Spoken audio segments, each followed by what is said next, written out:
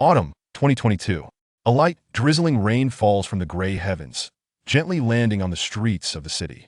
In this autumn season, one can occasionally see pedestrians hurrying by without an umbrella, shielding their heads with their hands. In the narrow military and civilian alley, a boy of 17 or 18 sits across from an elderly gentleman under the awning of a small supermarket. Beyond the awning, the world appears dimmed, the ground saturated with rainwater turning it black, while beneath the shelter, a dry patch remains, as if this tiny area were the only sanctuary left in an otherwise drenched world. The boy has a clean visage and clear eyes, dressed in simple school attire. Before them lies a worn wooden chessboard, and above them hangs the bright red sign of Fortune Supermarket. Check, the boy, Ching Chun, declares as he stands up, leaving the old man with thinning hair seated in silent defeat. But I could still, the elderly man grumbles, I have only made 13 moves.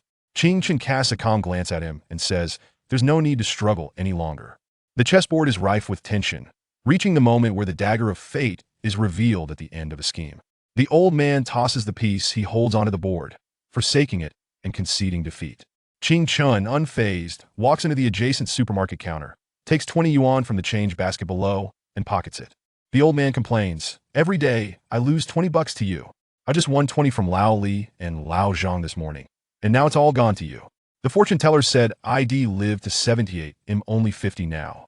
At this rate, how much will I have given up? But I'm teaching you chess, so you can win it back from them. Ching Chun sits back down beside the chessboard and replies calmly, so in essence, you're not at a loss.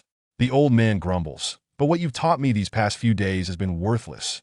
Ching Chun looks at him and says, don't speak so poorly of yourself. The old man, confused, rearranges the chess pieces and then eagerly exclaims, all right, let's review the game. At this moment, Ching Chun suddenly lowers his gaze. The fleeting moments of time echo through his mind, as if replayed. The cannon strike that comes from above, the ferocious soldiers on the Chuhan boundary, reverberate in his thoughts. And not just that, there is also the uncle who passed by while they were playing chess. Carrying 4 freshly baked sesame cake, steam rising from the still warm pastries diffuses a thin mist within the transparent plastic bag. A little girl in a white dress walks by.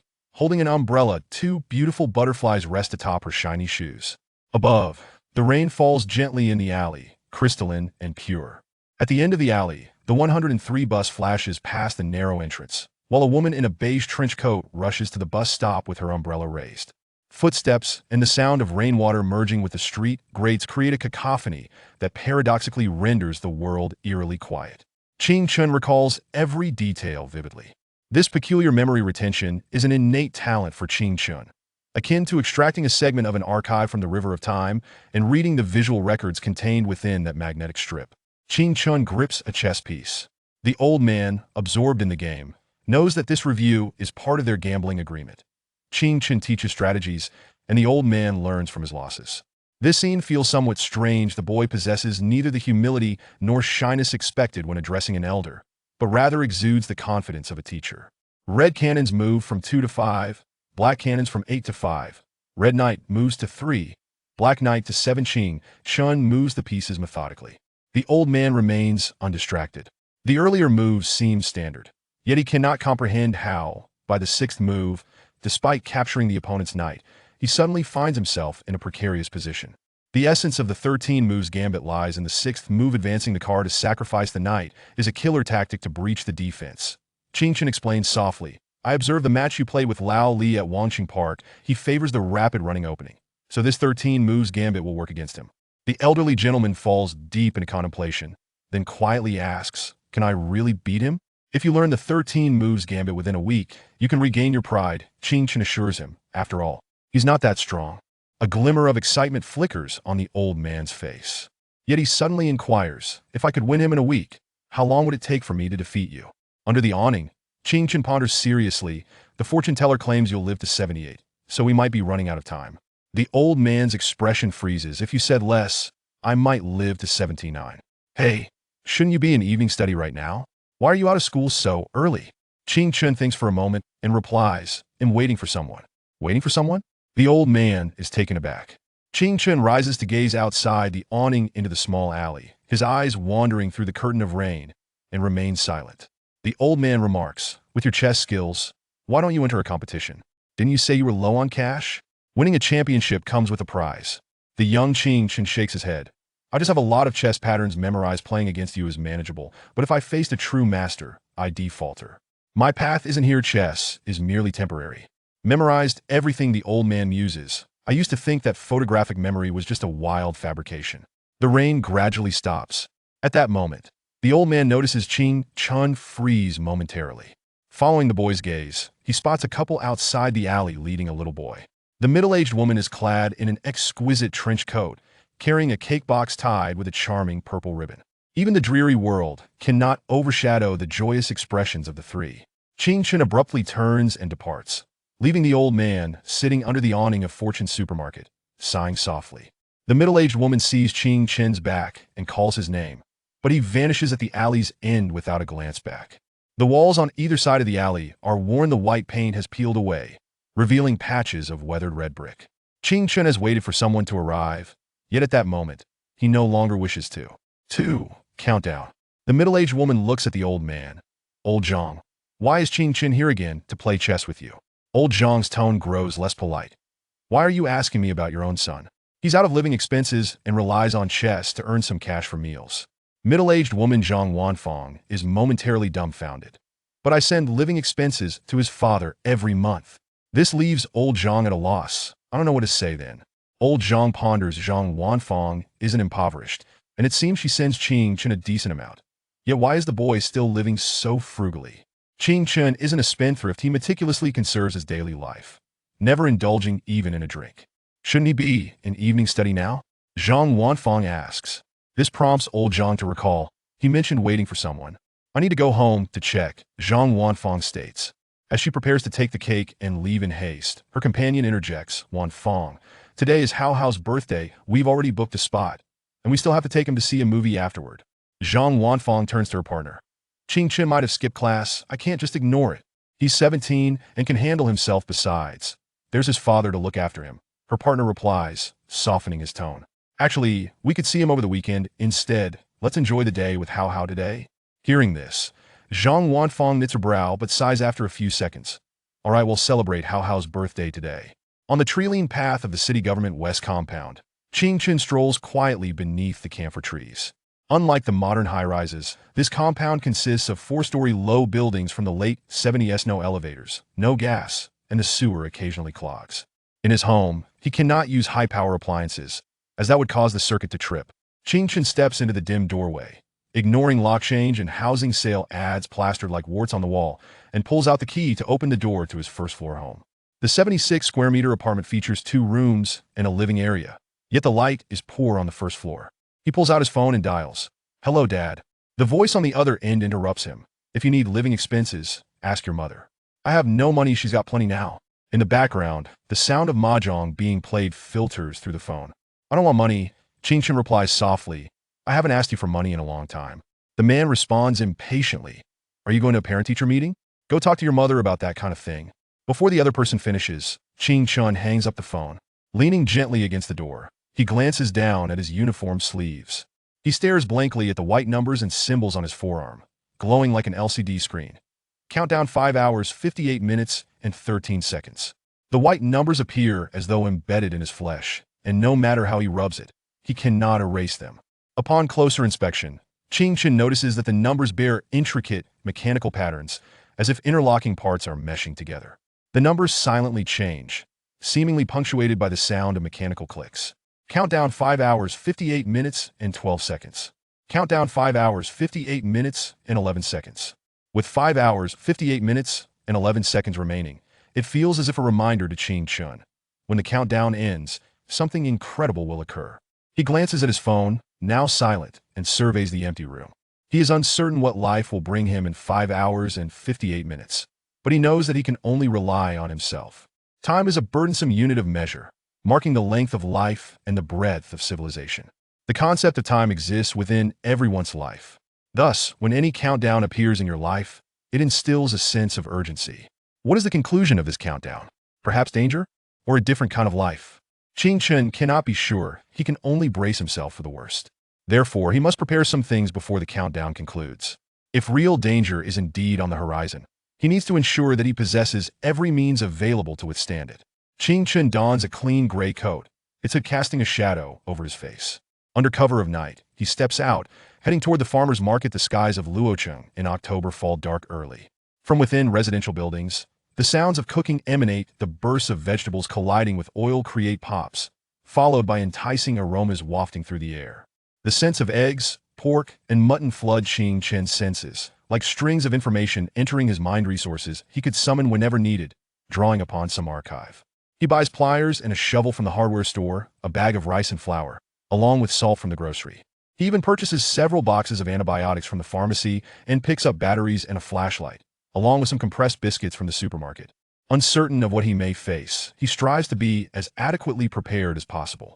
These purchases nearly drain Ching Chen's savings. Upon returning home, he heads to the kitchen, first placing all usable knives within reach on the countertop. The kitchen knife slips beneath his pillow. The boning knife goes on the bedside table. Countdown 2 hours 43 minutes and 11 seconds. He checks that the doors and windows are secured, then sits on the edge of the bed, contemplating whether to seek assistance.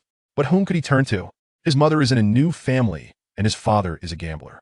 Just a few hours earlier, upon discovering the countdown on his arm, the 17-year-old instinctively thought to seek help from his parents. But he quickly rejected the notion. Ching Chun retrieves his phone, attempting to capture an image of the white countdown on his arm, only to find that the visible white markings do not appear on the screen. Such bizarre and absurd occurrences surely render seeking help from ordinary individuals futile. Wait, Ching Chun suddenly remembers something. He rises and begins to search the living room. 2 minutes later, he gazes at the guanyin pendant in his hand, solemnly positioning it before him and bowing 9 times. The final preparatory task is completed. 3. Shattered world. Supernatural phenomena should be entrusted to supernatural entities. For Ching Chun, offering a prayer before the bodhisattva bears no harm. He prefers to complete his preparations in advance, leaving no room for regret. The clock strikes 9:30 p.m. Ching Chun sits on his bed, glancing at his phone. The dim light fills the bedroom, and he finds only a few sparse messages from his deskmate, Nan Gengshan. On WeChat, no one else has reached out.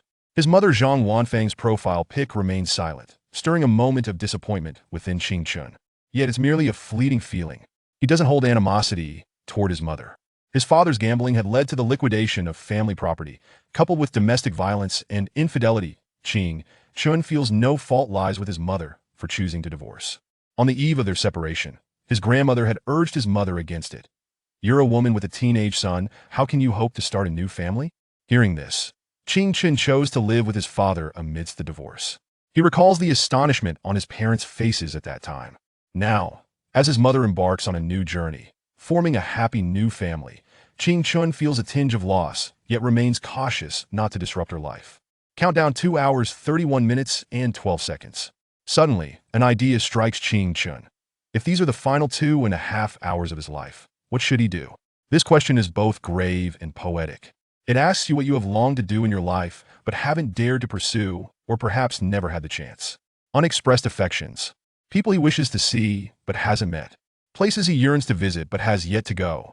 Words he wanted to speak, but left unspoken. These all fall within the scope of answers. This question probes the very core of one's being. Ching Chun rises and dons his jacket remarkably. With so little time left in this countdown, he chooses to venture outside once more.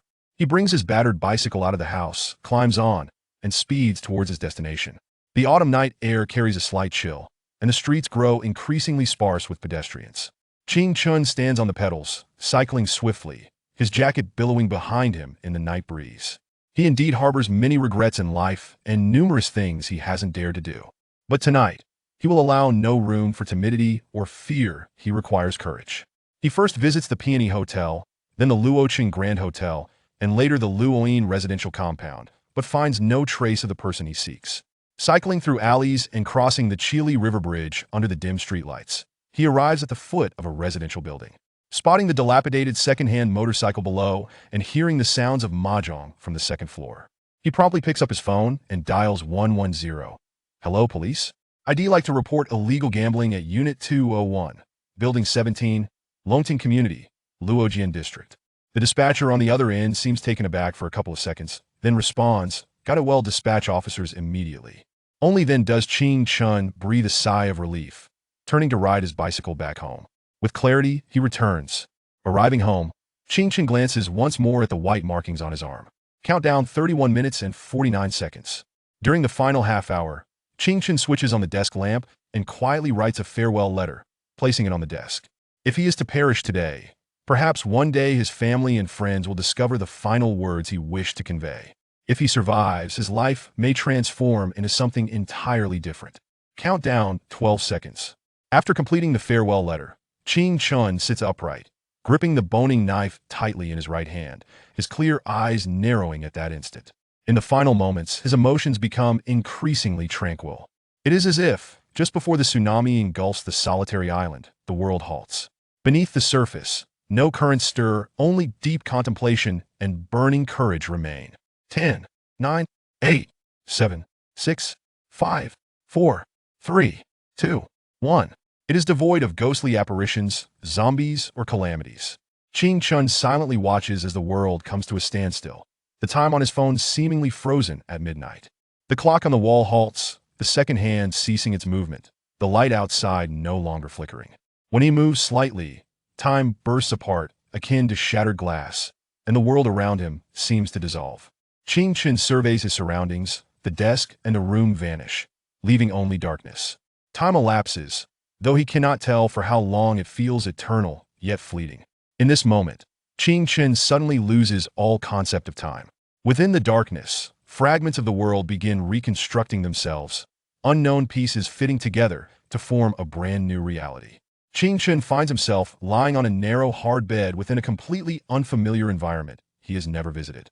First, he inspects his empty hands, discovering that the boning knife has long since vanished. Next, he looks at his arm, astonished to find that the white markings have changed. Return countdown 47 hours, 59 minutes, and 59 seconds. In the next instant, the countdown ticks down. Return countdown 47 hours, 59 minutes, and 58 seconds. The countdown to return reads 47, 59, 57. The countdown to return reads 47, 59, 56. Have we crossed over? Thus, the end of the countdown signifies a passage into another realm, while the return countdown indicates the time to go back. With this thought, Qingchen exhaled a sigh of relief. Being able to return was indeed a fortunate circumstance. Although it was uncertain whether anyone would remember him there, his mother had begun a new life. Seemingly too preoccupied to think of him, and his father was likely still in custody, thus also unable to concern himself with him. Nevertheless, despite this, he yearned to return and take a look. Qingchen began to reassess the new world before him. At the moment the world was pieced back together, upon seeing the prison garb he wore, he instantly comprehended his predicament. He found himself in a dim, gray cell, with the only feature being a technologically advanced alloy gate. The rest were entirely enclosed walls. The cell was solitary, containing only a bed covered with a thin sheet. Beside it stood a shelf, which, apart from a blanket, toothbrush, and towel, was utterly devoid of items. The walls of the cell were gray. Yet what puzzled Qingchen was that in the faint light outside, these gray walls seemed to emit a metallic sheen. Metallic walls? Qingchen sat up, dazedly touching the wall, pondering where one would employ such extravagant building materials. It was evident that this place did not belong to the world he once knew. He quickly lowered his gaze to his palm. The bone-scraping knife was gone, yet the fingerprints on his palm were identical to those of his former self. Even the positions of the pores were precisely the same. This was indeed his own body. Qingchen sat on the bed, hugging his knees, gazing at the heavy alloy door, lost in thought. Gradually, the corridor outside began to fill with noise, and he could hear someone next door forcefully banging on the alloy cell door. Qingchen slowly approached the door, attempting to listen to the commotion outside, but before he could comprehend anything, the alloy door emitted a distinct pneumatic sound as it swung open. He looked outside, revealing a U-shaped corridor. This square prison fortress had 7 levels, each floor lined with densely arranged cells. Each just-opened alloy door led to dimly lit cells, akin to cages containing wild beasts. Standing at his door, it seemed that stepping outside would lead him into an unknown life. Suddenly, a broadcast echoed through the vast prison. It is now 7 o'clock in the morning. Breakfast time. All inmates, please line up in order and proceed to the dining hall. The voice reverberated throughout the prison fortress, while Qingchen continued to stare at the threshold before him. It felt as though stepping out would change everything. In truth, he sensed that he had already begun to change from a certain moment. When did that start? Perhaps it was when he believed he had only 2.5 hours left in life, prompting him to do what he had always longed to do but had previously dared not. He had even reported his own father. What was there left to fear? He stepped out of the cell. Yet, the next moment, he froze in the not-so-spacious corridor. Every cell door was flanked by an inmate. An elderly man hunched over, gazing at him, his right eye socket harboring a mechanical eye glowing with a faint red light. The entire right eye socket comprised of mechanical components extending to the temple. The mechanical eye appeared rather crude and lacked finesse, constantly adjusting its focus, as if it were analyzing the details of Qingshan's form.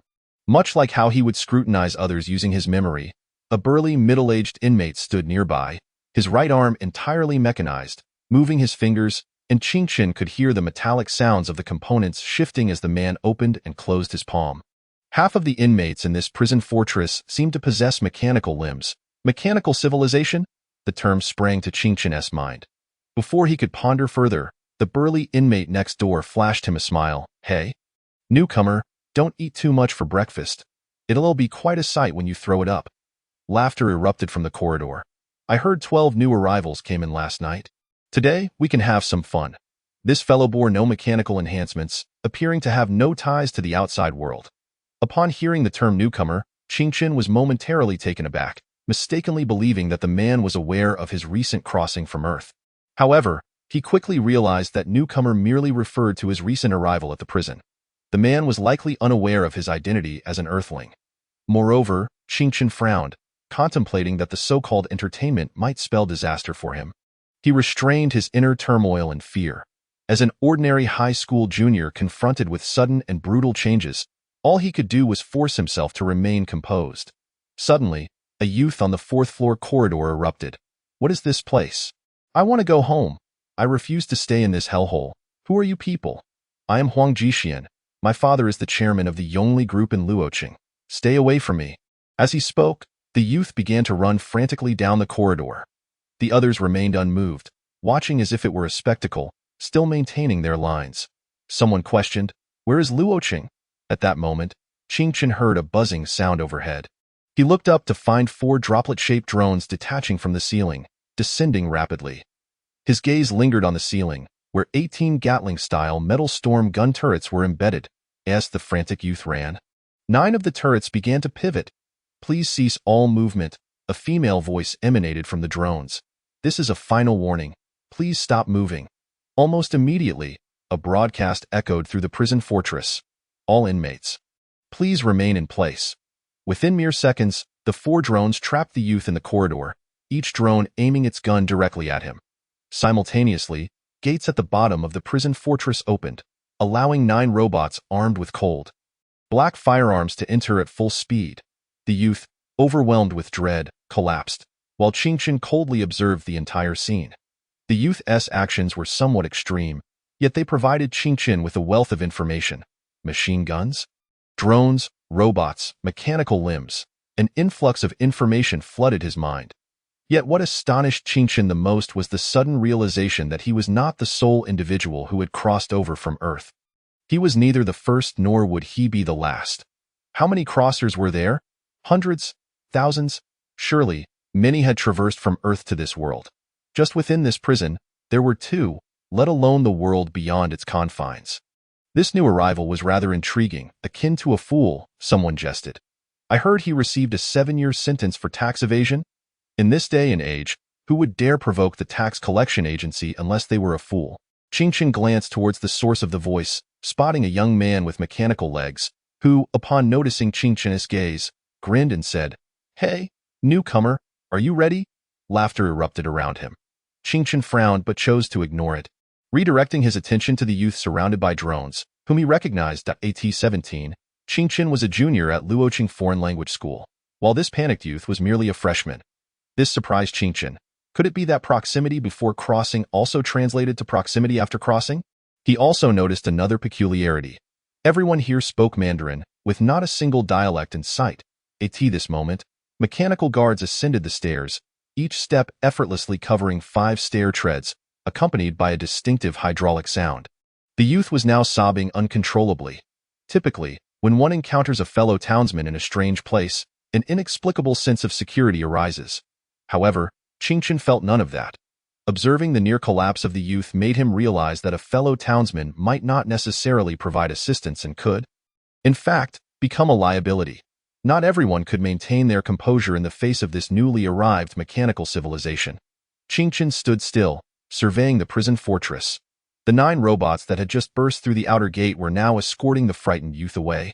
The courtyard below was quite spacious, divided into several areas: a dining hall, a fitness area, a reading zone, an audiovisual area, and more. At the edge of the courtyard were 4 large steel gates. Suddenly, Qingchen froze. He noticed that 3 individuals had inexplicably appeared at the dining table in the courtyard. A middle-aged man, appearing to be in his 40s, sat at the table, flanked by 2 young men who were smiling and eagerly surveying the prisoners above. In front of the middle-aged man lay a chessboard, set with a half-finished game. Beside the chessboard was a cat, dozing lazily, gray in color, with tufts of hair atop its ears, resembling a lynx yet distinctly not one. A Maine Coon. They could keep cats in a prison? Qingchen was somewhat astonished. His attention had been captured by the townsman, causing him to overlook how and when these 3 individuals and the cat had arrived in the courtyard. At that moment, the middle-aged man was intently focused on the chessboard, as if the events unfolding upstairs were of no consequence to him. Even the robots in the square seemed to disregard the presence of the 3 individuals and the cat.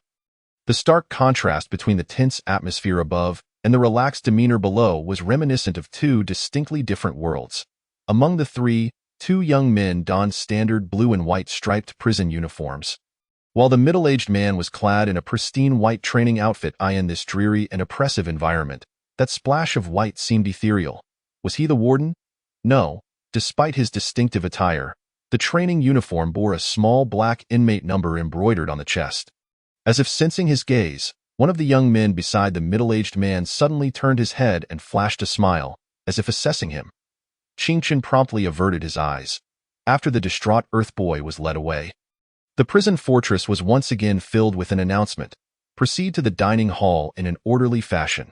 No sooner had the words been spoken than Qingchen observed all the inmates turning right, forming a long queue as they moved towards the square. It was only at this moment that Qingchen had the opportunity to count the number of prisoners. Including himself, there were 3. 102. During mealtime, he noticed 2 burly inmates dragging a young man towards the nearest first-floor cell, amidst a throng of onlookers egging them on. Someone shouted, "Hurry, get him into the cell. Don't hurt him out in the square. Be wary of the robotic guards." Meanwhile, the young man was struggling fiercely, yelling, "Let me go." Yet, no one paid him any heed. Instead, his cries provoked a chorus of mocking laughter. Suddenly, an elderly man with mechanical eyes turned around and chuckled. "Stop looking around. Your turn is coming up soon." Qingchen calmly glanced at the old man, who, for some inexplicable reason, felt a pang of anxiety in his chest. Qingchen noticed that the 3 individuals around him were subtly inching closer. As if intending to control him directly, he hastily quickened his pace, breaking free from the line, but they too accelerated, surrounding him tightly. In the next moment, the scene within the prison fortress seemed to replay vividly in Qingchen's mind. 18 steel beast-like machine guns stood poised on the ceiling, resembling slumbering tigers. 72 drones hung in the gray ceiling's honeycomb, akin to dormant wasps. 210 surveillance cameras slowly adjusted their angles, while 3 armed robots stood sentinel in the square. Inmates collected their meals one by one from the windows, with some grumbling about yet another serving of unpalatable synthetic meat. The square was bustling with activity. Some headed to the gym, while others gathered to witness the initiation ceremony for newcomers. However, everyone instinctively avoided the middle-aged man fixated on the chessboard. He remained engrossed in his game, with no one daring to approach within a 5-meter radius. Like a steadfast rock amidst a turbulent sea, all waves and ships were compelled to retreat. Qingchen hastened through the encircling trio, making his way toward the middle-aged man. Observing his direction, many suddenly realized the newcomer's intentions. Gradually, more and more eyes turned towards him, whispering among themselves, with expressions on the faces of the inmates that seemed to anticipate his impending folly. Yet, Qingchen paid no heed to their derision, continuing to carry his meal tray through the crowd. Before he could draw near, he was intercepted by the young man beside the middle-aged figure. With a smile, the young man remarked, "Newcomer, I know what you're scheming. but we won't assist you. Qingchen disregarded him, fixing his gaze on the middle-aged man as he earnestly stated, advance the pawn to the first rank. I can resolve this endgame. Only then did the middle-aged man lift his head. The moment he did, the square fell into an unexpected silence, and the large gray cat also opened its eyes. After the middle-aged man raised his gaze, Qingchen felt as if he had gone deaf, for the previously raucous square had suddenly quieted. Devoid of any superfluous sound, Qingchen exhaled in relief, for this confirmed that he had made the right gamble. The middle-aged man said nothing but calmly moved the red pawn forward one space. The black pieces he commanded then executed a retreat, capturing the recently advanced pawn. Qingchen observed the chessboard from a distance. The four generals seized the king endgame was renowned on Earth. Typically, this endgame suggested an inevitable victory for black, leaving red with no chance of even a stalemate. Achieving a draw would signify solving the endgame. However, Qingchen was not content with merely drawing. Continue, the middle-aged man said blandly, pawn from the second to the third. Qingchen replied. The middle-aged man closed his eyes and began a blindfolded simulation. King moves to the first rank. Qingchen too shut his eyes. Rook advances to the fourth rank. Bishop retreats to the ninth rank. By the sixth move, Qingchen suddenly declared, Rook moves to the seventh rank. The middle-aged man's previously closed eyes opened in surprise as he gazed at Qingchen. Bishop retreats to the seventh rank. In the initial 5 moves, their exchanges were unremarkable, yet upon reaching the sixth move, both began to trade pieces with increasing fervor. You capture me, I capture you. Blood flows like a river, lamenting soldiers abound. The fierce decisiveness exhibited on the chessboard bore witness to their merciless combat, as each was willing to sacrifice everything for the final victory. The start. Qingchen had 4 advancing pawns, yet he sacrificed all but one. Rook moves to the fourth rank. King moves to the fifth rank. By the 15th move, Qingchen finally exhaled a long breath. Pawn advances to the first rank. The moment the board reached this critical juncture, the allure of the 4 generals seized the king endgame surged forth, revealing a palpable intensity akin to waging battle against a strategist on the battlefield. Each step in the game was fraught with peril. The middle-aged man silently regarded the young man before him, who met his gaze with a serious yet defiant expression. He understood that while he was playing chess, the other was fighting for survival in a realm surrounded by iron beasts. Their attitudes could not have been more different. In the prison, a solitary round of applause erupted from an unknown source. One noticed that at this moment, of the 210 surveillance cameras in the prison fortress, 81 had turned to fixate directly on Qingchen. Within the lenses of those black cameras, swirls appeared to constrict, seemingly attempting to focus on Qingchen's face. It remained a mystery who or what was behind the scenes. Honing in on him, the middle-aged man chuckled and flipped the black pieces upside down on the board. Interesting. Few can play chess these days. We'll continue tomorrow. With that, he walked away, hands clasped behind his back, heading toward the library, leaving the chessboard untouched on the dining table. The gray cat, which had been sitting quietly, rose and stealthily followed the middle-aged man. When curled up, the cat resembled a small fur ball, appearing rather insignificant. However, as it stretched, Qingchen realized it was an impressively large creature, exceeding a meter in length and remarkably agile. The crowd in the square, who had been watching intently, were left in astonishment. Had the young man actually bested the middle-aged man? Their incredulity stemmed from the fact that it was the middle-aged man who had suffered defeat. The young man who had previously obstructed Qingchen winked at him. Impressive. I'm Lin Xiaoxiao, and he is Yuan. See you tomorrow. At that moment, Qingchen was still unaware of the middle-aged man's name, but he had at least learned the names of the 2 attendants, which was undoubtedly a promising start. The previously tense atmosphere in the square began to gradually loosen only after the middle-aged man departed. The inmates who had been welcoming the newcomers continued to drag them into cells. With a total of 12 new arrivals, of which 9 had already been taken in, including Qingchen. Suddenly, a youth with mechanical legs rushed up to Qingchen, panic-stricken, and implored, "We're all newcomers. Help me out, and I'll listen to you from now on." However, Qingchen remained unfazed by the youth's plea, his expression tranquil as if he had heard nothing. The inmates erupted in laughter, forcibly dragging the youth away. The last thing Qingchen heard was the youth shouting, "My uncle is a director at the Changming Company in City 17. You all." Before he could finish, the other inmates burst into laughter, Aside from the 5 major conglomerates, no other company is worth mentioning. Even if your uncle were to arrive at prison 18, he'd have to behave himself. Qingchen silently absorbed all this information, gleaning useful insights. Among the 12 new inmates, there were likely only the distraught boy and himself who were from Earth. But what about the old inmates? Could there be someone from his hometown? For reasons unknown, Qingchen felt no sense of despondency. Instead, he felt a burgeoning anticipation for his distinctly different life, a life utterly unlike any other. This phrase held a certain allure. When one's existence had become a tangled mess, and someone presented a button saying, "Press this, and a truly extraordinary life awaits," Qingchen believed he would press it, on Earth. He had always felt superfluous. His father deemed him a burden, his mother had found a new family, and his relatives seldom reached out.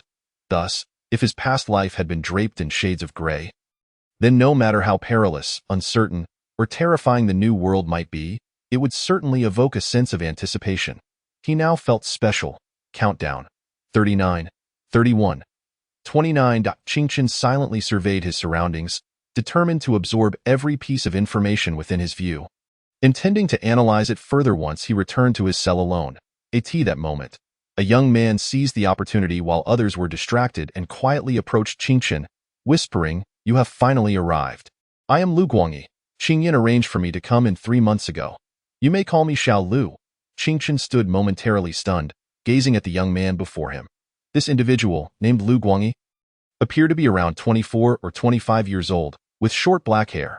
His right arm and left leg were outfitted with mechanical prosthetics, and his eyes were replaced with mechanical ones, showcasing a spiraling pattern that adjusted focus. The quality of his mechanical limbs was markedly superior to that of most inmates, both in design and material. As Qingchen searched through his memories, he realized that Lu Guangyi had glanced at him 21 times within the past hour. Although Qingchen was unfamiliar with this man, Lu Guangyi's tone indicated a prior acquaintance. Furthermore, it seemed that Qingchen's entry into this prison fortress had a hidden purpose. Fearing his true origins might be revealed, Qingchen replied, "I do not require your assistance for now. There are matters I can handle on my own." Lu Guangyi shook his head vigorously. No, I must attend to your needs." Qingchen felt slightly bewildered. He had traversed into this world with both body and consciousness intact. Why, then, did he find himself entangled in such an enigmatic web of relationships? Did this imply that, in the eyes of the people here, he had indeed lived in this world for many years? Noticing Qingchen's silence, Lu Guangyi continued in a hushed tone, "This morning, I was pondering why you hadn't sought me out immediately. It seems you intended to approach Li Shutong under the guise of a newcomer. Quite astute. If we can secure Li Shutong's assistance in this prison fortress number 18, our plans will proceed more smoothly." Qingchen interjected, "What plans? What are you talking about? Could you clarify?" Lu Guangyi appeared to be speaking to himself as he went on. "I have been here for over 3 months and have grasped the situation well. I won't let you down." The youth chattered incessantly while Qingchen listened in silence. It felt akin to playing the game Who is the Undercover, where one holds a blank card and must wait until everyone has spoken before revealing anything, lest one inadvertently expose themselves. At that moment, Qingchen deduced that the Li Shutong mentioned by Lu Guangyi was likely the middle-aged man he had encountered earlier. Lu Guangyi must have assumed a mission was at play when he observed Qingchen seeking out Li Shutong immediately upon entering. However, Qingchen's intention to approach Li Shutong was solely for survival. "What directives did you bring with you?" Lu Guangyi suddenly inquired. "Directives? What directives?" Qingchen slowly turned to face the youth, responding cryptically, "A llama has arrived from the south." The youth looked perplexed. With that, Qingchen turned and walked away, leaving Lu Guangyi standing there, bewildered. "A llama has arrived from the south? What llama?" At that moment, in the reading area, Li Shutong, Lin Xiaoxiao, and Yuan were engrossed in their activities. Lin Xiaoxiao sat playfully on a chair, barefoot, his shoes strewn about, while Yuan stood attentively behind Li Shutong, occasionally surveying their surroundings. Lin Xiaoxiao, with his clever demeanor, contrasted sharply with the more robust Yuan, whose face bore a hardened expression, one resembling a scholar, the other a bodyguard.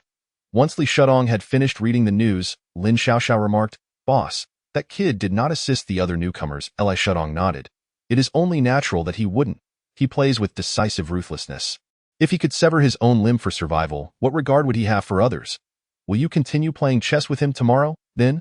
Lin Xiaoxiao inquired. "Of course," Li Shutong replied with a smile. If not him, should I play with you two poor players?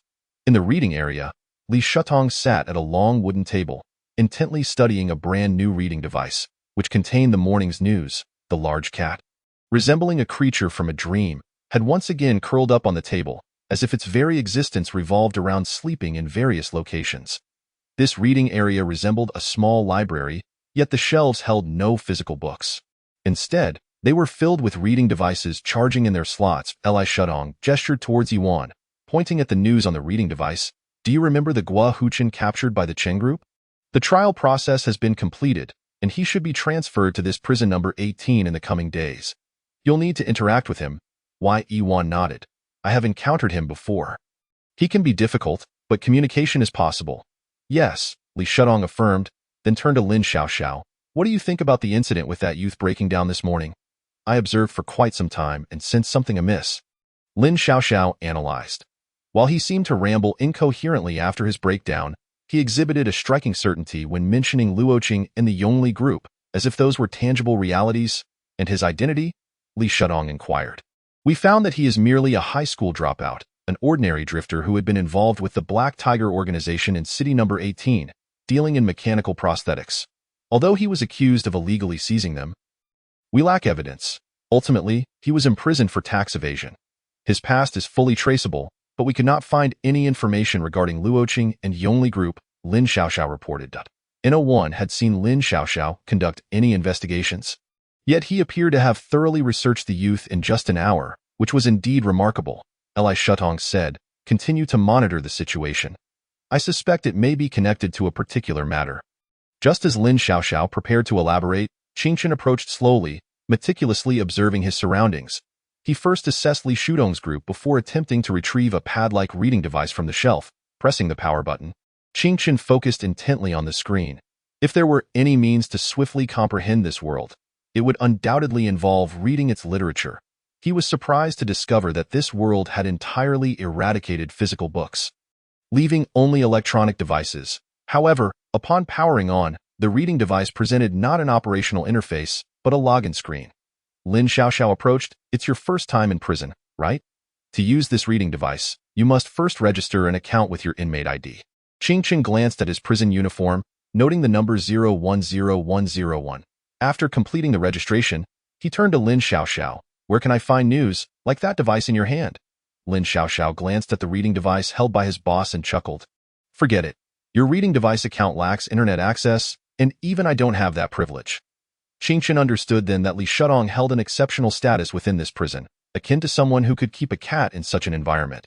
He refrained from further inquiries, thanked Lin Xiaoxiao, and began to peruse the content on his reading device. Lin Xiaoxiao returned to Li Shutong's side, subtly observing Qingchen. Suddenly, he noticed that Qingchen was flipping through the pages of his reading device at an astonishing speed. Finding a spot to sit, Qingchen diligently noted the information, rapidly turning pages without shifting his posture for over 3 hours. For others, reading might be a leisurely pastime. For him, it was one of the vital pathways to understand this world and survive. The content on the reading device appeared meticulously curated, with crucial information seemingly absent. 95 comprised of philosophy and motivational platitudes. However, any information was invaluable to him at this moment. As lunch approached, Li Shutong finally set down his reading device and turned to Qingchen, unexpectedly asking, what does the third line of the previous page say? His voice was smooth and melodic, reminiscent of a serene tea room where one might heed the wise counsel of an elder. When order devolves into chaos, one must utilize chaos to restore order and save the law. Qingchen replied. Yuan took the reading device from Qingchen, flipping back a page. Boss, that's correct. In that instant, Qingchen noticed the large cat on the table open its eyes, and he distinctly felt that its gaze was filled with astonishment, as if it had been privy to all conversations. Upon hearing Yuan's confirmation, Li Shutong turned and departed. Let us go. It is time for lunch. For reasons unknown, Qingchen felt that even Li Shutong's manner of walking exuded a unique aura, his flowing white practice attire swaying gracefully, as if he were walking on clouds in this prison, where steel beasts roamed. How could one survive? Qingchen could not rely on the enigmatic Lu Guangyi, fearing that assuming the original owner's identity might expose him, nor could he depend on fellow compatriots from the same timeline, as they were in far worse circumstances than himself. Thus, Qingchen resolved to showcase his abilities openly to prove his worth. Undoubtedly, Li Shutong represented the most transcendent figure in this prison, while his actions were perilous.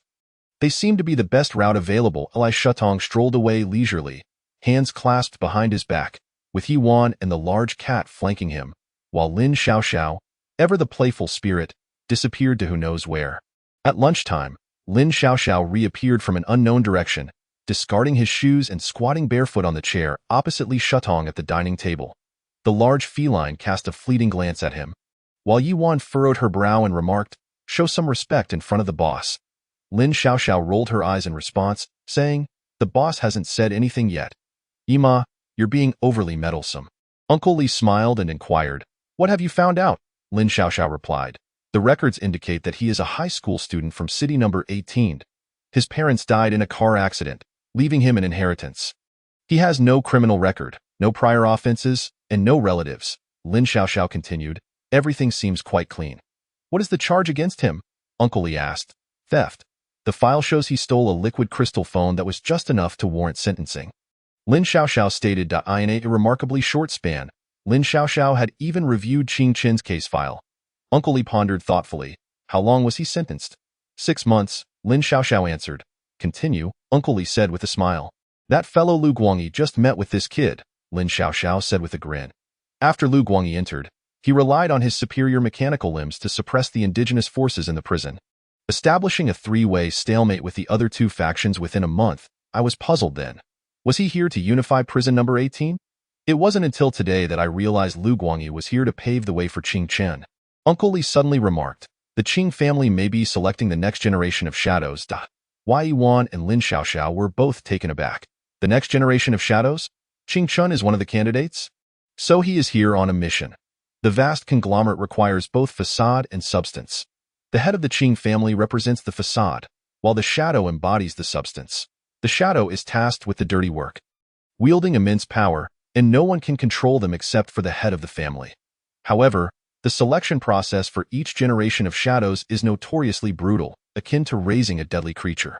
It seems the Qing family is about to stir up unrest once more," Uncle Li remarked with a sigh. At that moment, a prisoner inadvertently approached, and from over 5 meters away, Yuan suddenly turned to look at him. The prisoner, caught under her piercing gaze, instinctively turned and walked in another direction. The three of them ceased their discussion on the topic, and Lin Xiaoxiao shifted the subject. "Boss, even if he is a candidate for the shadow, there is no need for his identity and background to be so pristine, as if he has no connection to the Qing family whatsoever." Uncle Li replied, "People from the Qing family are as cunning as foxes. There's no need to speculate, just wait and see." As he spoke, Uncle Li gathered the gray cat on the table into his arms, gently stroking its chin. The cat, feeling comfortable, closed its eyes and lazily settled on Uncle Li's lap. He turned to Lin Xiaoxiao and said, "I find this Qingchen even more intriguing. Go and test his character." Lin Xiaoxiao was taken aback. "Boss, you think highly of him? He is not one of us. I merely want you to probe him. It's not as if I intend to do anything," Uncle Li chuckled. "Moreover, isn't it more interesting to snatch someone from the Qing family?" Yuan calmly replied. "Let us get down to business. How do you plan to test that kid?" Lin Xiaoxiao pondered for a moment, then smiled meaningfully. "Let us first give him a nightmare." Wai Yuan frowned. "Know your limits." Rest assured. At that moment, Qingchen also lined up for lunch. As he carried his tray forward, a hand suddenly pulled him out of the food line. Qingchen was taken aback as Lin Xiaoxiao tugged him along, saying, "From now on, you don't have to queue with them. Anyone who can play chess with the boss should not have to stand in line." The surrounding prisoners silently observed this scene, their gazes fixated on Qingchen. The previously noisy environment fell into an eerie silence, as if everyone held their breath. In that moment, they realized that Qingchen was no longer one of them. Lin Xiaoxiao squatted on the chair beside Qingchen, smiling. "Don't be surprised. Anyone who can play chess with the boss naturally deserves some special treatment. Hurry and eat, even though the food in prison no. 18 is hardly appetizing."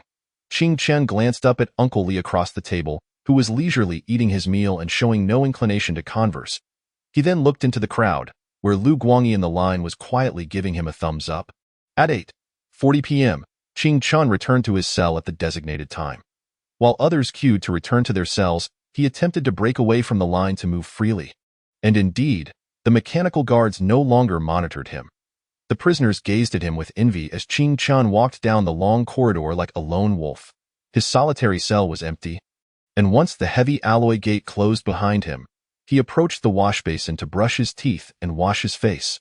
However, after only a couple of steps, he suddenly felt an overwhelming wave of drowsiness wash over him. This fatigue was unusual. Even if he had overexerted himself during the day, it shouldn't have rendered him unable to muster his willpower. Something was amiss. Without time to dwell on it, Ching Chun collapsed onto the floor. In his dream, Ching Chun found himself standing in the dimly lit living room of a villa. Initially, he recognized this as a dream, clearly aware that his body remained in the cell. Yet, 2 seconds later, he forgot everything, as if he was meant to be there, no longer recalling that this was merely a dream. The living room had a fire crackling in the fireplace, and a peculiar damp scent hung in the air. As moisture evaporated from the fireplace and condensed on the ceiling, a crystal chandelier hung from the high ceiling, but Ching Chun could not find it switched. As he surveyed the room, his pupils suddenly narrowed. There were bloodstains on the staircase leading to the second floor. The sofa in the living room bore claw marks, the leather sliced open in multiple places by sharp claws. On the mantelpiece of the fireplace were picture frames, their glass shattered and the photographs missing. The walls had bluish-gray knife marks, and as the flames in the fireplace danced, the marks on the walls twisted grotesquely with the cracks in the sofa. On the carpet lay a bloodied dagger. Blood had been used to scrawl 2 prominent words on the floor beside the carpet. "There are ghosts." Knock, knock, knock. There was a sound at the door. Ching Chun took a deep breath and approached, not touching anything inside, asking, "Who is it?" A relaxed voice responded from outside, "Police, badge number 27149. Did you call the police? Please open the door." Ching Chun hesitated but eventually opened the door. Outside stood a young police officer, holding a case notebook. As soon as the officer entered, he noticed blood flowing down the stairs leading to the second floor. He quickly ascended the stairs, saying, "Caller, please stay where you are and do not move." "Lock the door." Ching Chun felt confused, yet for some reason, he subconsciously obeyed the officer's command. The young officer went upstairs, while Ching Chun remained at the door. Not even half a minute passed before there was another knock at the door. Ching Chun asked, "Who is it?" "Police, badge number 27149. Did you call the police? Please open the door." Ching Chun was taken aback. Hadn't T badge number 27149 already gone upstairs? Who was outside? The officer outside urged. "Hello, please open the door." Ching Chun took another deep breath and walked back into the room. He wanted to bend down and pick up the bloody dagger on the floor, but it felt as though an invisible barrier stood between him and the dagger. He was only a step away, yet he could never reach it. Someone didn't want him to take the knife. Someone wanted to trap him here, but the countdown on his arm was still ticking down. His heart and blood continued to flow. He had come alone to this cold, mechanical world, and there was no turning back. Go away, Ching Chun said coldly, his pupils narrowing once more, as if all his courage had transformed into a blade. Slicing through some unseen restraint, a strange sound of shattering glass echoed in the empty living room, and the barrier between him and the dagger shattered. Someone softly exclaimed, "Oh!" Ching Chun picked up the knife and turned towards the staircase. Outside, the officer shouted, "Open the door, caller." "Why won't you let me in?" Ching Chun replied coldly, "I'll open the door after I kill the one inside." Lin Xiao Xiao. At that moment, Ching Chun finally remembered that when he broke the barrier while grabbing the knife, he also shattered the nightmare's hold on his memories. It turned out he was trapped in the nightmare created by Lin Xiao Xiao. This world seemed to have become even more intriguing. Lin Xiao Xiao was indeed the one who had crafted the nightmare for Ching Chun. This world had never been solely about mechanical civilization.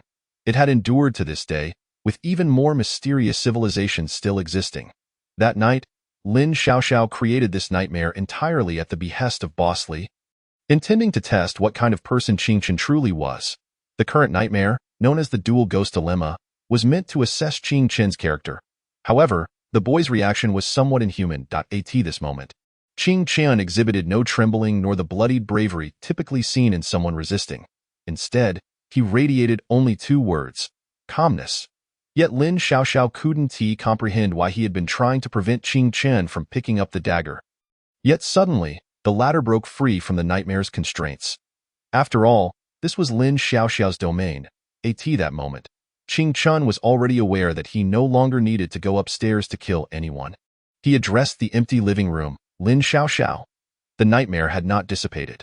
Lin Xiaoxiao, dressed in a police uniform, cheerfully descended from upstairs. How strange. You can maintain your lucidity in this nightmare. Why are you doing this? I don't believe I have offended you, Ching Chun replied, puzzled. This is not bullying you, but rather an assessment of your capabilities. However, it seems that nightmares may no longer hold any power over you. Lin Xiaoxiao explained as she sat on the last step of the staircase. Is this your special ability? Ching Chun inquired. Indeed, Lin Xiaoxiao replied with a shrug. Just as you possess an extraordinary memory, I too have my own abilities, and there is nothing to hide. At that moment, Ching Chun felt that the world around him was becoming increasingly mysterious in his mind. He found himself relaxing instead. Compared to the other party, who seemed to have unparalleled influence within this prison, he felt like a mere child who had just learned to walk. Given that, there was no need to be overly tense. Are you trying to recruit me? Ching Chun asked that moment. Lin Xiaoxiao was astonished to realize that he had completely relaxed in the face of the unknown nightmare and the enigma of his own self. Displaying remarkable composure.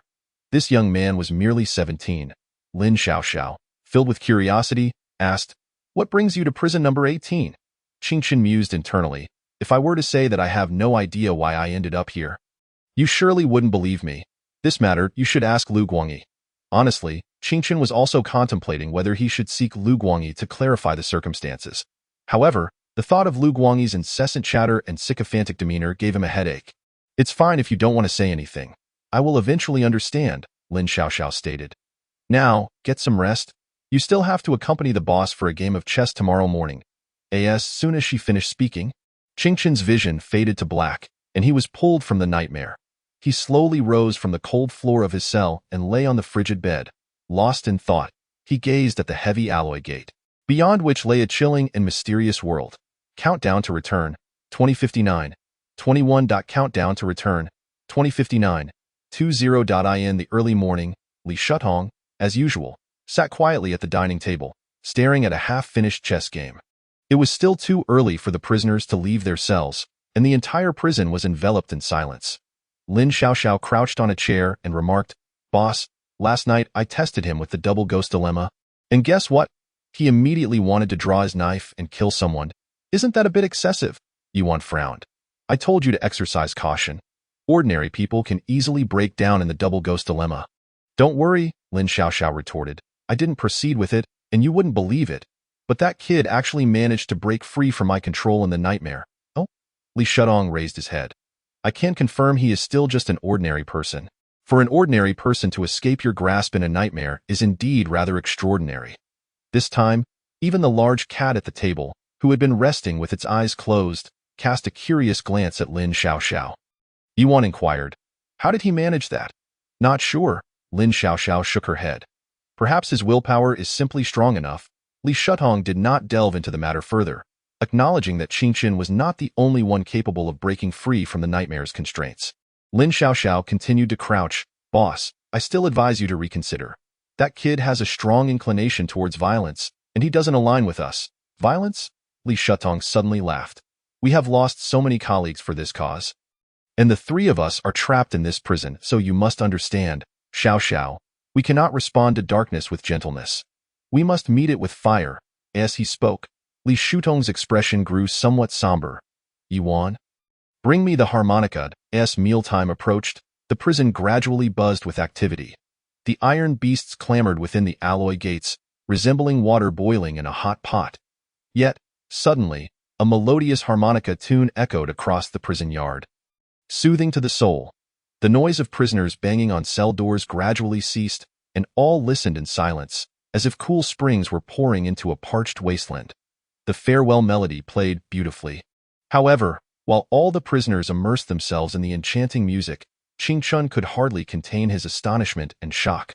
For he recognized this piece. Farewell. Beyond the long pavilion, by the ancient road, fragrant grasses extended to meet the sky. Ching Chun's pupils gradually constricted. Was this not the world after his traversal? Why then did this song also exist here? He had thought that upon witnessing the mechanical civilization, this place had no connection to Earth. Yet now, It seemed he was mistaken. Could this be the future of Earth? As the harmonica sound faded, the clamor in prison number 18 resumed. When the gate opened, he no longer felt the same trepidation and wariness as on his first day. Instead, he simply walked past the lined-up prisoners, heading directly towards the yard below.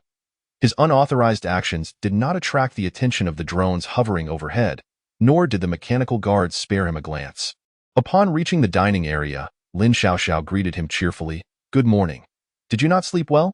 At that moment, Qing Chen, sporting dark circles under his eyes, coldly regarded Lin Xiaoxiao, thinking to himself, "Do you not know whether I could sleep well?" After escaping the nightmare, he had lain in bed pondering for a long time, only falling into a deep sleep in the dead of night. Although Qing Chen possessed an extraordinary memory, he was still fundamentally an ordinary person. Unlike Lin Xiaoxiao and her ilk with their unique abilities, unable to endure a sleepless night and still appear vibrant the next day, Li Shutong glanced at Qing Chen's complexion and remarked, "Typically, individuals emerging from nightmares suffer significant depletion of energy and remain listless for much of the day.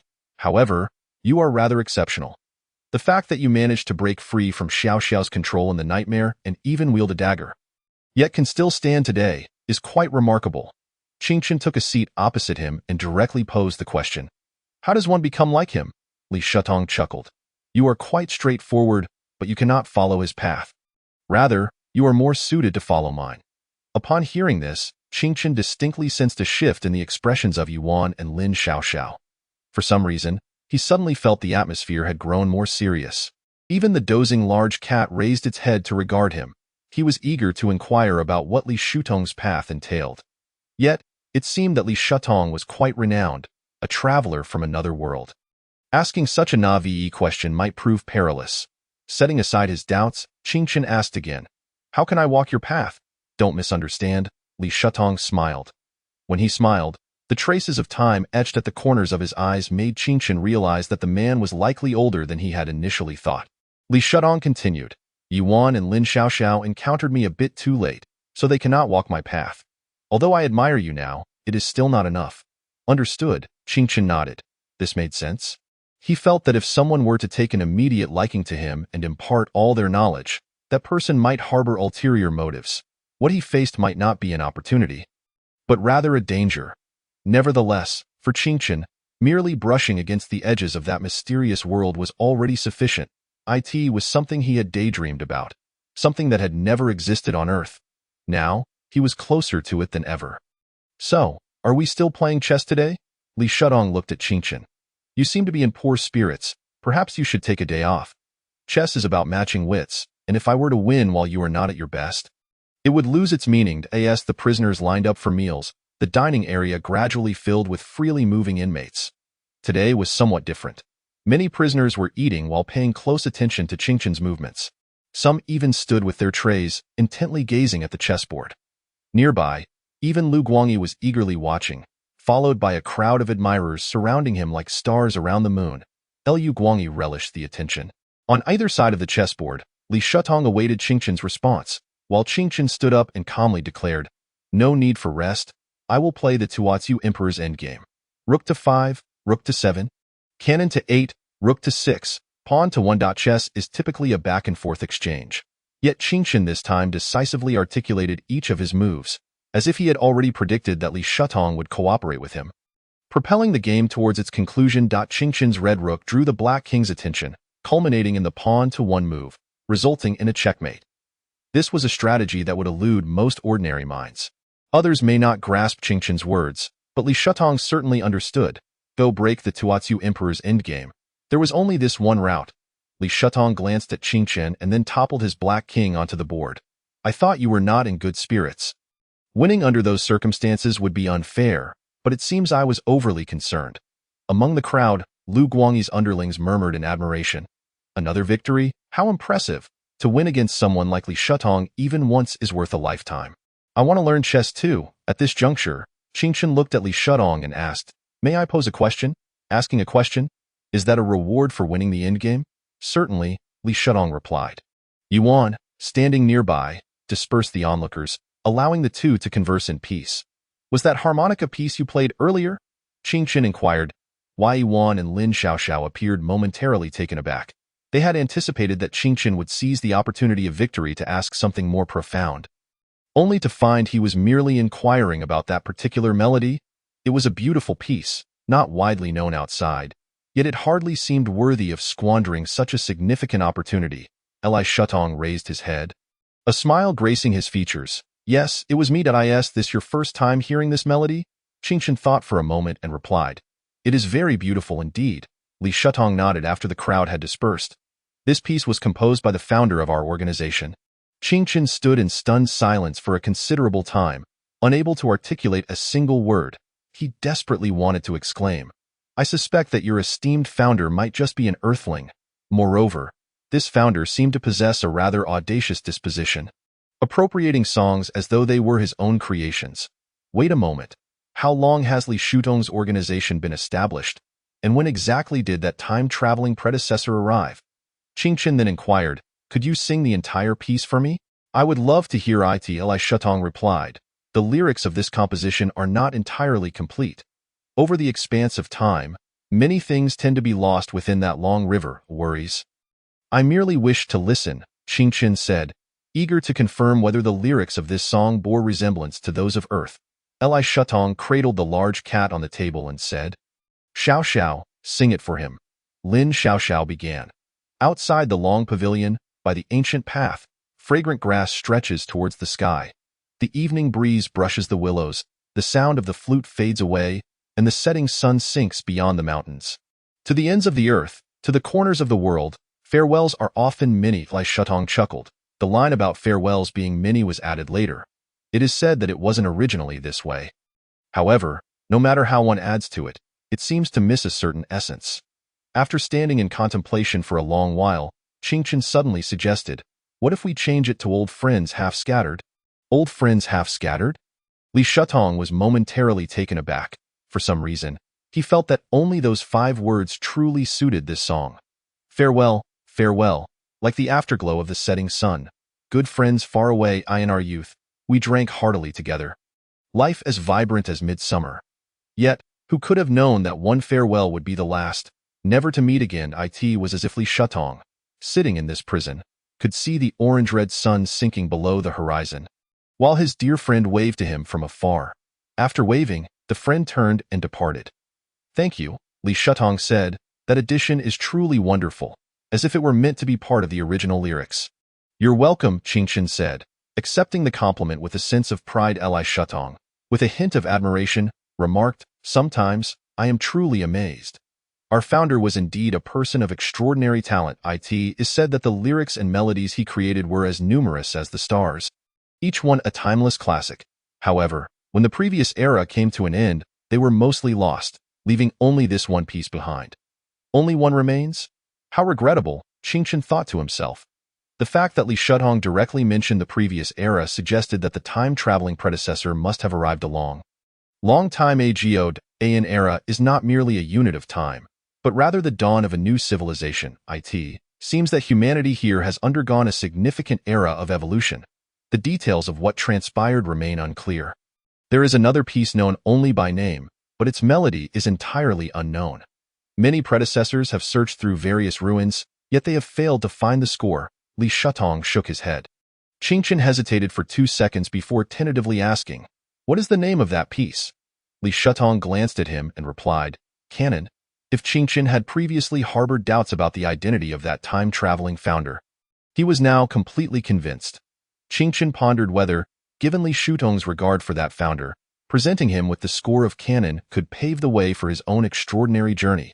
He remained uncertain, unable to explain where he had acquired the score. Perhaps he should wait. He had yet to memorize the score of canon and should consider it further upon his return. After their conversation concluded, Qingchen made his way through the crowd to the reading area, feeling an urgent need for rest. He resolved to sleep, even foregoing his meal for the opportunity to do so. However, scarcely had he laid his head on the table in the reading area when Lu Guangyi cautiously approached. Lu Guangyi yearned to converse with Qingchen, yet fearing being observed, he anxiously fidgeted outside the reading area. Qingchen, expressionless, looked up at him and said, You should attend to your own matters. Do not disturb me. In Cell 18, surveillance cameras were omnipresent, and even the prisoners' welcome ceremonies for newcomers required concealment within their cells, making sleep in the reading area relatively safe. Qingchen had a strong desire to engage Lu Guangyi in conversation to discern the plans of the Qing family. Yet, with his return imminent, he wished to avoid any unnecessary complications. Thus, he sought to send Lu Guangyi away, intending to deliberate on how to extract information after his return. However, Lu Guangyi did not leave. Instead, he murmured, "Boss, I've been thinking for quite some time about what to call you, and I find boss to be the most fitting. You've probably heard Qingchen mention me. I've had a rough life. My father traded my kidneys for money with some wealthy individuals, leaving me with a bionic replacement.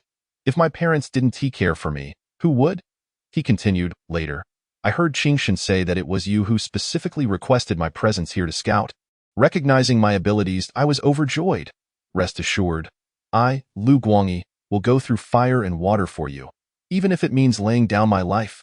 However, before I die, I have one regret, as you know. I haven't had much formal education, but I have always envied those who are cultured." This chatterbox finally prompted Qingchen to lose his patience. "What are you trying to say?" Lu Guangyi replied, "Could you teach me how to play chess?" "Why do you want to learn chess?" Qingchen asked, momentarily taken aback. "Because it looks cool," Lu Guangyi exclaimed. "Boss, even a figure like Li Shutong has become a defeated opponent. Isn't that impressive? Is winning a couple of games enough to boost your ego?" Qingchen shook his head. "Of course. If I can't defeat him in combat, winning a game of chess would still be quite gratifying," Lu Guangyi asserted, as if it were self-evident. This notion struck a chord with Qingchen. From Lu Guangyi's words, it seemed that Li Shutong possessed formidable combat prowess. Lu Guangyi continued, "I genuinely didn't expect that you would become acquainted with Li Shutong after entering here, and that you would get along so harmoniously. Given his status in this cell 18, he might very well know where the object we seek is hidden. Moreover, if you were to obtain his legacy, the shadowy competition may very well be secured." The weight of this statement was immense, finally illuminating Qingchen's purpose for being here. To seek an object. Furthermore, he was embroiled in a fierce contest. Yet, he remained unaware of what exactly Li Shutong's legacy entailed, only knowing that it was of utmost importance. After a moment of contemplation, Qingchen stated, "I will teach you chess later.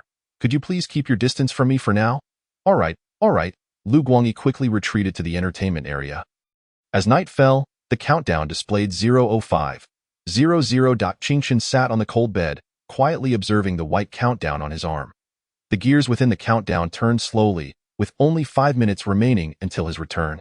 He was uncertain whether he would ever return to this place. Those 2 days felt like a dream, during which he met a few individuals and glimpsed into a different world. The uniqueness of Lin Xiaoxiao and Li Shutong finally instilled in him a sense of anticipation for this world, as if a new realm had opened its doors to him. After pondering for a moment, Qingchen twisted his arm to produce a bruised mark, wishing to observe what changes might occur if he returned to Earth with an injury. The countdown continued. The world shattered once more, and that familiar darkness enveloped him at last. Return point 13. Compared to the panic he felt before his previous journey, Qingchen was now far more composed. He awaited the reformation of the world after its disintegration. Akin to anticipating the awakening from a dream, in the cramped quarters of his small bedroom, Qingchen remained seated at the edge of his bed, his posture unchanged from before his journey.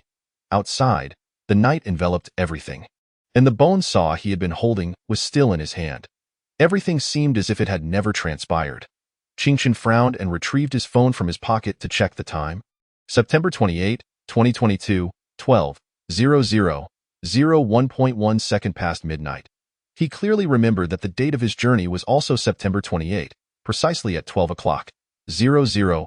This meant that he had spent 2 days in that world, while only 1 second passed here on Earth. Similarly, upon his return, when he ventured back, would only 1 second have elapsed there as well. For some reason, the thought brought Qingchen a sense of relief. This way, he wouldn't need to concoct explanations for his frequent disappearances. He glanced down at his arm, where the bruise he had intentionally created still lingered.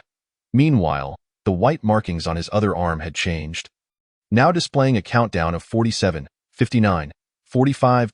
Countdown 47, 59, 44. This countdown indicated 48 hours, or 2 days, indeed.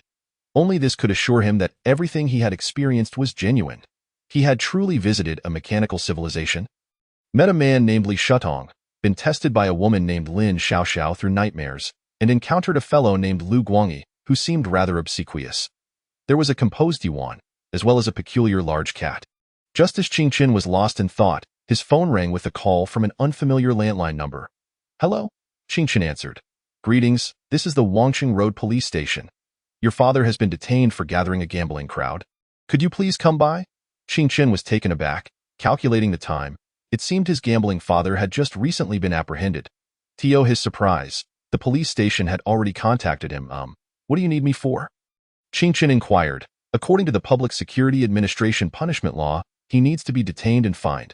"Please come to process the paperwork," said the police station's duty officer. "I'm sorry, but I want TB going. Please deal with him severely."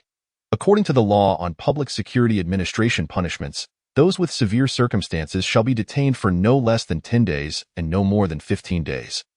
And fined between 500 and 3,000 yuan. "Please impose the maximum penalty on him. Thank you," Qing Qin said, shaking his head. At this moment, the other party was momentarily taken aback. "Aren't you his son?" Qing Qin replied, "The case was reported by me. I am not his son. I am Mr. Qing, a concerned citizen." The duty officer. Without further hesitation, Qing Qin hung up the phone. His gambling father would be detained for at least 10 days, which meant he wouldn't have to see him again before his next time travel. However, for a young man, having his father detained and publicly reprimanded was an unpleasant feeling. Most youths idolize their fathers during their adolescence, and when one discovers that their father is flawed and lacks dignity, a certain pillar of support within them crumbles unexpectedly. Taking a deep breath, Qing Qin slowly lay down on his bed, opened his phone to check his call log and WeChat, but saw no messages from his mother. For some reason, at that moment, he even wished to return to that prison ahead of time. Despite it being an unknown and perilous world, it was already past 1 in the morning, and Qing Qin felt no inclination to sleep in the dimly lit room. Only the glow of his phone illuminated his cheek, displaying the sheet music for Canon that he had just searched for. This piece was a lifelong regret for Li Shutong, yet for Qing Qin, it seemed effortlessly acquired. Perhaps this exemplifies the disparity between their worlds. The other party possessed something that Qing Qin yearned for. However, should he give the sheet music to Li Shutong? If he did, how could he explain its origin? Ultimately, he still awaited his mother's call or message in vain. The countdown began on the first day, at 7:30 in the morning. Qing Qin donned his blue and white school uniform and stepped outside, munching on instant noodles as he walked.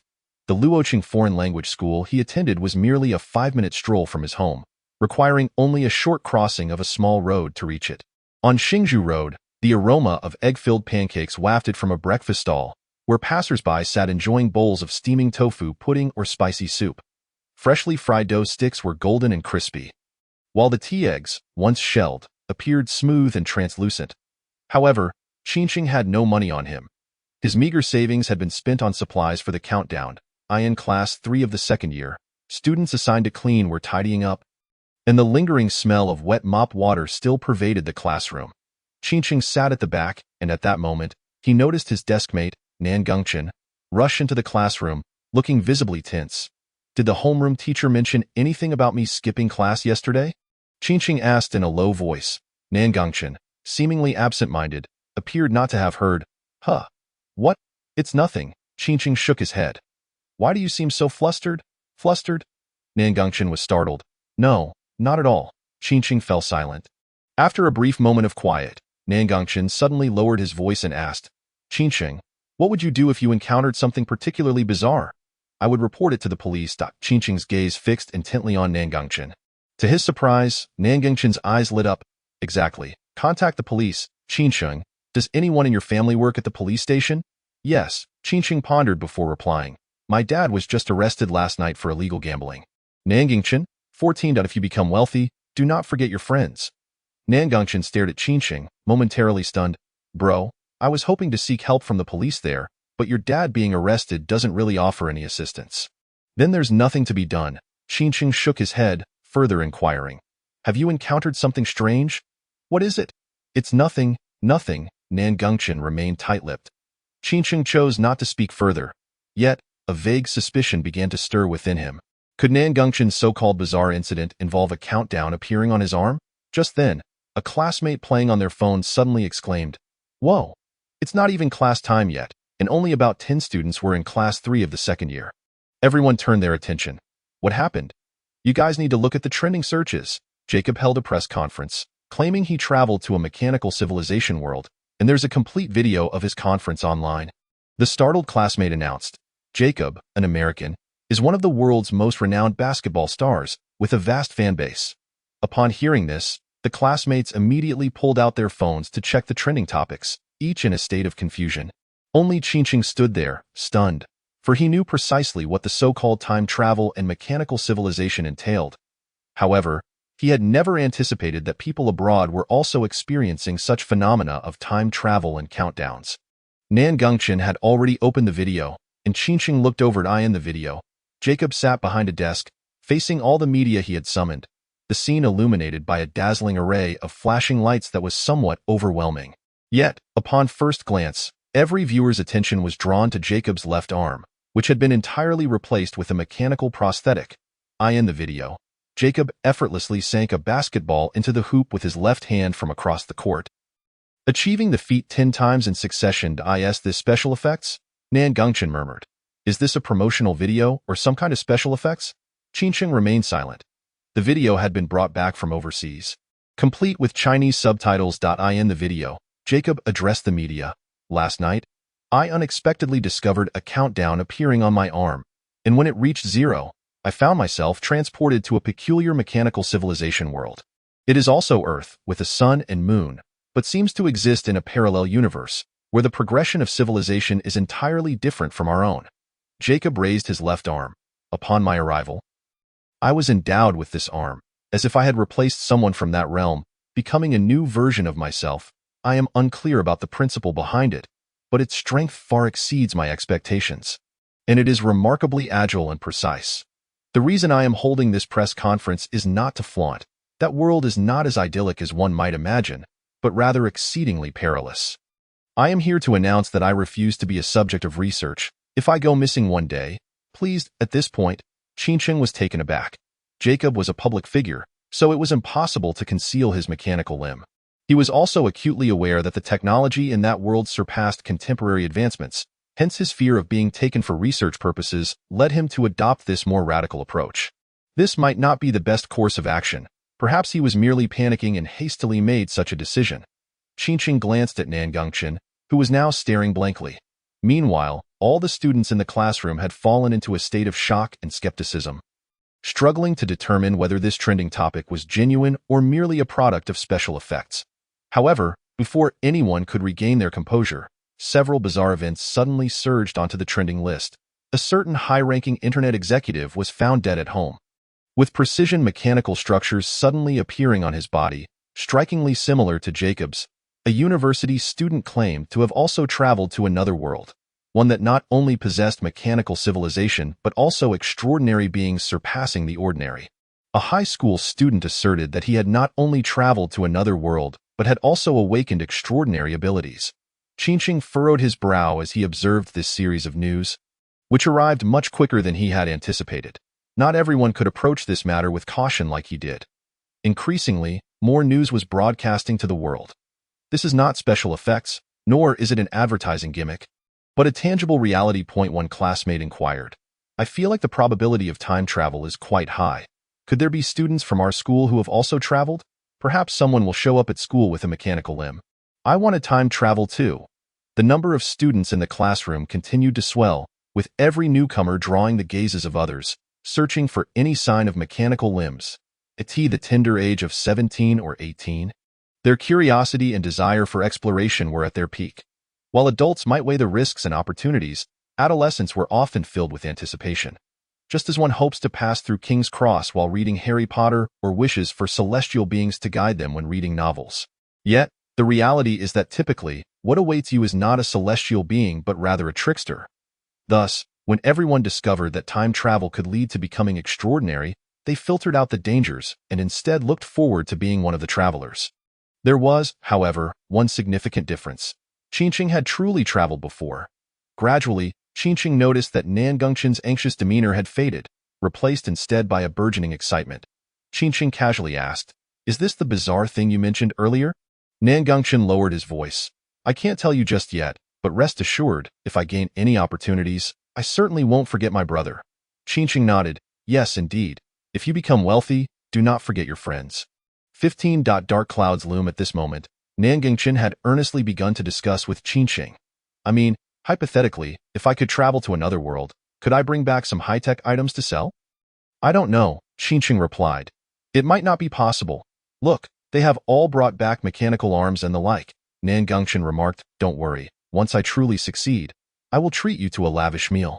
Qingqing, aware of the perils of that world, kindly advised, many travelers have reported facing dangers, so you should be cautious and not constantly think about getting rich. Nan Gengchen fell silent for a few seconds before asking, where do you want to eat when that time comes? Qingqing. Suddenly, a classmate expressed confusion. What exactly are the rules of crossing over? So many people have ventured into that world. Why haven't we? Nan Gengchen mumbled beside him. Perhaps only those truly gifted can do so. Qingqing raised an eyebrow at this. News about travelers was becoming increasingly common, both domestically and internationally. Gradually, Qingqing deduced a pattern. The countdown for all travelers before their last crossing was 6 hours, while the countdown for returning was 48 hours. This meant everyone entered and exited at the same time. Then someone who had witnessed the crossing event stood up, stating that they had never crossed over but had also developed a 48-hour countdown on their arm after midnight today. This should be the second batch. Next time, the first and second batches would likely cross simultaneously. Suddenly, a girl said, a streamer claims to be a traveler and is currently live-streaming their mechanical arm. ILL share the link in the group. In this day and age, students all had phones, making communication quite convenient. Everyone clicked on the link, and there it was, a certain outdoor streamer showcasing their mechanical arm. Qingqing felt something was amiss because he had yet to encounter such a plastic-looking prosthetic in prison. Just as the demonstration was about to continue for 2 minutes, the mechanical arm audibly clattered to the ground. This was clearly someone attempting to ride on the coattails of the trend. Qingqing couldn't help but chuckle at the absurdity of it all. What kind of bizarre characters were trying to capitalize on this? There were 2 possibilities. 1, the number of travelers was fixed, and new ones would enter if someone died. Or 2, the number of travelers was continuously expanding, and there would be more in the future. Gradually, all the classmates gathered, and someone exclaimed, travelers have appeared on the streets of Luoqing. I saw it on my friend's circle. Upon hearing this, the students all crowded around. In the video shared in the friend circle, a young man appeared to be in a hurry, with strange mechanical patterns on his cheeks, giving him a unique technological aesthetic. At this moment, someone noticed that as he moved, a gray metallic ankle was exposed. Clearly, the young man's legs had also been replaced with mechanical prosthetics. The cameraman attempted to continue filming, only to see the young man leap onto the roof of a nearby building, disappearing without a trace. A female classmate whispered, so cool. If only we had a traveler like that in our school, we could directly ask about that world. At this moment, Qingqing suddenly remembered that there was indeed someone in the school who had crossed over at the same time as him. Huang Jixian, the son of the chairman of the Yongli group, if memory served, he should be in class 7 of the first year. After that day, he had been taken away by mechanical prison guards, never to be seen again. Logically, he should have returned by now. Even if he had died, his body would have returned. With this thought, Qingqing decided to head downstairs to the first-year classrooms, as he still had more than 10 minutes before class began. The Luoqing Foreign Language School was bustling with excitement, everyone discussing the traveler event. As Qingqing observed the crowd, he felt an inexplicable sense of alienation, as if he had changed in ways he couldn't quite pinpoint. In the past, he might have focused on studying diligently, using his time to review and prepare, striving for admittance into a prestigious university far from home. Yet now, it seemed his path lay elsewhere. Upon arriving at the entrance of Class 7, he casually stopped a bespectacled boy to ask, "Excuse me, has Huang Jixian come to school today?" "Not yet, I haven't seen him," the boy replied. "Oh." Qingqing nodded. "Do you know where he lives?" "I only know he resides in Yinrun Central Garden, but not the specifics. Are you looking for him?" the boy inquired. "When he arrives in class, could you let him know?" "It's nothing, thank you." Qingqing surmised that Huang Jixian might not be able to come. The traumatized boy might have lost his grip on reality. Returning to his class, Qingqing pondered deeply. The first lesson was mathematics, and nearly all the students seemed devoid of any desire to study.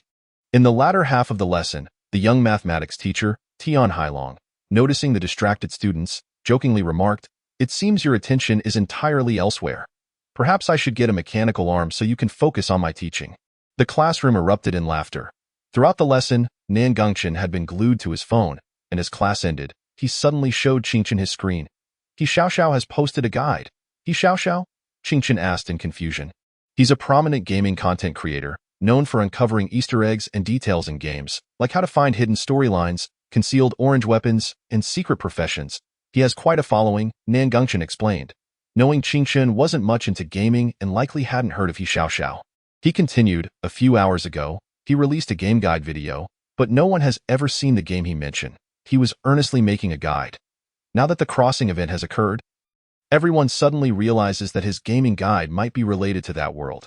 He could be one of the travelers."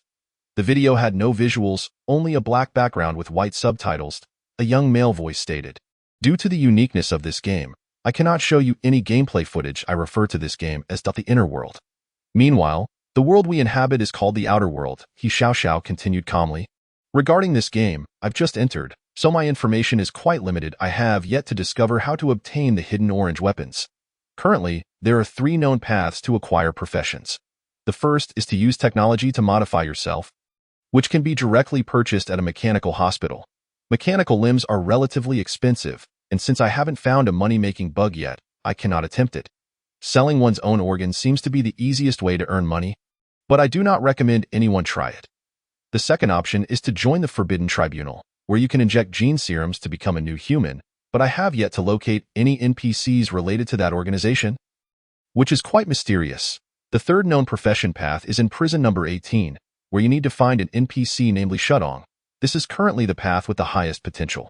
The more Qingchen watched the video, the more astonished he became. He was certain that it was a real world. After all, even the wounds from the inner world could be brought back. If it wasn't real, then what was? Yet, He Xiaoxiao seemed to have become obsessed, treating that place like a game. He even regarded Li Shutong as an NPC for completing profession tasks. Qingchen could only ascertain that Li Shutong had considerable renown in the inner world, to the extent that He Xiaoxiao had heard of him within just 48 hours of his arrival. Beside him, Nan Gongchen muttered after watching the video, "Isn't this just saying nothing? It costs money to buy mechanical limbs." The Forbidden Tribunal is elusive, and while there might be a chance to find something in prison number 18, it doesn't mention how to get in. The excitement surrounding the crossing event continued into the afternoon. That was until a news report emerged. A young man confirmed to be a traveler was found dead in his home, his previously showcased mechanical legs severed and missing. This news cast a shadow, abruptly dampening everyone's enthusiasm. Life is only one, and the emergence of extraordinary events is, in fact, quite romantic. It resembles a fairy tale for adults. The Hogwarts acceptance letter you never received as a child seems no longer distant. However, this grim news acted like a bucket of cold water, extinguishing the fervor in many hearts. Only at this moment did people realize that the world was far from idyllic.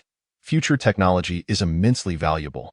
Without even considering the materials and structures of those bionic mechanical limbs, the technology to connect mechanical limbs to neurons was enough to drive many companies into a frenzy. This represented true future technology. Rather than yearning for extraterrestrial advancements, one might as well seize what is nearby. Moreover, the most critical issue was that ordinary individuals who crossed over lacked any experience in confronting violent organizations. The deceased in the news had collapsed at home, with the assailant plunging a dagger into his heart from his side. Compared to mechanical limbs, this dagger was devoid of any technical sophistication. This was not a fairy tale. Rather, it resembled a satirical fable for adults. In an instant, many travelers who had exposed their identities for attention began to feel fear. Some returned travelers with mechanical limbs started worrying about being targeted. At that moment, a Japanese media outlet speculated, perhaps by killing a traveler, one could replace them and obtain the qualification to cross over. This conjecture is utterly absurd. It practically insinuates to everyone, if you eliminate the time traveler beside you, you too can become one. Previously, Nan Gongchen was filled with enthusiasm, but now he muttered disconsolately, "After all this time, a rare opportunity to alter one's fate has suddenly devolved into a horrifying survival game." It must be said that both Nan Gongchen and Qingchen share a bond of mutual suffering, both burdened by fathers who indulge in gambling, leading to chaos at home. Thus, both of them harbor a strong desire to amass wealth. Nan Gongchen had previously attempted to pen novels for magazine submissions, hoping to earn some modest fees, only for his efforts to vanish without a trace. Witnessing Nan Gongchen's despondency, Ching Chun surprisingly found it a blessing. You've seen the news, right? I mean, if, hypothetically, you were to traverse back, you must exercise utmost caution and refrain from speaking indiscriminately upon your return. I understand. Nan Gongchen nodded, feeling a pang of sentimentality as he remarked. Why are we both so impoverished? Ching Chun pondered briefly before responding. While others' fathers toil relentlessly, yours is busy playing cards. Although Nan Gongchen felt a twinge of resentment towards his father, Ching Chen's words still struck a nerve, prompting him to retort, "And what of your father?" Ching Chun replied, "Ah, my father is fervently engrossed in his card games as well." The two lapsed into a moment of silence, and after a while, Nan Gongchen inquired, "By the way, how did your father end up inside?" "I reported him. I hope he reflects on his actions while incarcerated," Ching Chun replied calmly. Nan Gongchen was momentarily taken aback. "How about you report my father too?" Ching Chun? Just then, the class bell rang. Ching Chun felt as though he had missed some vital information. He lowered his head to shield his pupils from view, and in an instant, they constricted sharply. Everything that had transpired today flashed through his mind like a cinematic reel, all the information coalescing, summarizing, and organizing in a heartbeat. The second batch of time travelers, marked by countdowns on their arms. The time-traveling streamers conducting live sales. Bits of information drifted down like leaves from the heavens. Ching Chun deftly plucked the useful fragments from the air. The next moment, he was startled to look up, realizing that the time travelers discovered today seemed to be concentrated in over a dozen cities. Some residents of certain cities even expressed confusion online, wondering why not a single time traveler could be found in their locale.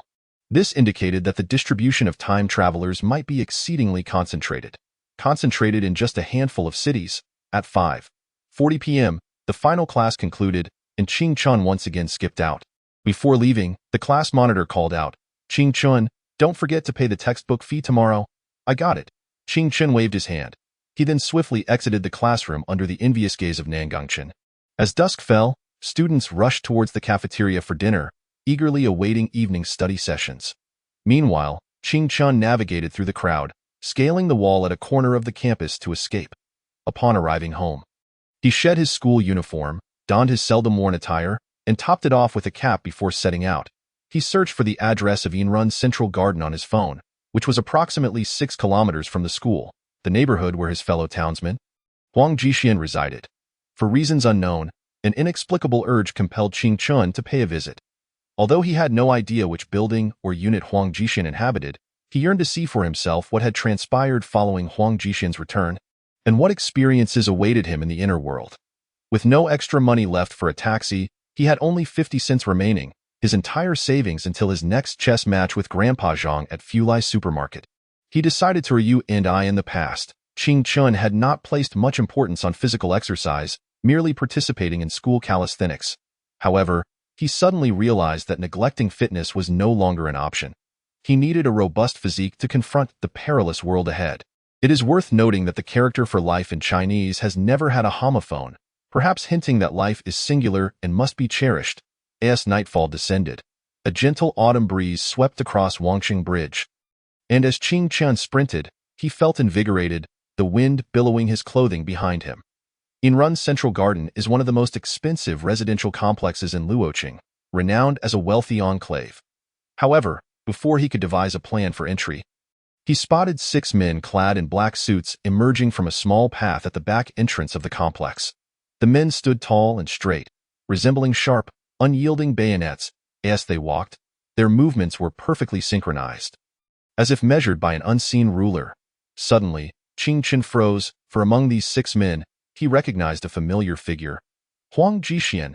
At that moment, Huang Jixian appeared dazed, mumbling incoherently about prisons, machinery, and monsters.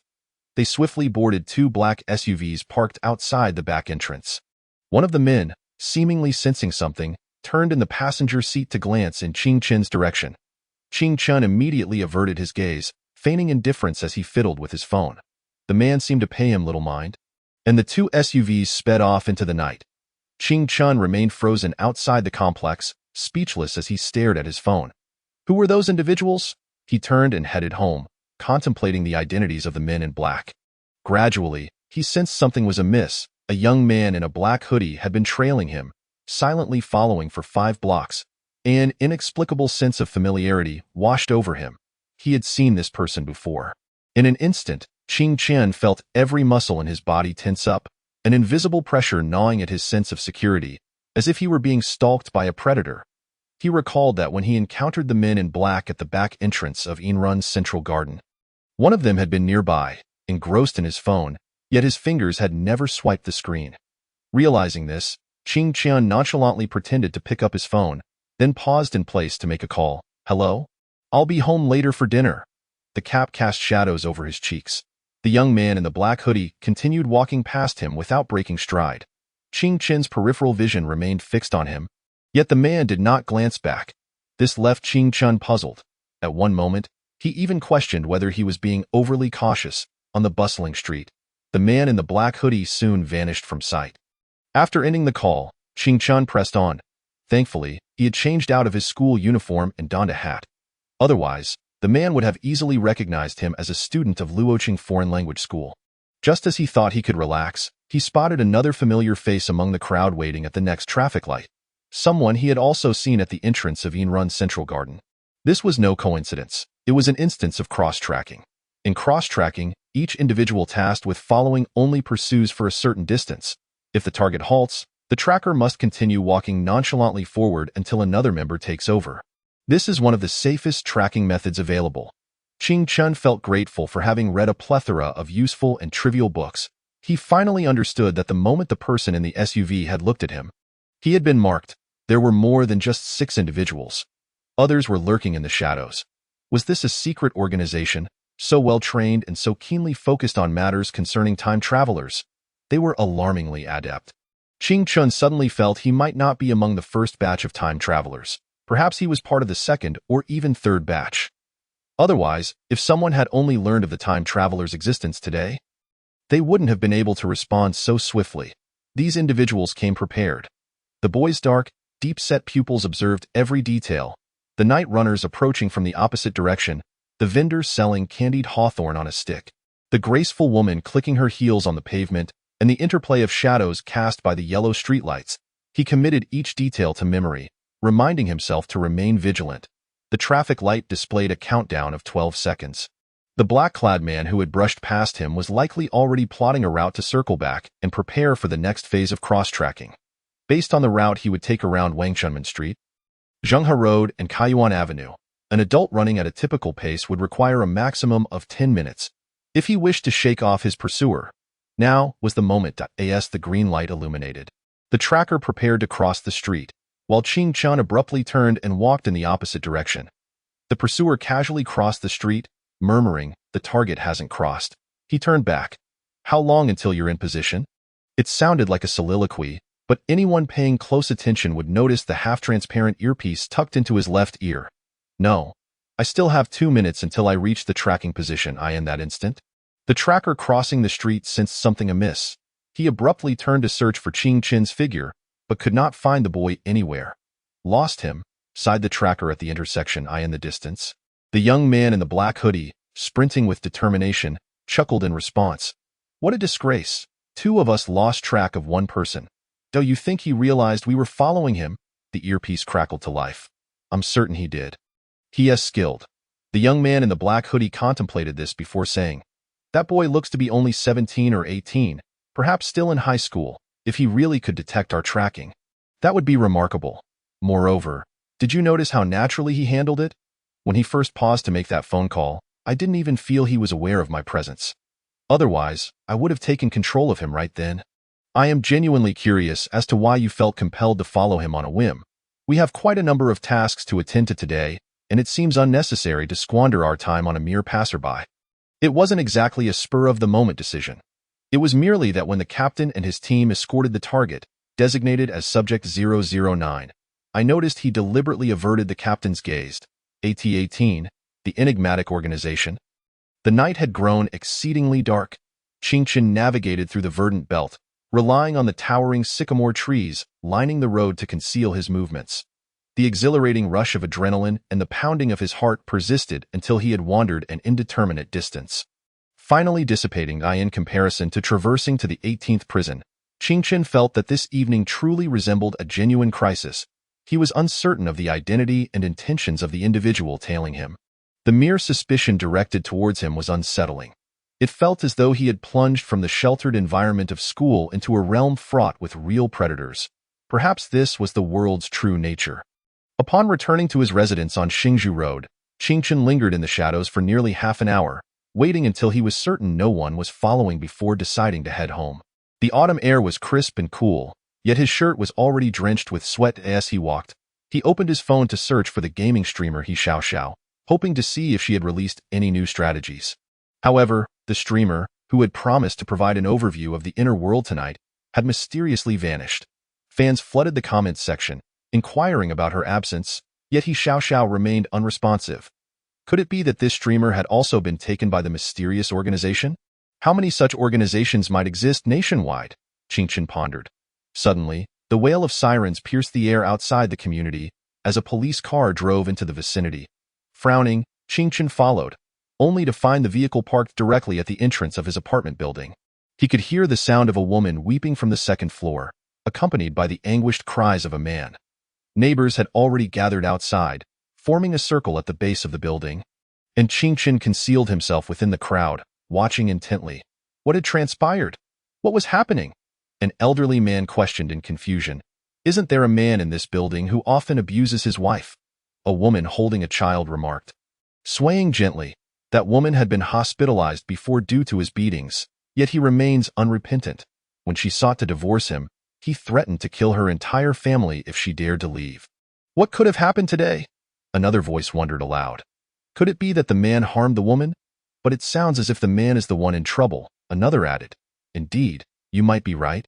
The woman replied, I was about to intervene earlier, but it seems this time the woman has turned the tables on him. What on earth? Someone gasped in astonishment. The man came home drunk tonight, intent on beating his wife again. You must have heard about the recent occurrences of people crossing over, right? It appears his wife might have crossed over as well, she continued, relishing the details. Initially, she endured the beatings without retaliation, but eventually, she must have snapped and retaliated, breaking his leg in the process. It is truly unfortunate for the little girl in that family, having to endure such suffering at such a tender age. Upon hearing this, Qingchen finally felt a sense of relief. To be honest, he felt no sympathy for the man. In fact, he found it somewhat amusing. What could be more pathetic than a man who resorts to beating his wife? Unable to retaliate, he lived just above Qingchen. Over the past 2 years, Qingchen had often seen the woman sitting downstairs, cradling her daughter and weeping upon returning from evening study sessions. Later, he learned from neighbors that this man would beat her whenever he saw her speaking with other men. Now, having been incapacitated, it was indeed a fitting outcome. At that moment, the police had already ascended the stairs to question witnesses, while the man was awkwardly carried away on a stretcher. Qingchen glanced at him. Noting the unnatural angles of his legs, clearly broken, as the ambulance departed. The police waved for the crowd to disperse. Qingchen returned home and, upon entering the corridor, spotted a little girl sitting pitifully at his door. Brother, my mom asked me to come to your house for a while, but when I knocked, you weren't home, the girl said, her voice tinged with tears. The girl's name was Li Tongyun, and this was not the first time she had sought refuge at Qingchen's home. Though not one to meddle in others' affairs, he had once encountered her crying alone in the corridor after a quarrel between her parents. That evening, after finishing his evening studies, he had prepared to pass by her when the man emerged searching for her. She had asked Qingchen if she could come to his home to hide for a while, and he ultimately consented. That night, he had made her soy sauce fried rice and entertained her with animated shows on his phone until everything had calmed down, at which point he returned her home. Later, the upstairs woman learned of this arrangement, and whenever arguments ensued, she would send the girl to Qingchen's home. The woman had once shyly suggested that Qingchen could send his dirty laundry upstairs for her to wash. But he refrained from responding, wary of potential trouble from the upstairs man. At this moment, Qingchen gently patted the girl's head and asked, Have you eaten? I had some cookies, but I'm still a bit hungry. Li Tongyun replied timidly, Come on, I haven't eaten either. I'll make you some fried rice, Qingchen said. Although he had depleted his savings while preparing supplies, he still had plenty of rice and condiments at home. Once you're full, your mom should be fine too. Don't worry. Your dad won't be able to overpower your mom anymore. Can I still come to your house? Li Tongyan suddenly asked, of course. Qingchen was about to respond when his expression abruptly changed. He quickly retrieved his keys and opened the door, pulling Li Tongyan inside. Li Tongyan looked at him in bewilderment. Brother, what's wrong? He swiftly drew the bedroom curtains, peering through a small gap to observe outside. It's nothing, just hold on a moment, he instructed. As he spoke, a rugged vehicle rolled into the corridor. It was one of the very vehicles he had seen earlier that evening at Inyun's central garden. Perhaps they had come seeking the rumored appearance of crossers. The wave of anxiety washed over Qingchen. He hadn't anticipated their response would be so swift. At that moment, two young men jumped out of the vehicle, one clad in a black hoodie and the other in a gray jacket. They were none other than the two who had been tailing Qingchen. His heart raced as he thought, could this be fate's cruel joke? In the next instant, the young man in the black hoodie glanced toward the window where Qingchen was hiding, prompting him to instinctively retreat. What's wrong? The companion in the black hoodie inquired. Nothing, just felt like someone was watching me, but I must be imagining things, the young man replied with a chuckle. Let's head upstairs to handle business. Qingchen couldn't shake his concern for the woman upstairs. More precisely, he worried that if she were taken, little Li Tongyun would be left in a dire predicament. With her father hospitalized from the beatings and her mother potentially abducted by a mysterious organization, what would become of her? 10 minutes passed, and before Qingchen could devise a plan, the two young men descended the stairs with remarkable efficiency, hopping into their vehicle and driving away, leaving Li Tongyun's mother behind. What on earth was happening? Qingchen was utterly baffled. Weren't they supposed to capture all the crossers? Gradually, the police vehicles also departed, and a knock echoed at his door. Qingchen approached to find Li Tongyun's mother standing outside. Her hair disheveled, a split on her lip, and blood smeared across her face. The woman seemed to realize that her appearance was far from presentable, quickly tucking her unruly hair behind her ears. I'm sorry to trouble you again, she murmured. Are you all right? Qingchen asked, studying her for the first time. Previously, their encounters had been rushed, and she had deliberately avoided eye contact with other men due to the trauma of domestic violence. Even though Qingchen was merely a high school student, it was evident that the scars of abuse lingered. At this moment, the woman's arm had transformed into a mechanical limb, and Qingchen noticed that her prosthetic was more aesthetically pleasing than most inmates of the 18th prison. With elegant lines that carried an air of strength, the woman looked at Qingchen, somewhat embarrassed. I didn't expect to trouble you once more. Not at all, Qingchen replied, shaking his head. I was just about to prepare a meal for Li Tongyun. The woman nodded and turned to Li Tongyun. Come on, little Yun. It's time to go home, Li Tongyun, with a pitiful expression, protested. But I'm still hungry. You two have made such a mess at home that there's nothing to eat. The mother, hearing this, grew slightly irritated. Be obedient. Don't cause any more trouble. Yet Qingchen interjected. I just heard little Yun say you both haven't eaten yet. Why don't you join us for a meal? Both the woman and Li Tongyun were taken aback. Although Qingchen had helped them in the past, he had never before shown such initiative. He had always seemed wary of inviting trouble. I am also quite eager to learn more about the crossers. Qingchen explained. So I wanted to ask, how should I address you?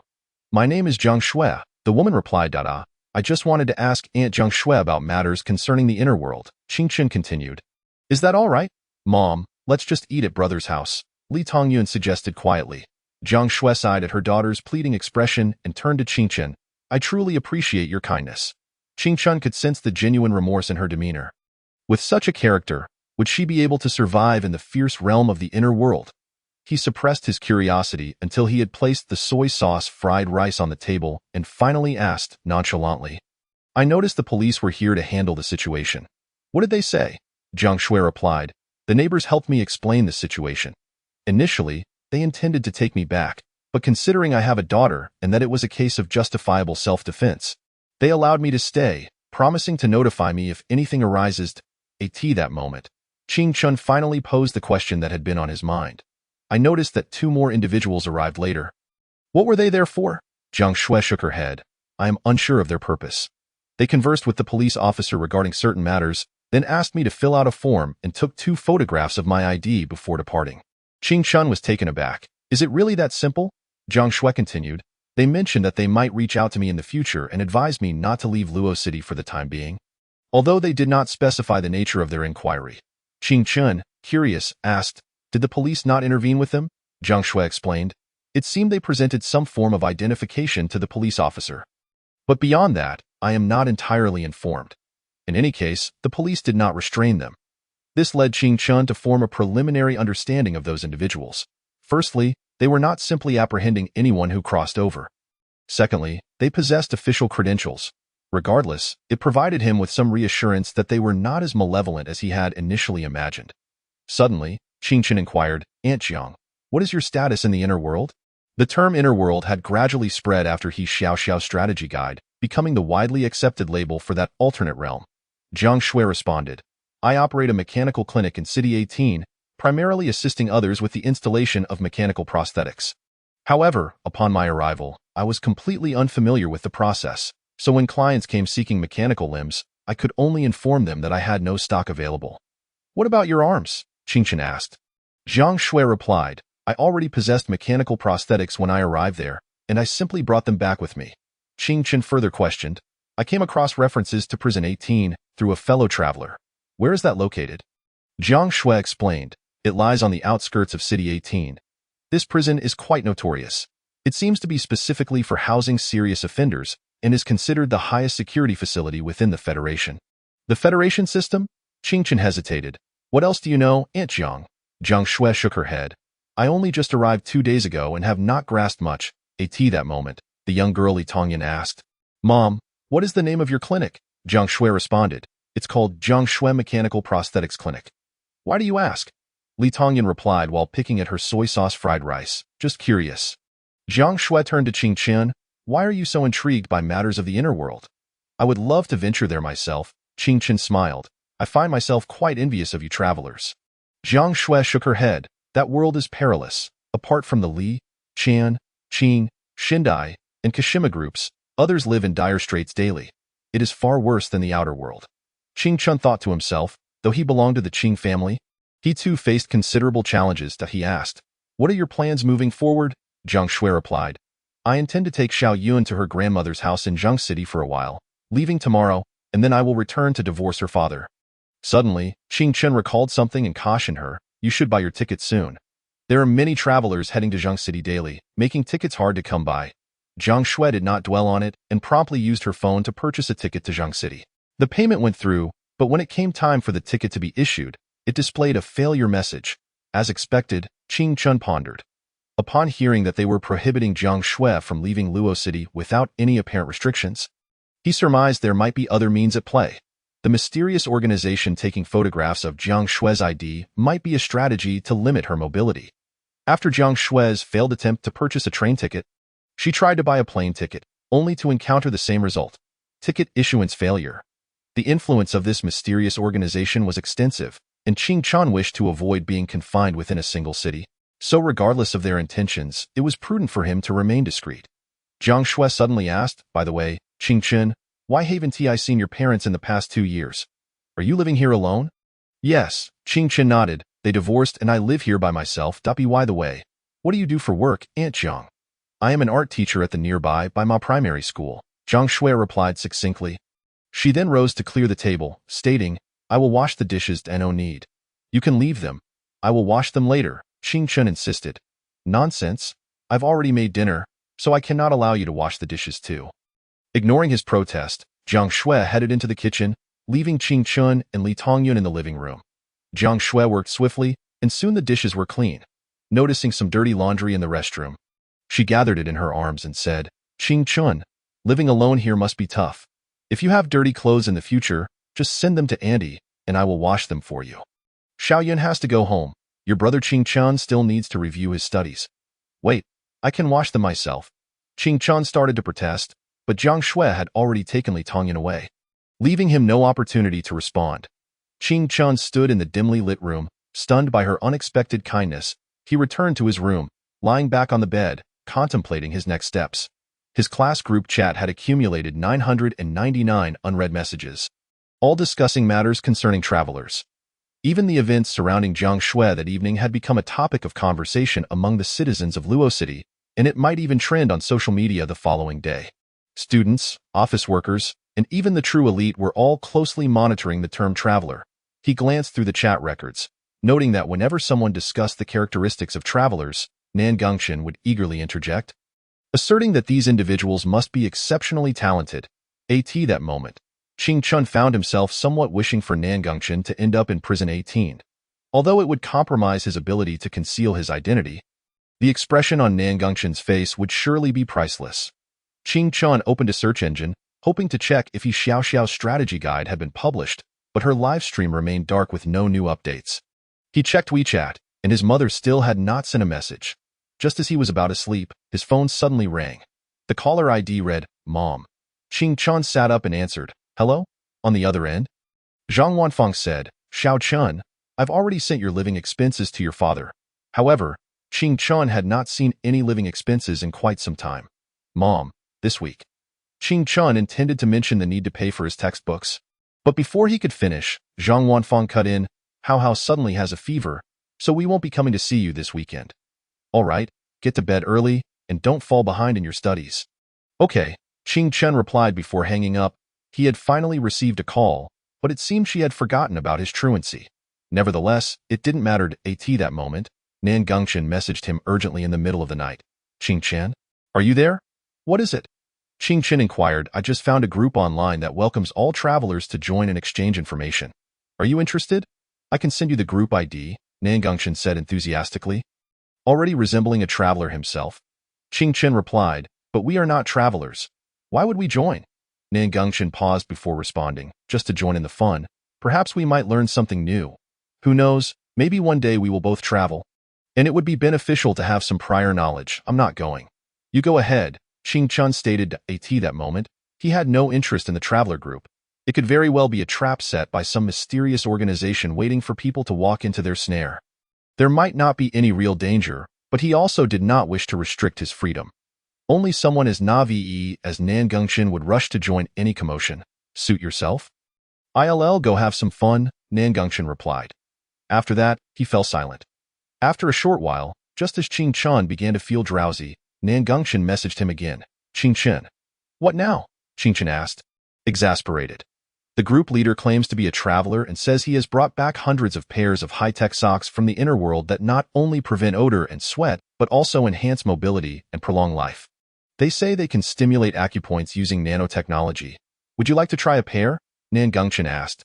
Qing Chun was left speechless. What the heck? Socks from the inner world? The current crop of scammers is utterly outrageous. He realized that this traveler group was dubious, but he never expected it to be this ridiculous. Qing Chen asked, "Did you buy any?" Nan Gongchen replied, "I don't have any money, but if I did, I might just buy a pair to try out." Qing Chen stammered for a moment. "That's impressive." Nan Gongchen continued, "There's also a traveler in the group who claims to have obtained gene serums from the inner world that could transform someone into an extraordinary being. What else are they saying in the group?" Qing Chen probed.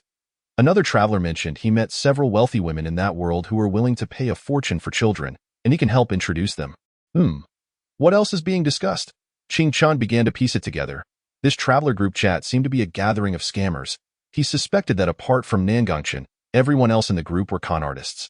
With only Nan Gongchen being the full .21 expansion pack, the shadow struggle. At 7:20 a.m., the countdown reads 16:40. Qing Chen completed 3 laps around the community, and upon returning home, he spotted Zhang Shui hanging clothes on the balcony, each piece belonging to him. Recently, due to the busyness of traversing dimensions, he had accumulated a considerable amount of unwashed clothing, which he had intended to launder yesterday but was thwarted by Zhang Shui's intervention. Upon seeing him, Zhang Shui cheerfully opened the window and greeted, "Qing Chen, I've made some kanji. You should come up and have some. No. Qing Chen quickly waved his hand and then nibbled on a compressed biscuit as he headed to school. It had been quite some time since anyone had shown him such kindness, leaving him momentarily unaccustomed to it. As he entered the school gate, Qing Chen noticed a throng of students rushing towards the high school teaching building, coincidentally encountering Nan Gongchen, who was also sprinting. Curiously, he inquired, "What's going on? Haven't you checked the class WeChat group? Someone from the class next door has declared themselves a time traveler, and that person is currently in the classroom." Nan Gongchen gasped, out of breath. "Wait, how did they discover that this person is a time traveler?" Qing Chen pondered. As there had been no mechanical limbs on display in the adjacent class yesterday, Nan Gongchen replied, They boasted about it themselves, holding back all day, but ended up revealing it while chatting with classmates last night. Qingchen frowned upon hearing this. With approximately 2,000 students in the school, and 4 known time travelers already among them, how many would there be nationwide? Even if only a handful of cities had reported time travelers, the total number would still be substantial. He then imagined a scenario where an influx of people would flock to these cities. Hoping to join the ranks of the 3rd, 4th, or 5th batch of time travelers, as Qingchen and Nangengchen raced towards the classroom, they were met by the director of education, accompanied by several teachers, who escorted the self-proclaimed time traveler away. "We arrived too late," Nangengchen muttered. Qingchen chose not to linger on the matter and turned to lead Nangengchen back to their own class. He suspected that members of the mysterious organization would soon arrive at the school. With the impending traversal, he wished to avoid any complications. He was also uncertain whether the mysterious organization had seen his face. If they could restrict Jiang Shue's movements, they likely had access to surveillance footage. Although his neighborhood was relatively old and surveillance was sparse, and he had deliberately chosen paths without cameras that day, Qingchen could not guarantee that they had not traced him. For the entire day, Qingchen remained dutifully in class, avoiding any encounters with the mysterious organization. He only left for the restroom, steadfastly refusing to stray even an inch from the classroom. "Qingchen, look," Nangengchen exclaimed. "He Xiao's strategy guide has been updated." Qingchen's eyes lit up instantly. Among the numerous time travelers who had emerged to introduce the inner world, He Xiao's guide was the most captivating. Others merely summarized the worldview or provided fragmented information, while He Xiao, a gaming expert, shared genuinely useful insights. For instance, the Forbidden Tribunal, Li Shudong, and gene potions, elements that most time travelers had yet to encounter. However, what had transpired during He Xiao's sudden disappearance and subsequent reappearance remained a mystery. Qingchen opened the video on his phone. "Hello, everyone. I am He Xiao. Due to some special circumstances, I was unable to provide a new guide yesterday. Today, I present an overview of the current expansion pack of the Inner World game, Qing's Shadow Struggle. The Qing Group is one of the 5 major corporations in the Inner World, and the Shadow refers to those who wield power within the Qing Group's underground realm. It is said that this tradition has been upheld for over a millennium, with new shadows selected periodically, reminiscent of a fierce power struggle. Each candidate must undergo the most brutal trials. Currently, there are known to be 8 candidates, each uniquely gifted, named Qing Huai, Qing Wen, Qing Shi, but there remains one very mysterious individual whose identity I have yet to uncover. Unbeknownst to Qingchen, Li Shudong had speculated that he might be a candidate for the shadow position. He himself was unaware of the significance of his appearance at Prison 18, yet it suddenly dawned on him why he had found himself there. It must be said that He Xiao's guides had always been immensely helpful to him. The countdown now reads 6:19:29 as afternoon approached. Qingchen observed that the mysterious organization had yet to arrive at the school. While the aforementioned classmate had not returned, reportedly taken home by their parents for reflection. With the time for traversal drawing ever closer, Qingchen could distinctly sense Nangengchen's escalating anxiety. Should this fellow also traverse to Prison 18? He would risk exposure to assist him. If, and I emphasize if, you traverse tonight, be exceedingly cautious. You've seen what others have said online. The inner world is perilous, Qingchen advised Nangengchen. I am not a time traveler. Nangengchen stammered, uneasily. As long as you are aware, Qingchen replied, choosing not to elaborate further. In the evening, Qingchen skipped class to return home, patiently awaiting the countdown to traversal. He closed his eyes to rest. Though he could not discern how long had passed when a series of knocks echoed from the door. Upon opening it, he found Jiang Shui standing outside. Is there something you need, Auntie Jiang? He queried. After a moment of hesitation, Jiang Shui said, You know I am a time traveler, and with the countdown nearing its end, the inner world is fraught with danger. I cannot be certain of my safe return. If I do not come back tomorrow, could you look after Xiaoyan for a day? Qingchen was taken aback. Why would you say such a thing? You'll definitely return safely. Jiang Shui shook her head. You do not comprehend how perilous that world is, but I do there. Without the backing of the 5 major corporations, human life holds little value. I am not asking you to care for Xiaoyan for long. Her grandmother will arrive from Zhengqing tomorrow. Fine, I promise you, but I sincerely hope you remain unharmed. Qingchen nodded. Thank you, Jiang Shui said, extending a key towards him. Keep this key. If anything happens, it will be convenient for you to enter. With that, Jiang Shui turned and left. Qingchen stood in silence for several seconds, astonished that she had entrusted him with a key to her home. This, indeed, signified a form of trust, did it not? The countdown reads 009:59. Seizing the final moments, Qingchen placed a small USB drive in his mouth, intending to test whether items concealed within his body could traverse the temporal barrier. He then twisted his arm until it turned purple. Once everything was prepared, Qingchen inhaled deeply. Countdown 00:00. 10. The world shattered. And then reformed. 22. Welcome to prison 18. Qingchen gazed at his arm, observing that the white, interlocking mechanical patterns had transformed. Return countdown 47, 55, 50. This return countdown remained 2 days, quite brief. Yet, Qingchen pondered whether the countdown limit would change. Would it become longer or shorter in the future? In the familiar cell, the known alloy walls, the cold bed. Qingchen had never felt such joy. He feared that if he traversed again, he might end up in a different location, rendering all his previous efforts futile, and the goodwill he had painstakingly secured from Li Shutong would dissipate. Now it appeared that each traversal was a continuation of the previous one, meaning the canon pieces he had memorized still held value. Regardless of Li Shutong's true identity, He Xiaoxiao's guide had confirmed that he was a pivotal figure in the inner world. Qingchen spat the USB drive into his palm. The fact that he could bring the USB drive along indicated that as long as the items were inside his body, they could traverse the temporal barrier. He then glanced at the purple bruise on his arm, which had similarly crossed over from the outer world. His injuries remained intact. This suggested that his body was indeed the same one that had traversed. Little by little, Qingchen pieced together his understanding of this world and its traversal mechanics. As time passed, the clamor of prisoners banging on the alloy gates gradually filled prison 18, for reasons unknown. Compared to the desolate outer world, Qingchen found the previously unheard chaos to be somewhat endearing. He had returned. As mealtime approached, the alloy gates swung open punctually. Qingchen no longer approached with the caution he had exhibited during his initial arrival. He stepped over the threshold and gazed downstairs, spotting Li Shutong, Yuan, and Lin Xiaoxiao already gathered below, with Lin Xiaoxiao waving at him. Surrounded by the envious glances of other prisoners, Qingchen smiled and greeted them, prompting some to respond with astonished haste. Unbeknownst to him, at some point, this 17-year-old boy had become a significant figure within the prison. However, Qingchen did not rush down, instead standing in the shadows of the 5th floor's corridor, silently observing the prison.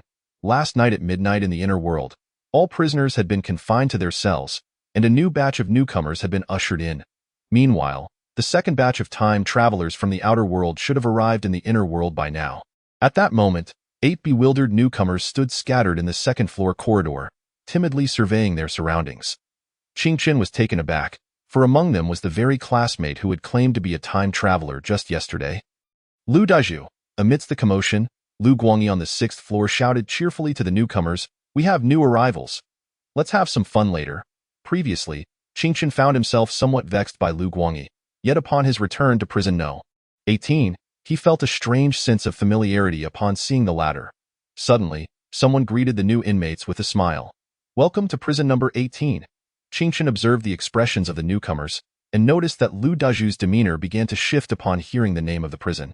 The initial look of trepidation was swiftly replaced by a flicker of clandestine delight, suggesting that the term prison number 18 held a peculiar significance. However, Lu Dazhu refrained from making any impulsive moves. Quietly emulating the other inmates as they queued to descend for their meals on the way, he quietly inquired of the prisoner ahead, "Excuse me, which one is Li Shutong?" The surrounding inmates paused, momentarily bewildered. Wondering if he might be someone of importance, one inmate pondered briefly before pointing. "There, the one below." Peering down from the upper floor, Lu Dazhu discerned the distinctive aura of Li Shutong, his thoughts affirming that He Xiaoxiao had not misled him. This middle-aged man exuded the presence of a true leader. After collecting his meal, Lu Dazhu noticed that other prisoners were gradually encroaching upon him, their smiles carrying an unsettling undertone. Alarmed, he decisively headed towards Li Shutong with his tray in hand. Yet, before he could approach, he was intercepted by Lin Xiaoxiao. Standing before him with a beaming smile, Lin Xiaoxiao remarked, "It's quite peculiar, isn't it? How can a newcomer so brazenly seek out my boss?" Lu Dazhu cast a glance at the inmates poised to seize him, lowering his voice to confide in Lin Xiaoxiao, "I'm here to receive a mission. I'm one of you." Lin Xiaoxiao? Taken aback, replied, "What on earth?" Lu Dezhu's statement left Lin Xiaoxiao utterly perplexed. What mission was he referring to, having never seen this individual within the organization? Furthermore, this situation resembled a covert rendezvous. Noticing Lin Xiaoxiao's silence, Lu Dezhu grew anxious, insisting, "I truly am here for a mission. It's a transfer task. Get lost?" Lin Xiaoxiao retorted impatiently, gesturing to nearby inmates. "What are you standing around for? Take him away." Desperation surged within Lu Dezhu as he shouted towards Li Shutong. "Li Shutong, I'm here for the transfer task." In an instant, an eerie silence enveloped prison number 18, as if someone had pressed a mute button. The inmates stood frozen, exchanging bewildered glances, sensing something uncanny had transpired. Meanwhile, Li Shutong remained engrossed in the remnants of his game, while Lin Xiaoxiao narrowed his eyes, muttering, "What kind of oddball is this?" Truth be told, Lu Dezhu himself was at a loss, uncertain about the source of the confusion. He had gleaned from He Xiaoxiao's guide merely 3 career paths, the first 2 being vague at best, with the path through prison number 18 appearing most plausible. Now that he had found himself in the very prison, was he not the fabled chosen one? Yet, it seemed ill-suited for embarking on a transfer task. Had he made some grave miscalculation? Lu Dezhu had no time to ponder, as the inmates, at Lin Xiaoxiao's signal, began to forcibly escort him towards the cell for lessons. Suddenly, Lu Dezhu spotted an opening and dashed out of the crowd, frantically pounding on the alloy gate. "Let me out! They're going to torture me. Let me out!" At that moment, drones descended from the sky, accompanied by 9 mechanical prison guards moving in tandem. Qingchen gazed at Lu Dezhu in disbelief, wondering if the boy had lost his senses. Hadn't he arrived in a new world and ought to be assessing the situation first? The atmosphere in the prison had lost its usual bustle, as the inmates mulled over the absurdity of a fool daring to cause a ruckus with Li Shutong. The mechanical guards advanced towards Lu Dezhu, their movements accompanied by the hissing sound of hydraulic mechanisms. Witnessing the spectacle, Lu Dezhu forgot his ambition to make a name for himself in prison no. 18's a second-wave newcomer, he was overwhelmed by the chaotic scene unfolding before him. Within mere seconds, he found himself firmly restrained and escorted to an unknown area beyond the plaza. "Boss, don't you think things have been a bit strange recently?" Lin Xiaoxiao mused while squatting in his chair. "A kid came in 2 days ago, completely out of his mind, rambling about Luoqing, as if he were a scion of a wealthy clan. Now we have another fool who walks in demanding a task from you. What task could that be?" In the midst of this conversation, Lin Xiaoxiao instinctively reached for the large cat on the table, but before he could touch it, the cat shot him a cold glare. Prompting him to retract his hand awkwardly, Li Shutong contemplated for a moment before responding. "It is indeed rather peculiar." Lin Xiaoxiao suddenly exclaimed, "Hey, where's Qingchen? He was quite eager to join us for meals yesterday. Yet today he seems to have vanished." Meanwhile, Qingchen navigated the corridors, ignoring Lu Dezhu as he approached Lu Guangyi to quietly instruct, "After lunch, have your people detain all the newcomers and inquire about their backgrounds outside." "Understood," Lu Guangyi promptly replied. He believed his boss was likely concerned about potential rival factions encroaching upon their territory. Meanwhile, Qingchen's thoughts were focused on uncovering any hidden traversers among the newcomers. If any were indeed traversers, they would struggle to fabricate credible identities, while those who could articulate their backgrounds would be the locals, and those who faltered would undoubtedly be the traversers at that moment. Qingchen hesitated, recalling something, and addressed Lu Guangyi. "I understand the welcoming ceremony is a customary practice for you, but please do not be too harsh. It's not easy for anyone." Lu Guangyi paused, then nodded in agreement. "All right." Shortly thereafter, he returned to report to Qingchen, "Boss, the interrogations are complete." Qingchen attentively listened as Lu Guangyi detailed each inmate's situation. Once he confirmed that no traversers remained within the prison, he confidently approached Li Shutong's table and took a seat across from him. "Shall we play chess today?" "Not today. I have matters to ponder, and there is a guest arriving." Li Shutong replied thoughtfully. "Did a guest?" Qingchen inquired, puzzled. Li Shutong smiled. "An uninvited guest." Feigning nonchalance, Qingchen remarked, "I just noticed some commotion downstairs." "What's going on?" Li Shutong's expression revealed rare hesitation. "I'm not quite sure." Qingchen couldn't help but chuckle. The traverser had managed to flummox even Li Shutong. It seemed this was a first for him as well. At that moment, only Qingchen understood that Lu Dezhu, after perusing He Xiaoxiao's guide, had genuinely mistakenly Shutong for a game NPC to engage with. As the countdown reached 37,002, a thunderous noise emanated from the alloy gate as it slowly began to rise. When it fully opened, a towering bald man, over 2 meters tall, was escorted in by more than 10 mechanical prison guards. Surrounding him were 9 drones, meticulously sealing off all possible escape routes. Moreover, as this individual entered, 6 metallic storms high above began to rotate, each moving at a mere 90 degrees, not a full 360. Thus, as the burly inmate moved, new metallic storms would activate to maintain a vigilant lock on him. This was the first time Qingchen witnessed someone being escorted alone during daylight, and it was also the first occasion he saw such a formidable display of the prison's guard strength. Over 3,000 inmates silently turned to watch, not a word spoken. The prison echoed with the clattering sound of the bald man's alloy shackles clanking against the floor. His bronze skin bore the marks of relentless sun exposure, and the skin of his arms, exposed to the air, showcased intricate black patterns resembling totems, strange yet magnificent.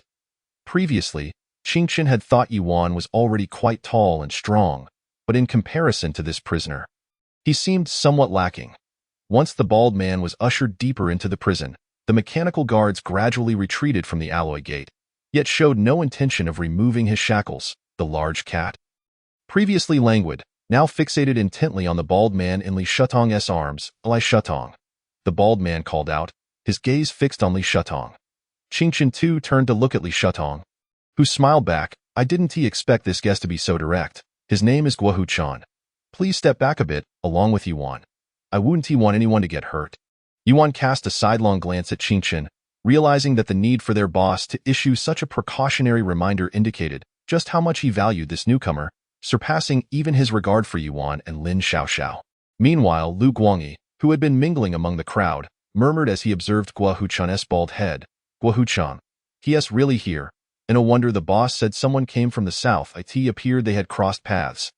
After entering, the boss didn't seek out clues, instead spending his days playing chess with Li Shutong and reading, seemingly unfazed, as if he were simply waiting for Guohuchan to arrive to stir the waters, leaving them to reap the benefits. How clever! Lu Guangyi's mind raced, and in his eyes, Qingchen had transformed into a master strategist, plotting with foresight and cunning. I in the center of the world. Guohuchan rubbed his forehead and proclaimed in a booming voice, "Let us dispense with the pleasantries. I have come for the forbidden object ICE 005. Tell me where it is contained within the prison, and I shall take my leave." Li Shutong gently gestured for the large cat to move aside before responding with a warm smile. One must exhibit some courtesy when addressing an elder, lest one suffers for it, Guohuchan nonchalantly retorted. Hand over the AC 005 forbidden object, and I shall naturally extend you some courtesy. Li Shutong, intrigued, inquired, what has prompted the Spade organization to suddenly take an interest in forbidden objects? From your tone, one might assume you have joined the Forbidden Tribunal. Guohuchan slowly positioned himself 5 meters opposite Li Shutong, stating, My spade requires this forbidden object.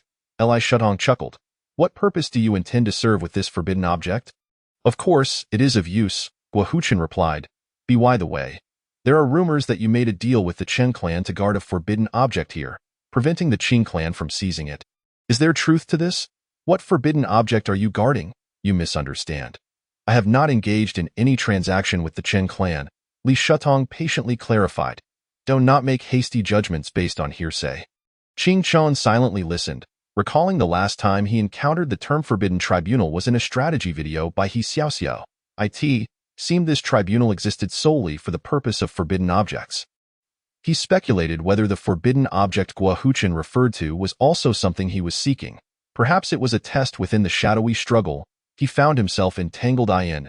At that moment, Guohuchan took another step forward, demanding, Where is ACE 005? Li Shutong shook his head. I know, but I will not disclose it. Why not?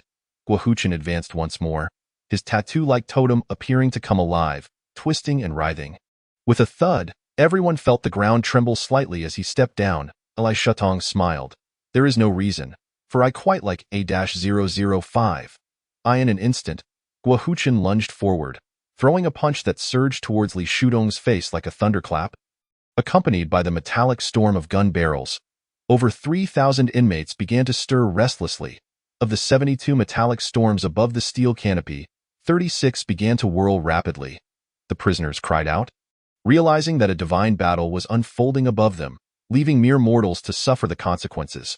Aside from Li Shutong and Guo Huqin at the vortex's center, only Qing Chun remained focused, gazing up at the steel heavens. Amidst the chaos, no one noticed as he took several steps back and turned to walk in another direction. In that moment, the 36 cold machines unleashed a barrage of rubber bullets, indiscriminately suppressing all inmates in Prison 18. These were not metal bullets, but rubber ones, designed purely for suppression, while the remaining 36 were true weapons of mass destruction. The rain of rubber bullets fell like torrential downpour, leaving the inmates reeling. Guo Huqin's fists roared like thunder within the confines of Prison 18, yet, in the next moment, that fist suddenly halted as Li Shutong raised a hand, effortlessly stifling the thunderous momentum. He stood before Guo Huqin, unwavering, as stable as a mountain. Turning to check on Qing Qian, who was different from them, a mere ordinary boy, Li Shutong was taken aback. For just 2 meters behind him, Qing Qian sat calmly at the dining table where he usually pondered over chess positions.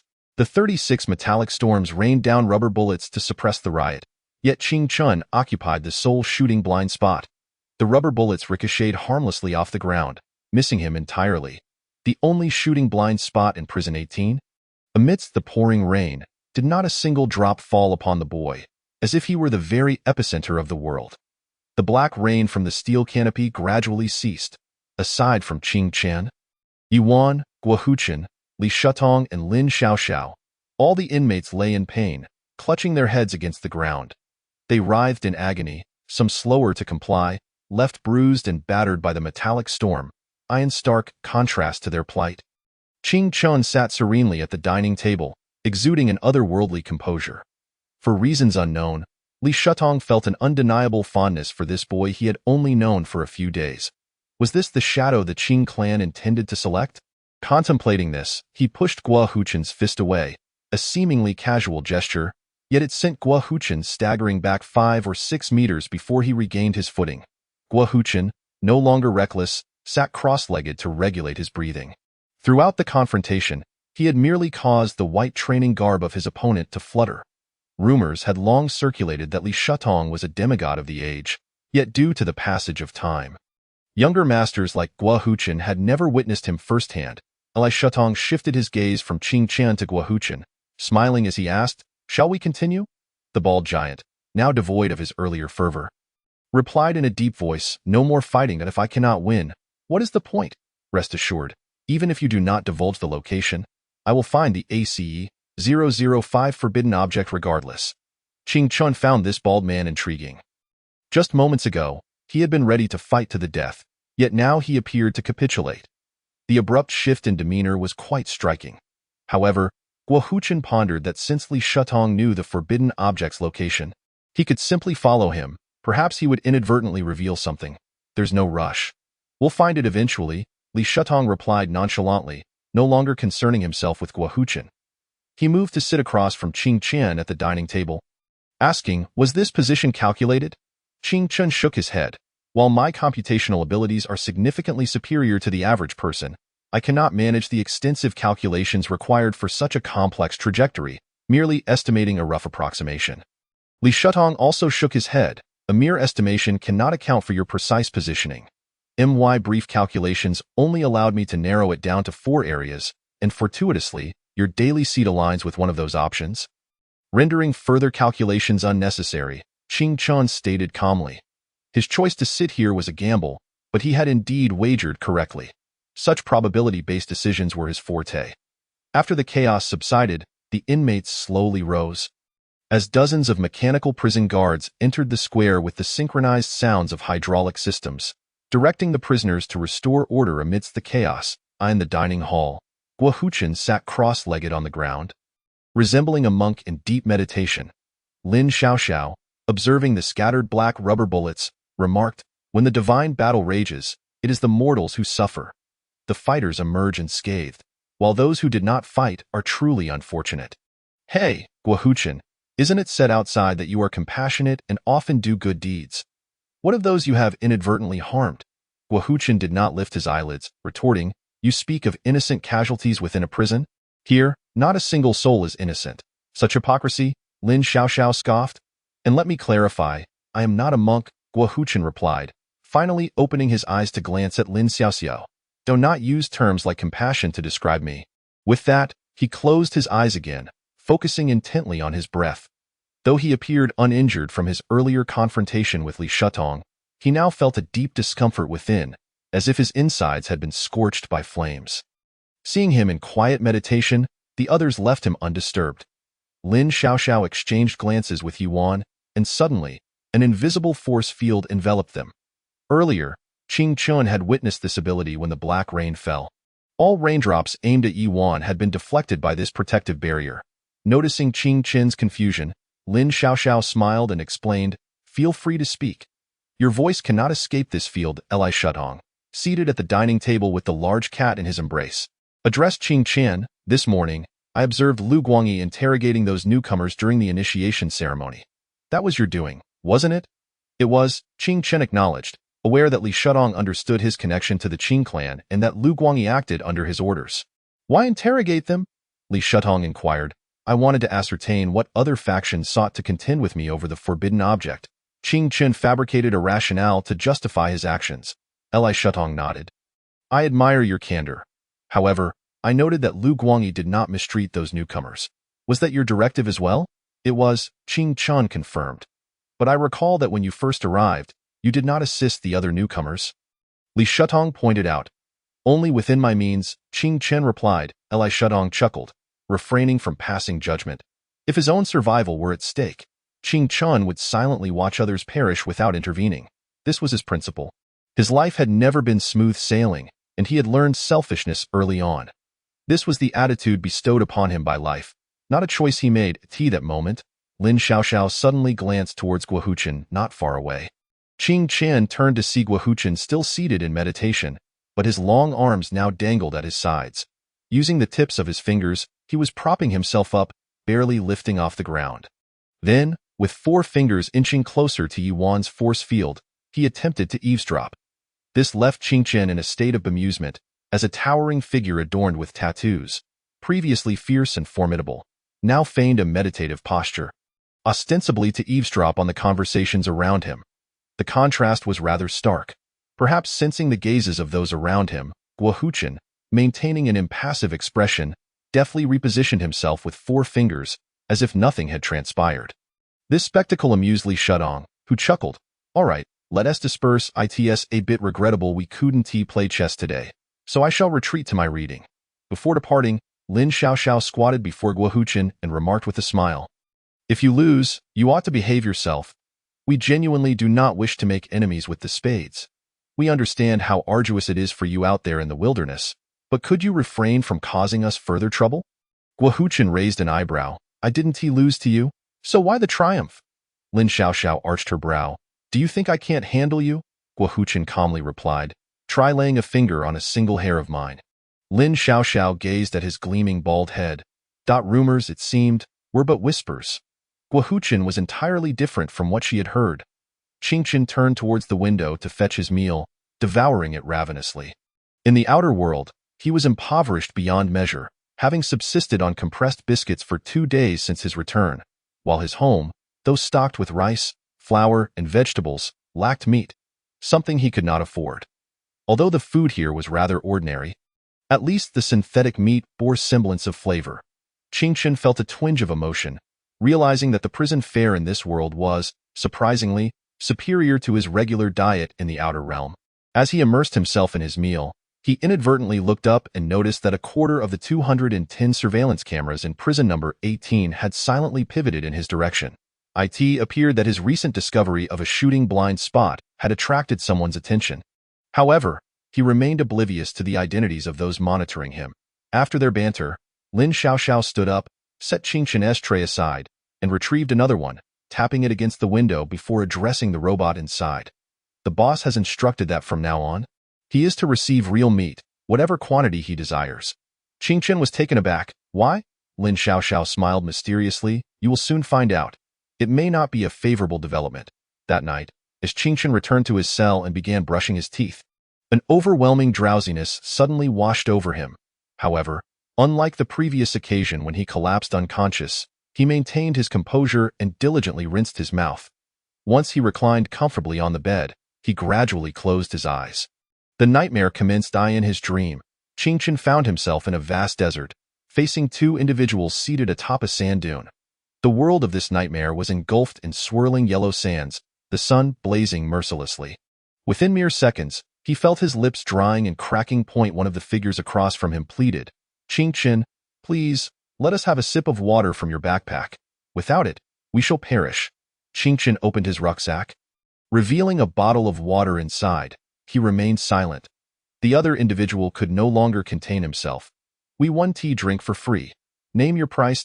A tea. That moment, a voice whispered in his ear. "When faced with the impending death of your fellow travelers due to thirst, how would you price your water?" Qingchen coldly regarded the individual before him and replied, "I will allow your companion to witness your demise from thirst.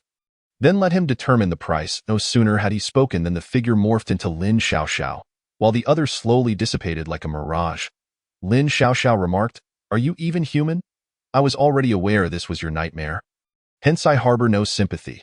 Qingchen found a comfortable spot to sit. "How peculiar," Lin Xiaoxiao continued. "You can now enter the nightmare while remaining fully conscious and retaining your memories. Thus, you should also be capable of resisting the call of the nightmare." "Indeed, I can," Qingchen replied succinctly. "Those who have endured a painful existence attain a higher state." Lin Xiaoxiao inquired, "If you can resist the nightmare, why do you still enter it?" "I thought you had something to convey." "Which is why I came," Qingchen stated. "What are we testing this time?" "From today onward, it is no longer a test, but the boss requires me to guide you for a while," Lin Xiaoxiao responded. "Guide me for a while?" Qingchen asked, puzzled. "We will explore humanity through the nightmare, allowing you to experience some suffering," Lin Xiaoxiao explained. "However, given your current ease in resisting the nightmare, it seems it will be of little use. The boss will need to take you under his wing personally." Qingchen pondered this. This nightmare differed from the last, resembling more a lesson imparted by a teacher to a student. But then Lin Xiaoxiao interjected. "Stop overthinking. The boss is merely admiring you for now. Whether you will become his student in the future remains uncertain." "You envy me," Qingchen remarked. "Indeed," Lin Xiaoxiao admitted candidly, "not everyone can become the boss's student. At least, neither I nor Yuan can." "Why?" Qingchen inquired, perplexed. "Because neither of us has survived the first hurdle," Lin Xiaoxiao explained. "But the boss believes you can endure it." "Endure it?" Qingchen was taken aback. Lin Xiaoxiao smiled mysteriously. "It is a path of life through death. Each elevation of oneself necessitates traversing a perilous abyss, experiencing suffering anew.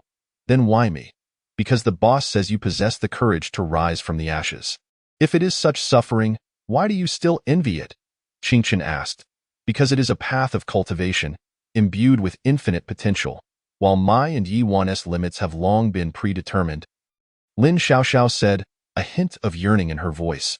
"Though that path is fraught with pain, you must understand. Only those who have traversed a life of suffering can attain a higher state." Qingchen ceased to dwell on this matter and instead posed another query. "How old is Emard Li Shudong?" "Why do you ask this?" Lin Xiaoxiao inquired, puzzled. "Just curious," Qingchen replied. "Travelers age faster than ordinary individuals, for they must divide their life between two worlds. By the time Qingchen's peers reach 40, he will already appear to be in his 60s, he thought. Thus, he wished to ascertain whether someone like Li Shutong could defy aging. Lin Xiaoxiao scrutinized him. "What do you think?" "I would guess 35, Qingchen ventured. "Too low," Lin Xiaoxiao replied. "60? Incorrect. 120. Stop. If you keep guessing, you'll scare the boss away," Lin Xiaoxiao said. "The boss is 46 years old this year. Individuals like him can live to over 200. Qingchen was taken aback. "Why do you follow him?" he asked. "There is no particular reason. I, Yuan, and many others are all orphans," Lin Xiaoxiao said, reclining on the hot sand, propping her arms beneath her head as she gazed at the sky. Suddenly, the atmosphere darkened, and the air grew less oppressive. "You were born into the Qing family, so you cannot comprehend the harsh realities of life outside. Becoming an orphan is all too easy. Perhaps your parents crossed paths with gang members and had a dispute, or maybe you were targeted right after receiving your paycheck, or perhaps it was a chemical leak in the factory. Or you were attacked by hackers while connecting to the virtual network. In any case, people die so casually. Then you find yourself unable to pay property taxes, the insurance company denies your claims, and the bank seizes your home, casting you onto the streets where no one will care about your existence. To that point, your life is already shrouded in darkness. Gangs seek to recruit you as a drug mule, subjecting you to even worse abuse and filming it to create a virtual life for profit. In such times, when someone appears before you and says, "Come with me, and I will offer you a new life," regardless of who they are, you would follow them. Qingchen quietly regarded Lin Xiaoxiao, realizing in that moment that, compared to her life, his own sufferings were trivial. With that, Lin Xiaoxiao rose. "All right, get some rest," as the nightmare dissipated. Qingchen remained in the dimly lit cell, lying on the cold bed. Now that he had glimpsed the enigmatic depths of Li Shutong, he pondered whether the cannon he held was sufficient to barter for the opportunity to unlock the door to a new world. He was uncertain if the cannon carried enough weight, and he could not explain its origins. Perhaps he should wait a little longer. Patience and hope. These two words encapsulate all of humanity's wisdom. Countdown, 2400 hours, 00.ina corner of prison node. 18.is, anyone there? Let me out, why am I locked in here? Someone pounded forcefully on the steel gate, shouting loudly. Lu Dazhu, a traveler from Luoqing, was confined in a solitary cell. After seeking out Li Shutong to complete a task, he found himself trapped in this hidden corner, forgotten by all. Here, there was no concept of time, nor could he see the sunrise or sunset. Lu Dazhu could only rely on the timing of the robot's meal deliveries to gauge the hour. His pounding on the steel gate grew weaker until he had exhausted his strength. His voice hoarse before he finally ceased. It seemed as though he was utterly alone in this prison, with no one responding to his pleas or fury. Lu Dazhu could not comprehend why others thrived in the inner world. Equipped with mechanical limbs and connections to gang members, while he had been reduced to this state. Moreover, he had boasted to his classmates before coming here that he was a traveler, after waiting for 24 hours to return to the real world. My classmates inquired about my identity in the alternate realm. How should I even begin to articulate it? Should I admit that I hold a secure position in an administrative unit of that world, where I am required to do nothing and receive meals daily? Should I declare that I have successfully transitioned into a new role, a role as a prisoner? At 27, a whistleblower, as dawn breaks. The countdown reads 16:20, 00. Last night, a new group of prisoners arrived at prison number 18. Under the direction of Qing Chun, Lu Guangyi was tasked with inquiring about the newcomers' backgrounds, yet none among them were travelers from other realms. Qing Chun speculated that all travelers entered and exited simultaneously, with none arriving midway through. Consequently, all travelers exist along the same timeline. At this moment, Li Shutong and Qing Chun were already seated at the dining table, engaged in a game of chess. After advising Lu Guangyi to be mindful in his approach, the prison seemed somewhat less filled with the cries of distressed newcomers. Li Shutong gazed at the chessboard and remarked, "But have you considered that those newcomers may not feel grateful to you?" Qing Chun pondered for a moment and replied, "When you encounter a beggar on the street and toss him some change, that amount may not be enough to alleviate his poverty, yet you purchase a sense of inner peace and joy for yourself." Li Shutong smiled quietly without further comment. Unlike the usual observers of the game, today there was an additional presence. Guo Huchen. Yesterday, this robust man had sat at a distance with great courtesy, but today he boldly positioned himself beside Qing Chen. The over 2-meter-tall giant made the chair seem diminutive in comparison, creating an awkward sight. Nevertheless, Guo Huchen paid little heed to such trivialities. He was determined to stay close to Li Shutong. If he could not emerge victorious, he would join the fray. Moreover, noticing that Qing Chen's meal included genuine meat while his own did not, he brazenly addressed Li Shutong. "I am at least a notable figure within the Spade Group. How can you indulge in real meat while serving me synthetic? This hardly reflects good hospitality." Lin Xiaoxiao, witnessing his lack of shame, retorted with a cold laugh, "Are you truly comparable to us? Perhaps you should challenge the boss to a duel. If you win, you may dine as you wish. It is unwise to resort to violence all the time," Guo Huchen remarked, stroking his bald head. "Furthermore, while it's acceptable for the three of you to indulge, why is this chess-playing lad also feasting on real meat? He is just an ordinary person." He then called out, "Hey kid, go get your own portion. This one belongs to me." Everyone paused, taken aback by Guo Huchen's cunning. Realizing he could not contend with Li Shutong, he chose to target Qing Chen, whom he deemed an easier target. At that moment, Ching Chun lifted his gaze to meet Guo Huchen's, then turned to Lin Xiaoxiao and the others. He noticed that Lin Xiaoxiao had refrained from responding to Guo Huchen's provocation and was instead smiling warmly at him. Ching Chun silently closed his eyes. Guo Huchen, interpreting this as a sign of fear from the youth, brazenly seized Ching Chen's plate and placed it in front of himself, declaring, "You all saw it." He willingly abandoned it. Yet in that instant, Ching Chen's mind seemed to drift back to the previous day. The moment Guo Huchen had thrown a punch, the world froze. The prisoners were struck down by a metallic storm.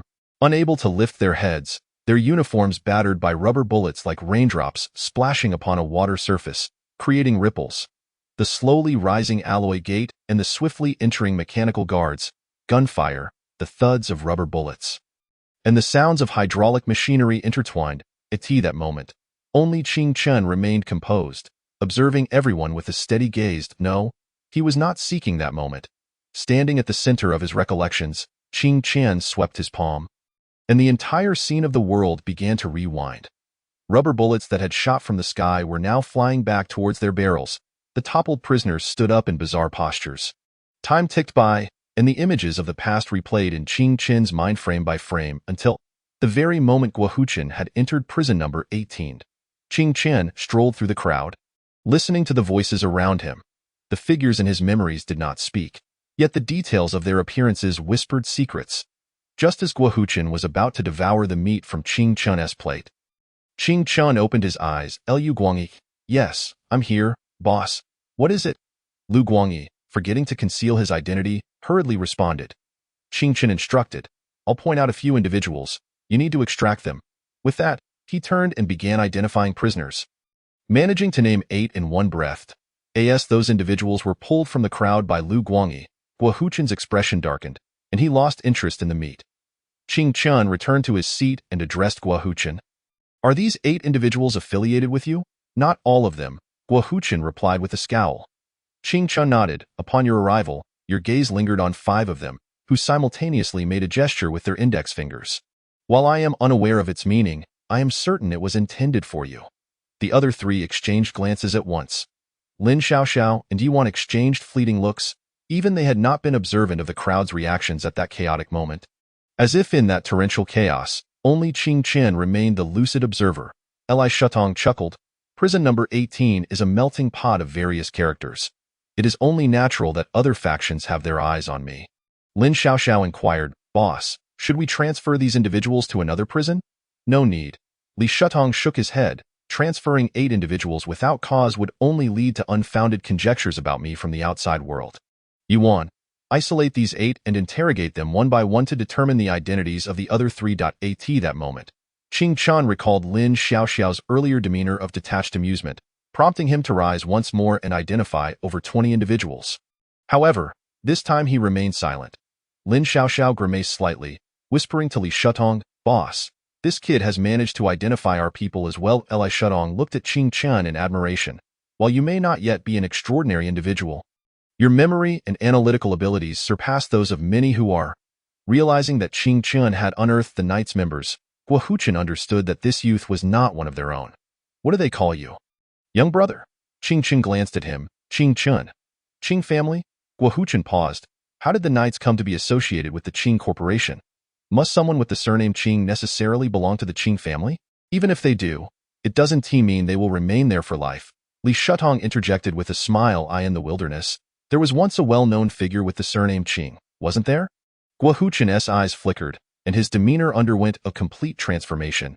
He quietly pushed the plate back towards Ching Chen and warmly stated, "Young brother Ching Chen, what is your impression of the Spade Group?" "Not favorable," Ching Chen replied coldly. He still could not decipher Guo Huchen's character. Despite his imposing stature, his thoughts were agile yet devoid of principles. Furthermore, as someone who sought to seize forbidden items from him, Ching Chen naturally had no intention of being amiable. With Li Shutong's influence, he had already eliminated some of Guo Huchen's pre-placed allies, which could be considered a minor victory. As he spoke, a commotion arose nearby. Ching Chen turned to observe. The 3 individuals he had just identified as non-Spade members lay sprawled on the ground, their lips and faces a disturbing shade of blue. This was a classic symptom of asphyxiation. Lin Xiaoxiao removed his outer garment to wrap around his hand, then crouched down to gently pry open one of the deceased's mouth. He looked up at Li Shutong. Boss, there's a poison sac hidden in the rear molars. Upon opening the mouth, a faint, bitter almond scent is evident. Cyanide. Guo Huchen interjected. These three are not from my spade group. Assassins, Li Shutong remarked with a calm demeanor. This is rather surprising, and no one knew who had arranged for their entrance, nor their motives for infiltrating prison number 18. Ching Chun watched silently, his expression betraying no emotion. Only his tightly clenched fists revealed his tension. He opened his palm to glance at the red marks left by his nails, along with beads of sweat. Whether in the real world or the alternate realm, this was his first encounter with death. The notion of poison concealed in one's teeth was something he had only seen in films. The brutal methods employed by the three assassins jolted Ching Chun back to reality, making him acutely aware that this was, after all, a world where beasts roamed free. The mechanical guards of prison number 18 returned to remove the bodies of the three assassins. The atmosphere within the prison grew quiet. Everyone enveloped in silence. Ching Chun sat at the dining table, lost in thought, his complexion pale. This was his first experience of fear, the unease within him gradually manifesting as physical discomfort that rendered his recently consumed breakfast indigestible. Teachers at school had taught him what functions were and how to structure sentences. His parents had instructed him on the use of chopsticks, how to do laundry, and how to care for himself. Yet, no one had ever taught him what death truly meant. Such matters could only be comprehended through first-hand experience, witnessing life extinguish unnaturally before one's eyes. A profoundly shocking reality, Li Shutong observed Ching Chun and inquired. Is this your first encounter with death? Yes, Ching Chun replied, pursing his lips. Are you afraid? Li Shutong asked. A little. Ching Chun nodded. You know, everyone experiences two lives. Li Shutong smiled. The second life begins when you realize that you only have one. From that moment onward, you will start to appreciate the importance of time and reflect on how much of it you have squandered. Unbeknownst to him, a single phrase from Li Shutong unexpectedly instilled a sense of calm within Ching Chun. Li Shutong gazed at him and inquired, these three assassins are likely targeting me, so assist me in locating them. Consider it a favor owed to you, and you may exchange it for something of your choosing. Since the onset of their chess match, Li Shutong had asked repeatedly what he desired in return. Ching Chun replied, I seek a list of members from the Li Consortium. Puzzled, Li Shutong responded, why not request the method for becoming an extraordinary individual instead? Ching Chun continued, when the time is right, you will provide it to me without needing to barter. Li Shutong's smile grew more pronounced. You are more astute and patient than I had anticipated, displaying a remarkable level of restraint.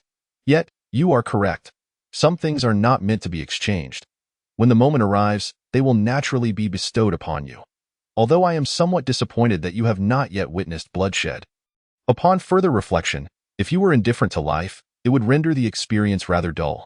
With that, he instructed Lin Xiaoxiao to procure a list of Li's members. I am curious, he inquired. What do you intend to do with this? Ching Chun replied, I believe I need not clarify its purpose. Very well, I shall refrain from further questions. Li Shutong chuckled, waving his hand dismissively. This is merely repaying your favor. Do as you wished. As night fell, Ching Chun awaited the countdown to his return within the confines of his cell. Initially, he had anticipated that Lin Xiaoxiao would arrive to conduct the nightmare test once more, yet she did not appear. Perhaps the others believed he was no longer bound by nightmares, rendering the test unnecessary. Or perhaps Li Shutong deemed it redundant. In a vague sense, Ching Chun felt that the path to becoming extraordinary was drawing ever closer. Though the countdown had yet to reach 0, he lay down upon the frigid wooden plank and closed his eyes in slumber. Unlike the anxious waits of earlier instances, having witnessed death had rendered him increasingly tranquil. When he opened his eyes again, he found himself in the small room on Xingzhou Road, the sound of chirping birds wafting in through the window, heralding the dawn. He glanced at the white markings on his arm. Countdown 40, 2021. It appeared he had 2 more days to endure. The process of traversing was silent and unnoticed, even by those in slumber. Ching Chun mused. Strangely, he found himself anticipating the next crossing, dressed in his school uniform. He prepared to leave, only to find Jiang Shui leading Li Tongyun as he opened the door. Good morning, Aunt Jiang. This time, everything is all right, right? Ching Chun inquired. All is well, Jiang Shui replied with a smile. I was just about to take Xiaoyan to school. Come to our home after school tonight. I'll purchase some fish and ribs to celebrate. Celebrate what? Ching Chun asked, puzzled. We'll discuss it tonight. You will find out then, Zhang Shui said with a smile, leaving Qingchen deep in thought. As he walked, he opened his phone to check trending news, one headline catching his attention. A foreign news report indicated that the dark web was rife with information traders asserting that killing a traveler would not grant the opportunity to traverse. Qingchen froze upon reading this, for those few words signified the extinguishing of a vibrant life, or perhaps many lives. Reality often proved more gruesome than the words conveyed. Upon arriving at school, he discovered a throng of students gathered around the adjacent classroom. Grabbing the attention of Yu Junyi, his class's academic representative, he asked, "What is happening? What are they all watching?" Yu Junyi explained, "Didn't you hear? A traveler named Lu Di's who's from the next class just arrived at school. Everyone is asking him about his experience." Upon entering, Lu Di's who's was immediately taken away by mechanical wardens. During the 2 days he had traversed, Qingchen had not seen him again. He had assumed Lu would follow in Huang Jixian's footsteps and apply for a leave of absence. But to his surprise, he was now sitting in class as if nothing had happened at a tea that moment. Lu Di's who's was surrounded by classmates, one of whom shouted, "Where did you end up after you traversed? Why don't you have mechanical limbs like others? I see many travelers do." Lu Di's who's, seemingly flustered, exclaimed, "I did traverse. But why don't you have mechanical limbs?" Came the pressing question. Lu Di's who's retorted, "Many don't possess mechanical limbs. And having them is not necessarily a good thing. Let me tell you, I ended up in prison 18 and met Li Shudong." A sudden hush fell over the classroom. Lu Di's whose declaration resonated in their ears, as if he had just claimed to have participated in an exclusive closed beta of a game. Obtaining the singular orange weapon and acquiring the most formidable hidden class, in an instant, Lu Di's whose became a godlike figure in the eyes of his peers. Qingchen silently observed their reactions, choosing not to expose the falsehood. Curiosity surged among the students. What does Li Shudong look like? Lu Di's who's pondered a moment before responding, he is quite unique in prison. While others wear prison garb, he dons a Tai Chi practice uniform. I suspect he might be the prison warden or something. He had 2 attendants with him. One was slender and smiled amiably, while the other was quite burly and stern. Sounds like a big shot. A classmate remarked, "Oh, and he has a cat, an enormous one, with tufts of fur on its ears that make it resemble a lynx." At tea that moment, someone inquired, "Did you obtain the method for your class change from him?" Influenced by his xiao, many students began using gaming terminology to describe the inner world. However, at this question, Lu Di's who's hesitated. Acquiring a class change isn't that simple. You all heard he xiao say Li Shudong is no ordinary person. Earning his trust is certainly not easy. The classmates nodded in agreement, realizing that Lu Di's who's opportunity for a class change was far from guaranteed. Yet Lu Di's who's quickly added, "Since I've already traversed to prison 18, I certainly won't let this chance slip away, and I've already spoken to Li Shudong." Their interest piqued once more. "What did you discuss?" Lu Di's who's continued to evade, "Just some small talk." Another classmate asked, "So when you traversed to prison 18, were you a prisoner? Was it dangerous or harsh?" Lu Di's who's replied, "Not at all. I'm quite different from the other prisoners." Qingchen. Lu Di's who spoke the truth. He indeed was not like the other prisoners, as they were not in solitary confinement. Hearing this, Qingchen turned and returned to his classroom, realizing that the reason for Lu Di's whose bravado stemmed from youthful vanity.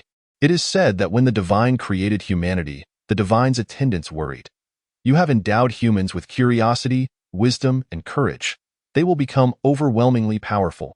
Though this, the divine pondered and responded, "Then let us bestow upon them some vanity and jealousy." Qingchen believed that having a sense of vanity was not inherently negative, yet in the current environment, revealing oneself as a traveler was an exceedingly foolish choice. Just as he was deliberating, he noticed Nan Gongchen, who was cowering at the back of the crowd, his head bowed. "Nan Gongchen," Qingchen called out. "Huh? Who called me?" Nan Gongchen lifted his head, revealing his despondent demeanor. "What is wrong with you?" Qingchen asked, puzzled. "Did someone beat you?" No, Nan Gongchen quickly shook his head. "I just didn't sleep well." Qingchen scrutinized him. He bore no mechanical limbs or other abnormalities, just an evident lack of spirit. He pulled Nan Gongchen aside into the classroom and whispered, "Did you suffer torment after traversing?" "Traversing? What traversing?" Nan Gongchen feigned confusion. Qingchen's mind raced with doubt. What on earth had Nan Gongchen experienced in the inner world to alter his previous boastful demeanor into this dejected state? "What did you do after you traversed?" Qingchen murmured, "I didn't traverse. Who said I did? I'm not angry with anyone, Nan Gongchen protested. It wasn't until just before class began that Nan Gongchen finally muttered. Did I not tell you about a group of travelers? Yes, you did, Qingchen nodded. But did I mention that someone was selling socks from the inner world? Yes, Qingchen nodded again. That was a lie, Nan Gongchen stated. Don T asked me how I know. The fact is, he is not a traveler, and you can't bring socks back from there. Okay, Qingchen nodded. Nan Gongchen continued. Did I also mention that a traveler claimed he could help connect you with wealthy women? Yes, Qingchen confirmed. That traveler is real. Qingchen's expression shifted to one of astonished respect. He stared in disbelief at Nan Gongchen, momentarily at a loss for words. Logically speaking, he had never felt such shock even when he first traversed. Realizing he had perhaps divulged too much, Nan Gongchen hurriedly backtracked. I only heard others in the group say that. I'm not a traveler. Understood, Qingchen nodded, and they fell into a prolonged silence. Suddenly, Qingchen asked, Is the pay good? Nan Gongchen's expression changed dramatically. I already told you I'm not a traveler.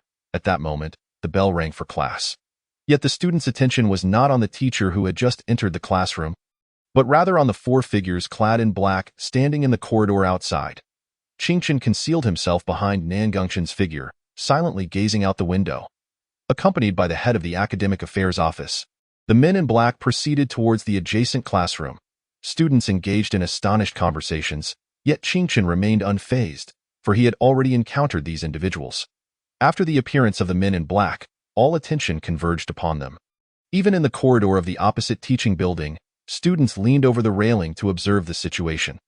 Qingchen continued to hide beside Nan Gongchen, yet he had overthought. The others did not cast a single glance into their classroom. At this moment, Qingchen deduced that any organization capable of collaborating with the head of the Academic Affairs Office must possess an official background, which provided a modicum of reassurance. However, after the men in black took Lu Dezhu away, they returned him just before the end of the first class. As soon as the bell rang, students from surrounding classes rushed over, surrounding Lu Dezhu with inquiries. Who were those men in black? Lu Dezhu, equally bewildered, replied, I don't know who they are. The Academic Affairs Director, Shi Qingyin, merely instructed me to cooperate with them. What did they want with you? A student pressed. First, they asked me to register my home address and contact information, including the phone number of an emergency contact, Lu Dezhu recalled. Then they informed me that I cannot leave Luoqing for the time being, as there might be some collective training for us crossers, which they are still preparing and cannot confirm when it will be ready. By the way, Lu Dezhu suddenly recalled, they showed me a few photographs taken from traffic cameras at intersections, asking if I recognized a certain individual. The person in the photos appeared to be quite young, but the images were somewhat blurry as they were taken at night. They wore a gray hoodie and a cap, obscuring their features. Qingchen furrowed his brow. Why are they looking for him? A classmate inquired. Lu Dezhu explained. The men in black suggested that he might also be a crosser who had previously been spotted at the doorstep of another crosser. They were candid about it, stating that this particular crosser possesses exceptional counter-surveillance abilities, far beyond the capabilities of an ordinary student like myself. If one encounters someone resembling him, they must first call the men in black and avoid any casual contact. A classmate asked, why did they question you about this? Lu Dezhu replied, they said they were tracing clues based on surveillance footage, and that the person's activity area should be within a 3-kilometer radius. However, our neighborhood is old and the roads are narrow and dilapidated, with many places lacking surveillance or having broken cameras, thus the clues have run dry. The cessation of clues was no mere coincidence, for on that day, Qingchen had deliberately donned a piece of clothing he had not worn in 2 years and had intentionally avoided surveillance. Lu Dezhu added, they didn't just question me. They also inquired with several teachers at the school, suspecting that the crosser might be among us, yet the teachers failed to recognize him. The presence of a crosser nearby had sparked considerable chatter within Luoqing Foreign Language School. During every class break, groups of students would feign passing by Lu Dezhu's classroom. Among them were several attractive girls whispering outside the classroom, greatly satisfying Lu Dezhu's inner pride. Nan Gongchen sat in the classroom, enviously gazing out the window. Some people cross over and find themselves beside powerful figures, even conversing with them. Perhaps one day, they might become superheroes. Why is there such a disparity between individuals? Qingchen cast him a glance. Envious? Aren't you? Nan Gongchen murmured. I had previously mentioned treating you to a meal with the fortune I would earn, but now it seems that won't be feasible. Then let us focus on studying. There are plenty of ordinary people living their lives well. Point one doesn't necessarily have to be a crosser, Qingchen replied. Nan Gengchen hesitated. He found himself torn between not wanting others to discover his identity as a crosser, which could pose dangers, and the youthful desire to evoke envy in others. Thus, he oscillated between the identities of a crosser and an ordinary person. Living in denial. As evening approached, the class monitor sought out Qingchen and Nan Gengchen. Qingchen, you two are the only ones who haven't paid the textbook fee.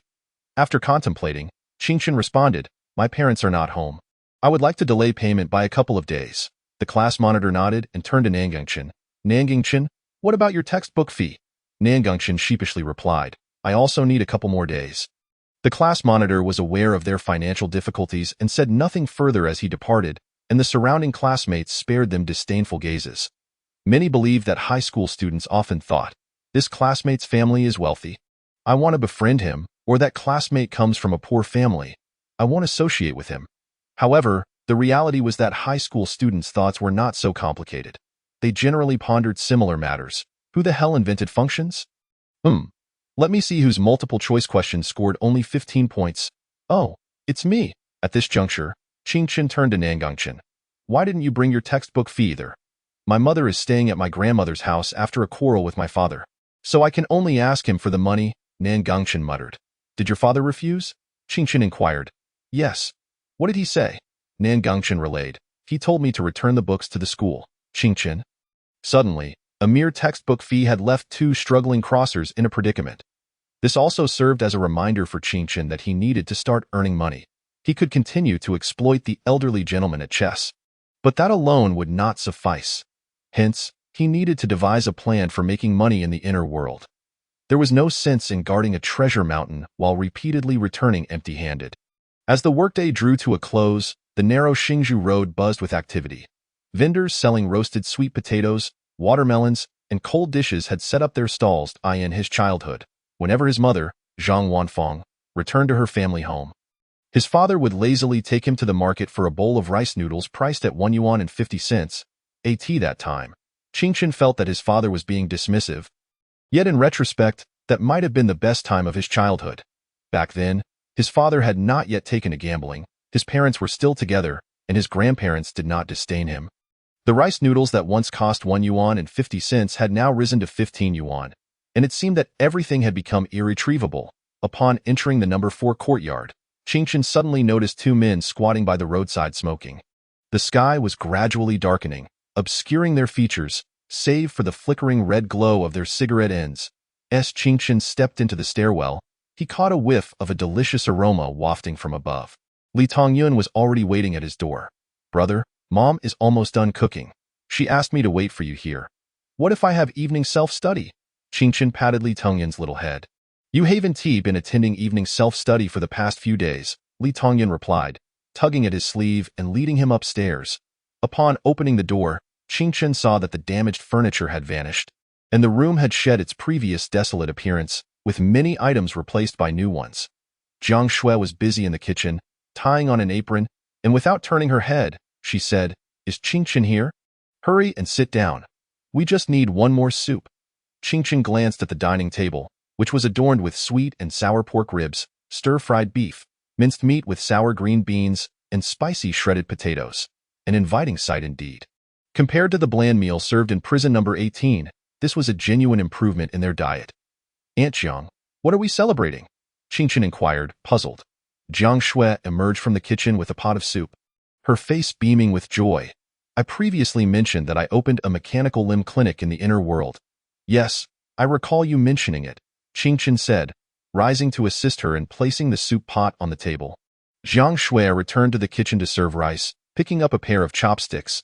I was quite troubled regarding that clinic, as crossing over does not allow one to retain memories.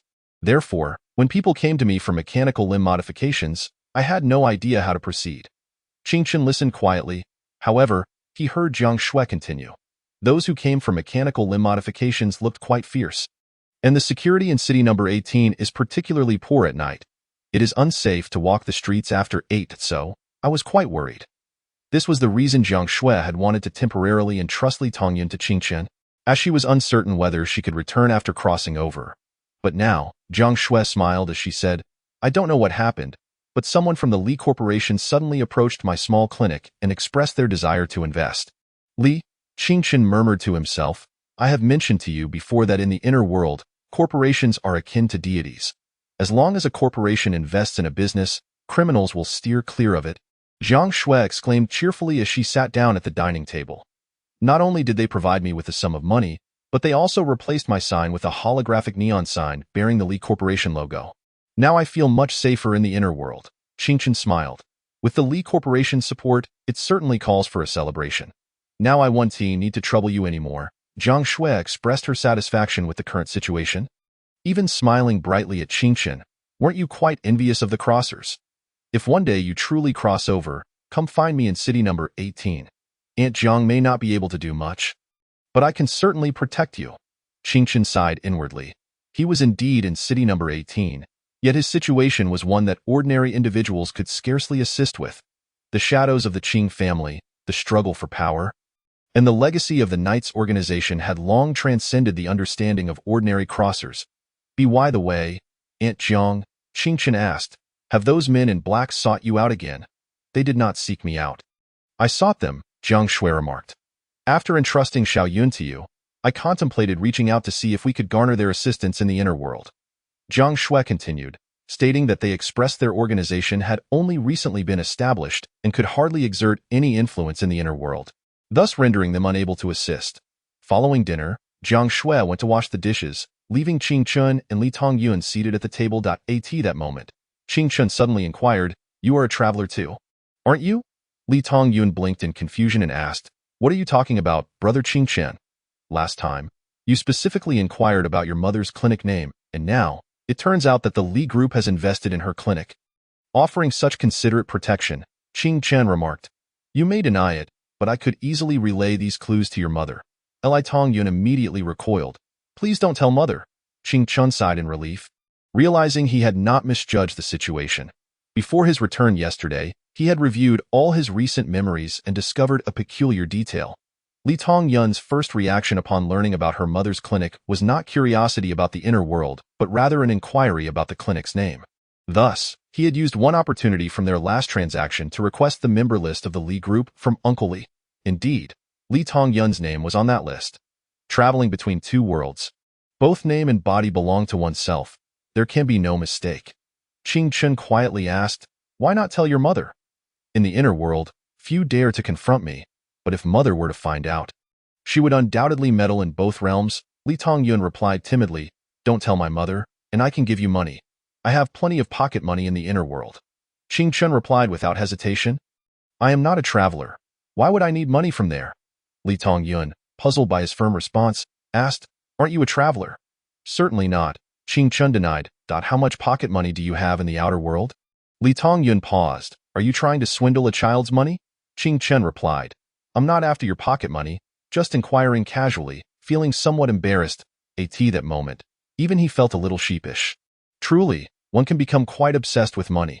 Seizing the moment while Jiang Shui was still washing the dishes, Li Tongyun whispered to Qingchen, I really don't have much pocket money in the outer world. Why don't you propose a different condition? What condition? Qingchen asked, I don't know. Just remember not to tell my mother. Li Tongyun insisted, lowering her voice once more. Fine, you can owe me for now. Qingchen glanced at Jiang Shui's figure in the kitchen. Make sure to take good care of your mother in the inner world. I've heard it can be quite chaotic. Rest assured, Li Tongyun replied contentedly.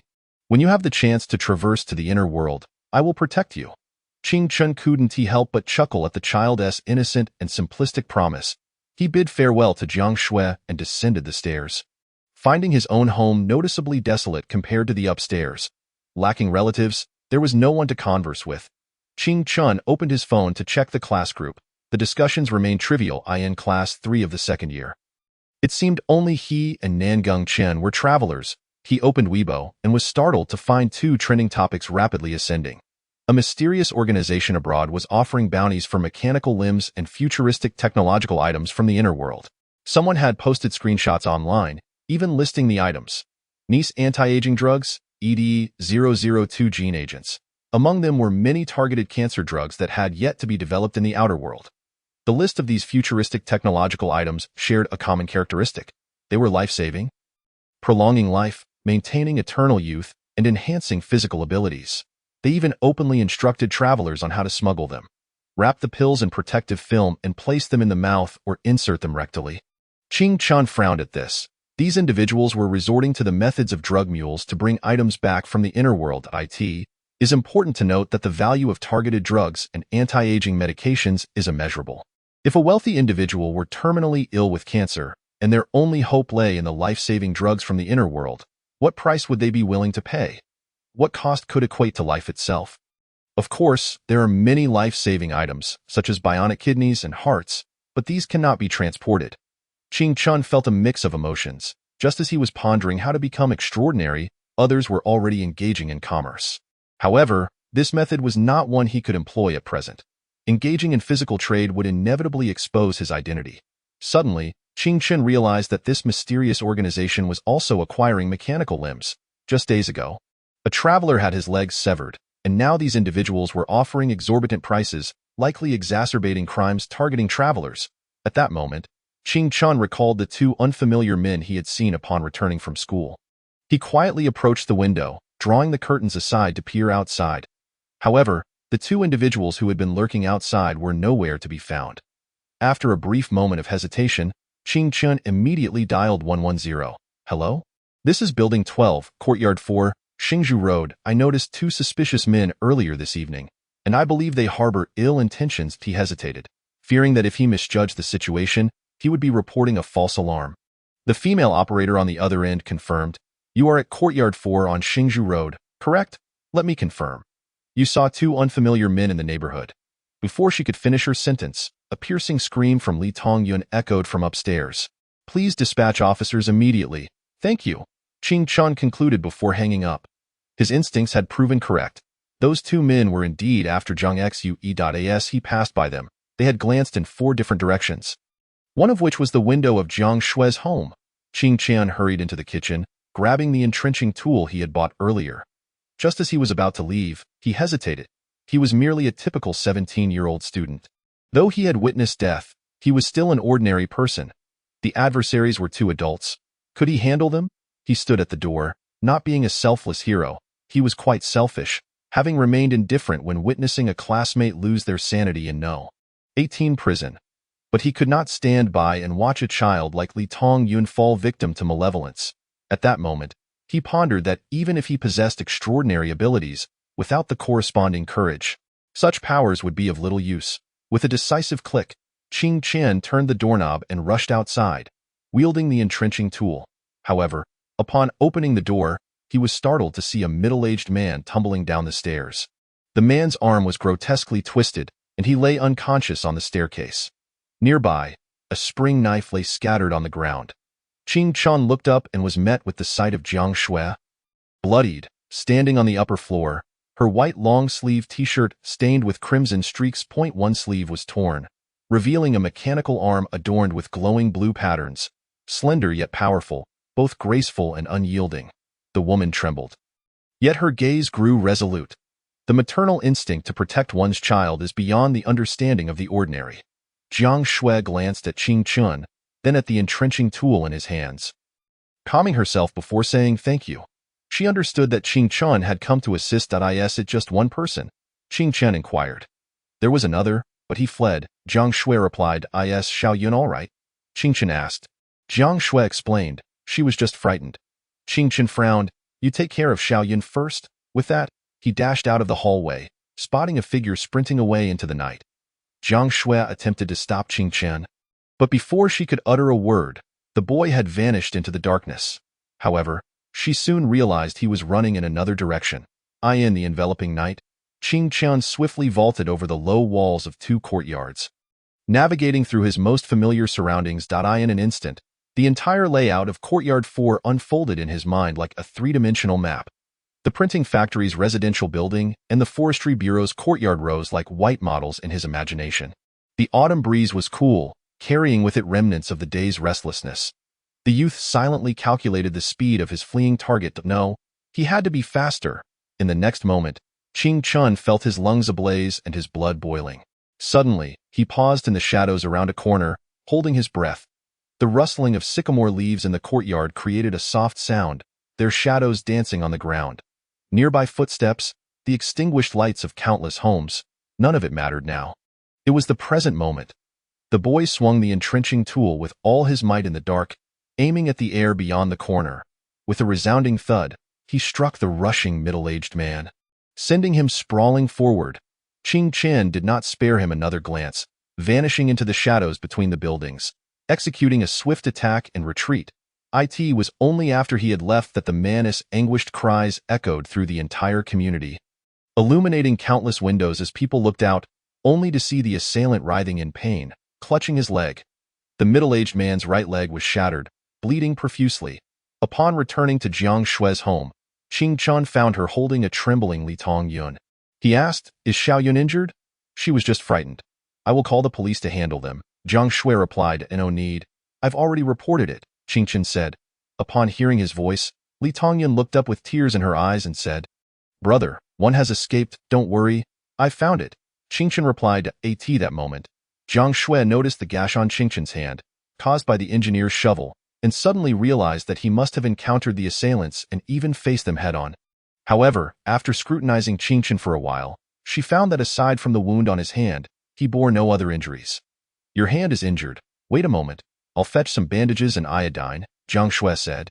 After all, he is just an ordinary person, Ching Chen thought to himself, glancing down at his hurt hand, lamenting internally that he possessed a powerful mind but lacked a body to match. "There's no need to trouble yourself." "Aunt Jiang," Ching Chen said, "I have some at home." At that moment, neighbors began to emerge, emboldened by the apparent cessation of danger. As the crowd grew, Ching Chen quickly announced, "The police will be here shortly. I'll head back inside. Remember, I have nothing to do with this tonight." Jiang Shui hesitated for a moment before replying, "All right." The cacophony of discussions outside, the blaring of police sirens, and the bustling footsteps seemed to have no effect on Ching Chen. He lay silently on his bed, contemplating the moment he had wielded the engineer's shovel, feeling as though he was embracing a brand new life. Gradually, he drifted off to sleep, only to be startled awake by a series of knocks on the door. With bleary eyes, he opened the door to find Li Tongyun standing there. "Ching Chen Gij, could you come to my house for a moment?" Li Tongyun asked weakly. "What is it?" Ching Chen inquired, puzzled. "You need to help my mother," Li Tongyun said urgently. Upon ascending the stairs, Ching Chen found Jiang Shui sitting at the dining table, her arms limply hanging by her sides. "Are you hurt?" Ching Chen asked. "No, it's not an injury," Jiang Shui replied. "It's just that my mechanical limbs have run out of energy." Ching Chen was taken aback. He had never considered the operational mechanisms of mechanical limbs, merely assuming they were equipped with some sort of advanced technology, perhaps even containing antimatter reactors. He had not realized that Jiang Shui's excessive use of her mechanical limbs the previous day had caused them to malfunction. In simple terms, they had run out of power. "Wait, does it have such poor durability?" Ching Chen queried. "How do the people in the inner world sustain high-intensity battles?" Jiang Shui explained. "The entire inner world has completed an upgrade to wireless charging energy. You can see the nuclear reactor cooling towers at the city's edge, and all the electrical power they generate is distributed throughout the city via cloud flow towers. In the inner world, nearly 90 of electronic devices, be it vehicles, communication equipment, mechanical limbs, rice cookers, or lighting, have bid farewell to wire transmission, with networks similarly operating as if a massive Wi-Fi signal blankets the entire city. Everyone possesses their own identification number, and as long as they pay monthly fees associated with that number, they can enjoy a convenient lifestyle. The conglomerates charge according to individual electricity usage. Wireless charging? Isn't that the dream of scientist Nikola Tesla? Ching Chen wondered. The essence of charging is energy transfer, and in fact, the outer world has already developed such technologies. However, the technologies in the inner world were undoubtedly of a higher caliber, having surpassed numerous levels of advancement. At that moment, Li Tongyun suddenly asked, "Will this wireless charging emit radiation?" Last month, in the neighboring community, an old man and woman pressured the mobile company to dismantle the signal tower. Will this radiation be worse than that of the tower? Jiang Shui had not given it much thought before, but now, prompted by Li Tongyun, she too felt a twinge of concern and asked.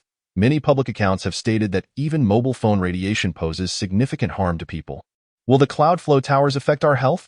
Ching Chen reflected for a moment before responding. Radiation levels vary from person to person. What do you mean? Li Tongyun asked, puzzled. Qingchen thought for a moment before explaining. The lower the education level, the greater the radiation exposure to Li Tongyun. Jiang Shui. In the inner world, with cloud flow towers in the city, what happens if you need to leave the city? Qingchen inquired about other matters. Generally, it's quite troublesome to exit the city. It is possible, but you need a visa, Jiang Shui replied. It seems that due to rampant smuggling, the Federation has established entry and exit checkpoints in every city. What if you pass through the checkpoints and actually venture outside the city? Qingchen pressed. I've heard that on the outskirts, there are also cloud flow towers scattered along the roads, Jiang Shui explained. There are mechanical limbs with larger energy storage capacities, similar to how we purchase smartphones with 64 GB, 128 GB, or 256 GB. The more durable ones are more expensive. Generally, people don't worry about durability, so they opt for the cheaper options. Oh, it's just a means to encourage consumer spending. Qingchen nodded. In the inner world, many young people pursue mechanical limbs as fervently as some children in the outer world chase after sneakers and new smartphones.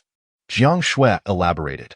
Moreover, many people adorn their mechanical limbs with decorations, such as embedding elegant golden threads or borders, or inlaying gemstones and diamonds. Qingchen remarked, I understand. It's akin to skins in a game. Jiang Shui pondered for a moment, that interpretation isn't entirely off. Suddenly, Qingchen recalled the prisoners in cell 18. Many seemed to have golden embellishments on their mechanical limbs, while gemstones and diamonds were rare. Gold was quite common, exemplified by Lu Guangyi. Qingchen tentatively asked, are those gold threads and bars genuine? Yes, Jiang Shui confirmed with a nod. Is the gold in the inner world the same as that in the outer world? Qingchen inquired again. It should be, Jiang Shui replied. The 5 major banks in the inner world issue currency based on gold reserves. At that moment, Qingchen finally grasped how to earn money in the inner world. He even remembered precisely how much gold each individual possessed. At this instant, Lu Guangyi likely remained oblivious to the fate that awaited him. Qingchen asked, what sort of transportation exists in the wilderness? Is it electric vehicles as well? The military uses diesel engine vehicles, Jiang Shui responded. Diesel engines produce significant power, with low RPM and high torque, making them more suitable for military use and off-road conditions. Moreover, diesel engines have minimal electrical components, allowing for manual starting, which is more practical in harsh environments and climates. Qingchen was surprised that the inner world still employed diesel engines. Jiang Shui added, of course. The military also possesses more powerful aircraft that use liquid oxygen and methane. I've forgotten the exact name. Liquid oxygen and methane? Qingchen asked. Yes, that's it. Jiang Shui's eyes brightened. Aerospace fuel, Qingchen marveled. Currently, Elon Musk's SpaceX rockets use this very substance. Jiang Shui turned to Li Tongyun and said, Xiaoyun, you must study hard like your brother Qingchen. See how I can casually mention half a name, and he immediately knows what I mean. For Qingchen. The appearance of Jiang Shui and Li Tongyun filled some gaps in his understanding. In cell 18, he had refrained from asking too many questions to avoid revealing his identity as a traveler. After returning to the outer world, the cacophony of information was difficult to discern. Now, hearing about the true inner world from Jiang Shui left him somewhat exhilarated. With a diverse clientele at Jiang Shui's mechanical limb clinic, it was indeed an excellent place to gather information. Suddenly recalling something, Qingchen asked, So, did Zaya Tongjian call me to ask for help with something? Li Tongyun replied, My mother can't lift her arms. Could you please help take care of her for a day? At that moment, Qingchen could see that Jiang Shui's arms hung limply at her sides.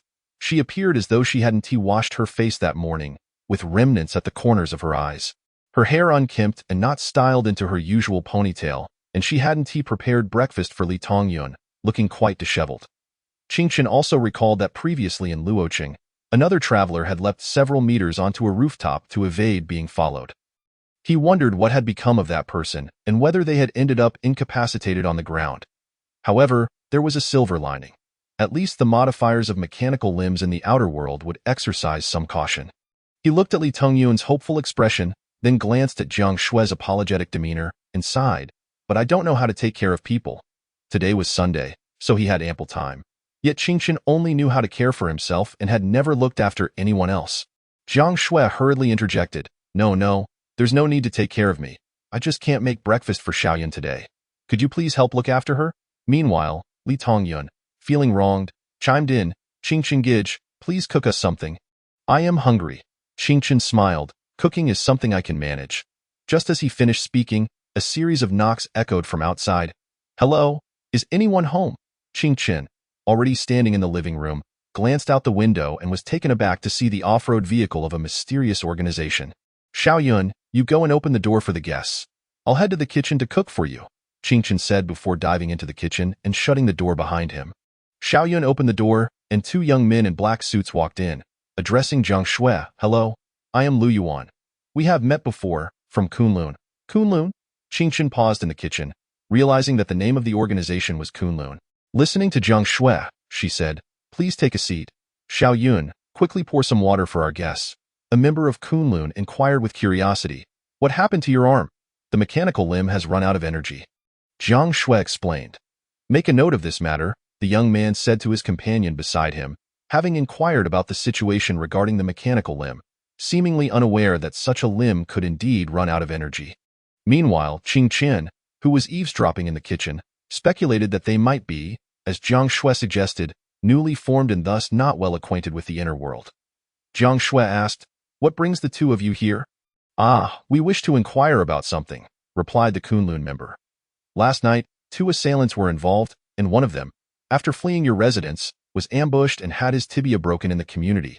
Do you know who did this? Do not worry, we are not here to hold anyone legally accountable. We simply seek to understand, he added. Qing Chen's heart suddenly raced. Do you know who did it? Lu Yuan asked. The living room fell silent. The air within the room seemingly transformed into a calm water, slowing the movements of everyone present. In the kitchen, Qing Chen instinctively held his breath. After adjusting her posture, Jiang Shui slowly replied, I do not know who did it. Perhaps someone acted heroically. Why are you investigating this? Jiang Shui was already quite aware that they were here to investigate Qing Chen. However, she was reluctant for anyone to find out about him. The image of the young man, holding a spade under the night sky, and the cracked skin of his palm seemed to loom before her, making her realize for the first time that she felt a sense of security in the presence of an outsider. Lu Yuan smiled and explained, please do not misunderstand. We are not a law enforcement agency, so we do not intend to take action against this heroic individual, a companion from Kunlun chimed in. Indeed, it's merely that based on the assailant's description, we found this person's timing and striking to be exceptionally cunning, and their ambush skills are not something an ordinary person could compare to. Hence, we wish to locate him to see if he is a traveler. At this moment, Li Tongyun, sitting nearby, sweetly said, after the incident yesterday, my mother and I stayed at home and did not go out. So we do not know who did it. Most people in this world possess an inherent belief. Children do not. Li Tongyun's sudden explanation undoubtedly added to her credibility. At a certain moment, Qing Chen pondered that this little girl might be more complex than she appeared. Initially, she had sought refuge at his doorstep, timid yet impossible to refuse. Now, even after becoming a traveler, she had managed to keep her mother in the dark. Everything seemed far from coincidental. Jiang Shui's marriage was riddled with constant quarrels and domestic violence. Children raised in such an environment often exhibit traits that set them apart, either withdrawn, overly mature, or other psychological characteristics. He himself was raised in a similar household, and so was Li Tongyun. For some reason, Qing Chen suddenly felt as if he had encountered a kindred spirit, someone whose turbulent inner world was concealed beneath a calm exterior. This was his intuition. At that moment, Li Tongyun suddenly asked, Uncle, didn't that heroic uncle or aunt help us? Why are you looking for him? Are you going to arrest him? Are you bad people? No, the Kunlun member awkwardly explained, little one. Please do not misunderstand, Lu Yuan added. It could indeed be a heroic individual. Let me clarify again. We mean no harm. Since Kunlun is newly established, we need to find and recruit like-minded talents. I understand, Jiang Shui replied. Additionally, certain organizations and factions in the inner world have discovered the existence of the outer world. According to our statistics, 21 travelers have mysteriously died, having suffered torture prior to their deaths, and over 10 travelers have explicitly stated that they are being held captive by inner world organizations. We hope, Ms. Jiang Shui, that you remain vigilant and do not let them discover you, Lu Yuan instructed. Understood, Jiang Shui nodded, feeling a sense of dread at the grim statistics Lu Yuan had shared. So, revealing one's identity in the inner world could be so terrifying. Just then, Lu Yuan's companion's phone rang. He glanced at it and said, He Xiao has appeared again. Jiang Shui inquired with confusion, Is he Xiao the one who posts strategies on Douyin? Yes, Lu Yuan confirmed. Li Tongyun, curious, asked, Uncle, Who is that he Xiao Xiao? I see he knows ALOT. Lu Yuan became intrigued and said, little friend, you know he Xiao Xiao too? We are currently looking for this person as well, but he is quite skilled at concealing himself. Up until now, we have been unable to discover his identity. He should have left some clues, but all traces related to him have been erased. I've said too much. We won't disturb you any longer. Farewell. Zhang Shui rose and said, I am unable to see you off due to my condition. As Lu Yuan reached the door, he casually glanced at Qing Chen's sneakers before exiting without drawing attention. Qing Chen emerged from the kitchen, saying, I apologize for the trouble caused to you. Please do not say that. It is we who have troubled you, Zhang Shui replied. If it weren't for our incident, you wouldn't have been drawn into such matters. What do you wish to eat? I just checked the fridge and found there are no vegetables, Qing Chen stated. Zhang Shui instructed Li Tongyun to take out 200 yuan from her wallet, saying, we need to buy some vegetables, perhaps some pork ribs. You and Xiao Yun are still growing and need to eat some meat. Qing Chen pondered for a moment, accepted the money, and stepped outside. In the old corridor, advertisements were plastered everywhere, alongside walls peeling with the passage of time. He stood in the shadow of the stairs, tapping his fingers against the iron railing, producing a rhythmic sound that felt strangely contemplative, as if his fingers were pondering. The next moment, Qing Chen returned home to change his shoes before heading out to the market. However, before he could even exit the community, he spotted a black SUV parked by the roadside, within which eyes scrutinized him quietly, waiting for him to pass by. Lu Yuan's gaze swept over Qing Chen, lingering particularly on his shoes. The two individuals in the car observed silently until Qing Chen walked away, at which point Lu Yuan suddenly remarked, it's not him. You know very well there were others in the room just now, and it seemed they were hiding from us. Why not just rush in to take a look? What a hassle, the other inquired in confusion. Lu Yuan sighed. Boss Zhang just instructed that at the inception of Kunlun, we must maintain a good relationship with the travelers, rather than employing heavy-handed tactics. I believe it would be better to have all travelers under control, his companion replied. Lu Yuan shook his head, rolling down the car window to light a cigarette, the orange glow of the embers swirling with smoke inside the vehicle. He exhaled the smoke. Kunlun does not accept just anyone. The boss has mentioned what we aim to accomplish in the future. Those who are not aligned with us cannot be accepted. So what do we do now? His companion asked. Let us wait here a bit longer. If nothing comes of it, then so be it. Lu Yuan extinguished the cigarette, but a new era has begun. Some individuals are destined to be extraordinary. Perhaps we need not seek them out. They will reveal themselves in due course. Qing Chen arrived at the Jiangdong Road agricultural market, slowly pulling out his phone to search for He Xiao Xiao on Douyin. From the conversation earlier with Lu Yuan at Zhang Shui's home, he gleaned much information. Even Kunlun was unaware of He Xiao Xiao's identity, as he had not been recruited by them. Moreover, he possessed the means to erase his traces. Given today's interconnected digital society, how difficult it is to erase one's footprints. Your registered mobile information, your identity data, is almost entirely online and easily traceable. With Kunlun's capability to restrict movement, how could they possibly fail to uncover the identity of a gaming streamer? Unless, of course, he possessed technology or abilities beyond the comprehension of this era. 36, a new strategy. Qing Chen opened Douyin and found He Xiao Xiao's video. The familiar black background and white subtitles remained, devoid of any additional information. A young male voice slowly spoke, due to numerous inquiries in the comments about how to reach the inner world. This episode will focus on how to obtain a public beta qualification for this game. I prefer to refer to those who gain such qualifications as time walkers. For when you enter the inner world, time in the outer world pauses for you. When you return, time in the inner world will also pause for you. No, it will pause for all time walkers. Currently, known locations where time walkers originate are concentrated in 19 cities, namely Wuqing, Jingqing, Nanqing, Luoqing, Chuanqing, Chongqing, Shuncheng, Kuanqing, Haiqing, Jiqing, Zhengqing, Hangqing, Fuqing, Guangqing, Lanqing, Xianqing, Huqing, Jincheng, and Taichung.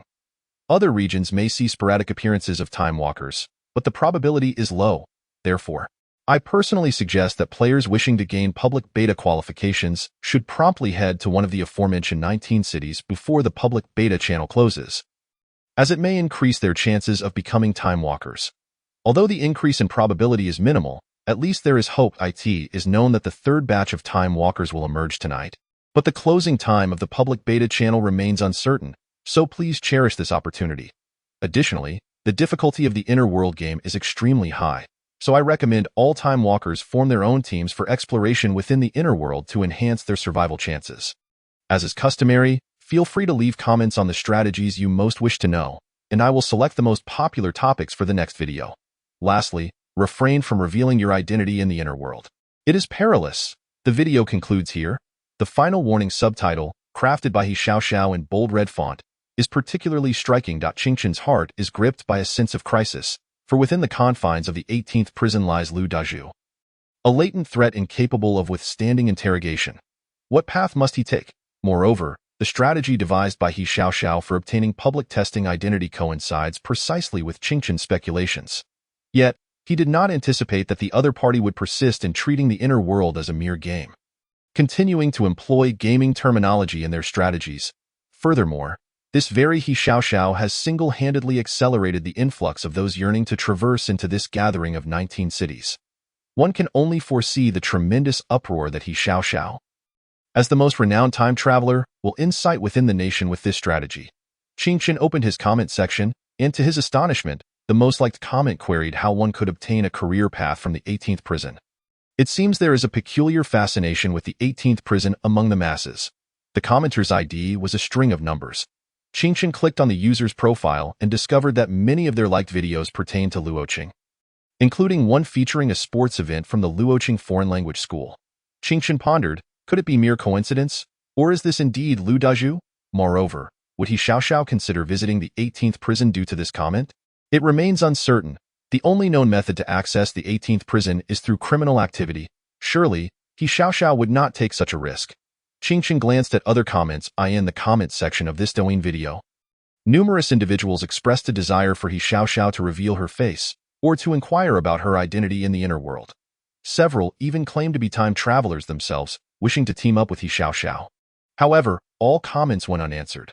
Strangely, beneath the comments from those wishing to team up with He Xiaoxiao, someone asked if these time travelers had boyfriends or girlfriends. Even more bizarrely, another inquired if they needed sons. This reflects the fervor surrounding the idea of traversing, for transcending the ordinary is indeed humanity's ultimate romantic aspiration. Naturally, the events of the inner world have also spawned numerous frauds. Following the incident of the foreign mysterious organization offering bounties for anti-aging gene drugs, some individuals in the country began openly selling anti-aging medications. What Qin Shihuang failed to achieve by sending Su Fu with 3,000 young boys and girls can now be purchased for a modest sum. Just moments ago, Nan Gongchen messaged Qingqin, stating that someone in the time travel group was selling the elixir of immortality purportedly developed by Su Fu, at a price considered quite reasonable, wholesale even. Qingqin was perplexed. How can you ascertain the authenticity of this drug? Furthermore, Su Fu is a figure from our history. What connection does he have with the inner world? Nan Gongchen replied. He claims to be Su Fu, who traversed into the inner world with young boys and girls. Qingqin. In that moment, he felt utterly confounded. What on earth does it mean to traverse with young boys and girls? If it brings you joy, then so be it. Qingqin closed the screen of his phone. To be honest, he found it increasingly difficult to discern whether Nan Gongchen was genuinely naive or merely pretending. Countdown. 1308. 19. Upon returning to his neighborhood after grocery shopping, the black SUV had vanished without a trace. He prepared a meal for Jiang Shui and Li Tongyun, watching as Li Tongyun obediently fed her mother. For reasons unknown, he felt a twinge of envy towards this mother-daughter duo. Jiang Shui, initially somewhat meek, had chosen to become strong to protect Li Tongyun, while Li Tongyun had opted to mature and be more responsible for her mother's sake. Yet, Qingqin was left entirely to himself. If someone were to ask Qingqin to choose between continuing his life in the inner world or the outer world, he believed he might opt for the inner world. At that moment, Jiang Shui inquired, Xiaoqin, it's rare to see your parents. Are they very busy? Well, they're probably quite occupied, Qingqin replied. Jiang Shui contemplated and said, I noticed your washing machine is broken. Since we're so familiar now, feel free to bring your dirty laundry to me, and don't hesitate to ask for help. After school, don't bother cooking for yourself. Just come over and eat at my place. Even if you don't come, I'll still need to cook for Xiaoyun, so it's merely a matter of adding an extra pair of chopsticks. Qingqin considered this, then smiled and agreed, yes. Thank you, Aunt Jiang. Nightfall. Before the countdown reached 0, Qingqin lay down on his bed and fell asleep early. He was growing increasingly adept at navigating the concept of traversing Point 37, a voice familiar to the people of Chuanzhou. Someone was forcefully banging on the alloy gate, a steel beast roaring in the cell. Newcomers, welcome to the 18th prison. Qingchen sat up from the hard cot, a faint smile gracing his lips and his heart. He silently welcomed the newcomers to the 18th prison. For reasons unknown, at that moment when he traversed back, Qingchen genuinely felt a surge of joy and excitement within him. Here, he was surrounded by familiar faces, familiar rules, and hopeful prospects for the future. It was as if he were meant to belong to the inner world, rather than the outer world. In this place, there were no past memories he wished to forget, nor any individuals he needed to be concerned about. All he needed to do was move forward. Every direction held the promise of something new. He glanced down at his arm, only to be taken aback. The return countdown displayed 160, 20, 09. Subtracting his sleep time, this countdown amounted to an astonishing 7 days. This was utterly unexpected. Qingchen had grown accustomed to the 48-hour countdown, only to find that the rules had suddenly changed. Why? What pattern could there be? It appeared that the rules of traversal still required further exploration. As he approached the alloy gate, it swung open, seemingly in precise anticipation of his arrival. Upon seeing him, the prisoners in the corridor bowed slightly, greeting him with a nod. Compared to the outer world, this felt far more like his domain. Qingchen stood in the corridor and greeted Lu Guangyi from a distance, who immediately understood. Once all the prisoners had lined up to descend, Lu Guangyi promptly began controlling the new inmates. At that moment, Li Shutong tacitly approved of Lu Guangyi's actions, seemingly eager to observe Qingchen's intentions. Today, 7 new inmates arrived. While Lu Guangyi was apprehending the new prisoners, 6 of them appeared to be repeat offenders, choosing to accept their fate. Experienced inmates understood that enduring was the best course. Resistance would only lead to greater suffering. However, when Lu Guangyi attempted to seize the final new inmate, the latter began evasively dodging. Yet this inmate possessed no mechanical limbs, and with an ordinary physique, he was no match for the steel beasts. Just as Lu Guangyi was about to catch him, the new inmate shouted in desperation, "Don't touch me! Why are you grabbing me? Let me go." As he spoke, he continued to flee, cursing, "Don't provoke me! I'll slap you dead, Qingchen." This thick accent from Chuanzhou left him momentarily stunned. One must understand that in the inner world, there were no dialects. Everyone spoke Mandarin. Not only was Qingchen taken aback, but Lu Guangyi and the others were equally bewildered. "What on earth is he saying? Can you understand him?" They exchanged glances, each unsure. We might grasp some of it, but not entirely. In a world where everyone spoke the same accent, dialects stood out as glaring anomalies. This was a time traveler, because Qingchen had spoken Mandarin, and the Mandarin in Luoqing was relatively widespread. He had not realized that dialects posed the greatest risk of exposing the existence of the outer world. In that moment, Qingchen could almost envision the plight of those travelers bearing dialects. Yet how did this person with a thick Chuanzhou accent end up in the 18th prison? According to the patterns Qingchen and He Xiaoxiao had previously deduced, there were only 19 cities densely populated with travelers, and it seemed that those from the same city traversed to nearly identical locations. Thus, only individuals from Luoqing should be arriving at the 18th city. Could it be that his deductions were flawed? Was the landing of traversals random? No, there must be exceptional circumstances. He glanced at Li Shutong and the others downstairs, noting their visibly changed expressions. They had all become serious. Qingchen sensed that as long as they were not fools, they would certainly discern something from the series of unusual events. It was only a matter of time before the inhabitants of the inner world became aware of the outer world. Given the sheer number of travelers, Li Shutong observed the commotion not far away, then turned to Lin Xiaoxiao and said, "Apprehend him and conduct a thorough interrogation, including Huang Jixian and Lu Dazhu. I suspect they may originate from the same place." "Understood," Lin Xiaoxiao responded gravely. The unique Chuanzhou dialect had linked all the peculiar happenings over this period in Li Shutong's mind. As soon as he finished speaking, the Chuanzhou man collapsed, succumbing to nightmares. Lin Xiaoxiao approached Lu Guangyi and calmly stated, "Step aside. I'll take him." However, even in the face of someone like Lin Xiaoxiao, Lu Guangyi stood his ground. "Only our boss can authorize this." With that, Lu Guangyi turned to glance at Qingchen, who remained in the shadowy corridor on the 3rd floor. The prisoners were astonished. Wasn't Lu Guangyi himself the boss? How could there be another? It was only at this moment that the prisoners beside Lu Guangyi realized that Qingchen was not merely a fortunate youth who had randomly befriended Li Shutong. He was, in fact, a true deity. Bearing the surname Qing, he was also Lu Guangyi's boss. Upon reflecting on this, many prisoners who had once contemplated the idea of Qi Cheng felt an involuntary shiver run down their spines. For anyone residing in the eastern continent of this world, it was impossible to disregard the colossal presence of the Qi family. This was an era where everyone existed under the looming shadows of the 5 major conglomerates. In moments of leisure, individuals might indulge in revelry, but when faced with such a behemoth, they would inevitably recall the dread of having been subjugated by the corporations at some point in their lives. No one could escape this fate. Lin Xiaoxiao gazed at Lu Guangyi and remarked with a smile, "You dare to stand in the way knowing my boss's identity? You have quite the backbone." "That's commendable." Qi Cheng, not wishing to complicate matters for Lu Guangyi, nodded in acquiescence, signaling for him to pass. Lin Xiaoxiao navigated through the crowd, single-handedly leading the man from Chuanzhou out. Qi Cheng observed as the heavy alloy gate on the prison side slowly lifted for Lin Xiaoxiao, only to close gradually once the latter had crossed through. It appeared that Li Shutong and his associates enjoyed the privilege of free movement within prison number 18. Yet, if they were free to enter and exit, why did they not leave?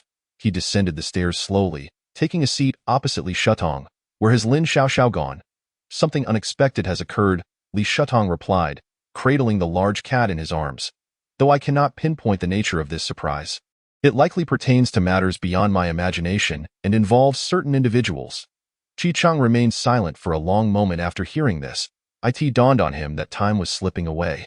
Setting aside the individual from Chuanzhou, it was clear that Lu Di's hues could not withstand Lin Xiaoxiao's interrogation. The revelation of the outer world was inevitable and imminent. However, there was nothing he could do. He possessed the score for a cannon, yet he understood that, in the face of someone as decisive as Li Shutong, a mere score would not salvage anything. All he could do was wait. In prison number 18, the sudden turn of events left the inmates too frightened to make a sound.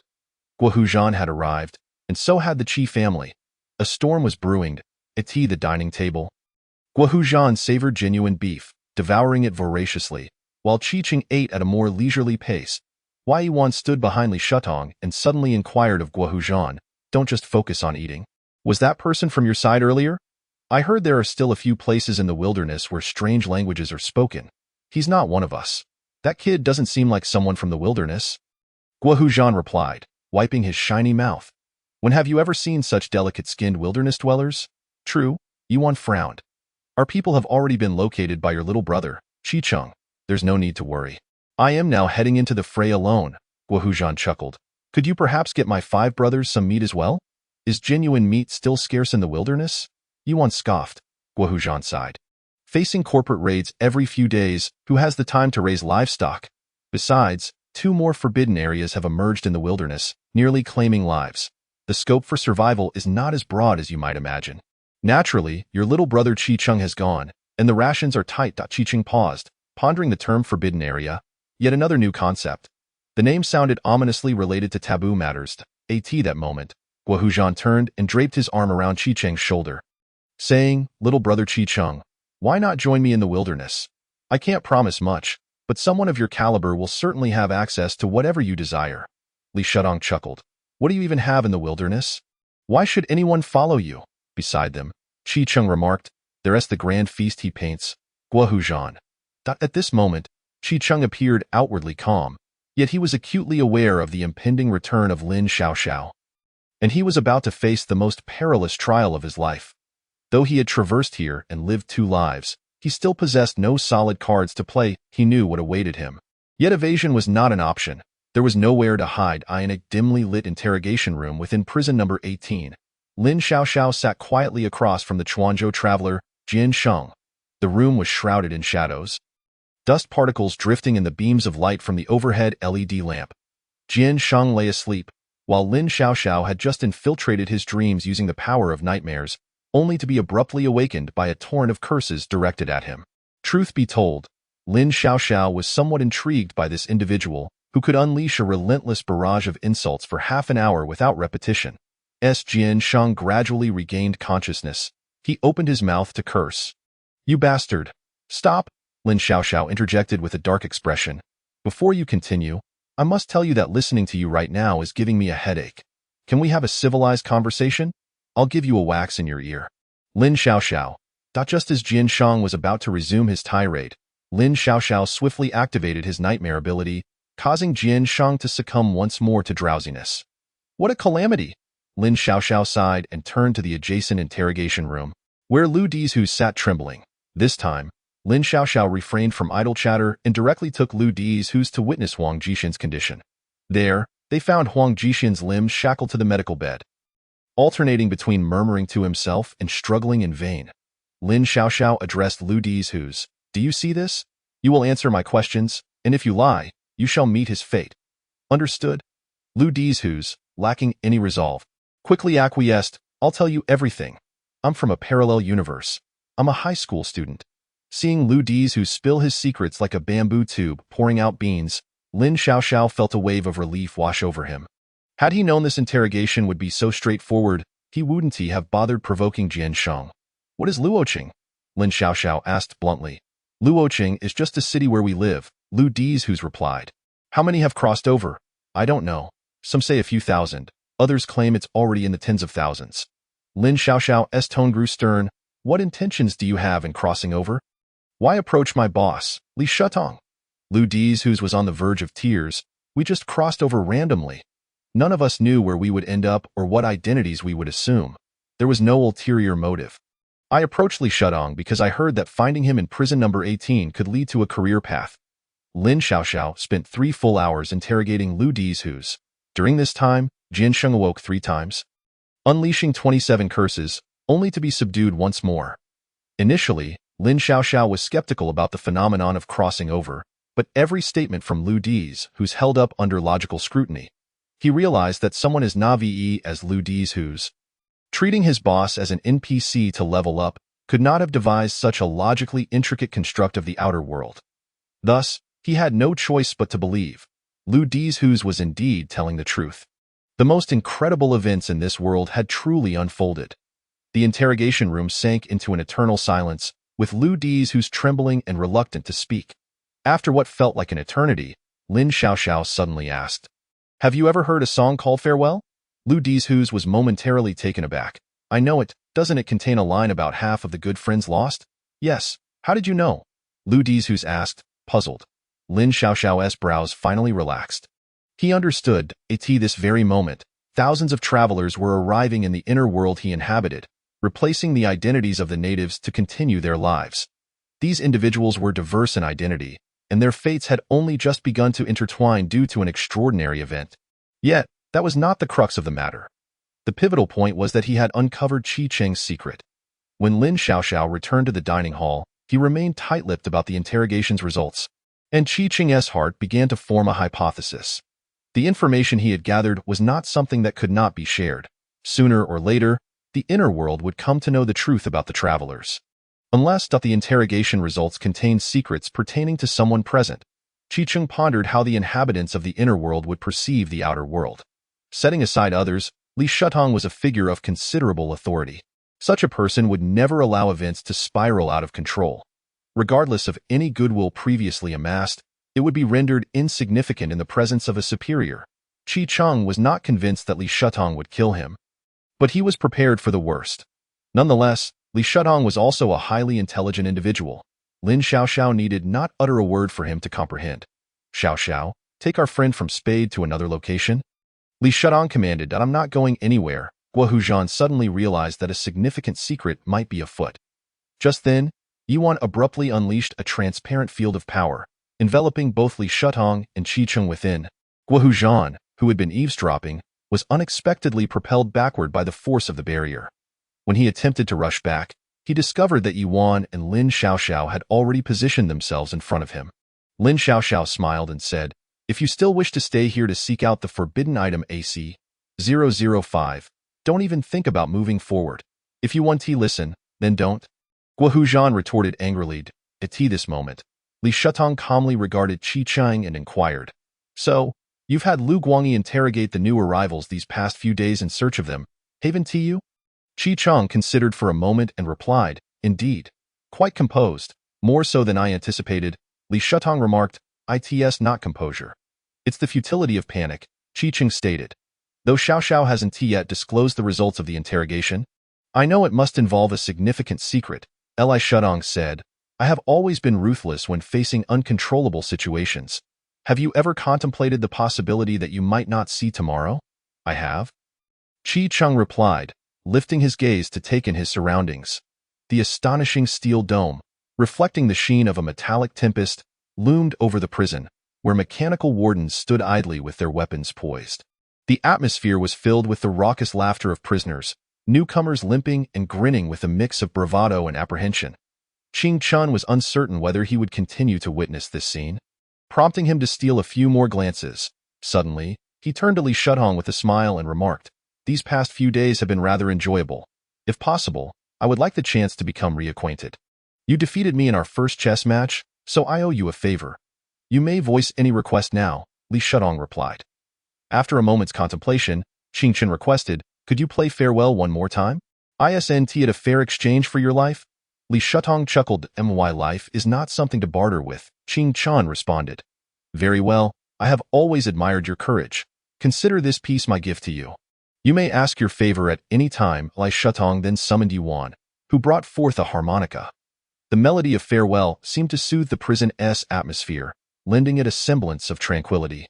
"Thank you," Qing Chan said, before retreating to his cell, lying upon the cold wooden slats, awaiting what was to come. Time passed slowly, from day to night. He heard the prison intercom instructing all inmates to return to their cells, followed by the resounding clang of alloy gates sealing off the day's tumult within prison No. 18. In an instant, the entire facility was engulfed in complete darkness. Moments later, the alloy gate to Qing Chen's cell creaked open once more. In the pitch blackness, someone placed a black hood over his head and escorted him to an unknown location. After a few minutes, the individuals carrying him set him down and departed in succession. The hydraulic sounds echoed again, as if sealing something away, isolating him further. Qing Chun lay silently in the darkness, not even attempting to discern his surroundings.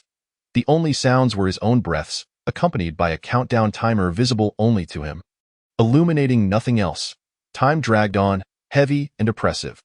Qing Chun was acutely aware of the psychological reactions one experiences in such a claustrophobic, dark environment. Disorientation set in. The inability to communicate with anyone led to a complete engulfment by solitude and fear, erasing any sense of time. The absence of time itself was the most terrifying aspect. Many succumbed to despair within 24 hours. There had been experiments offering 1 million to endure 5 days in such conditions. Yet no one succeeded. While the allure of wealth was tempting, 99 faltered before reaching 72 hours. Yet, Li Shudong and the others could not have anticipated that Qing Chun had never feared solitude. Since his parents' divorce, he had grown accustomed to its company. He understood that dehydration would be his greatest adversary. Countdown. 146, 09, 02. This timer on his arm enabled him to gauge the passage of time. On the first day of confinement, Qing Chun slowed his breathing, immersing himself in memories of films. He envisioned The Shawshank Redemption and Papillon, both tales of escape and faith. These were films etched in his mind. Requiring no equipment for replay, dehydration muddled his neural connections regarding the need for sustenance and hydration, and fatigue began to set in. Countdown. 122, 09, 02. On the second day of confinement, Qing Chun managed to sleep briefly. Replaying 8 films in his mind, he lay quietly on the floor, eyes closed, savoring the darkness. Hunger and thirst began to invade his senses, but he seemed to have disregarded his external perceptions entirely. Remaining unmoved, countdown, 98, 09, 02. On the third day, hunger began to scorch his willpower, gnawing at his spirit. Qing Chun mentally revisited 12 films without a moment of sleep. Internally, the loss of moisture tormented him. His body fluctuated between chills and sweats, and his skin began to desiccate. His memory faltered, transforming the films in his mind into fragmented slideshows, as memories of bygone days shimmered in and out of focus. Sleep eluded him. Countdown. 74, 09, 02. On the fourth day of confinement, Qing Chun's hunger began to wane. He opened his eyes to the endless void and darkness, lost in thought. It had been ages since he last checked the time. It seemed a futile endeavor. Nevertheless, throughout this ordeal, Qing Chen had not uttered a single word nor emitted a C or yi in the darkness. The world remained perpetually silent. He had not calculated how long it had been since he last slept. Yet it felt inconsequential. Silently, he battled against the solitude and darkness enveloping him. Within prison number 18, the night had descended into a dim, shadowy gloom, as the lights within the fortress shifted to a muted glow. Even the drones in the hive appeared to have succumbed to slumber. Li Shutong sat at the far end of a dimly lit reading table, resting his eyes, while Lin Xiaoxiao glanced at the time. "Boss, it has been 4 days." Li Shutong nodded, casting his gaze toward the darkness before bowing his head once more. At that moment, a faint knocking echoed from a distant door, as Lu Guangyi cursed from behind it. Muttering, "Li Shutong, where have you locked up my boss? I, Lu Guangyi, will not let this go, nor will the Qing family." From the very first day of Qing Chen's disappearance, Lu Guangyi had sensed something amiss, causing an uproar within prison number 18 that nearly triggered a second metallic storm. Consequently, Qing Chun had vanished for 4 days, and Lu Guangyi had been confined in his cell for just as long. It wasn't until this 4th day that Lu Guangyi finally calmed down somewhat. While Lin Xiaoxiao dismissed Lu Guangyi's outbursts, she continued, "Boss, Qing Chun has not spoken a single word during his 4 days inside. Nor has he shown any signs of breaking down. He is an exceptionally intelligent individual, having deliberately slowed his breathing from day 1 to prevent rapid dehydration. Surviving the 4th day is not surprising. Even so, it is rare to endure 4 days in silence. He does not seem to be suffering punishment, but rather appears to be in a state of waiting. However, he has gone without water for 4 days. If he continues like this, he will perish," Lin Xiaoxiao said anxiously. Originally irritated by Qing Chen's pride, Lin Xiaoxiao found herself pleading for the young man's life, for she understood what he was enduring. Yuan suddenly interjected, "Boss, the dark room may not have any hold over him. Let him out, however." Li Shutong pondered for a moment before unexpectedly suggesting, "Water torture. Boss, he is extremely dehydrated. Upon seeing water, he will instinctively drink, which could lead to his death," Lin Xiaoxiao implored, her voice rising with urgency. Water torture involved draping a towel over the subject's face and saturating it with water. It operated like a one-way valve, with water continuously flowing in while the towel prevented expulsion, forcing the subject to gasp for air. Even if one held their breath, it felt as if air was being siphoned away, akin to a vacuum.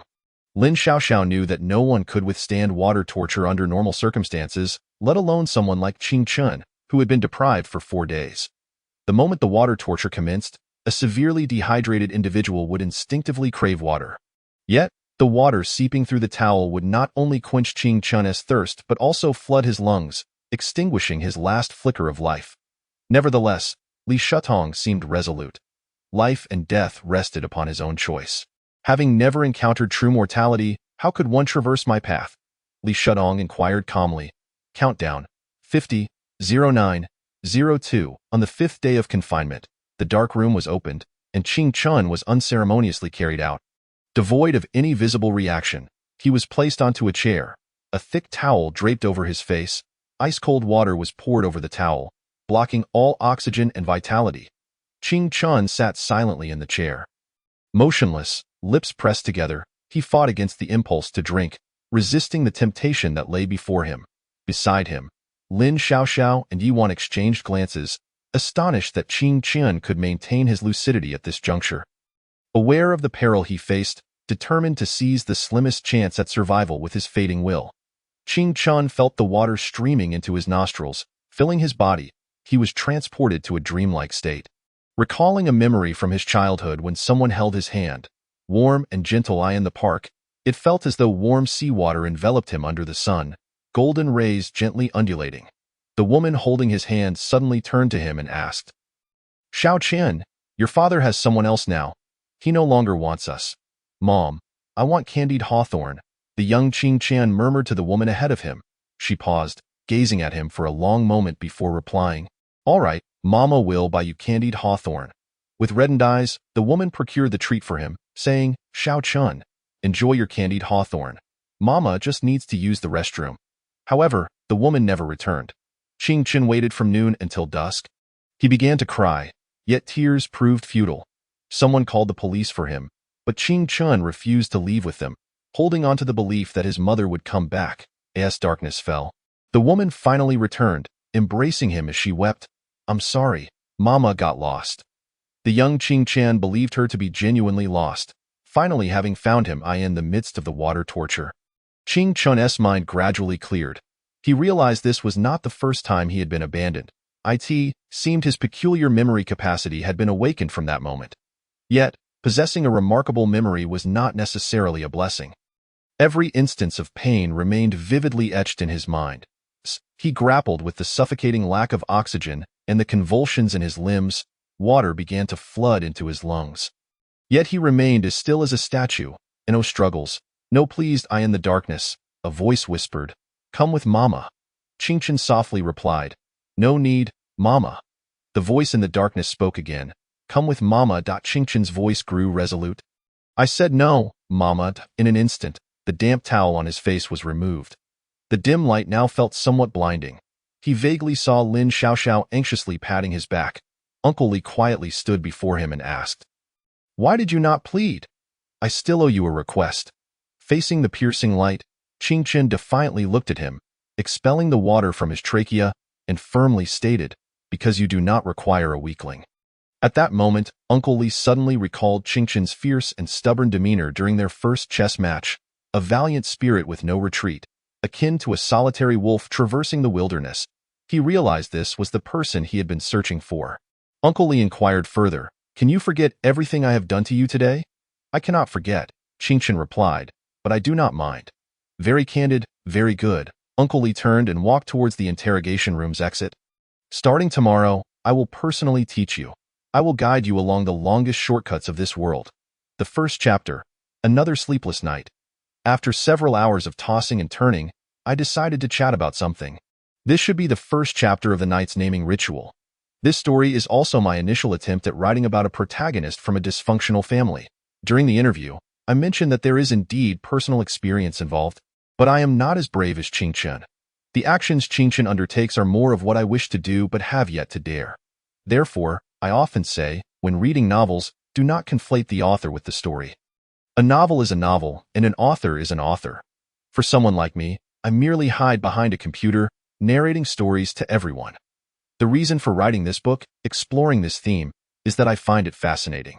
A group of individuals traversing realms, each experiencing a transformation in identity, children becoming princesses, wealthy heirs descending to the lower echelons of society.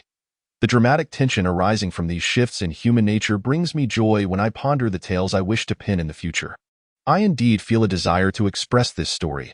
I cherish Qingchen and the narrative itself. Thus, rather than labeling it as cyberpunk, I prefer to classify it as a group traversal narrative. Cyberpunk merely serves as a vessel for it. The true essence remains the stories between individuals. The yearning to express oneself is finite, and I have sensed an urge to depart from this industry. Prolonged periods of writing have taken a toll on my health, and one day, I may no longer endure it. During writing sessions, closing my eyes conjures the plot. Thinking of the narrative compels me to rise and revise the content.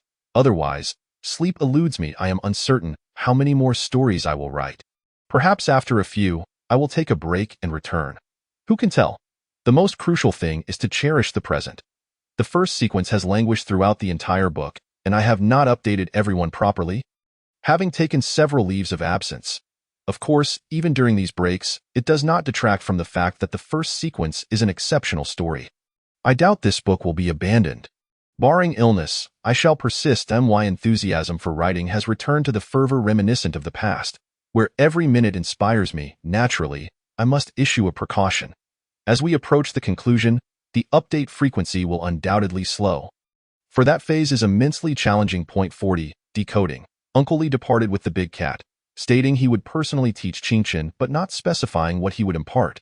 However, Lin Xiaoxiao, well acquainted with the boss, understood that he was in an exceptionally good mood. The tradition of knighthood was on the verge of extinction with Uncle Li's generation. Although he never mentioned it, Lin Xiaoxiao had witnessed him selecting successor after successor, only to face repeated failures. Lin Xiaoxiao knew the boss was anxious. The path was too arduous, rendering him and Yuan unable to proceed. At this moment, Qingchen's prison garb was already drenched, his hair dripping with water as he struggled to catch his breath. The torment of water torture leaves enduring psychological scars. I admire you, Lin Xiaoxiao remarked. I cannot fathom how you endured 4 days in that small dark room. I barely managed 36 hours myself. While Yi Ma surpassed me with 47. Surpassed? Yuan shot him a glance. Being slightly stronger is acceptable, right? Lin Xiaoxiao replied impatiently. Qingchen gradually calmed his breathing. Have you also been confined in a small dark room? Yes, Lin Xiaoxiao nodded. For ordinary individuals, it is a form of torture, but for us, it is merely a test, a rite of passage. When the boss decided to put you in that small dark room, I knew he intended to choose you. Why Yuan handed Qingchen a soft, thick dark blue towel, saying, wipe yourself. Not many possess your fortitude during water torture. Most people would lose control. It seemed Yuan was no stranger to administering water torture. At this moment, he genuinely acknowledged Qingchen. Lin Xiaoxiao then entered the interrogation room, bringing a tray with a bowl of rice, a plate of fragrant sweet and sour ribs, and a bowl of white porridge. Qingchen pondered for a moment before picking up the bowl of porridge. Wai Yuan turned to Lin Xiaoxiao and said, I won. You owe me 1,000 yuan. Qingchen was taken aback. Were you betting? Indeed, Lin Xiaoxiao sighed. Your blood sugar is critically low. Seeing the food before you, you should crave something sweet. That's your body signaling your brain. I wagered you would take a bite of the sweet and sour ribs first. Yuan remarked, but you haven't eaten for 4 days. A wise person would opt for porridge first, suppressing their body's instincts and instructing themselves on the correct choice. I bet that someone who has endured the small dark room and water torture wouldn't be foolish enough to eat ribs first. Qingchen slowly drank the white porridge, feeling his chilled body gradually warm in the past. Even the most harrowing experiences paled in comparison to what he had endured these past few days. His peers were still attending classes, dating, and playing games, while he had embarked on an unknown journey in life. Even he did not know where he would ultimately end up. Lin Xiaoxiao suddenly said, So, you entered without realizing you were a member of the Qing family, thus opting to challenge the boss to chess to extricate yourself? Yes, Qingchen nodded. At this point, there was no need for concealment. Lin Xiaoxiao then asked, So, in reality, you have no ties to the Qing family? Correct? You have not lived among them, nor do you feel a sense of belonging. Yes, Qingchen nodded once more. Lin Xiaoxiao's face brightened. That's rather fortunate. The boss likely considered this when deciding to accept you. Yuan reassured Qingchen, you can rest easy. Only I, Lin Xiaoxiao, and the boss know your identity from the outside world. Not even Li Dongza will be informed. We will keep this secret for you. Qingchen sighed in relief. Thank you. Who is Li Dongza? Li Dongza from Hengsha. Lin Xiaoxiao chuckled. Hengsha is an organization under my knight's command. The capabilities of knights may far exceed your expectations. It seems you are utterly uninformed about the outside world. We must catch you up over the next few days. Wai Yuan added, by the way, that Lu Guangyi is quite loyal to you. He has endured quite a bit on your behalf these past few days, even nearly confronting the boss. Thank you for the reminder. Qingchen nodded. Do you know Lu Dezhu, Huang Jixian, and that foul-mouthed Jian Shang? Lin Xiaoxiao inquired. I know Lu Dezhu and Huang Jixian. We aren't really acquaintances. Just high school alumni, Qingchen explained. Wait, so you were just an ordinary high school student in the outer world? Lin Xiaoxiao was astonished. Although he was aware of some situations in the outer world, he assumed Qingchen must have been quite remarkable there. Given Qingchen's displayed capabilities and willpower, he should not have been an ordinary student. Qingchen replied, the outer world is relatively peaceful, devoid of extraordinary beings. Mechanical limbs or gang organizations, stable and harmonious. In such an era, even ordinary individuals lead decent lives without imminent danger.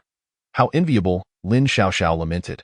Qingchen inquired, where is that person who speaks in dialect being held? Just a few rooms away from this interrogation room. Why? Lin Xiaoxiao asked. May I ask him a few questions? Qingchen requested. Of course, Lin Xiaoxiao grinned. We're all on the same side now. Consider this prison 18 your playground.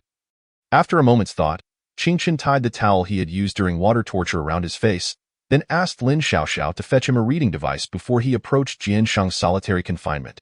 The alloy gate swung open, and Yuan stepped in first, subduing Jian Shang. This fellow from Earth appeared to be around 30 years old. Jian Shang erupted in a torrent of curses, you brat.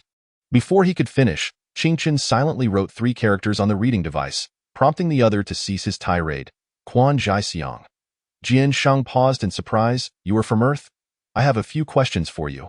Qingchen continued to write, aren't you from Chuan province? How did you traverse here?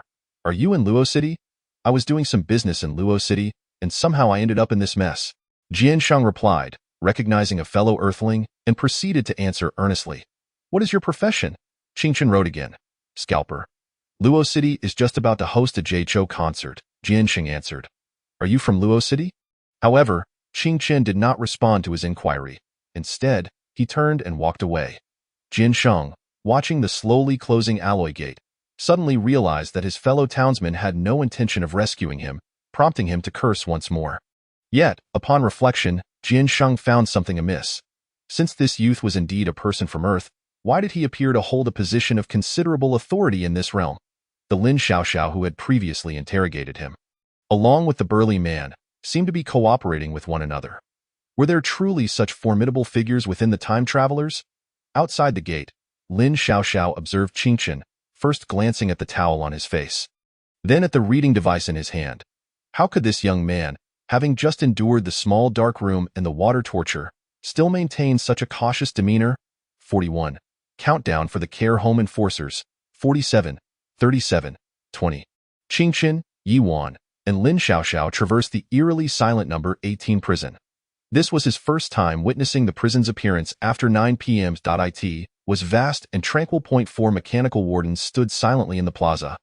Their mechanical eyes dimmed, as if they had entered a state of slumber. That moment, Qingchen was certain that his and he Xiaoxiao's deductions were indeed correct. Jiansheng had crossed over into City 18 precisely because he had appeared in Luo City. Yuan remarked, on the day the travelers emerged, we did not apprehend you immediately to prevent others from drawing connections, so you need not worry about your identity being exposed. Xiaoxiao publicly declared that you were coveting the ACE 005 guarded by the boss, and thus received a minor punishment. Understood, Qingchen acknowledged. It seemed that Uncle Li had been prepared to accept him into the organization from the very beginning. The only question was whether he could endure it. At that moment, a weak and hoarse voice emerged from somewhere in the prison. Uncle Li, please let my boss go. Qingchen was taken aback. Have you kept him locked up for 4 days? Well, otherwise he would come seeking trouble with the boss again. If it weren't for his commendable loyalty, the boss would have dealt with him long ago, Lin Xiaoxiao explained. But rest assured, someone has been bringing him water and food throughout those 4 days. What did he do before? Have you investigated? Qingchen inquired. Yes, Lin Xiaoxiao replied. He used to work as an enforcer in a care home affiliated with the union. Qingchen's jaw dropped slowly. Enforcer in a care home? Oh, you weren't aware of that? Lin Xiaoxiao nodded. In the impoverished districts of this world, it's common for people to send their elderly to care homes after they turn 60, with children squandering their parents' retirement funds. Then how do they maintain enforcers? Do they beat the elderly? Qingchen was astonished. No, Lin Xiaoxiao explained, exasperated. They collect protection fees from the elderly. The elders pay them to send the strongest, most mechanically enhanced youths to pretend to be their grandsons, to intimidate and threaten other seniors. This way, the elderly are not bullied by their peers in the care homes. Yuan added, this group of care home enforcers has a notorious slogan, Union Care Services, guaranteed to be faster and better than your son's care. After all, we worry that if you die, we won't make any money, but your son won't worry because all the money goes to him when you pass away. Qingchen hesitated. Is this business lucrative? Not bad, Lin Xiaoxiao nodded. At least it can sustain a group, but our organization does not look down upon this business. At this moment, Qingchen found it strange why the Qing family would send a care home enforcer to assist him in such a significant matter of the Shadow War. After considering, Qingchen asked, can I see him? Of course, Lin Xiaoxiao led Qingchen to the front of Lu Guangyi, greeting the camera at the entrance, which promptly opened the alloy gate. However, Lin Xiaoxiao and Yuan did not enter, allowing Qingchen a private moment to converse with Lu Guangyi. Lu Guangyi lay dazed on the cold ground. A small portion of food in the nearby tray had shifted, but he hadn't eaten much. Upon hearing the sound of the alloy gate, he scrambled to his feet, and when he turned to see Qingchen, he immediately burst into tears. Boss, are you all right? I'm fine, Qingchen replied softly, feeling somewhat weak himself and choosing to sit on Lu Guangyi's cot. Lu Guangyi squatted beside him, concerned. But boss, you've lost so much weight. Have they tortured you? When Qingyan comes to visit in a few days, I'll tell him about this. No need to inform Qingyan. Qingchen shook his head. I heard you caused trouble for Uncle Li? Well, Lu Guangyi nodded. I was just eyeing his AC 005. But did it really have to come to this? Didn't Guohu-chan also have his eyes on it and nothing happened to him? It's just that you, boss, are merely a shadow candidate, so they think the Qing family wouldn't go to such lengths. Let's not dwell on that. Qingchen stated. Point one must bow their head when under a roof. That's unacceptable. Tomorrow, I'm going to confront Uncle Li, Lu Guangyi declared indignantly. Enough. No need for theatrics, Qingchen replied, bemused. Theatrics? I'm not acting. Lu Guangyi hesitated momentarily. Qingchen's clear gaze met his, and as Lu Guangyi grew increasingly uncomfortable, he eventually slumped down, dejected. Qingchen felt a pang of sentiment. They had known each other for only a few days. Even if he were as formidable as Cao Cao or Liu Bei reborn, wouldn't he possess such an overwhelming aura that could compel submission? Thus, he understood that Lu Guangyi was aware he wouldn't truly face any danger, and was merely performing loyalty. If Lu Guangyi did nothing during his imprisonment, he would inevitably be marginalized upon Qingchen's return. There is no such thing as unconditional love or loyalty in this world. Suddenly, Lu Guangyi murmured with a downcast voice, "You've seen right through me." "Boss," Qingchen sighed, "there's no need to curry favor with me. I've noted your actions over the past few days. Rest assured, as long as you do not engage in betrayal, I will not treat you as a pawn." Lu Guangyi's head shot up in surprise. "Really, boss?" "Indeed," Qingchen affirmed with a nod. Qingchen pondered for a moment before saying to Lu Guangyi, however, "I must make one thing clear. You need to conduct yourself more discreetly from now on. No more ostentation. I've heard Qingyan say that you're very low-key. It's true." Lu Guangyi immediately became obedient upon hearing this. "Boss, tell me where I need to improve, and I will definitely do it." Qingchen remained silent for a moment. "First, remove the gold bars stuck to your mechanical arm. Be more unassuming." "All right." Lu Guangyi promptly pulled off the gold bars without a second thought. The gold bars were flat and elongated. While referred to as gold bars, describing them as gold threads would be more accurate. About 1 millimeter thick, 2 centimeters wide, and 10 centimeters long. In an instant, the once impressively crafted mechanical arms appeared a notch lower in quality. Qingchen nodded. "I will keep the gold bars for you. Remember, do not be ostentatious." Lu Guangyi did not think too much about it. In the minds of ordinary citizens in this world, would the people from the 5 major conglomerates lack money? Money is just printed by them. "Get some rest," Qingchen said discreetly, taking the gold thread from Lu Guangyi's hand, rolling it into a ball, and stuffing it into his pocket before exiting the door. Qingchen's mind raced. This was approximately 2 cubic centimeters of gold. Based on the density of gold at normal temperature being 19.23, that would be over 30 grams. What is the current market price of gold in the outer world? Lin Xiaoxiao asked. "Is there anything else you need to handle?" Qingchen contemplated. "Yes, I have a plan to confirm something. Point 42. Countdown for the murderer. 40. 20. 00. Early morning." Qingchen stepped out of the alloy gate and noticed the prisoners in the corridor casting strange glances at him. Seemingly astonished at his reappearance after 5 days, however, this time he did not traverse the corridor but stood patiently in place, awaiting the prison announcement, and then descended the stairs to the dining area with the line. The prisoners immediately believed the rumors from a few days ago. This youth had angered Uncle Li and had been locked in the small dark room for several days, enduring some torment. Thus, the youth had lost his special treatment in number 18 prison. Nonetheless, the prisoners were still reluctant to provoke him, for while Uncle Li could offend the Qing family, they could not. During mealtime, Lu Guangyi and Qingchen sat far from Uncle Li. Qingchen lowered his head, meticulously chewing his food, ensuring it was thoroughly ground before swallowing. His stomach was quite fragile now, and he had to be cautious. Throughout the meal, Qingchen did not utter a single word. Silence reigned. Between him and Uncle Li, the divide was stark. It was as if they had been friends just days ago, now strangers. The prisoners whispered among themselves, speculating on what had transpired at this moment. Only Guohu-chan remained unabashedly nonchalant. He sat down beside Qingchen with his tray, cheerfully asking, "What did you do to offend Uncle Li, to end up tortured like this?" Qingchen looked up at him. "Aren't you afraid of offending Uncle Li by sitting here?" Guohu-chan replied dismissively, "I'm not afraid of the Spade League. Why would I fear Uncle Li? Then why are you here to see me?" Qingchen seemed uninterested in the brash, promise-making figure that was Guohu-chan. "I'm different from others. Others might covet the Qing family backing you have, but I value your capabilities," Guohu-chan asserted. "I'm serious. I want to invite someone as ambitious as you." Disinterested, Qingchen calmly finished his words and rose to his feet. He tossed his plate to Lu Guangyi for cleaning, then made his solitary way toward the reading area. After taking only a few steps, he appeared to falter, nearly falling to the ground, but fortunately, he caught himself just in time, avoiding embarrassment. Rising again, Qingchen continued on his path. Unbeknownst to him, 2 prisoners had silently followed him, casually drawing nearer. However, in the next instant, the seemingly weak Qingchen abruptly turned to face the 2. His gaze was clear yet exuded an extraordinary sense of pressure, as if he could see right through them. The 2 prisoners were momentarily taken aback, exchanging glances that seemed to convey a newfound resolve. In an instant, they each pulled out a sharpened toothbrush handle from their belts and charged at Qingchen. In his eyes, he observed the hydraulic mechanisms in their mechanical legs suddenly engage, and he could even see steam hissing from their metallic limbs. This was not merely a physical reaction of their mechanical bodies. Rather, it was the result of some internal mechanism compressing air, instantly vaporizing the moisture within. Just as they leaped towards him, their eyes closed in unison, and they collapsed. Qingchen stood aside, allowing them to brush past him, their bodies rolling on the ground multiple times before finally coming to a halt. They did not rise again, their consciousness ensnared by Lin Xiaoxiao's nightmare.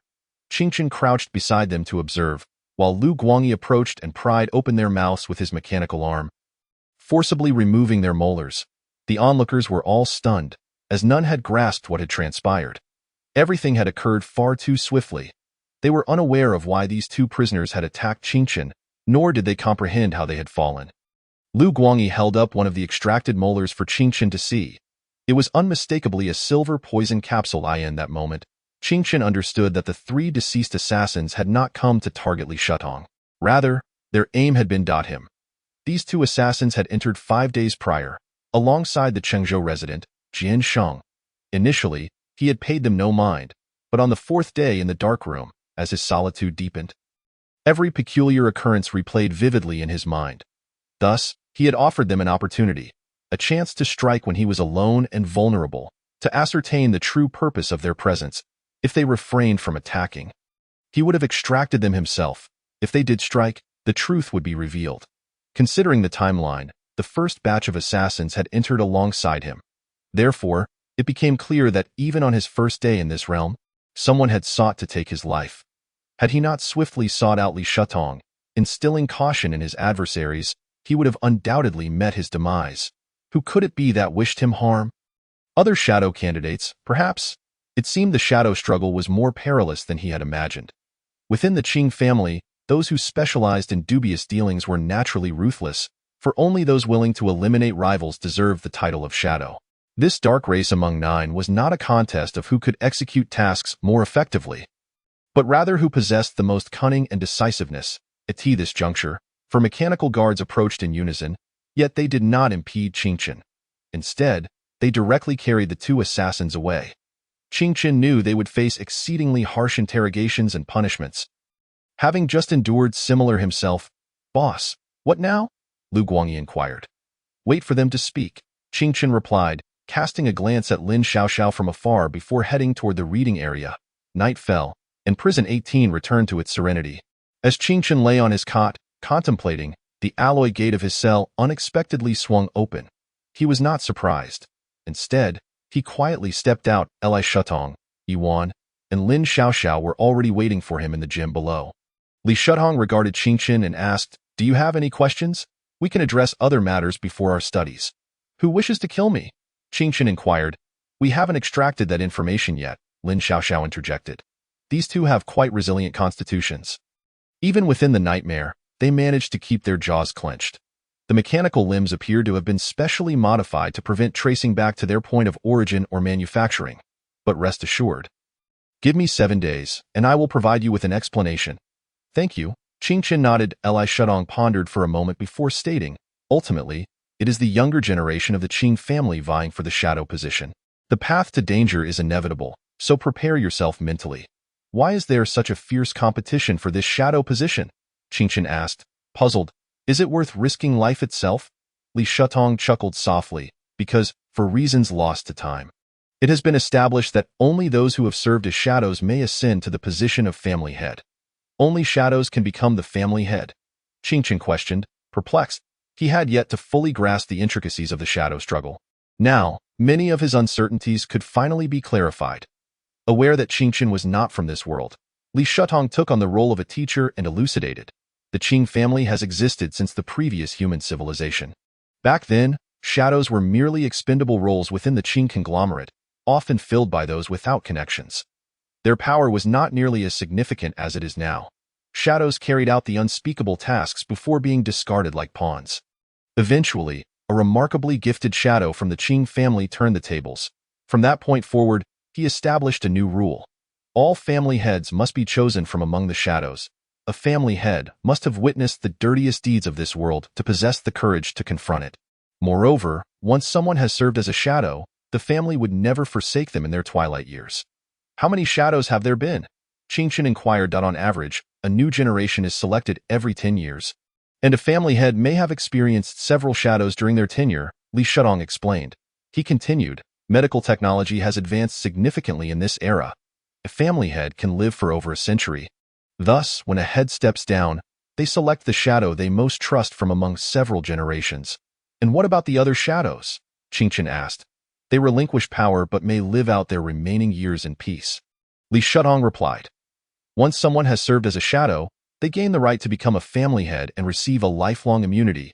I find this system rather peculiar. Since that ancestor of the Qing family had once been a shadow and understood their plight, why establish such a parasitic system? Qingchen mused. The rule of the 9-person contest for position was not set by him, but by his SO and IT. Seems his son chose several inept shadows, leaving him without capable allies, so he allowed the subordinates to compete, with the strongest emerging victorious, Li Shutong clarified. Did the ancestor not intervene to stop his son? Qingchen queried. Initially, the shadow struggle merely involved task assignments. Whoever was more capable would win.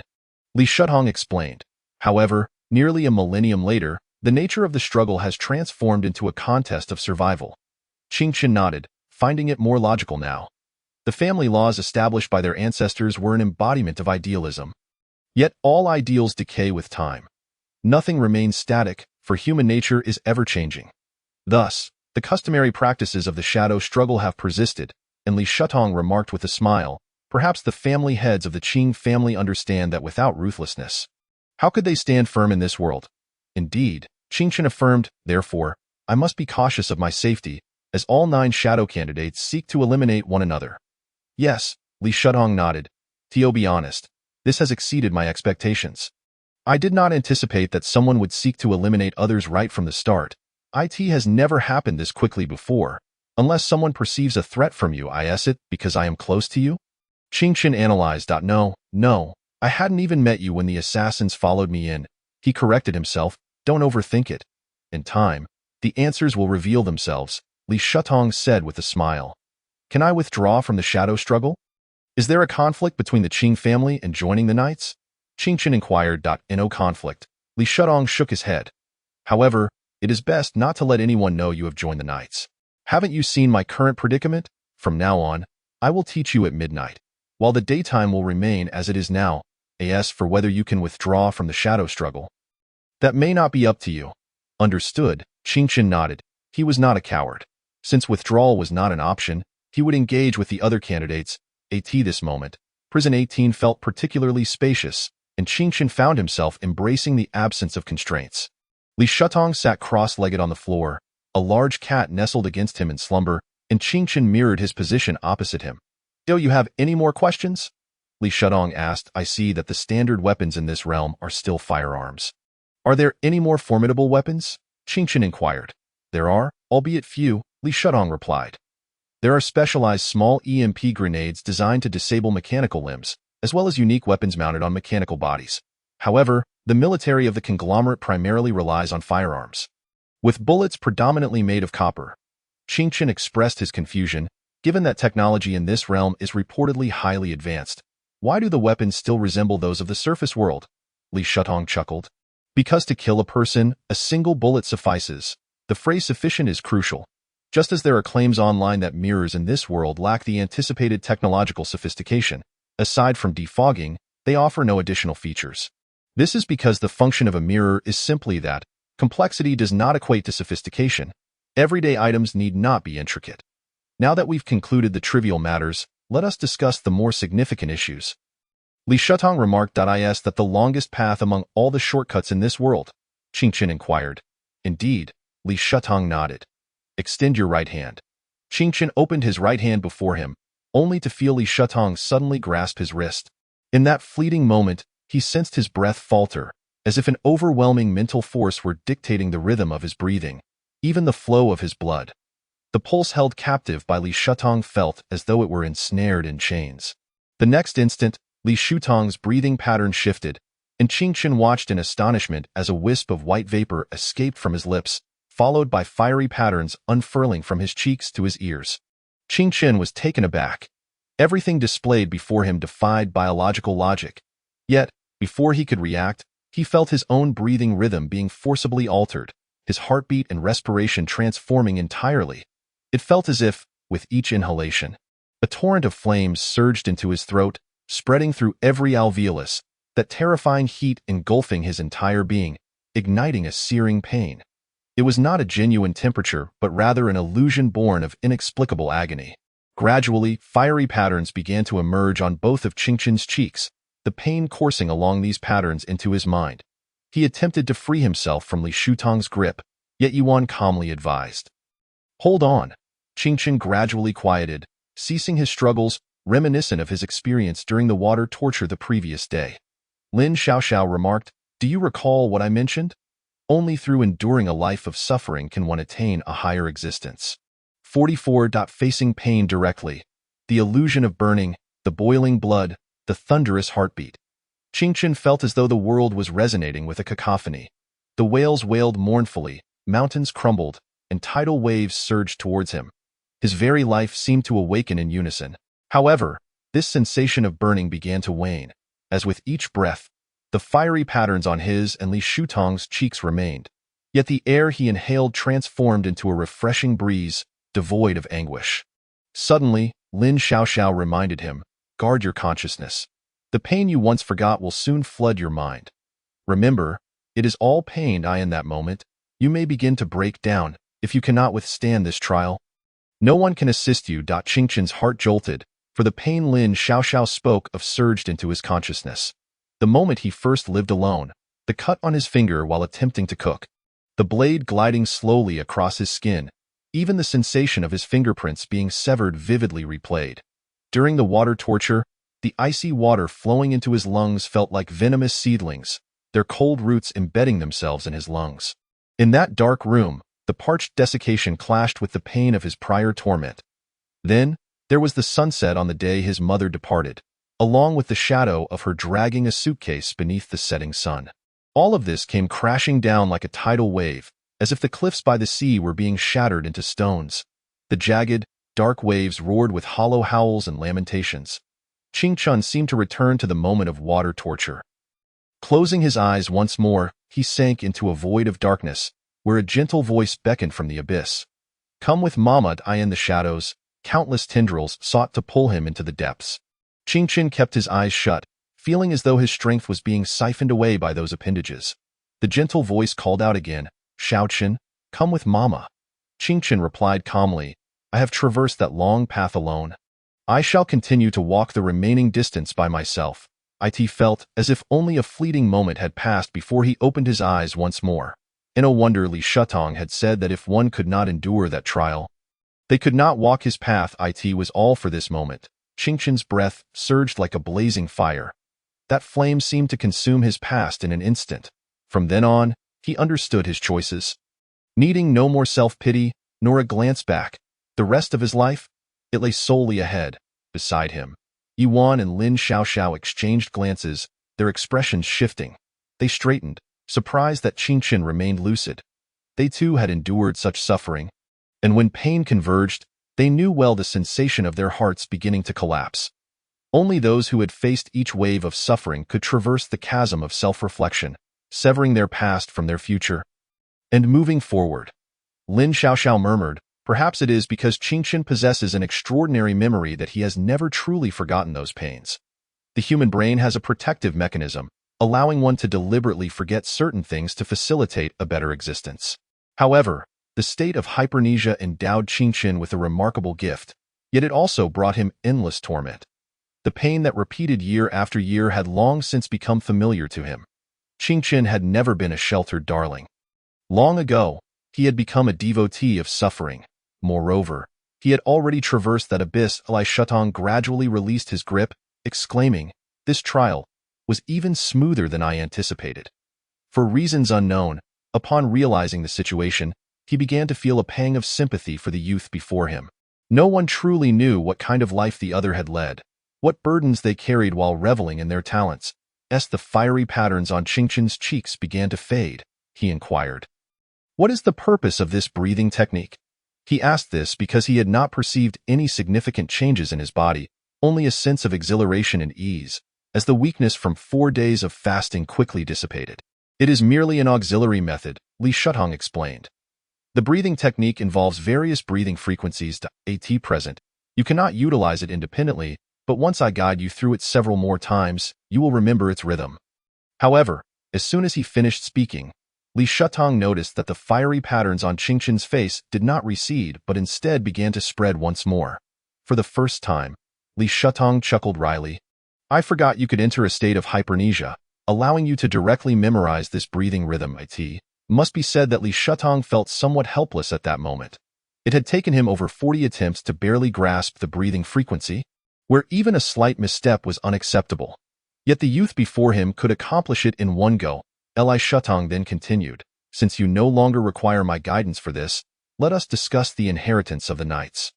As for the breathing technique's function, we can address that later. At the inception of the knightly organization, the founder, Ren He, discovered the secret of the genetic locks. According to his findings, humans possess 8 genetic locks. Upon completing 8 life and death trials, these locks would automatically unlock." Li Shutong elaborated. "In the early days, the knightly organization did not employ breathing techniques. One had to complete all 8 life and death trials in one breath to be deemed a qualified knight. All 8 genetic locks would simultaneously open upon completion, transcending the ordinary. In those times, knights were plentiful, but as time passed, their numbers dwindled, not due to a lack of suitable candidates, but because one of the trials had to be performed in the sea, which had become a forbidden area. What was once a perilous endeavor had turned into a near-suicidal one. With one less trial, the genetic locks could not be unlocked. However, the newly appointed leader of the knights, Qin Shang, was exceptionally gifted. He pioneered the breathing technique. The successors of the knights discovered that when employing the breathing technique during life and death trials, they could unlock a genetic lock with each completed trial, rather than needing to finish all at once. If categorized by the levels within the inner world, they would fall into 6 grades: A, B, C, D, E, and F. Without the breathing technique, completing all 8 life and death trials in one breath would result in an A grade. But prior to attaining that grade, one was merely an ordinary person. With the breathing technique, completing the first life and death trial would elevate one to F grade, while achieving the 6th would grant an A grade. Qingchen paused, taken aback. He had not anticipated that this world of the extraordinary would feature a hierarchy of strength. He suddenly asked, "Then, what is your level, teacher?" Yuan interjected, "The boss is a demigod, S grade." This was because Li Shutong had completed the 7th life and death trial, with only the final one remaining. Yet, what was the remarkable nature of this breathing technique that could aid in unlocking genetic locks? Qingchen probed. "You should be familiar with the substance known as endorphins," Li Shutong responded. Although Qingchen possessed an extraordinary memory, he had not previously focused on this area, so he could only relay information from his memory, like dopamine. It is a secretion that induces pleasure. However, there are distinctions. Dopamine is released during activities like gaming, winning the lottery, or gambling, while the exhilaration and relief following exercise come from endorphins. Li Shutong shook his head. Self-help cliches often state this, but dopamine does not directly render happiness. It is merely a neurotransmitter responsible for transporting serotonin-like substances that induce happiness. While it is not incorrect to say that dopamine brings pleasure, you must understand that what it offers is not happiness but rather an addictive longing. "And what about endorphins?" Qingchen inquired. Endorphins are substances that provide a bittersweet experience. They bind to the body's morphine receptors, yielding analgesic effects. However, this is merely their fundamental function, Li Shutong elucidated. Predecessor Qin Shang conducted rigorous testing and discovered that after knights completed a particular life and death trial, there would be a significant release of endorphins in their bodies. Thus, he concluded that while dopamine is a poison that entraps one in pleasure, the soothing pain relief provided by endorphins is the key to unlocking genetic locks. Thus, a new creed emerged within the Nightly organization. Only those who have endured the trials of a painful existence ascend to a higher state of being. As Qingchen listened to Li Shutong recount the legacy of the Knights, he could envision the countless thorns severed by their ancestors in their pursuit of forging a new path. He inquired, "What is the relationship between breathing techniques and endorphins? Why does employing breathing techniques allow one to unlock the genetic seal ahead of time?" Li Shutong replied, "Breathing techniques enable you to experience pain, which then triggers an immediate release of endorphins. This is, in itself, a skill in mastering the body. By training with breathing techniques, you can traverse a journey that would take others years to complete in just 3 months. Consequently, when you navigate the life and death trials entirely through breathing techniques, the endorphin levels within you soar far above the norm." "Are there other effects?" Qingchen queried. "Once you complete the first life and death trial, I shall reveal the remaining effects to you." Knowing them now serves no purpose, Li Shutong stated, "Is it not possible to inject endorphins directly?" Qingchen asked. Li Shutong chuckled and said, "We live in an age where even love can be simulated with phenylethylamine chips. Yet you must understand that all actions reliant on external forces are ineffective for us. There was an ancestor who attempted to bypass breathing techniques and directly injected endorphins, but he still failed to unlock the genetic seal after undergoing the life and death trials. To this day, the mystery of the genetic seal remains sacred and incompletely explored for Knights. We can only adhere to the rudimentary methods, abiding by the rules of a bygone era. Thus, I assert that this is the longest path among all shortcuts in the mortal realm. The sole route to divinity is the arduous path of suffering."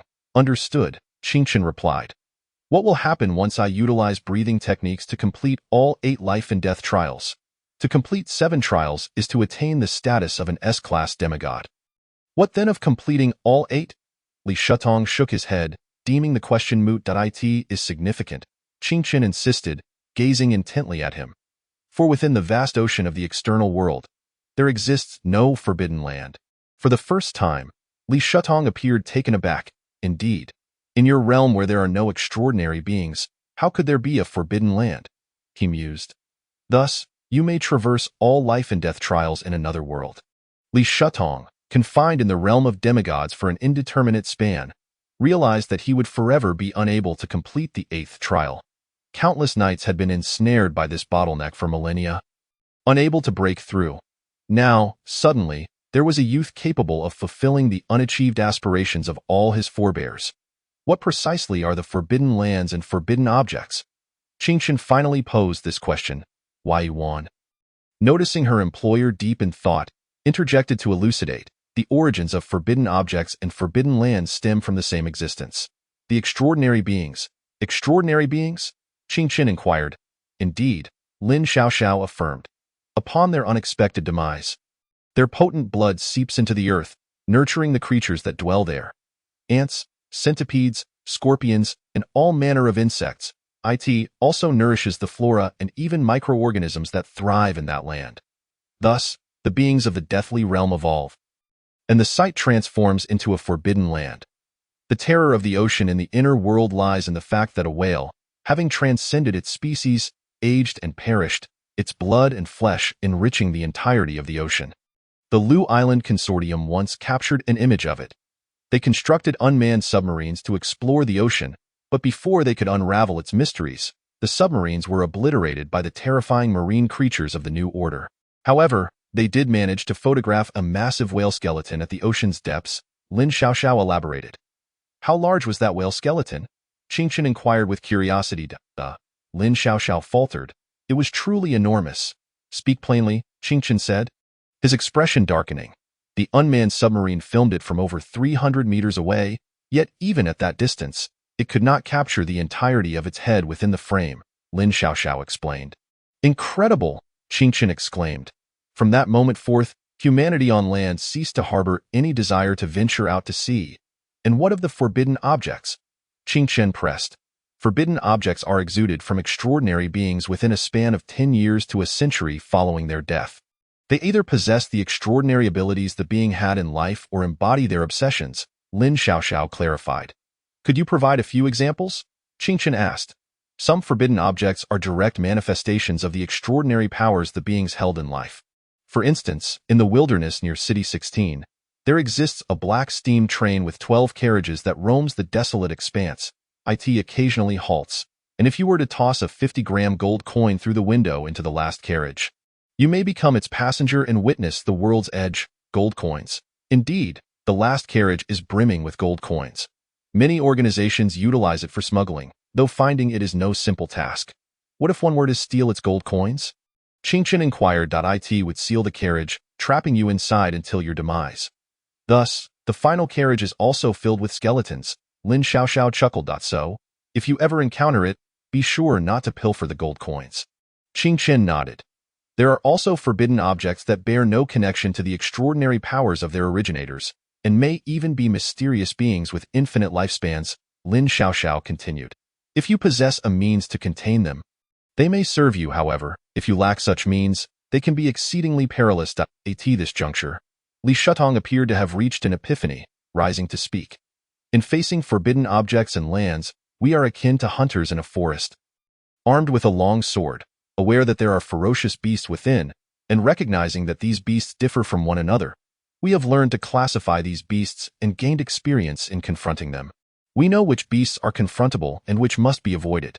Yet, as the number of these beasts grows, specialized hunters must emerge to combat them, hence the establishment of the Forbidden Tribunal. They not only contend against the beasts, but also against those who breed them.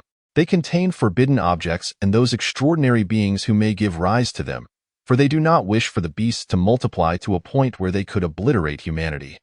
Qingchen pondered this thoughtfully. Li Shutong regarded him and said, "From this day forth, Yuan shall instruct you in combat techniques, train your physical capabilities, and impart the skills necessary for the 8 challenges.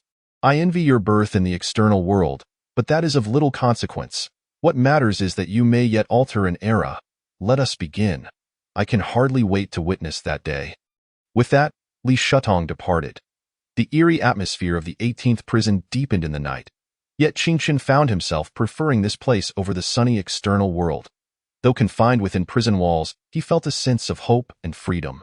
The training commenced without warning. Yuan produced a temperature-controlled lunchbox, equipped with an LED screen displaying the internal temperature and options for heating, humidifying, air frying, and cooking rice. Qingchen mused to himself that it resembled a rice cooker that did not require a power cord. Evidently, the vicinity of the prison also boasted cloud towers. Yuan opened the lunchbox to reveal neatly arranged slices of beef. "Eat," she instructed. "Aren't we supposed to train?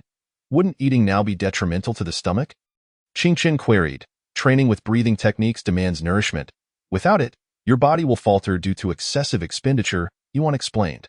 Qingchen suddenly asked, "Wait a moment, when I utilize breathing techniques, I distinctly sense an inexplicable energy coursing through my body. It seems to offer no tangible benefit, yet I feel I can control it." Yuan shook her head. "I am uncertain about that. Perhaps you should inquire with the boss." "Very well," Qingchen replied, refraining from further questions.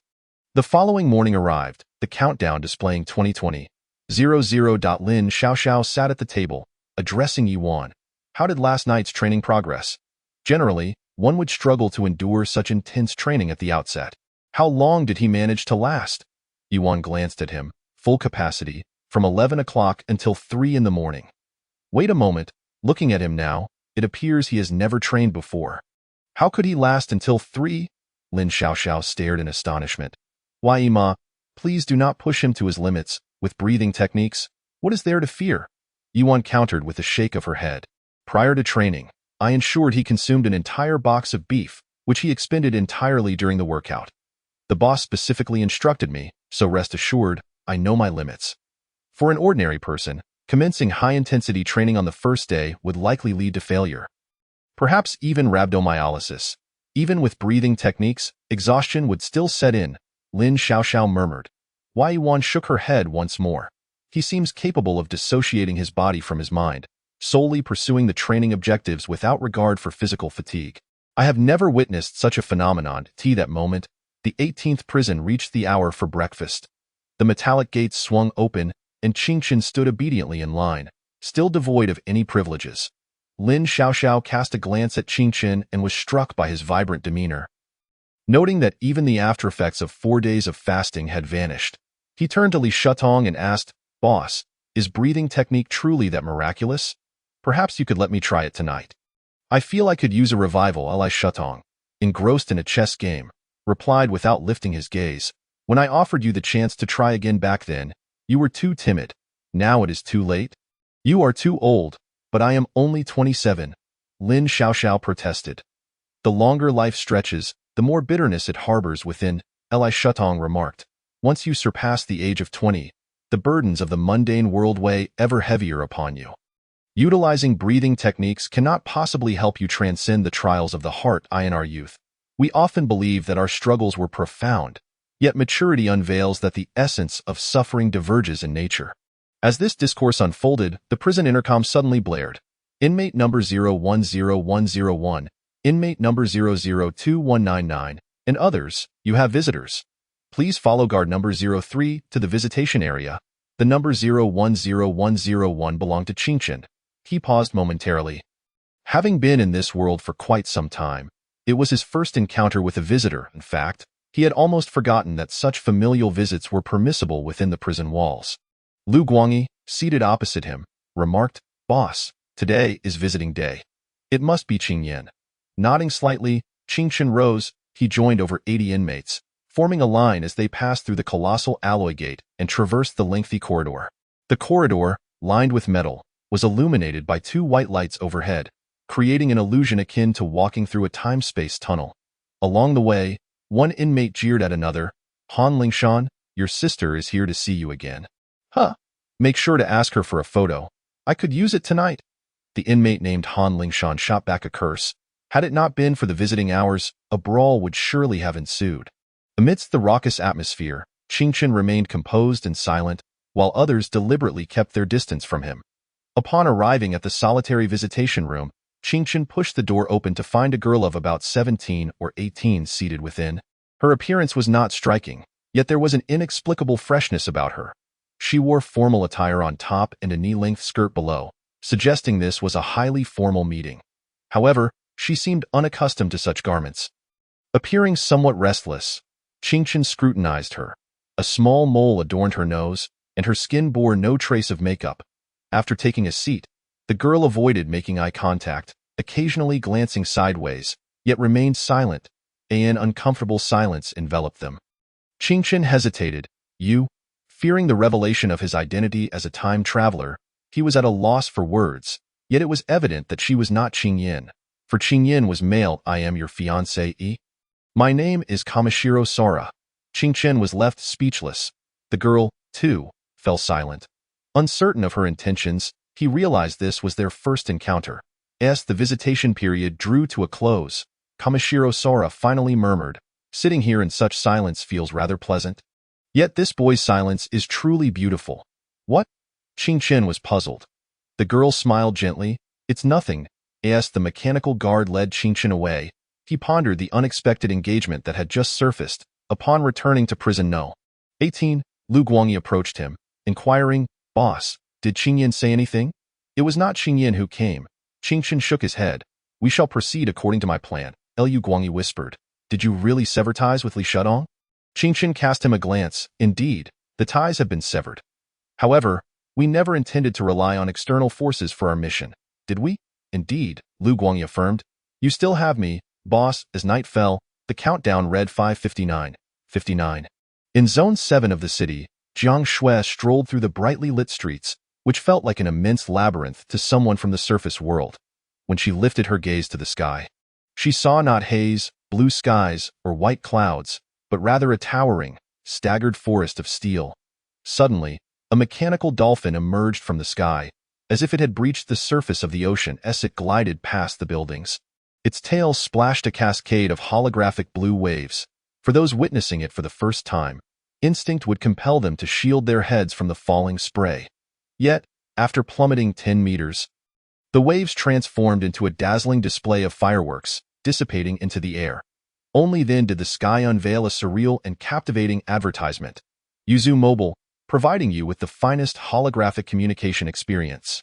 Countless sky bridges connected the buildings, appearing like ropes binding the structures together. As Jiang Shui walked, She brushed past numerous inhabitants of the underworld, each instinctively parting to make way upon sighting the auspicious cloud emblem on her chest. The cloud was the insignia of the Lee family. She entered the elevator of a building and pressed the button for the 32nd floor. The transparent elevator ascended swiftly. As she turned to gaze outside, buildings emerged and vanished, while hovering vehicles zipped past in the air, their destinations unknown. The sleek silver hovercars had replaced wheels with jet turbines, emitting bursts of blue flames. With a chime, the elevator arrived at the 32nd floor. Jiang Shui exited and made her way across a vast open plaza toward the first floor of the Cloud Mist Tower, where her clinic was located. The city was a jumbled tapestry. Sometimes ascending 100 floors merely led to the first level of a building. Just as she was about to enter the tower, someone intercepted her at the entrance. "Hello, Miss Jiang Shui." The individual was impeccably dressed in a sharp suit, adorned with a golden tie clip decorated with the auspicious cloud emblem. Moreover, behind him stood two others, each carrying a black sealed box. "Hello, is there something I can assist you with?" Jiang Shui inquired timidly. "Indeed, it is as such." The Lee family member spoke with refined politeness. "The company is pleased with your successful investment and has commissioned me to deliver the latest model of mechanical prosthetic limbs from the Lee family consortium as a token of gratitude.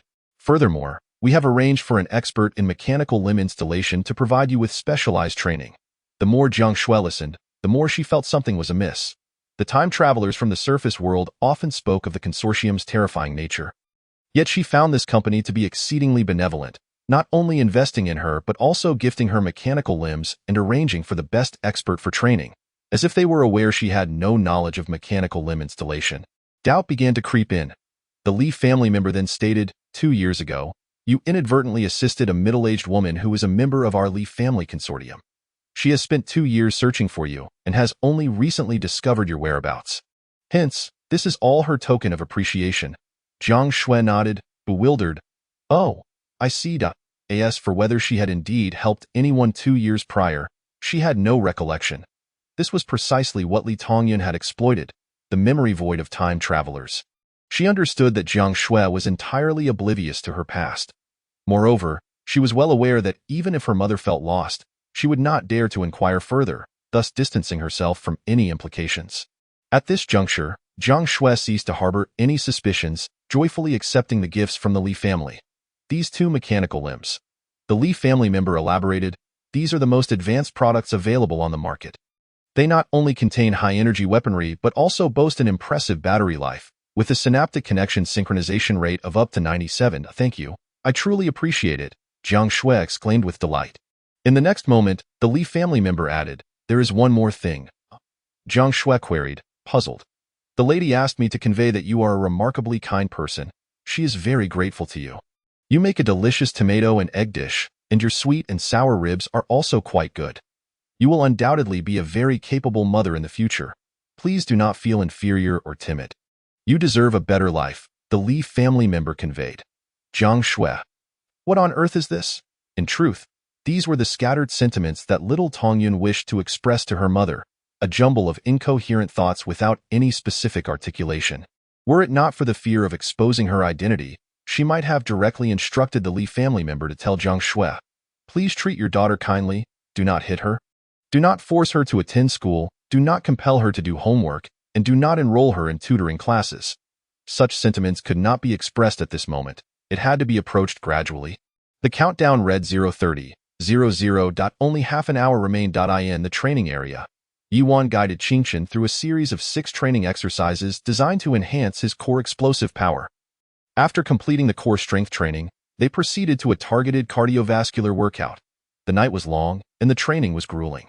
According to Yuan's estimation, in another half-month, Qingchen would be ready to begin weight training, which would truly test his mettle. Yet, time felt as though it were about to sever itself for Qingchen. He was currently undergoing training with Yuan, and in half an hour, he would have to return to the surface world. Not to mention the uncertainty of when he would return for further training days later. At this moment, Li Shutong unexpectedly appeared in the training area, regarding Qingchen with a question, "Are you about to return to the surface world?" "Yes," Qingchen nodded. "What is it, teacher?" "Do you need something?" Li Shutong replied. "I wish to witness the crossing of worlds firsthand. Perhaps I shall uncover some secrets." "Very well," Qingchen responded, drenched in sweat. Yuan provided him with functional supplements and beef for sustenance during training. It must be noted that while the breathing techniques, when combined with training, proved effective, the energy expenditure on his body was immense. After a brief period without nourishment, Qingchen felt a gnawing hunger. Like a glutton, he devoured his food voraciously, pushing himself through the exercises. That moment, Qingchen noticed a flicker of hesitation in Li Shudong's expression. He curiously inquired, "What is it, teacher? Is there anything else?" "Well," Li Shudong pondered for a moment and then replied, "Could you bring me a few more chess endgame studies?" Qingchen was momentarily taken aback, then smiled and said, "No problem." At that instant, he felt that the air of authority usually surrounding Li Shudong had diminished slightly, replaced by a more human touch. Under the watchful gaze of Yuan and Li Shudong, Qingchen placed the USB drive in his mouth. Suddenly, an idea struck him, and he pulled out a crumpled gold bar from his pocket. Yuan exclaimed in surprise, "Why is the gold bar on your arm missing, Li Shudong?" In that fleeting moment, the fiery patterns on Qingchen's cheeks spread toward his ears, and the aura that once flowed through him enveloped the gold bar in his hand under his command. A look of astonishment appeared on Li Shudong's face. Countdown 10. The world plunged into darkness. 48. The scapegoat, Lu Dezuzu. The darkness receded. After merely a second apart, he felt a twinge of longing for the eerie prison. Qingchen expelled the USB drive from his mouth and glanced at the gold nugget in his palm, which should have remained in the inner world, yet was still in his grasp. This was a delightful discovery, as it indicated that he had an advantage over others when traversing between the inner and outer worlds. Qingchen looked down at his arm, noting the countdown, 168,0000, another span of 7 days. His previous return had been 7 days, and now this one would involve crossing over after another 7 days. It seemed the duration for time travelers was increasingly elongated. How long would it be in the future? Would there come a day when he would remain in that realm for a lifetime? He did not know. Qingchen smiled, foregoing sleep to continue training according to the regimen Yuan had taught him. Since he had committed to training until 3 o'clock daily, he should maintain that discipline upon returning to the outer world. Self-discipline is the greatest freedom. He inhaled deeply, and with that peculiar breathing rhythm, the fiery patterns on his cheeks blossomed once more. Wait, it seemed he had forgotten something quite significant. After finishing his workout, Qingchen sat on the ground to drink water, allowing his sweat to flow freely. He opened his phone to locate a simultaneous interpretation app and attempted to recall each word spoken by Kamishiro Sora. The soft murmur of Japanese from the other party had always made Qingchen feel it must contain a wealth of information. It was akin to if you were to travel to a place, and the locals wished to insult you, they would undoubtedly use a dialect you could not comprehend. Following his memory, Qingchen recited into the phone's microphone. Word by word, soon, subtitles appeared in the interpretation app. Sitting so quietly seems quite nice, and this boy's silence is truly beautiful. Qingchen was taken aback. What did the other party mean by this? Moreover, didn't the Kamishiro family also speak Mandarin? What was this Japanese all about? Was it a time traveler from the outer world? Or did the Kamishiro family still preserve their Japanese heritage? Yet, if they were indeed time travelers, how could they speak Mandarin so fluently? Few from the islands could speak Mandarin so proficiently, one would think. How peculiar. The following morning, upon waking, Qingchen saw a flurry of WeChat messages flashing on his phone. Upon opening it, he found it was from Nangongchen. Qingchen, Qingchen, Qingchen. Do you know how formidable Lu Dezuzu from the next class is? Qingchen frowned. What do you mean? Hurry to school, Nangongchen urged. Qingchen donned his blue and white school uniform and dashed to school. Before leaving, he glanced in the mirror and was relieved to find the side effects of his fasting had vanished. Upon arriving at school, he spotted Nangongchen's diminutive figure straining to wave at him amidst the throng of students. Qingchen squeezed through and quietly asked, "What's going on?" "Look at the trending news," Nangongchen said, flipping open Weibo to show him. Upon seeing it, Qingchen was astounded. A man from Chuan Province, Jian Mao, had gone on a business trip to Luo City and inadvertently became a time traveler. Crossing into the inner world's prison number 18. Recognized as a time traveler, he had been detained in a concealed solitary cell. 7 days of crossing, 7 days of confinement. According to Jian Mao, a time traveler in prison No. 18 had become a significant figure, able to come and go from the cell freely and command the extraordinary to serve him. Jian Mao hoped to find this time traveler, whether to negotiate or offer payment. in hopes that they could persuade the authorities to release him from confinement. It must be said that Lu Dezuzu and Jian Sheng were quite unfortunate. While other time travelers enjoyed vibrant lives, exploring the city's holographic displays and navigating cybernetic cities, they had ended up in prison. It would have been better to stay put and not traverse at all. That moment, Qingchen suddenly realized why everyone was gathering at Lu Dezuzu's class.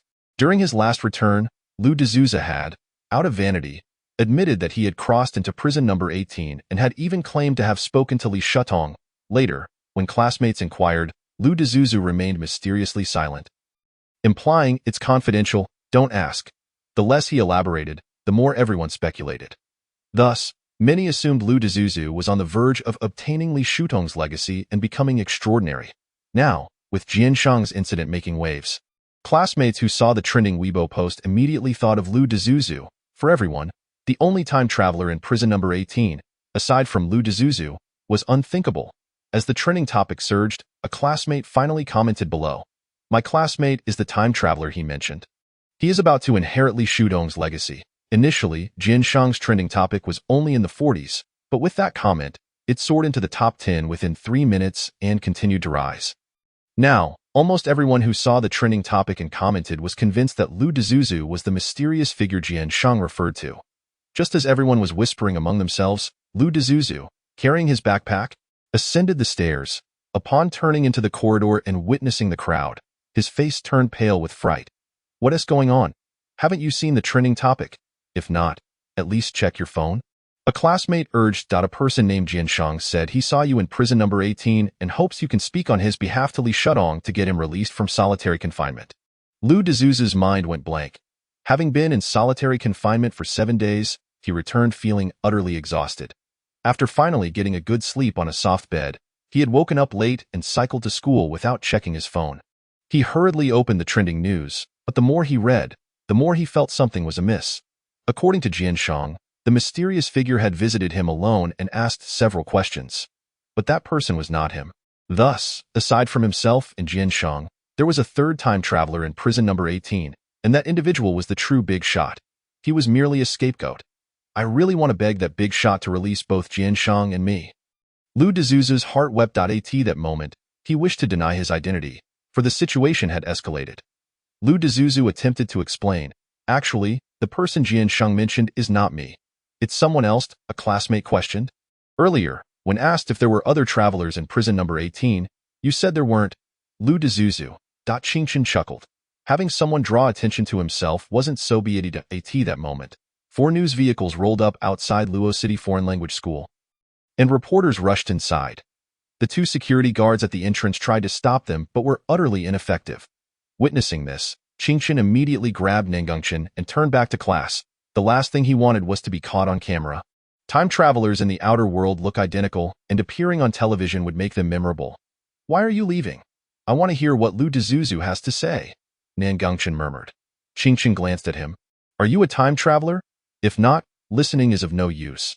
Nangengchen was momentarily stumped. But this is first-hand information from the inner world. What if we both traverse and it comes in handy? Not interested, Qingchen replied nonchalantly. Traversing is so interesting, Nangengchen insisted. If we both cross into the inner world, we could become extraordinary or even modify our bodies with mechanical limbs to become superhumans.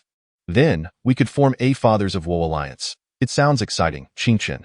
The reporters were ultimately blocked by a group of teachers at the bottom of the stairs. This was a place for learning, and they could not allow outsiders to create chaos. During the first break, a figure stealthily climbed over the school's wall. He approached a student on the playground and asked, "How do I get to class 4, year 2? The student, taken aback by the Chuan province dialect, still pointed him in the right direction. The middle-aged man thanked him and headed toward the classroom. Standing at the entrance of class 4, year 2, he inquired, "Is Lu Dezuzu here?" The classmates at the door took a moment to react. "You mean Lu Dezuzu?" Yes, Lu Dezuzu," Jian Sheng exclaimed, slapping his forehead. The classmates pointed him in the direction, and upon seeing Lu Dezuzu, he felt a surge of urgency and attempted to flee. Jian Sheng rushed forward, gripping him and saying, "I know you are quite impressive in prison number 18. Even the extraordinary who interrogated me was behind you. Your status must be quite high." Lu Dezuzu was in a state of panic. "It's not me. "You've got the wrong person." "Ah, my dear, rest assured. I shall not let your claws drip." Jian Sheng's words were abruptly cut off as he was forcibly pulled out of the classroom by two teachers who had just arrived. "I'll give you money." In the corridor, Jian Sheng's curses echoed, and his classmates turned to glance at Lu Dezhi. That moment, Lu Dezhi was on the brink of collapse. He had never anticipated that a single lie would spiral into such chaos. But a pressing question arose in the prison on the 18th. Who could the third time traveler be? At this very moment, Qing Chen sat in the classroom, seemingly detached from the tumult outside. He observed Nan Gongchen pulling out a computer programming manual and inquired, "Why the sudden interest in this?" "It's nothing," Nan Gongchen replied. "I just want to acquire a skill." "What do you think about getting closer to Lu Dezhi? If we cultivate a good relationship, we might reap significant benefits in the inner world." "There's no need," Qing Chen responded. "I'm not a time traveler." Yet, at that instant, he suddenly fell into deep contemplation. He certainly knew that Lu Dezhi was an impostor, but others were unaware. The number of time travelers across the nation must surely be in the thousands. Could there be individuals drawn to Luo City by Lu Dezhi's identity? Strangely, given the magnitude of today's events, why had the Kunlun organization not yet made an appearance? Was it possible that Li Shutong's legacy lacked sufficient allure? Certainly not. There must be something amiss. Throughout the evening, as it neared the time for night study, Qing Chen waited in vain for the appearance of Kunlun's members. He had an unsettling premonition that something was about to transpire. Yet he remained oblivious to what it could be. 20 p.m., students from the second and third grades of Luo City Foreign Language School rushed out of the campus. The nighttime scenery, illuminated by the warm glow of streetlights, possessed a unique beauty. Clad in their uniforms, students strolled along the paths in pairs, while classmates on bicycles bid farewell as they sped into the night. A group of girls led the way, and boys who harbored secret affections playfully chased each other behind, attempting to capture their attention. This seemed to epitomize the essence of youth. At this moment, after parting ways with his classmates, Lu Dezhi pushed his bicycle out of the shed and rode towards Xinglong Garden. He reflected on the day's events, feeling increasingly wronged, yet he remained at a loss as to how to proceed. As he passed Huanghe Road, an unsettling feeling washed over him. A black van was approaching rapidly beside him. He glanced over and was startled to see that both occupants in the front seat were wearing sunglasses. With the passenger turning to gaze at him, Lu Dezhi's heart sank. Just as they were about to enter an unmonitored overpass, the driver of the black van veered towards Lu Dezhi, deliberately ramming the vehicle into him. He hastily veered onto the sidewalk, but the black van followed suit, crushing both Lu Dezhi and his bicycle. The ground reverberated with the screeching sound of tires against asphalt, accompanied by Lu Dezhi's desperate scream. The black van came to a lopsided halt against the curb, and a cold voice emanated from within. "Quickly resolve this, take him away." 2 men, also clad in sunglasses, sprang from the vehicle, charging towards Lu Dezhi without hesitation. Their demeanor was fierce, reminiscent of thugs from a Hong Kong film. Most alarmingly, Lu Dezhi clearly discerned that both men were equipped with mechanical limbs. "Help!" Lu Dezhi screamed in sheer terror. In an instant, a blinding beam of headlights illuminated the scene, casting light upon everyone. The roar of an engine grew louder, akin to a ferocious beast charging down the concrete road. With a thunderous crash, a black SUV collided forcefully with the rear side of the black van, sending it careening off.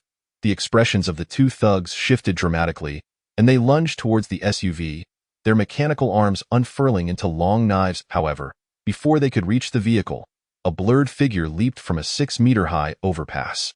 Someone had been waiting here all along. The figure descended swiftly and directly landed atop the two thugs. Steel-forged legs pressed down heavily on their shoulders, pinning them to the ground. Blue sparks flew as their mechanical limbs shattered. Revealing the electronic components within, the figure, having landed, turned to Lu Dezhi and inquired, "Are you all right?" "Hello, it's a pleasure to meet you. I am Zheng Yuandong, the head of Kunlun." Lu Dezhi sat dazed on the ground. Noticing his silence, Zheng Yuandong turned towards the overturned black van, drawing a black long knife from thin air and effortlessly slicing through the vehicle's body. The steel frame melted away as if it were wax meeting a heated blade. As he acted, several other black SUVs surrounded the scene, and Lu Yuan jumped from one of the vehicles. "Boss, I didn't expect you to be correct about the ambush location." Zheng Yuandong surveyed the 4 unconscious individuals inside the van. Nodding slightly at Lu Yuan, Lu Wanqin, Xian Qiuzhe, Cui Chong, Huang Hani. They are all registered at it. Seems Lu Wanqin was the one who brought them together.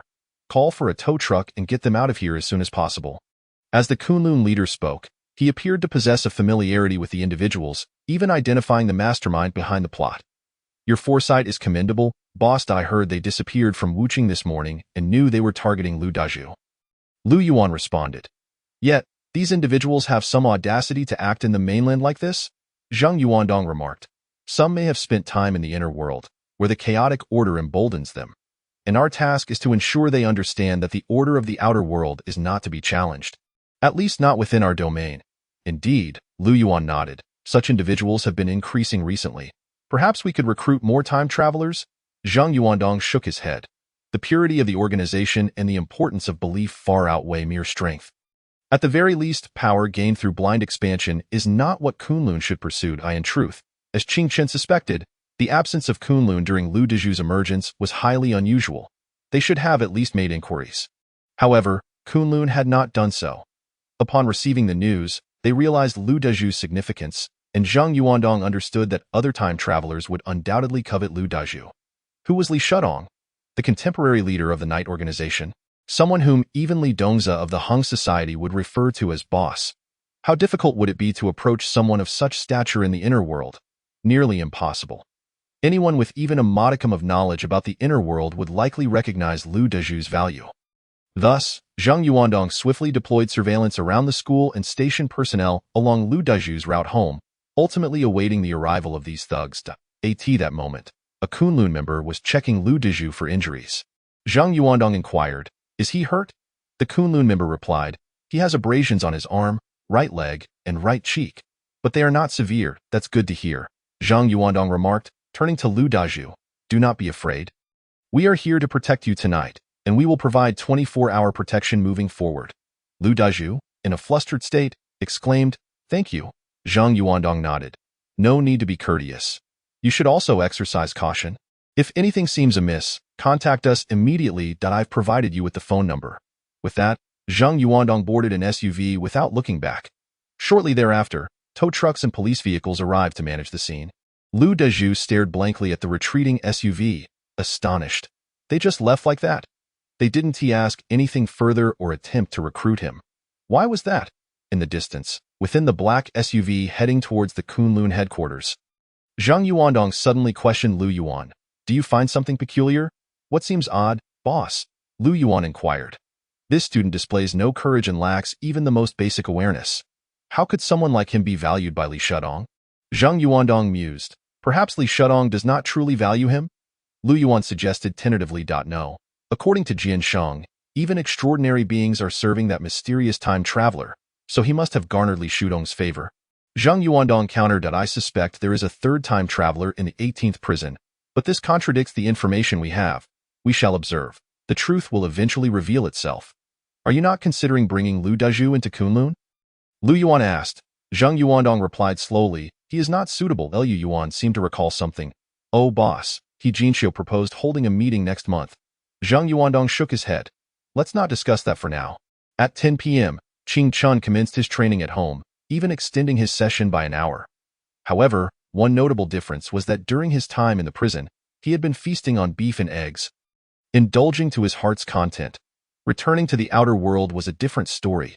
He simply could not afford it at this moment. The gold he had brought back from the inner world lay hidden beneath his bed. Qing Chun felt compelled to find a way to convert the gold into cash, for otherwise he would struggle to sustain himself. Just as he was drenched in sweat, a sudden knock echoed at the door. Rising to answer, he was greeted by Li Tongyun, who held a plate of fried dumplings, the enticing aroma of chives and eggs wafting through the air. Li Tongyun, with a sweet demeanor, said, "Brother Qing Chen, my mother just finished frying these. She asked me to bring them to you." "Thank you," Qing Chen replied, this time without reservation. As Li Tongyun turned to ascend the stairs, Qing Chen inquired, "You are quite clever, aren't you?" "You understand what I am saying." Li Tongyun slowly pivoted.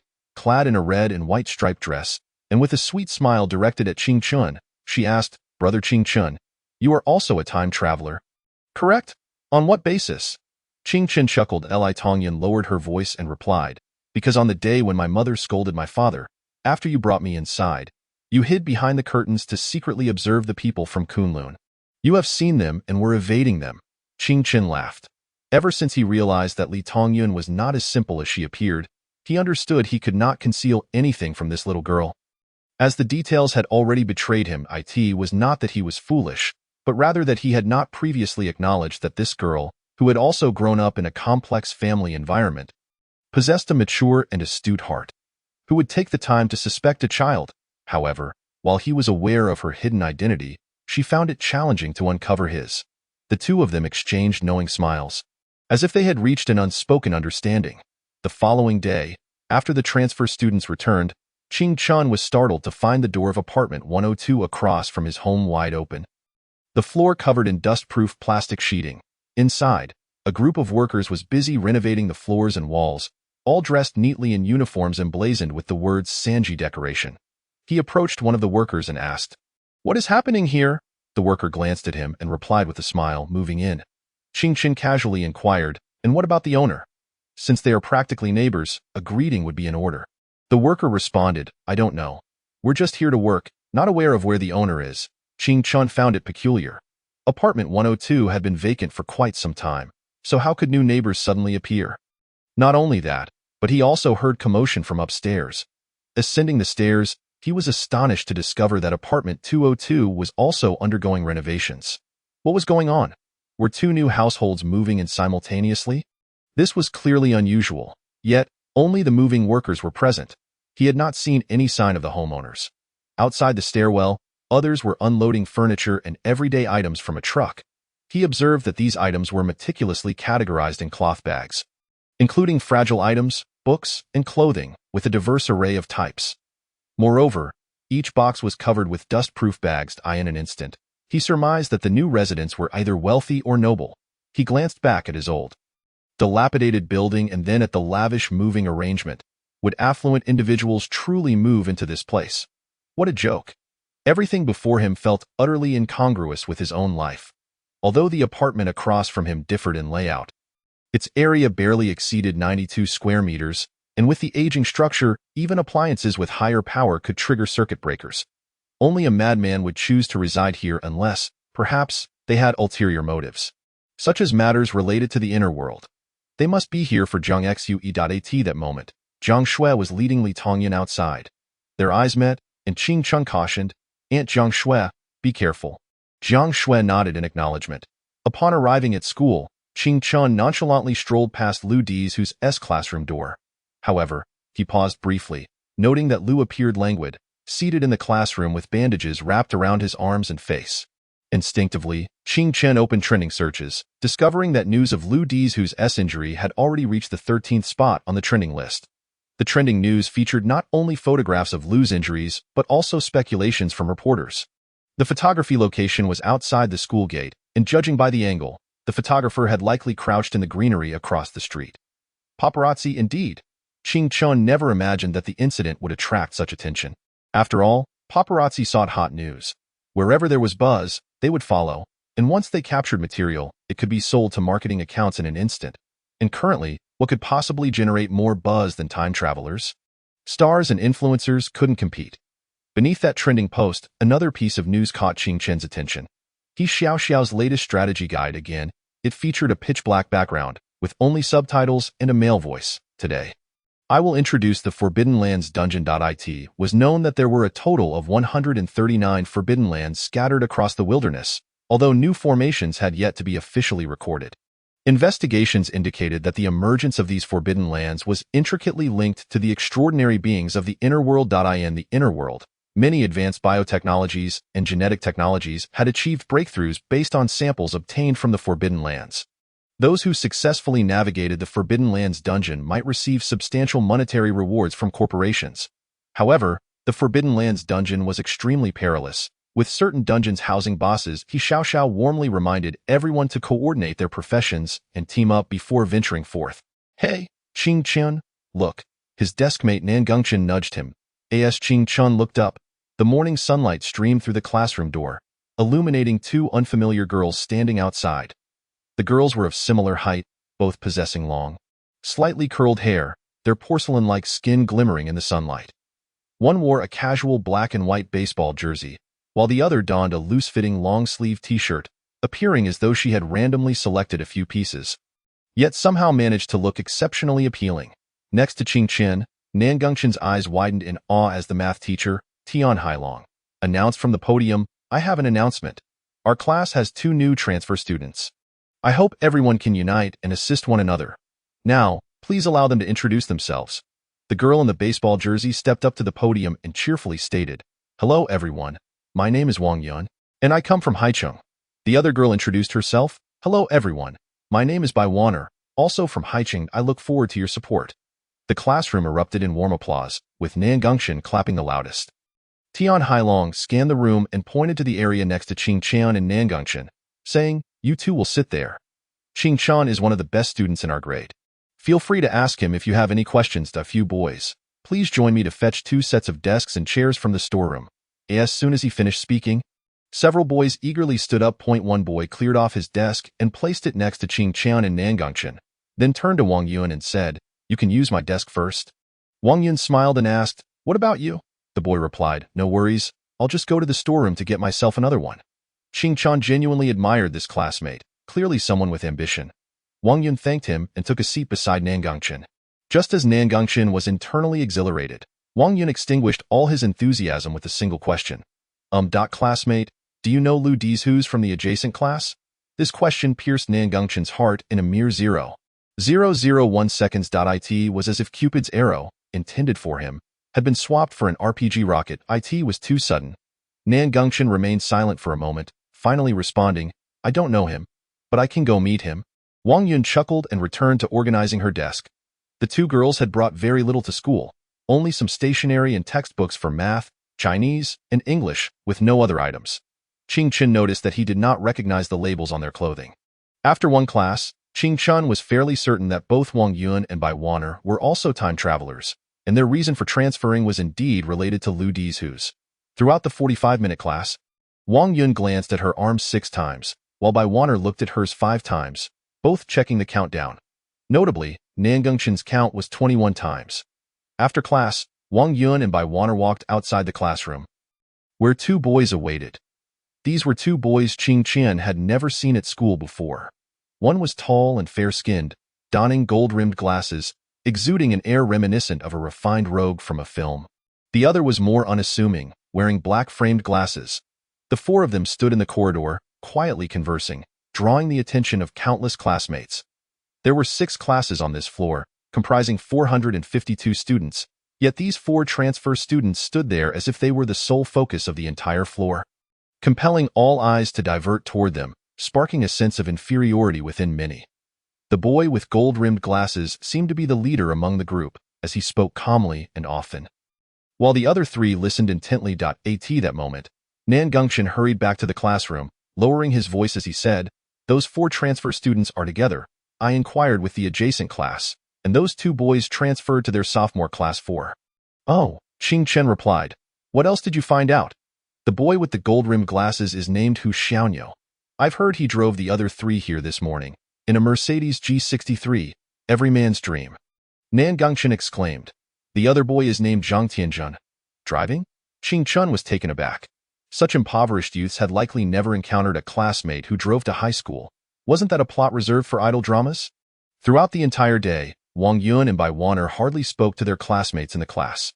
Each time the bell rang, they would step outside the classroom to chat with Hu Xiaonyo and Zhang Tianjun, leaving no opportunity for their peers to engage with them. On that day, the 2 girls exchanged a few words with Nan Gongchen, inquiring about the teacher's name, the progress of their lessons, and some facilities and customs of the school. As for Qing Chen, they did not utter a single word to her. Qing Chen could discern that these 2 girls were performing better academically than she had anticipated. Bai Wanner, during English class, had pulled out a 2021 TOEFL practice test from her bag, one that Qing Chen had previously tackled. Meanwhile, Wang Yun was engrossed in solving physics competition problems, having hardly paid attention to any other subjects. The Olympiad questions were unfamiliar to Qing Chen, undoubtedly sourced from private educational institutions.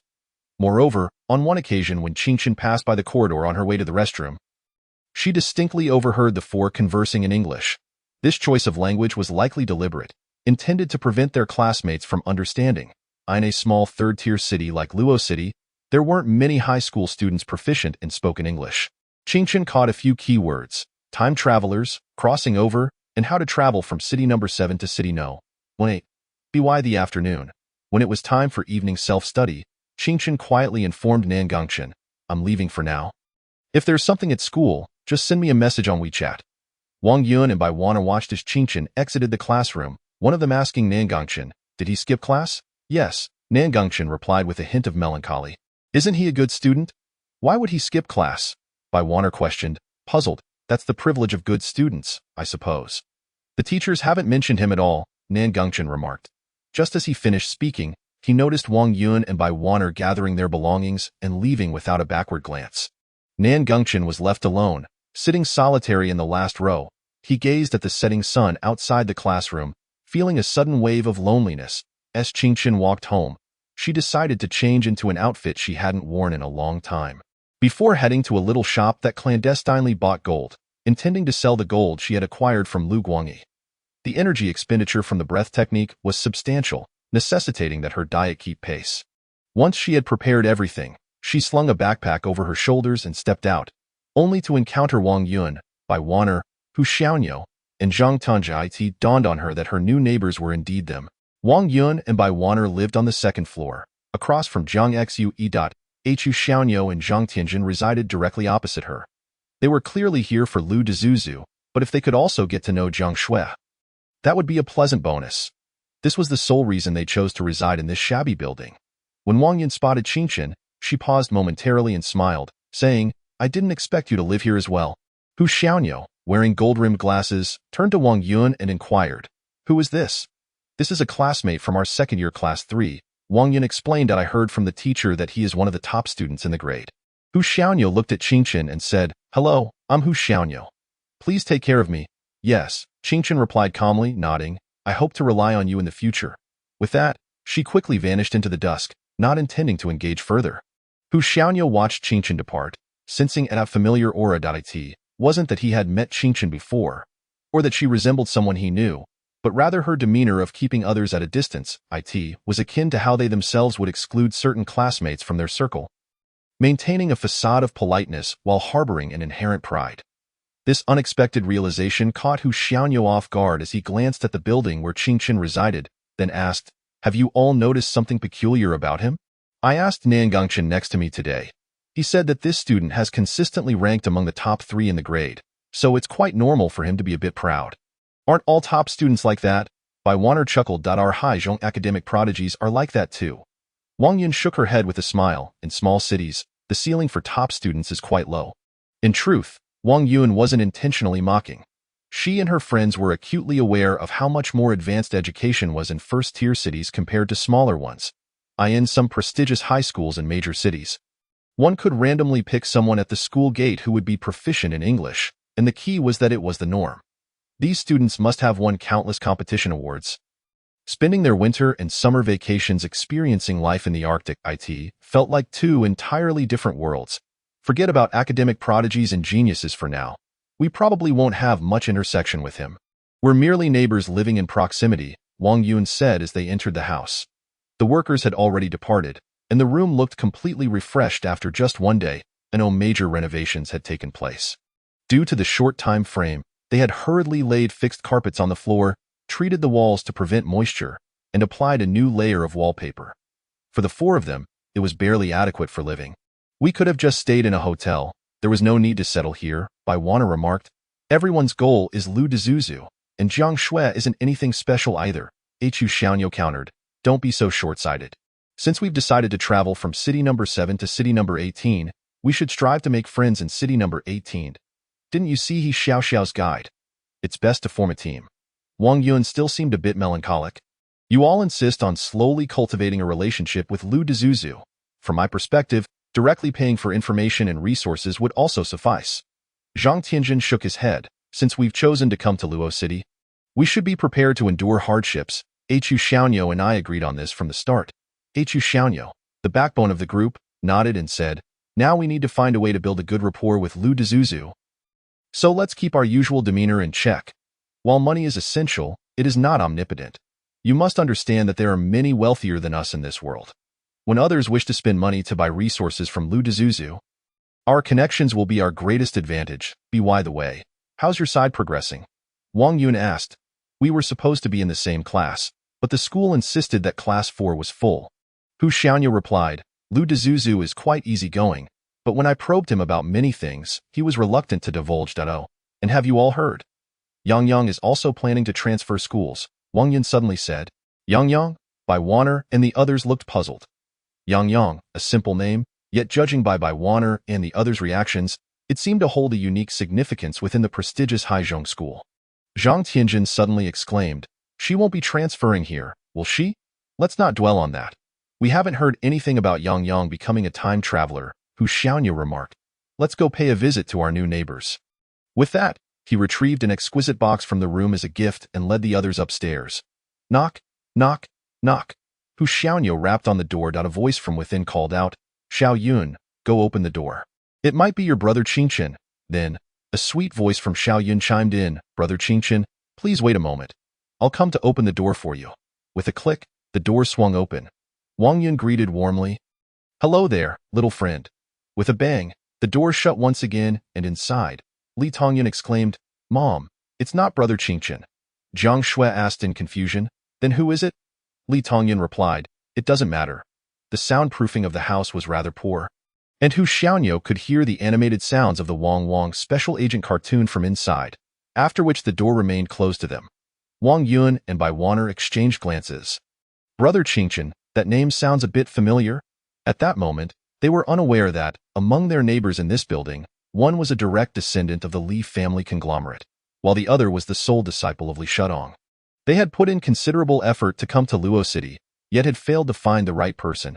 Meanwhile, Qingchen, who was being mentioned by Li Tongyun, stood in a small alley on the southern side of Luo City's crossroad. The alley was somewhat old, with traditional Chinese architecture, gray walls, and black tiles lining the cobblestone path. When it rained, raindrops would gather on the tiles and cascade down the eaves. At the entrance of an old gold shop hung 2 red lanterns, and a blackboard outside read, High prices paid for gifts, gold, cordyceps, ginseng, mutai, jin and chun, and wolyangya. Wearing a hoodie, Qingchen inquired, How do you buy gold? The old man inside, who was weaving a bamboo basket, glanced at him sideways and asked, Do you have a receipt? No, Qingchen shook his head. The old man scrutinized him for a moment before setting down his bamboo basket and said, Without a receipt, it's rather difficult. If you genuinely want to sell, I can offer you 340 per gram. I want to ask where you got it from. Today's gold price was 380 per gram, but stolen goods had their own price. After pondering briefly, Qingchen replied, Deal, 39 grams. 13, 260 yuan was quite a substantial sum for him, sufficient to alleviate his immediate concerns. Qingchen chose not to request a bank transfer, insisting instead on receiving cash. As the old man counted the money, he muttered, You're quite cautious for someone your age. But being careful in your line of work is wise. If you have more to sell next time, come back to me. If the quantity is large, I'll give you an additional 5 yuan per gram. The old man seemed to regard Qingchen as a thief, yet Qingchen did not dispute it. The old man handed him the money. Observing as Qingchen meticulously checked each bill under the light for watermarks, security threads, blind patterns, and microprinting, missing no detail. Finally, Qingchen extracted 2 notes from a stack. This 50 and 20, could you please change them for me? The old man grimaced slightly. Most people who come to sell gold just grab the cash and leave. Rarely do I encounter someone as thorough as you. With that, he opened a nearby drawer and exchanged the notes. In a bid to conduct business with integrity, one ought to refrain from using counterfeit currency to deceive others, remarked Qingchen. Very well, do visit often, the elderly man replied with resignation. Qingchen accepted the money and turned to leave. Navigating through a labyrinth of alleyways before finally boarding the bus home, the agricultural market, he purchased over 10 pounds of beef, 3 pounds of eggs, and a selection of vegetables. Wan had previously stated that he must transform into a ferocious carnivore. Upon returning to his building, he glanced up to see Li Tongyun discreetly waving to him from the 2nd floor. After a moment's contemplation, Qingchen reciprocated the gesture, signaling her to come down for a chat. As Li Tongyun entered, her first words were, Qingchen Gij, who is the new neighbor? Have you spoken to them? They transferred from Haiqing. Here for Lu Di's hues, Qingchen disclosed I overheard them conversing in English. Haicheng likely corresponds to city no. 7 in the underworld. Qingchen Gij, you can understand English? Li Tongyun queried, her brow furrowed. Why listening skills are adequate, Qingchen replied, opting not to elaborate further. Their presence here is undoubtedly for your mother. These individuals, lacking roots in city no. 7, are seeking opportunities in city no. 18. Li Tongyun pondered for a moment before asking, city number 7 belongs to the Chen Consortium, while city number 18 is the stronghold of the Li Consortium. Why would they come here? Qingchen mused, it matters not. Their unrestrained English conversations will reveal everything in due time. Do they speak openly in front of you? How reckless, Li Tongyun inquired, tilting her head. Qingchen chuckled while ruffling her hair. It's simply because they are not as astute as you. At that moment, Li Tongyun dashed to the bathroom, seizing the clothes Qingchen had changed out of. Mama instructed me to wash these, please don't make it difficult for me. I'm merely following her orders. With that, she exited, scampering upstairs. Qingchen smiled faintly, then turned to regard his empty home, commencing his solitary training.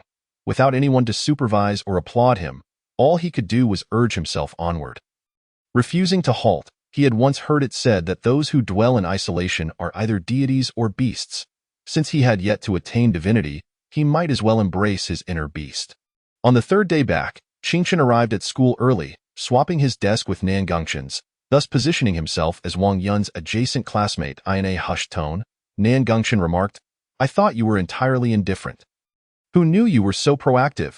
Had I known, I would have switched with you yesterday. Qingchen shot him a sidelong glance, remaining silent. Misinterpreting Qingchen's reticence as shyness, Nan Gongchen leaned into gossip. A new master joined the crossover group yesterday, claiming to have learned technological fortune-telling in the underworld. Did you consult him? Qingchen inquired. I did. It was only $5 a session, Nan Gongchen responded. The fortune-teller said I would come into a substantial fortune at age 65. An amount I've never encountered in my life. Qingchen hesitated. 65. Is that from your son's offerings? Nan Gongchen replied, puzzled. Qingchen retorted, could you please withdraw from that crossover group? It gives me a headache. There's not a single serious time traveler among them. Well, perhaps one, but he's merely a gigolo for wealthy women in the underworld. Nan Gongchen stubbornly countered, what if there's some truth to it? Just then, Wang Yun and Bai Wanner entered the classroom. Upon seeing Qingchen and Nan Gongchen in their new seats, they paused momentarily. Bai Wanner asked in English, why did they switch seats? Wang Yun chuckled, who knows? It's not our concern. Wait, Bai Wanner queried, didn't the teacher say he performs well academically? Could he understand what we're saying? Wang Yun turned her gaze to Qingchen, who was engrossed in solving a math competition paper, his focus unwavering as he verified calculations and filled in answers. Wang Yun, a top student from Haicheng, observed Qingchen's methodical approach for a moment before concluding that he was not merely pretending. She remarked, our teacher from Haicheng mentioned that students from small cities, even if they excel in English, find it challenging to communicate in the language since their studies are entirely exam-focused.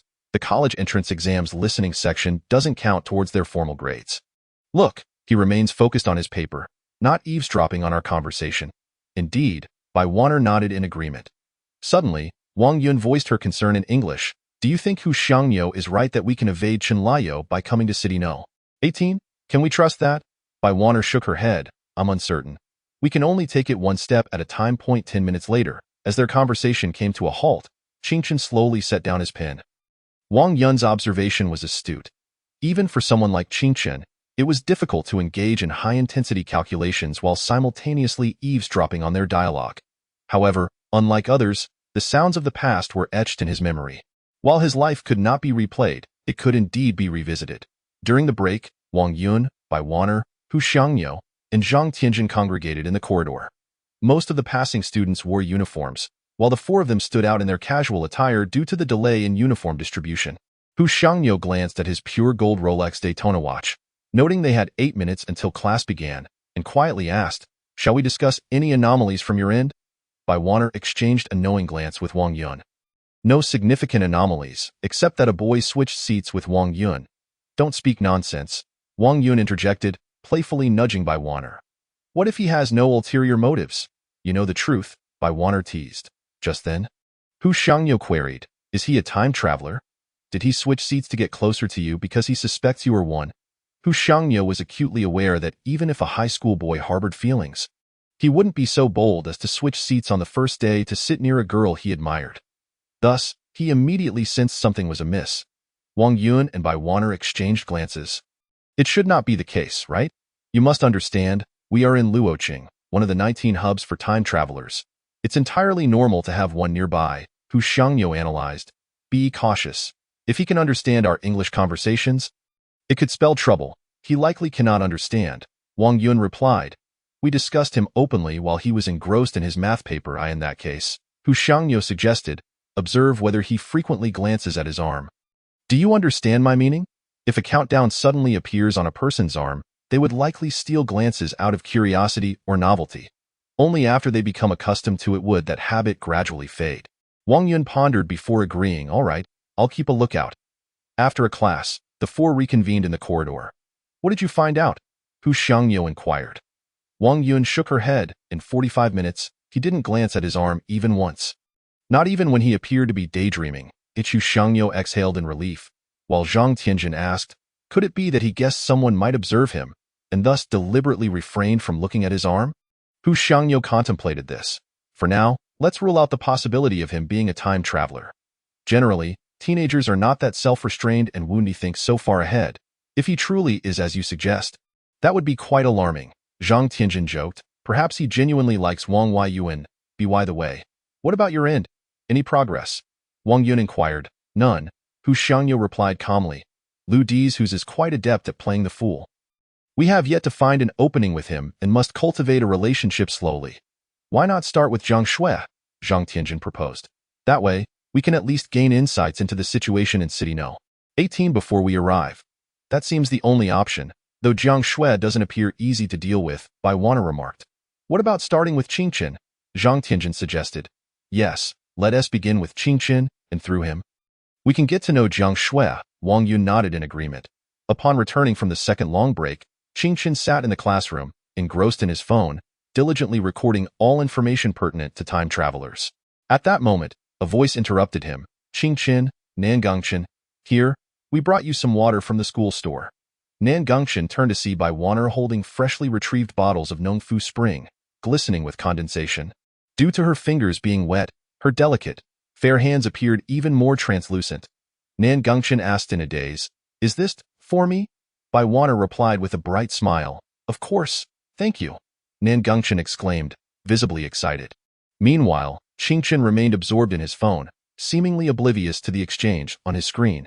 A news article read, authorities successfully dismantle a site of illegal detention, rescuing 12 time travelers who had acknowledged their identities online, including a suddenly missing well-known internet celebrity.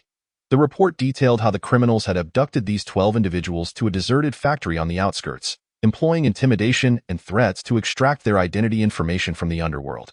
With the safety of their families threatened, they coerced time travelers into transporting items within their bodies, utilizing methods such as inserting drugs into their rectums, stomachs, and mouths to traverse between the inner and outer worlds. At the crime scene, law enforcement seized a substantial quantity of drugs from the inner world, predominantly gene therapies and targeted medications. Reports indicate that the two types of gene therapies found on site do not enhance physical strength but rather aim to ameliorate hereditary diseases, congenital deafness, and congenital heart disease. Currently, law enforcement has apprehended 4 suspects, with 9 still at large. According to the suspects' testimonies, all 9 fugitives are time travelers. This news is profoundly shocking. Previously, incidents involving time travelers were reported abroad. Now, such bewildering events have emerged domestically. It seems that no one will dare to publicly declare themselves a time traveler any longer. From this day forth, all time travelers must remain silent, as if everyone is ensconced in a dark forest. Qingqin, Wang Yun, sitting beside him, waited for quite a while, and upon noticing Qingqin's lack of response, called out again. Qingqin snapped back to reality and accepted a bottle of water. Thank you. But there's no need for such formality in the future. After all, we are neighbors. Let's look out for each other. Wang Yun smiled as she sat down. The classmates in the room erupted in astonishment. What was going on? Qingqin was neighbors with these 2 transfer students. He quietly pondered the implications of their sudden shift in demeanor. Just a few hours earlier, they had been indifferent, and now their attitude seemed unusually forced. At that moment, Wang Yun chuckled. What are you staring at so intently? I called your name, yet you didn't react. As she leaned in closer to glance at his phone, an inexplicable scent of perfume wafted into Ching Chen's nostrils. It appeared to be intentional. However, when the girl noticed the news on Ching Chen's phone, her body froze. This is a piece of news that concerns all time travelers, for if one is not cautious, they may end up like the 12 time travelers mentioned in the report, imprisoned in a bewildering location, becoming mere tools for others' transport. This moment, if one wished to avoid becoming someone else's packhorse, they must empower themselves or hide. Ching Chun contemplated that the individual who had ambushed Jiang Shui might have harbored similar intentions. He noted that the conclusion of the news report stated, "This criminal group conducts transactions using virtual cryptocurrencies, and so far, the identities of the buyers of the gene therapies remain untraceable. 9 remain at large and are currently being pursued." As time passed, this criminal news rapidly spread throughout the country, affecting every time traveler in a secluded ancient alley deep within the Legion Gate of Luoqing. A young man clad in a black trench coat was making his way through. Historical records indicate that Legion Gate was established during the Sui dynasty, comprising the city gate tower, encampment, arrow tower, city walls, and moat, now a renowned historical site in Luoqing. The young man, wearing sunglasses, seemed out of place with his shiny black leather shoes against the backdrop of the ancient architecture. Akin to a modern urban dweller suddenly transported to a bygone era, stepping into history. The ancient alley was deserted, and the rhythmic sound of his shoes echoed against the flagstone path. Further in, a small courtyard housed a house with red pillars and gray tiles, where a plaque inscribed with the characters Kunlun hung prominently above the door. The young man knocked on the door using the ring attached to a beast's head, and a head poked out from inside, eyeing him quizzically. "Who is it?" Removing his sunglasses, the young man smiled. "Jojo, Hijin Qiu. At once, the head retreated. "Boss, it's Hijin Xiu." Moments later, with a creak, the red wooden door swung open, revealing over 10 individuals in black attire standing solemnly on either side, their expressions grave as they regarded Hijin Xiu. Hijin Xiu chuckled. "You needn't be so fearful of me. Where's Boss Zheng?" "Boss hasn't returned yet," said Zhu Yuan with a smile. "The esteemed boss, he has graced us with his presence. Please, make yourself comfortable and enjoy some tea. The boss will be back shortly."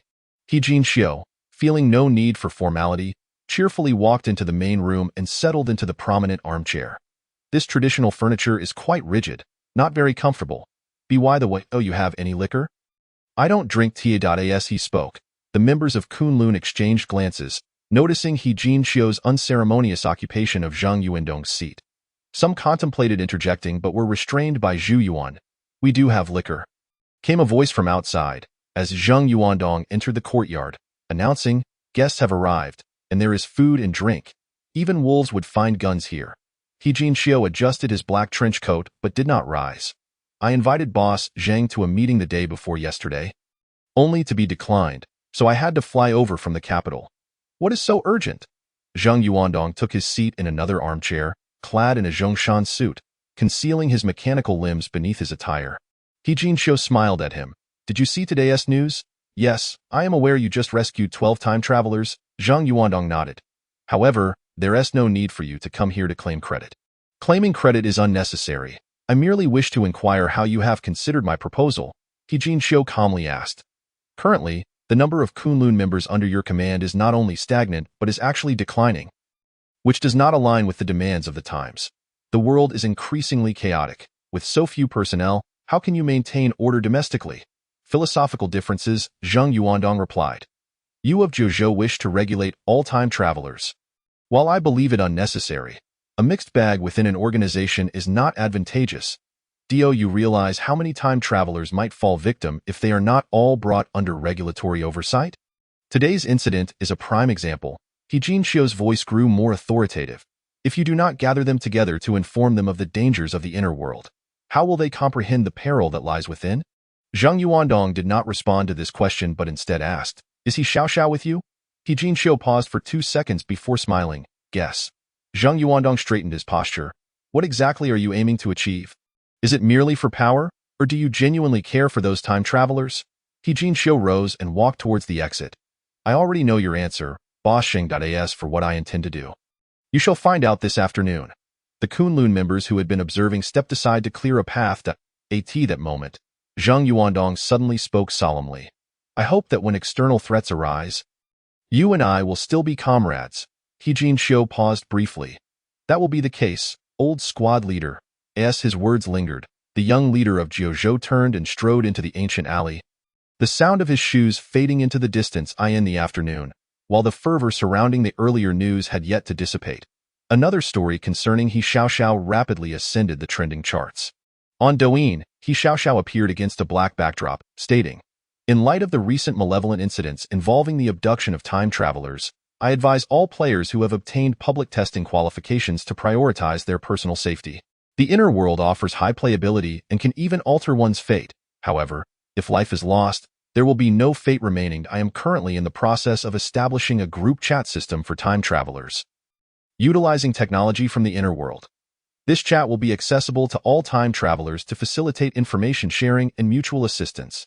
To instill confidence, this group chat system will establish 12 dynamic data strongholds nationwide, ensuring the protection of all time travelers' identities, with no outsiders able to infiltrate through technological means.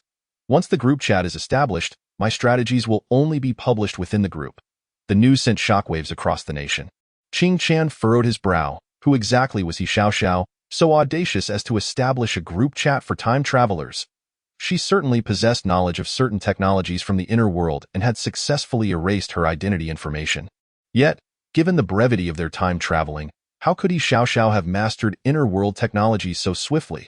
Had she managed to bring back the equipment from the inner world? Such equipment capable of establishing data strongholds must be substantial. How could it be transported back? Or perhaps, He Xiaoxiao was not merely one person. It would be challenging for a single individual to transport a device, but if several collaborated, each bringing back a small component, it could be feasible. He was reluctant to join such a group unless he too could conceal his identity. He noted that He Xiaoxiao's video claimed no outsiders could invade, but the critical point was that she herself could easily access most people's information. This group chat system resembled a crab trap, with He Xiaoxiao akin to an Alaskan crab fisherman. All she needed to do was sail her time-stealing vessel across the northern seas of Holland Harbor, casting iron cages into the depths of the ocean, waiting for the king crabs to enter on their own. That night, Qing Chun once again skipped class. He visited a dessert shop to buy a cake for Li Tongyun as a gift. Along with some fruits and vegetables, Jiang Shui had assisted him with laundry several times recently. He couldn't keep arriving at others' homes empty-handed. When he knocked on the door, he heard Li Tongyun's cheerful voice from inside. Is it my brother Qing Chen? She opened the door and lowered her voice to ask, what about your classmates? I don't know. It doesn't matter. Qing Chen chuckled, ruffling her hair. Come on, let me show you my mom's new mechanical limbs. They look amazing, Li Tongyun exclaimed, pulling Qing Chen's sleeve and leading him inside. Jiang Shui had originally been preparing a meal, yet found herself reluctantly becoming the subject of observation. Previously, her arms resembled mechanical constructs, akin to steel pipes intricately joined together, but now they bore a more human-like form, with fingers and joints seamlessly connected. Qing Chen curiously inquired, is this a new purchase? How's the battery life? Its endurance is more than tenfold that of my previous model. Jiang Shui replied with a smile, I consider myself quite fortunate. 2 years ago, my identity in the inner world allowed me to save someone significant from the Li Corporation, and now, this is her way of expressing gratitude. Qing Chun casually glanced at Li Tongyun, who quickly tugged at him to exit the kitchen. Mom, hurry up with the cooking.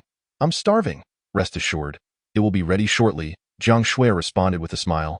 In recent times, she had become notably more cheerful, as if liberated from constraints, with everything seemingly improving in the living room. Li Tongyun lowered her voice and asked, Qing Chengij, are you inquiring about my identity? Qing Chun shook his head. No, I was merely asking out of curiosity. Li Tongyun's eyes twinkled mischievously. You still haven't told me your identity in the inner world. Guess, Qing Chen replied, not intending to divulge. How about we exchange secrets? I'll share mine if you share yours, Li Tongyun suggested with a smile. Qing Chun shook his head once more. No exchange. How dull, Li Tongyun pouted, sulking on the sofa. You must already know who I am. Even a child can't keep secrets. Qing Chen chuckled. You are no ordinary child. Just then, a knock resounded at the door. Li Tongyun leaped off the sofa to answer it, only opening the inner wooden door, leaving the iron security door untouched. Outside stood Wang Yun and others, smiling as they greeted Li Tongyun. Hello, little friend. We are classmates of your Ching Cheng-gij, quite familiar with him. Li Tongyun turned back. Ching Cheng-gij, do you know them well? Before he could respond, she declared, he says he doesn't. Hu Xiaoyo exclaimed. With a resounding bang, the door swiftly closed, sealing the four outside once again. They exchanged glances, incredulous at being denied entry a second time. Why was Ching Chen able to enjoy such harmony with this family while they could not? Before they could speak, the gentle Jiang Shui reopened the door, her expression apologetic. Hello, I apologize. The children can be quite inconsiderate. You must be the new neighbors, please come in. All eyes turned to Jiang Shui's hands. The four were time travelers who had encountered many mechanical limbs in City Number 7, yet they felt Jiang Shui's hands were distinctly different, delicate and powerful. Meanwhile, Li Tongyan sat crossly on the sofa, showing no intention of welcoming the guests. Wang Yun entered first, politely asking, do you need to change into slippers? No, just make yourselves comfortable. We don't have many slippers available. Jiang Shui replied. Xiao Yun, quickly serve tea to our guests. Reluctantly, Li Tongyan rose. The four placed their gifts on the dining table. Wang Yun brought a toy bear for Li Tongyun, by Waner a toy from the Wang Special Agents animation. Zhang Tianjin 2 bottles of champagne, and Hu Xiaoyo a bottle of whiskey in a wooden box. Hu Xiaoyo smiled at Jiang Shui. Hello, it's a pleasure to visit. I brought some gifts. This whiskey is something I specially brought back from the island. You won't find it in stores, that's too extravagant, Jiang Shui replied courteously. You should take it back. We've never had whiskey and wouldn't know how to drink it. I've heard it has its intricacies. The first visit between neighbors didn't last long, filled with friendly yet polite exchanges, and ultimately, the whiskey was returned to them. Upon returning home, the four sat silently on the sofa, each aware of the polite distance that still lingered. In Jiang Shui's eyes, they were guests, not friends. Hu Xiaoyo spoke earnestly. Perhaps we were mistaken from the very beginning. The others looked at him. He pointed at their sofa. We traveled all the way from Haiqing to Luoqing, importing genuine leather sofas, while over there, they have an old fabric couch. I'm not highlighting class differences, but rather emphasizing that we must shed our inherent pride. Zhang Tianjin adjusted his black-framed glasses. ILL heed Xiaoyo's advice. Hu Xiaoyo continued. Moreover, there's nothing for us to be proud of. Did you notice Jiang Shui's mechanical hands? The details are remarkably intricate, likely only affordable by the corporation. So while we possess wealth in the outer world, in the inner world, Jiang Shui is the one who truly holds it. He went on. It is precisely because we carry this ingrained pride that we cannot forge friendships with people like Qing Qin, Jiang Shui, Li Tongyun, or Lu Dazhu. Yet, we are indeed somewhat superior to them, Bai Wana remarked, noticing Hu Xiaoyo's serious demeanor. What should we do then? The first thing tomorrow is to collect our school uniforms. We're not allowed to wear watches, only plain Casio electronic ones, Hu Xiaoyo stated. Then we must lower our pretensions and interact normally with our classmates. No, that's not quite right. It's not merely lowering our pretensions but truly recognizing that we came to Luoqing in search of hope, without any sense of superiority. Wang Yun grumbled, but the school uniforms at Luoqing Foreign Language School are quite ugly. Can't we wear our own clothes? I've shipped so many outfits. No, Hu Xiaoyo replied firmly. Glancing at the two silent girls, his heart suddenly sighing, countdown. For days. Qing Chen awakened from his dreams, and as he rose to wash up, he noticed in the mirror that his abdominal muscles were becoming increasingly defined. While not yet resembling the chiseled abs of a fitness enthusiast, they were taking shape. Remarkably, he had only been training for 5 days. He finally understood the miraculous nature of the breathing technique. Standing before the mirror, he observed the fiery patterns blooming along his cheeks as he practiced the peculiar breathing rhythm. 2 days prior, he had spent over 500 yuan on 13 kilograms of beef, which had been consumed in a mere 2 days. Now, he was like a black hole for food, the breathing technique rapidly depleting his energy and swiftly assimilating the newly acquired nutrition, reshaping his body. As the fiery patterns faded, Qing Chun reflected on why Uncle Li had said that with the aid of breathing techniques, someone who had never trained could reach what others achieved in 5 years within just 3 months. The technique was astonishingly effective. Upon arriving at class that morning, Qing Chun was taken aback to see Wang Yun and Bai Waner dressed in their school uniforms, presenting a fresh and tidy appearance that made them seem less like top students from Haiqing and more like the idealized figures many male classmates dreamed of. Beside them, Nan Gongchen occasionally stole glances at them. After Qing Chun sat down, Wang Yun suddenly smiled. Classmate, the teacher mentioned you were the top student in the grade. I have a math problem I don't quite understand. Could you help me? Qing glanced at the problem, which involved a hyperbolic equation filled with traps, presenting a considerable challenge for ordinary students. However, he knew well that both girls were also academic achievers. Even tackling physics competition problems, how could they not solve a hyperbolic equation? After pondering, he replied, I need to prepare for today's lessons. Perhaps you could ask Nan Gongchen. Wang Yun, sensing his attitude, pursed her lips but then recalled that since Nan Gongchen was on good terms with Qing Chen, it might be wise to cultivate a relationship with him first. Hu Xiaonyo had mentioned they needed to interact normally with these individuals, shedding their pride.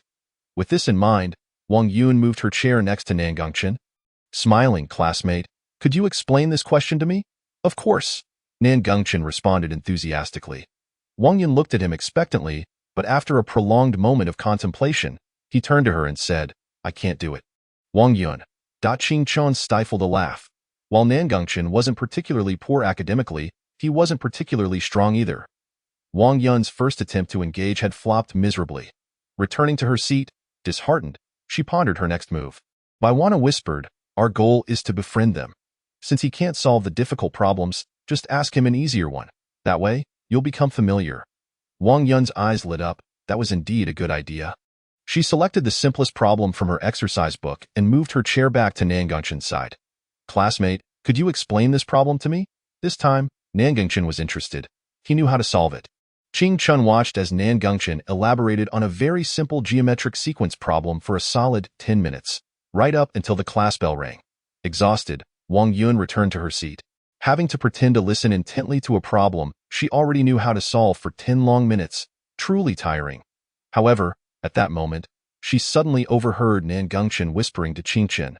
But it seems these two transfer students aren't doing so well. They can't even solve such simple problems. Wang Yun. When she heard this remark, she nearly choked on her own indignation. Wang Yun, a top student from Haiqing High School, was expected to participate in the globally renowned AAPT Physics Bowl competition across the ocean on March 30th next year, barring any unforeseen circumstances. Yet now, in her pursuit of closeness to Nan Gongchen and Qing Chen, she had deliberately chosen a straightforward geometric sequence problem, only to be perceived as a lackluster student. Her pride could hardly bear this affront. Just as Wang Yun was about to confront Nan Gongchen, Baiwaner timely restrained her and whispered, one must endure minor grievances to achieve grand ambitions. Have you forgotten what Xiaonyo said? Hold back, hold back. Taking a deep breath, Wang Yun returned to her seat. At that moment, Nan Gongchen continued to murmur beside Qing Chen. Do you think she asked me to explain the problem because she likes me? Qing Chen had no intention of engaging in that topic and suddenly inquired. Haven't you been dabbling in the hacker industry in the inner world? Otherwise, why are you glued to programming every day? Not at all, Nan Gongchen replied sheepishly. It's just a hobby, something I do for fun at that moment. Qing Chen realized he too ought to learn something. Although the technology in the inner world far surpassed that of the outer world, it did not mean that knowledge was entirely irrelevant to the outer world. For instance, chess had served as his stepping stone during his time in prison on the 18th day. Wait a moment. Qing Chen suddenly thought of what he wanted to learn.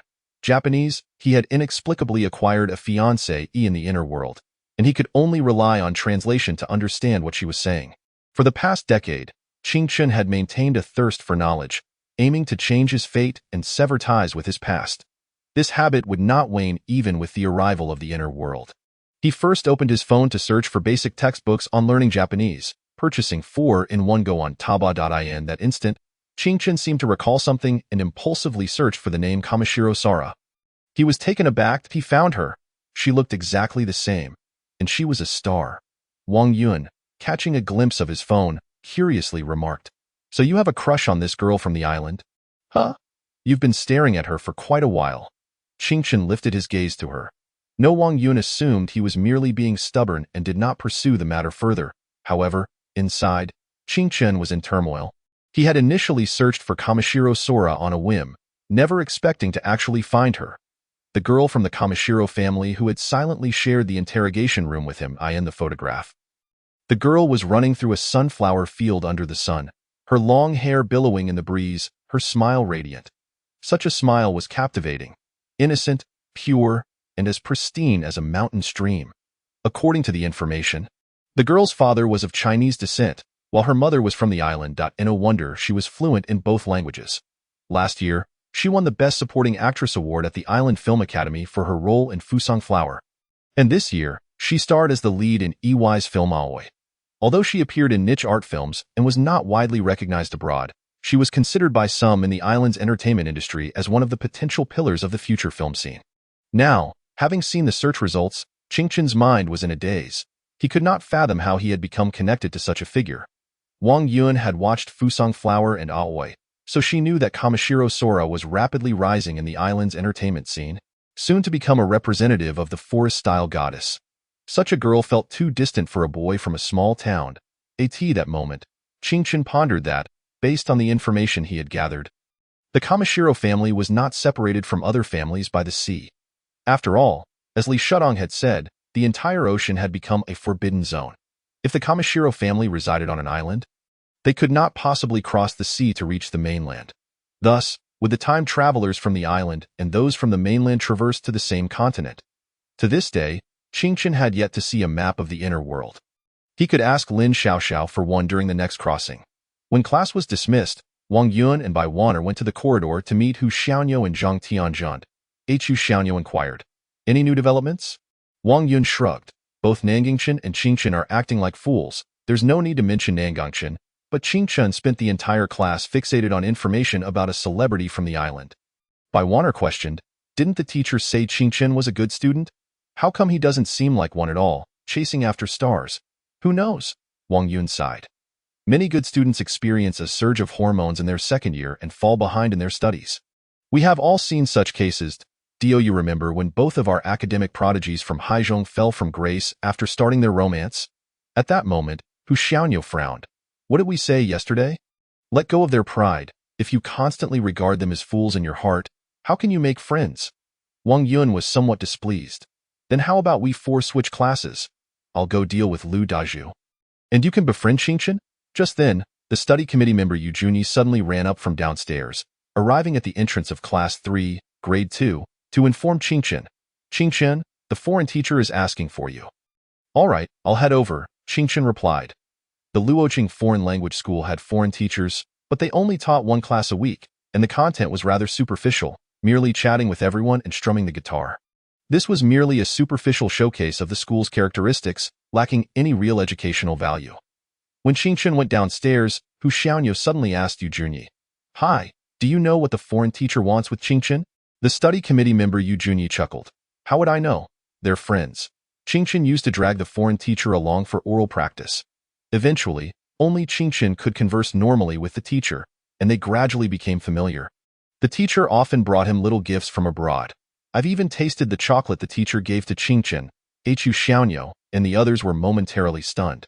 Even this little tidbit was enough to prove that Qingchen's spoken and listening English was completely fine. Far from their assumptions, Hu Xiaonyo took a deep breath. "Now I suspect he's also a time traveler. Let me confirm with you again. Has he been eavesdropping on your conversations?" Bai Waner thought for a moment and said, "Firstly, we can confirm he was indeed writing math problems and wasn't eavesdropping. That still doesn't eliminate suspicion," Hu Xiaonyo replied calmly. "I need to find a way to confirm this." Returning in the evening, Qingchen went to buy a new pressure cooker for himself, as he needed it for cooking beef. It was impossible to do without a pressure cooker. The little house on Xingzhou Road had been neglected for too long, causing the pressure cooker to leak and the washing machine to break down. Now that he had obtained gold from the inner world, he naturally wished to replace some old items. Meanwhile, Wang Yun and Bai Waner were guests at Jiang Shue's home. This time, they didn't bring extravagant gifts like champagne or whiskey. Instead, following Hu Xiaonyo's advice, they brought some vegetables as a simple gift. While Jiang Shui was cooking, the two acted like older sisters, keeping Li Tongyun company while she watched cartoons. Just as an episode of the Paw Patrol finished, Wang Yun smiled and asked Li Tongyun, "Little friend, may I ask you a question?" Li Tongyun obediently replied, "If I answer your question, can I have some milk candy?" Of course, Wang Yun quickly pulled out some chocolate from her pocket and handed it to her. "Is this okay?" Li Tongyun beamed. "Thank you, sister. I love chocolate." "Now let me ask you," Wang Yun pondered for a moment before continuing. "Is Qingchen brother also a time traveler like your mom?" The really cool kind. Li Tongyun looked puzzled for a moment before shaking her head. "I don't know." "Have you ever asked him?" Bai Waner inquired, feeling that Li Tongyun's reaction was quite normal. If she had confidently declared that Qingchen was not one, then they would have had to question that. Besides, how could a 10-year-old child lie? Li Tongyun tilted her head in thought. I did ask Qingchen brother, but he didn't say whether he was a time traveler. He only told me that instead of thinking about unrealistic time travel, it would be better to study well and get into a good university. What else did he say? Wang Yun asked. He said that those time travelers aren't anything special, Li Tongyun said while happily munching on the chocolate. Bai Wanner and Wang Yun exchanged glances, both with a hint of joy in their expressions. Li Tongyun did not directly answer them, but they already knew the answer.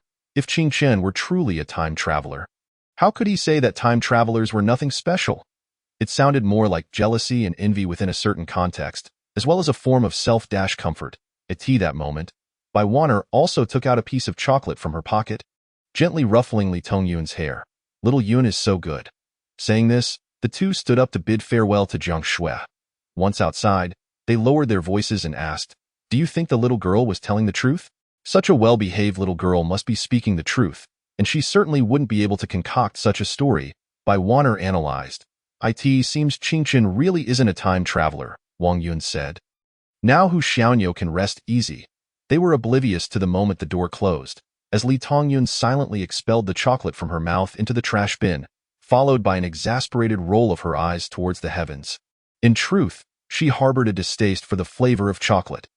Her father had always delighted in purchasing it for her, but ever since she witnessed him striking her mother, she had developed an innate aversion to that taste. However, there remained a piece of chocolate that she did not discard. Instead, she nonchalantly tucked it into her pocket. In the dead of night, shortly after Qingchen returned home, he was greeted by a knock at the door. He opened it to allow Li Tongyun entry, inquiring, "What brings you here again?" Li Tongyun glanced at the unwrapped pressure cooker, saying, "You could ask Mom to help you cook beef. My family has a pressure cooker. And my mother's beef is absolutely delicious and no need. I prefer to be self-reliant," Qingchen replied with a smile. "Here, take this," Li Tongyun said as she pressed the chocolate from her pocket into his hand. "Those two sisters came by today, asking if you were a time traveler. Don't worry, I managed to deflect their inquiries, but you should be cautious, Brother Qingchen. There must be some details that have raised their suspicions." Indeed, Qingchen acknowledged, acutely aware that it stemmed from the incident with the foreign teacher. "Where did you get the chocolate?" Li Tongyun replied without a hint of hesitation, "I bought it for you. It's a gift." "Thank you," Qingchen said, amused. In light of Li Tongyun's assistance, he felt compelled to reciprocate. "From what I observe, these individuals have incurred the wrath of a foe in City 7, known as Chen Liu. They must be connected to the Chen family, so they have fled so far to escape the Chen family's reach," Li Tongyun pondered. "But I do not desire such information. What do you wish for?" Then, Qingchen inquired, intrigued. "I want your identity, Brother Qingchen," Li Tongyun said, batting her eyelashes. "Absolutely not," Qingchen firmly refused. "Then, Brother Qingchen, will you help me with my homework?" Li Tongyun gazed at him imploringly. "That's out of the question too." Qingchen retorted decisively, "To my age, I cannot indulge in such unproductive endeavors. It's truly disheartening." Li Tongyun expressed her disappointment. "Brother Qingchen, those people next door are always watching us. It's so annoying. Should we devise a plan to chase them away? It would be difficult to drive them off, and it might even expose us to greater risks," Qingchen replied. "Besides, I believe these four individuals can be of use to us. Being suspected by them is indeed troublesome, but attempting to cover it up would be counterproductive. The best course of action is to shift the focus. They came here because of Lu Di's hues, so naturally, we should redirect their attention back to him. Not only is it a matter of diverting attention, but these four wealthy heirs also possess the worldly power and resources I urgently require. It seems I must have a thorough discussion with Lu Di's hues during this journey. By the way, Brother Qingchen, the National Day holiday is approaching in a few days. Shall we go out and have some fun?" Li Tongyun looked at him with eager anticipation. Qingchen was somewhat puzzled. "Why the sudden desire to go out?" "I need to think it over. How about we discuss it in a few days?" "All right, you must give it serious thought," Li Tongyun said joyfully as she bounded upstairs. In the stillness of the night, Qingchen, while playing a Japanese language tutorial on his phone, endured the arduous process of self-training. As the countdown progressed, the world outside fell eerily silent. It was as if a profound tranquility had enveloped everything. Throughout this time, Qingchen kept a close watch on the case of illegal confinement. The 9 fugitive suspects remained at large, perhaps the reason for the pervasive silence. Everyone was on edge. Countdown. 00010.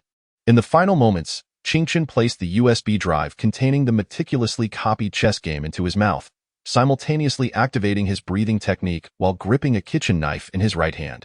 He awaited the shattering of the world and the onset of darkness. Point 10. The darkness enveloped and receded, and Qingchen opened his eyes to find Li Shutong and Yuan standing before him. As though he had never left, Li Shutong smiled. "You're back?" "Yes." Qingchen nodded. "I am back." He noticed that the kitchen knife in his hand had been reduced to just the handle. This experiment proved effective. At the very least, he now understood the extent of what he could carry. Point 61. Let me show you a glimpse of the scenery. Countdown. 47, 59, 59.2 days. The familiar confines of prison 18 remained unchanged. Yet something felt different this time. It was no longer the cold isolation of a cell, but rather a sense of anticipation as someone awaited his return. Yima timed her arrival perfectly, bringing a temperature-controlled lunchbox containing the beef she had personally stewed. The three individuals across from him looked at him as if they were waiting for him to come home. This home was dimly lit and spacious. But it was enough. "Teacher, here is the chess game I brought for you," Qingchen said, extending his palm with the USB drive towards Li Shutong. Li Shutong eyed it curiously. "I haven't seen this kind of interface before." "Lin Xiaoxiao, can you handle it?" Lin Xiaoxiao responded, "No problem. The key to a storage device is the chip." "Teacher, can you discern any changes that occurred during my traversal?"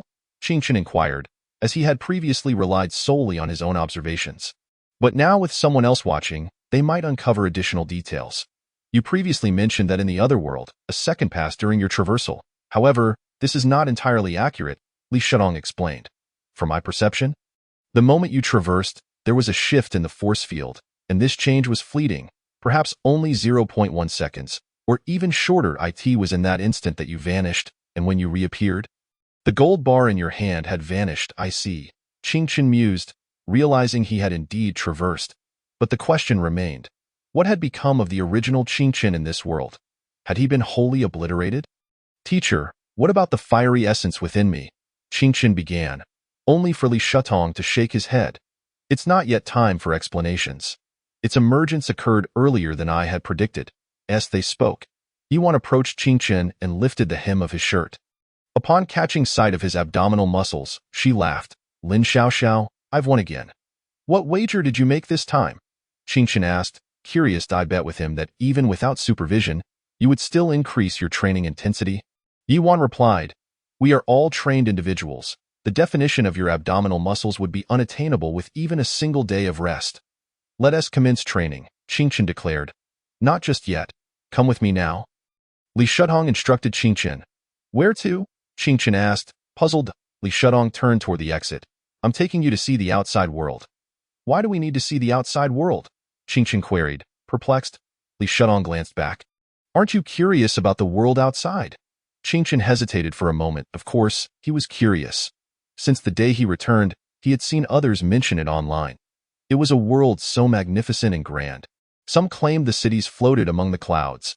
Others compared the cities to true forests of steel. Many spoke of colossal holographic projections in the sky that were utterly mesmerizing. Those individuals traversed vibrant and colorful cities, while he himself had been confined to a metal box named prison. Being only 17, Qingchen naturally felt curiosity and envy. Yet, he looked at Li Shutong and replied, "While I am curious, I also understand that now is not the time to enjoy the scenery." "You possess quite a level of restraint," Li Shutong chuckled. "However, a youth should embody the spirit of youth. Before you embark on your solitary journey, as your teacher, I cannot allow you to lag behind others." Qingchen paused. "What do you mean?" "The sight seen by other time travelers must also be experienced by my student, Li Shutong," he declared, his tone both carefree and audacious. "Tonight, I will take you to see the finest scenery in City 18. Yuan handed him a cat-faced mask she had prepared earlier. "Put this on. You're not yet in a position to reveal your identity." The mask bore a smiling cat face, its red and white patterns enigmatic and mysterious. Next to the prison square, the heavy alloy gates slowly lifted for them, while the metallic storm above remained still, and the drones within the hive continued to slumber. Qingchen gazed at Li Shutong's silhouette, realizing that the freedom he yearned for was now within arm's reach. Midnight. City 18, District 1 above the clouds. In the 88th floor revolving restaurant of the Eternal Building, the melodious strains of a cello floated through the air. Yet all the seats remained eerily empty. The restaurant's decor was opulent, with a chandelier composed of 36,000 crystals, each valued at 200 yuan. The piano, an antique that had previously graced the charity auction gala in City 10, had fetched a staggering price of 3.89 million yuan before finding its way here. At the entrance of the restaurant, a few individuals were embroiled in a dispute with the waiter. The young waiter, dressed in a pristine white shirt and a shiny black vest, with a neatly tied bow tie, patiently explained to the customers, "Good evening. I regret to inform you that the Sunlight Pavilion restaurant has been booked out from midnight onward. In light of our inability to provide you with quality service, we would like to offer you 2 vouchers, redeemable for lunch and dinner on non-Saturdays and Sundays." The couple arguing with the waiter consisted of a man of considerable age and a youthful woman. The man wore a stern expression as he stated, "I've never heard of the Sunlight Pavilion accepting private bookings. You must be joking." The waiter maintained his polite demeanor. "I sincerely apologize, sir. Prior to today?" That was indeed the case. I was equally surprised when I received the notification. At that moment, they peered through the glass walls of the Sunlight Pavilion, revealing that not a single patron occupied the space within. The Sunlight Pavilion stands as the highest restaurant in City 18, offering a breathtaking view that almost encompasses the entirety of the city. The elite of City 18 flock here in droves. A middle-aged man pondered, "Is it the Li family or the Qing family who reserved the entire venue?" "No, sir," the waiter replied candidly. The young woman accompanying him seemed somewhat displeased, as she pouted. The colorful earrings dangling from her earlobes dazzled the man's eyes. After a moment of contemplation, the man inquired, "May I know who has reserved the venue? I understand that only significant figures can do so. And if I am acquainted with them, I might be able to plead my case personally." The waiter conferred briefly with the manager before returning with a black business card. It bore no contact information. Only 5 characters. Hung Shi, Li Dongza. Upon seeing this card, the man promptly led his female companion to the elevator, and as they descended, she whispered in complaint, "Weren't we supposed to greet someone? Why did we leave without a word?" The man sighed. "I'll find you another place. We'll reschedule this meal at the Sunlight Pavilion for another time.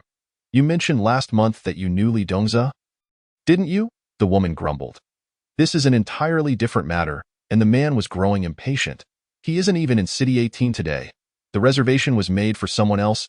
At that moment, the man realized the critical truth. There was only one person worthy of Li Dongza's attention, and that individual should not be present here. They ought to be in the 18th prison. Tonight, a new storm was brewing, and he wished to remain unentangled in its whirlpool. As they rode the observation lift downward, a black hover vehicle slowly hovered to a stop atop the Sunlight Pavilion. Li Shutong emerged from the vehicle, accompanied by Qing Chen, and the waiter who had been waiting there handed a hot towel to Li Shutong. Qing Chen, wearing a mask, gestured that he did not require it. "Mr. Li, your table is ready. All the cameras in the Cloud Mist building have just been turned off, and Amidst at Li Dongza has prepared your favorite braised pork, which is now perfectly timed for tasting," the waiter said softly. Li Shutong turned to Qing Chen and remarked, "Perhaps one day you will grow accustomed to this world. As long as you possess wealth and power, everything will fall into place." On the helipad, Qing Chen stood amid the roaring winds stirred up by the hover vehicle's turbine engines. Suddenly, he spotted a light rail gliding through the sky between the buildings, its windows aglow with white light, resembling a celestial steed. Even more astonishingly, it traversed through the dense high-rises, not merely between their gaps but through actual openings carved into their very structures, as if navigating a series of tunnels. Platforms were set up within these towering edifices, lending an inexplicable mystery to the city. If one can emerge at any time, why remain in the 18th prison? Qing Chen suddenly asked. "Because I still have unfinished business." Li Shutong replied without elaboration. When the waiter turned to lead the way, Qing Chen quietly inquired, "Is the restaurant still open at this hour?" "It's already past 1 in the morning." Li Shutong glanced at him. "Life in this sleepless city has only just begun. Don't people need to sleep? Don't they have work tomorrow?" Qing Chen questioned, perplexed. The Qing family previously discovered the unique capabilities of neurosynaptic connection technology, which can simulate neural wave patterns externally to help individuals enter deep sleep. "Sleeping just 2 to 3 hours a day suffices," Li Shutong explained. "Does this technology have any side effects?" Ching Chan pressed further. Of course it does, Li Shutong replied. After using this technology for a month, even if you wish to sleep in, you will find it impossible. That's a bit tragic, Ching Chen mused, acknowledging that while he worked hard, he still occasionally enjoyed the pleasure of sleep. Li Shutong remarked.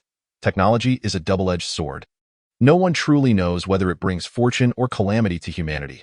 For instance, the Li family once developed genetically modified fast-growing timber, rapid maize, and quick-growing soybeans, resulting in vast tracts of land becoming barren after 30 years. The Jushida Consortium, originally prosperous in livestock farming, discovered that their genetically modified animals lost reproductive capabilities after 3 generations, Li Shutong continued. As humanity continues to enjoy the fruits of technological advancements, they simultaneously endure the backlash of their own intelligence. When humans no longer need to sleep as much, productivity does not necessarily increase. Rather, it leads to a void in the human spirit, that moment. Ching Chan noticed a massive flower ship soaring above the steel forest, adorned with colorful lights yet exuding an eerie atmosphere. He could not decipher the totems displayed on the ship. Li Shutong followed his gaze and said, "No need to look further. That is a parade vessel of the mechanical deity sect. Each second it expels liquid oxygen and methane. It consumes the sweat and toil of its followers." His expression remained impassive, seated in the exquisite and opulent restaurant. A meticulously dressed waiter served a dish of braised pork before Li Shutong, presenting only a pair of chopsticks. "What about mine?" Ching Chen inquired, puzzled that you are wearing a mask. "You can't eat," Li Shutong remarked nonchalantly as he picked up a piece of braised pork. Ching Chen. After a while, Li Shutong looked up with a smile. "Are you hungry?" "A bit," Ching Chen admitted. To his surprise, Li Shutong called for the waiter. "Bring him a bowl of fried sauce noodles." "Certainly, Mr. Li," the waiter replied politely, even though fried sauce noodles had never been on the menu at the Sunlight Pavilion. Once the noodles were prepared, Li Shutong dismissed all others before finally telling Ching Chen, "Remove your mask.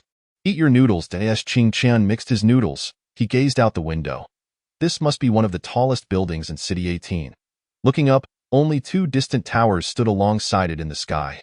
"Those are the Ching and Li towers," Li Shutong explained. Ching Chen then looked down, observing the interconnected walkways between the dense buildings, as if the city were a galaxy, its lights and neon resembling stars within. Occasionally, a hover vehicle would pass by, its turbine flames streaking across like shooting stars. For a moment, Ching Chen felt as though he were suspended in the heights of the 88th floor, surrounded by the vastness of the universe. "Is this the most beautiful scenery in City 18? Ching Chen asked. The Eternal Building is constructed atop 6 other buildings, and without them, it would not have achieved its current height and beauty. If one disregards the graffiti, urine stains, sewage, and crime on the lower levels, then this is indeed the most beautiful view," Li Shutong remarked. "Today, I'll show you the most beautiful, if there's another chance. I can also show you the city's ugliest side." As he spoke, Li Shutong gestured to the side. "There's a telescope by the window for diners to enjoy the view. You may take a look." Ching Chen approached the telescope. He saw a continuous stream of vehicles below, along with groups of people frolicking. Some were spray-painting strange yet trendy murals on the walls, while the smoke from barbecue stalls wafted through the air, and the flags of izakayas fluttered in the breeze. Suddenly, he noticed 2 black helicopters slowly descending onto the square platform below, and over 20 combat team members disembarked from the cabin, rushing into the Eternal Building in tactical formation, accompanied by 2 mechanical dogs racing alongside them. It was evident they were coming for Li Shutong. Ching Chen turned to look at Li Shutong, who remained calmly smiling. "Let us finish our meal first." "All right," Ching Chen said, earnestly eating his noodles. This seemed to pique Li Shutong's interest. "Aren't you afraid? A teacher shouldn't let his student die on their first outing to see the sights. Otherwise, that would make for a rather incompetent teacher." Ching Chen replied matter-of-factly. Li Shutong's hearty laughter echoed outward. That moment. Within the building, the 20-plus combat team members divided into 2 groups. One took the elevator to ascend to the 87th floor, while the other entered an emergency escape route to search upwards on foot. Outside the Eternal Building, 2 black Ingshire 01 armed helicopters soared into the sky, slowly circling around the 70th floor, ready for heavy fire support at any moment. Further away, at a temporary military base, over 10 armed helicopters and hovercraft had just taken off. In the distance, the Ching family's massive hovercraft, the Land Cruiser, began loading new solid fuel containers amidst the hurried activity of logistics personnel. All of this resembled a tightening net, gradually closing in. Just as the net was constricting, the communications channel buzzed as the combat team leader calmly instructed. Halt, check the power status of your mechanical limbs, and report back to me. Upon finishing his command, he signaled for all tactical team members in the escape route to enter a state of silence, temporarily shutting down all communication systems. Once he confirmed that their voices would not reach the command center, he spoke calmly. Boschin instructed that if you wish to leave here alive tonight, do not fire your weapons. Remember, do not drag others down with you. Captain, I don't understand, a combat team member replied. Puzzled, the team leader said, you will understand in time. Repeat after me, do not fire your weapons. Repeat, do not fire your weapons. Just as he finished, a young man wearing a black cap descended the stairs. Smiling, good evening, everyone. Who? The combat personnel exclaimed. Yet, at that moment, time seemed to freeze. No, more accurately, it slowed down. The young man in the black cap descended the stairs leisurely, effortlessly incapacitating the defenseless combat personnel one by one. With a smile, he said, don't disturb others while they are dining. Fierce and formidable. 63. Seek opportunities to venture out again. One noticed what was transpiring in the safety passage. It resembled an abyss, consuming all in its wake. Outside the restaurant, solitary footsteps echoed. A young man clad in a deep blue suit gradually approached the Sunlight Pavilion restaurant, his cuffs adorned with a small white spiral motif. Li Shutong had finished an entire serving of braised pork and was quietly observing the boy indulging in his noodles with soybean paste. From the young man's perspective, he could see Li Shutong's face, yet only the back of Qing Qian. Just as he was about to speak, he noticed Li Shutong gently raising a hand to silence him, smiling as he pointed at Qing Qian, saying, let him finish before we discuss anything. The young man paused, casting an unusual glance at Qing Qian's silhouette. Due to Qing Qian's turn back, he could not discern his identity. Even with someone waiting, Qing Qian continued to eat leisurely, seemingly oblivious to the tremendous noise generated by the black kite, 01 outside the window, or the dozen airships encircling the Eternal Tower, laden with enigmatic projectiles. These aerial instruments hovered like asteroids orbiting a star. I'm done. Qing Qian wiped his mouth and donned the cat-faced mask.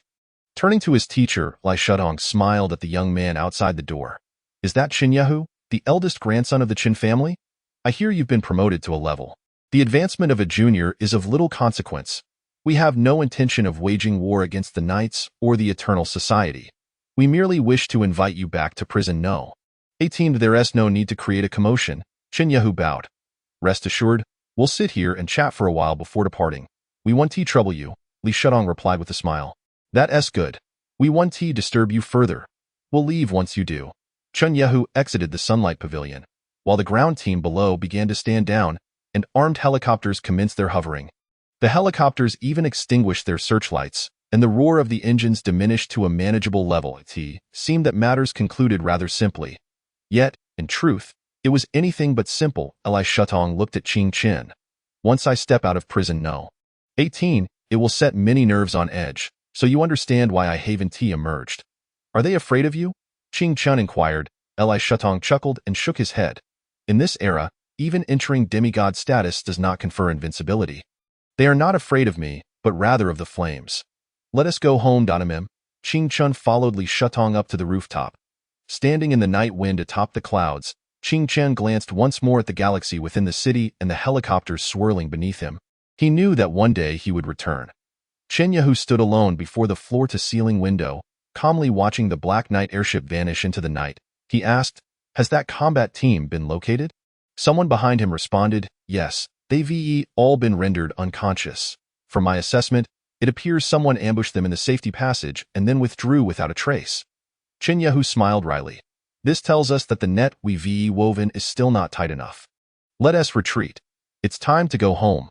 However, while the involved parties returned home to sleep, those disturbed by the night could find no rest. Countless individuals entered remote conference rooms in the dead of night, and many reports were drafted. This crucial news spread rapidly through the networks, and the media began to report fervently. Some analysts speculated that those meeting with Li Shutong might represent an external force. Others suggested the recent surge in transgressor incidents had stirred unrest in the surface world, prompting Li Shudong's reemergence as he plotted anew. Tonight could potentially yield immeasurable ramifications for the entire Federation. Most lean towards the first hypothesis. Li Shudong's emergence from prison after 8 years was to meet a significant individual and discuss a matter of utmost importance. While the identity of the masked figure remained uncertain, he was undoubtedly pivotal. Judging by his stature, it could be Qing Zhuan from the Qing family, Li Yunjia from the Li family, or perhaps Kamadai Yura from the Kamadai conglomerate. However, they could not ascertain. What remained unknown to them was that Li Shutong's emergence from prison number 18, observing armed helicopters and artillery aimed at him, was merely to allow Qing Chen to witness the scenery. As he himself stated, what others had seen, his students should also behold. It was that simple. His indulgence in braised pork was merely his personal craving. On their way back, as Qing Chen sat in the soft seat of the airship, Li Shutong spoke. Do you know why I had you wear a mask? Because you don't want the outside world to know of my association with you? Qing Chen replied. Li Shutong inquired. Do you understand why I have accepted you as a student yet refrained from acknowledgement? Do you feel any imbalance? No. Qing Chen shook his head calmly. You know it's difficult to shed the shackles you bear, hence your concern that they might also bind me. Thank you, teacher. You've always been astute. With boundless potential, Li Shutong praised. Precisely because of this, I believe you should step into this battlefield unencumbered. Li Shutong contemplated that as a teacher, all he could do was accompany Qing Chen for a while, then observe how far he could go. Qing Chen did not respond to this but suddenly asked, Will we have opportunities to venture out again in the future? Li Shutong, intrigued, replied, Do you wish to go out and play again? Yes, Qing Chen nodded. Then let us find another opportunity in a few days, Li Shutong said cheerfully, as if tonight's events had not fazed him in the slightest. This middle-aged man seemed never to have feared anything. At that moment, it was only 3 a.m. He had just returned 3 hours prior. Yet, Qing Chen felt that these were perhaps the most exhilarating 3 hours of his 17-year life. At this juncture, Zhang Yuandong quietly arrived at the mercenary bar in city number 18, where Lu Yuan had been waiting. Zhang Yuandong asked, Have you seen the news? Lu Yuan replied, Yes, boss. I believe we should attempt to make contact with Lu Dazhu again. Li Shutong is too significant a figure in the inner world. Even if you disdain Lu Dazhu, you must consider that he is currently the closest person to Li Shutong. Zhang Yuandong still shook his head. I trust my instincts. And my belief is growing stronger. Lu Yuan, you must understand that someone like Li Shutong would not take a liking to Lu Dazhu. There must be a third time traveler in prison. No. 18. What shall we do then? Lu Yuan asked helplessly. Locate him. 64.2 at ease countdown. 44, 30, 003, 30 a.m. In city number 2, zone 9, on a small street at the city's underbelly, a young man dressed in a gray suit strolled leisurely. The puddles on the ground mirrored his composed demeanor. This place lacked the flourishing scenes one might imagine. Everywhere were pools of water and trash, walls defaced with colorful obscenities and protest slogans. It did not resemble a technologically advanced city, but rather a slum. Yet, as the young man walked through, he seemed to traverse the streets of Britain. Relaxed yet gentlemanly, he arrived at a clothing store. Inside, the 30-something proprietress was lounging with her legs crossed, engrossed in the inner world news on her transparent phone. In truth, there were many such inexplicable little clothing shops in the surface world, perpetually selling outdated garments with few customers. One could hardly fathom how such shops sustain themselves, yet they never closed. The proprietress appeared indifferent to the absence of patrons. However, it was likely that no one anticipated the hidden intrigue within such establishments, and their operational model had now been transported to the inner world. The young man stepped inside, and the proprietress remained oblivious, seemingly unaware of his arrival. He stood at the counter, cheerfully tapping his fingers on the surface, a smile concealing his sharpness. The proprietress looked up, hastily rising and flustered. Boss, I'm so sorry I didn't notice you come in. Jinxiu smiled lightly. No need to be nervous. I'm here with 2 messages that require your prompt dissemination. First, Dong Suyue and Tian Xiaomiao have been discovered by the consortium as time travelers. Inform Xiao Xiao to sever contact with them for the time being. All matters will be addressed upon our return. Understood. The proprietress quickly memorized Jinxiu's instructions. The second matter is to inform Xiao Xiao to gather as much information on Li Shutong as possible. I've discovered that his power is even greater than previously investigated. It is utterly astonishing that he could escape such a significant incident unscathed. Understood, she replied once more. He Jinxiu murmured. It seems we must enlist Lu Daju before we move against Kunlun. We need him. At this moment, He Jinxiu turned with a smile. I hope you understand the mission we currently bear. If there is another occurrence of such negligence, the organization will impose penalties. Once we find a suitable replacement, I'll send someone to take over your position. Upon our return, you will seek out Instructor Zhang Zhongyu for advanced training. Any objections? The proprietress lowered her head. No objections. Good. Then it's settled. With that, He Jinxiu turned and left. The proprietress then slipped into the storage room, utilizing unknown means to relay the messages. The slum was one of the few places in the cyber city devoid of surveillance. No one would notice a special guest had passed through in the early morning of the 18th prison. The familiar sound of knocking resonated through the air. The alloy gate vibrated as the inmates struck it, as if on the verge of producing a harmonious resonance. These individuals, their vitality perpetually abundant, had no outlet for their pent-up energy. Qing Chun remained in his quarters, patiently awaiting Guang Yi's return, who was tasked with locating the time travelers among the latest batch of newcomers. Surprisingly, no new prisoners had been escorted to the 18th prison the previous night. He turned over and continued to slumber, entirely indifferent to the commotion outside.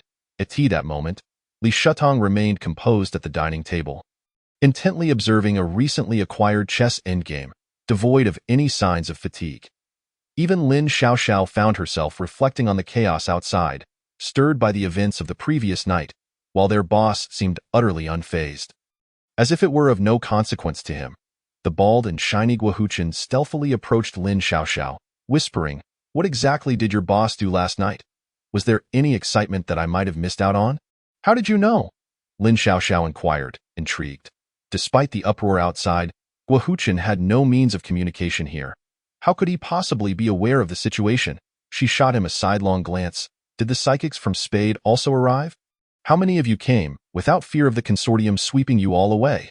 I'm the only one here, Guohuchen replied, his curiosity piqued.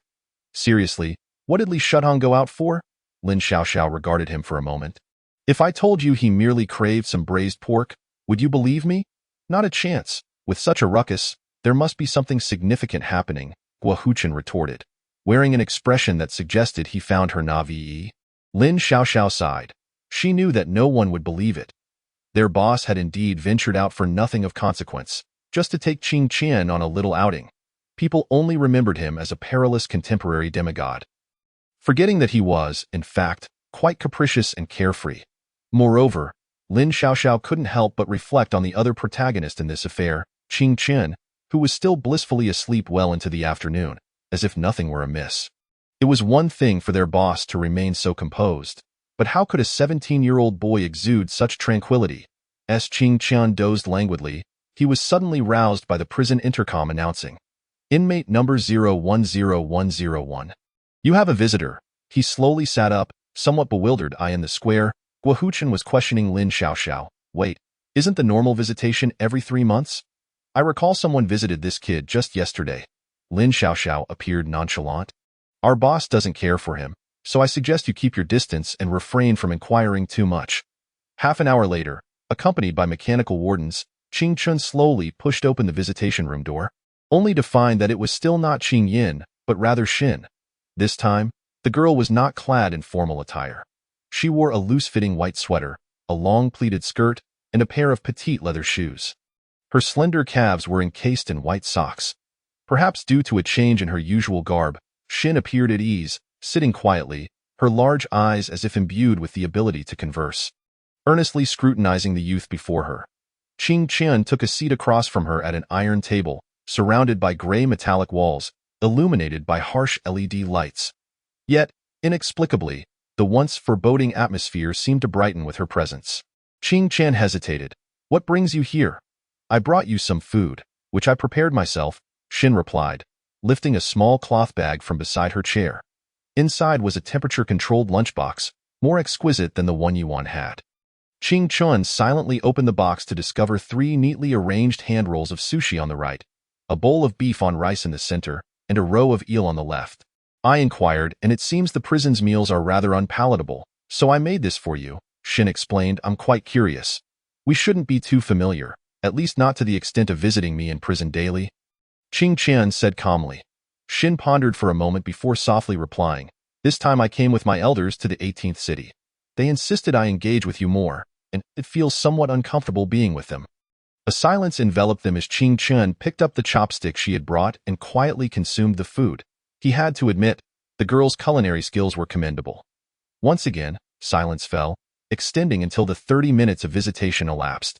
Even Ching Chen, who had faced the previous night's tumult with composure, began to feel somewhat restless. That moment, Shin murmured, "Perhaps he is as crude and barbaric as others from the underworld." "What did you say?" Ching Chen inquired, puzzled. "Nothing. It's merely a language understood only by my family," Shin replied with a smile as she stood up. "Until next time, Ching Chen Kuan." The girl appeared accustomed to their shared silence, reveling in the game of speaking in a language foreign to others, unveiling her thoughts in a manner that brought joy to both.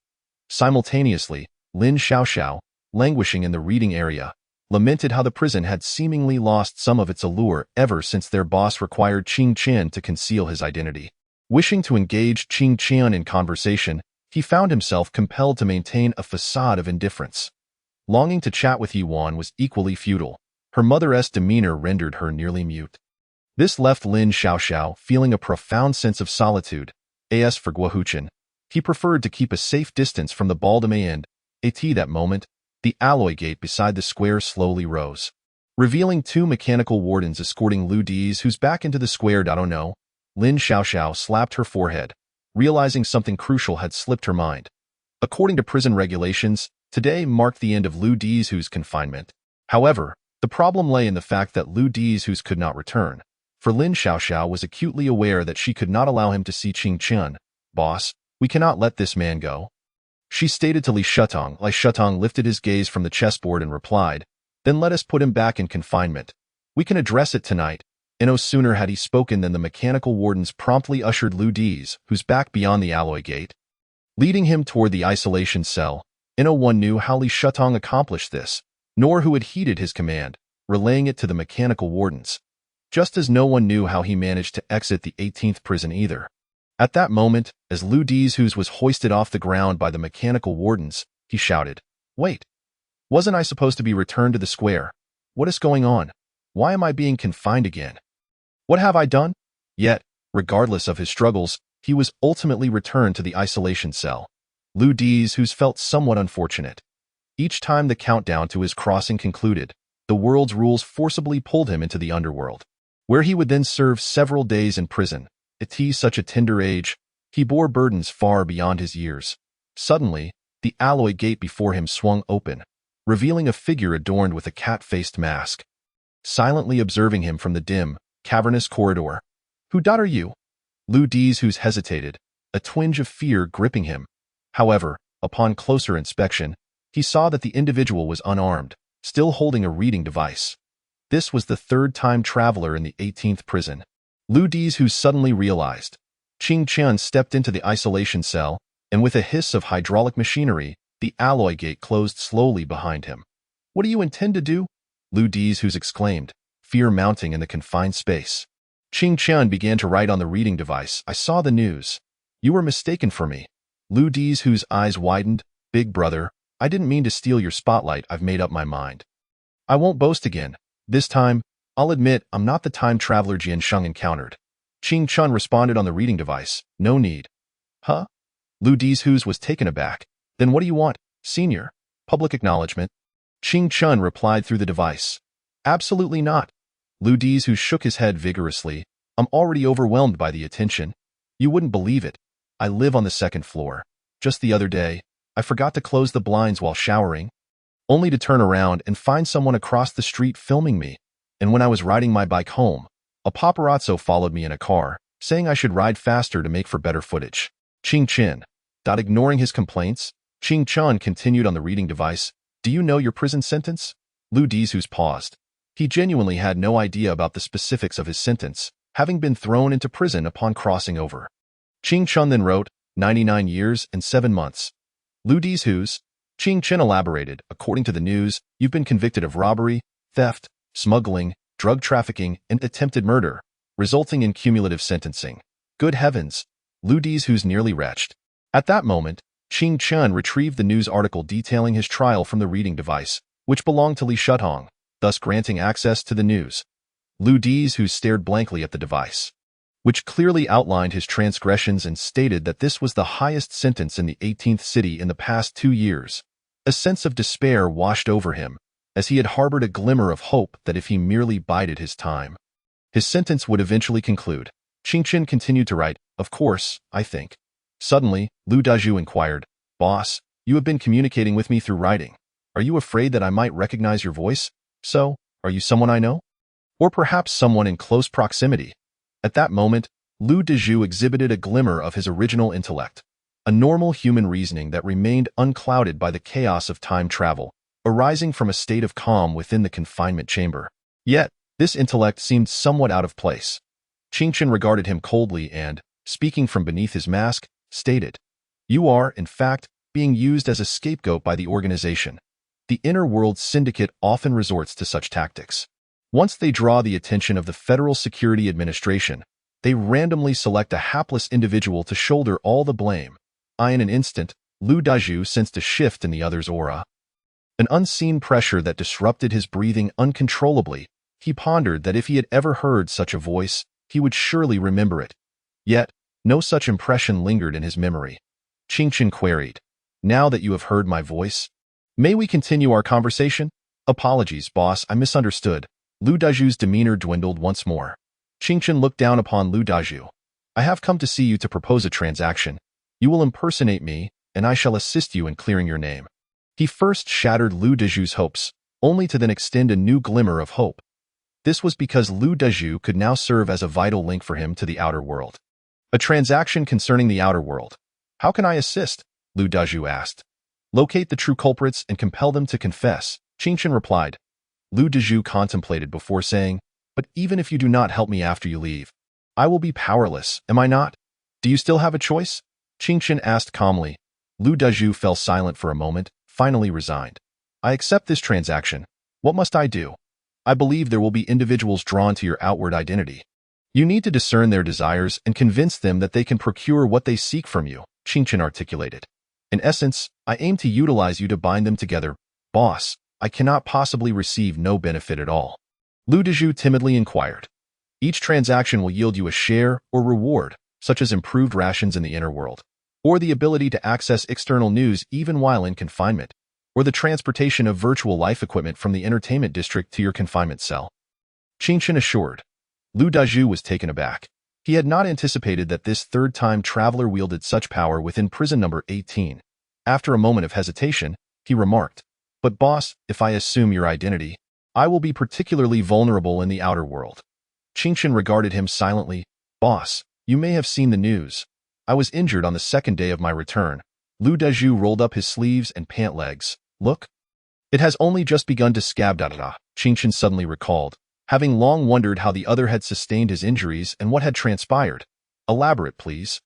"According to the Kunlun organization's information, someone had set their sights on my association with Li Shutong, seeking to exploit me to get closer to him," Lu Dazhu explained.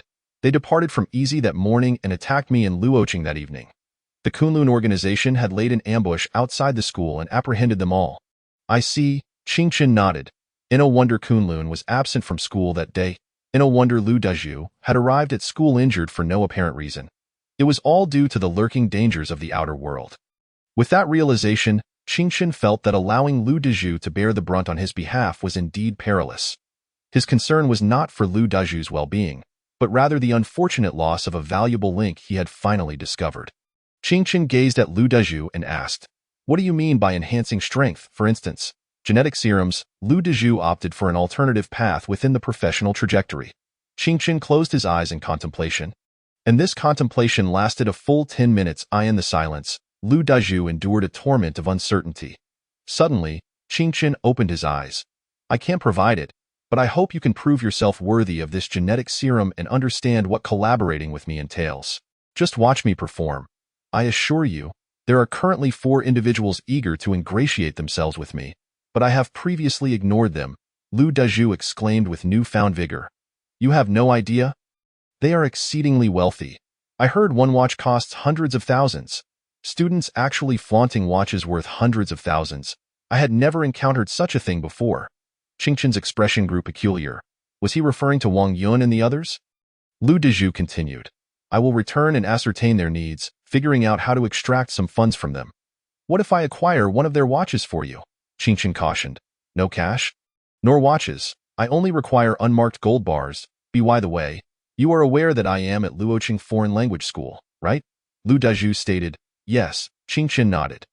There is a fool in the class next to mine who constantly seeks opportunities to befriend me. He added me as a friend through our class WeChat group. Upon learning he was impoverished, I initially declined, but he added me twice more before I relented, Lu Dezhu recounted. As a result, just 2 days after adding me, he inexplicably included me in a group where people were selling socks and introducing wealthy women. Qingchen's expression grew increasingly strange. Could that be Nangengchen? Had he not been wearing a mask? Lu Dezhu might have discerned the truth from his expression. Boss, how should I contact you in the outer world? Lu Dezhu asked cautiously. Qingchen smiled. Rest assured, I will reach out to you with that.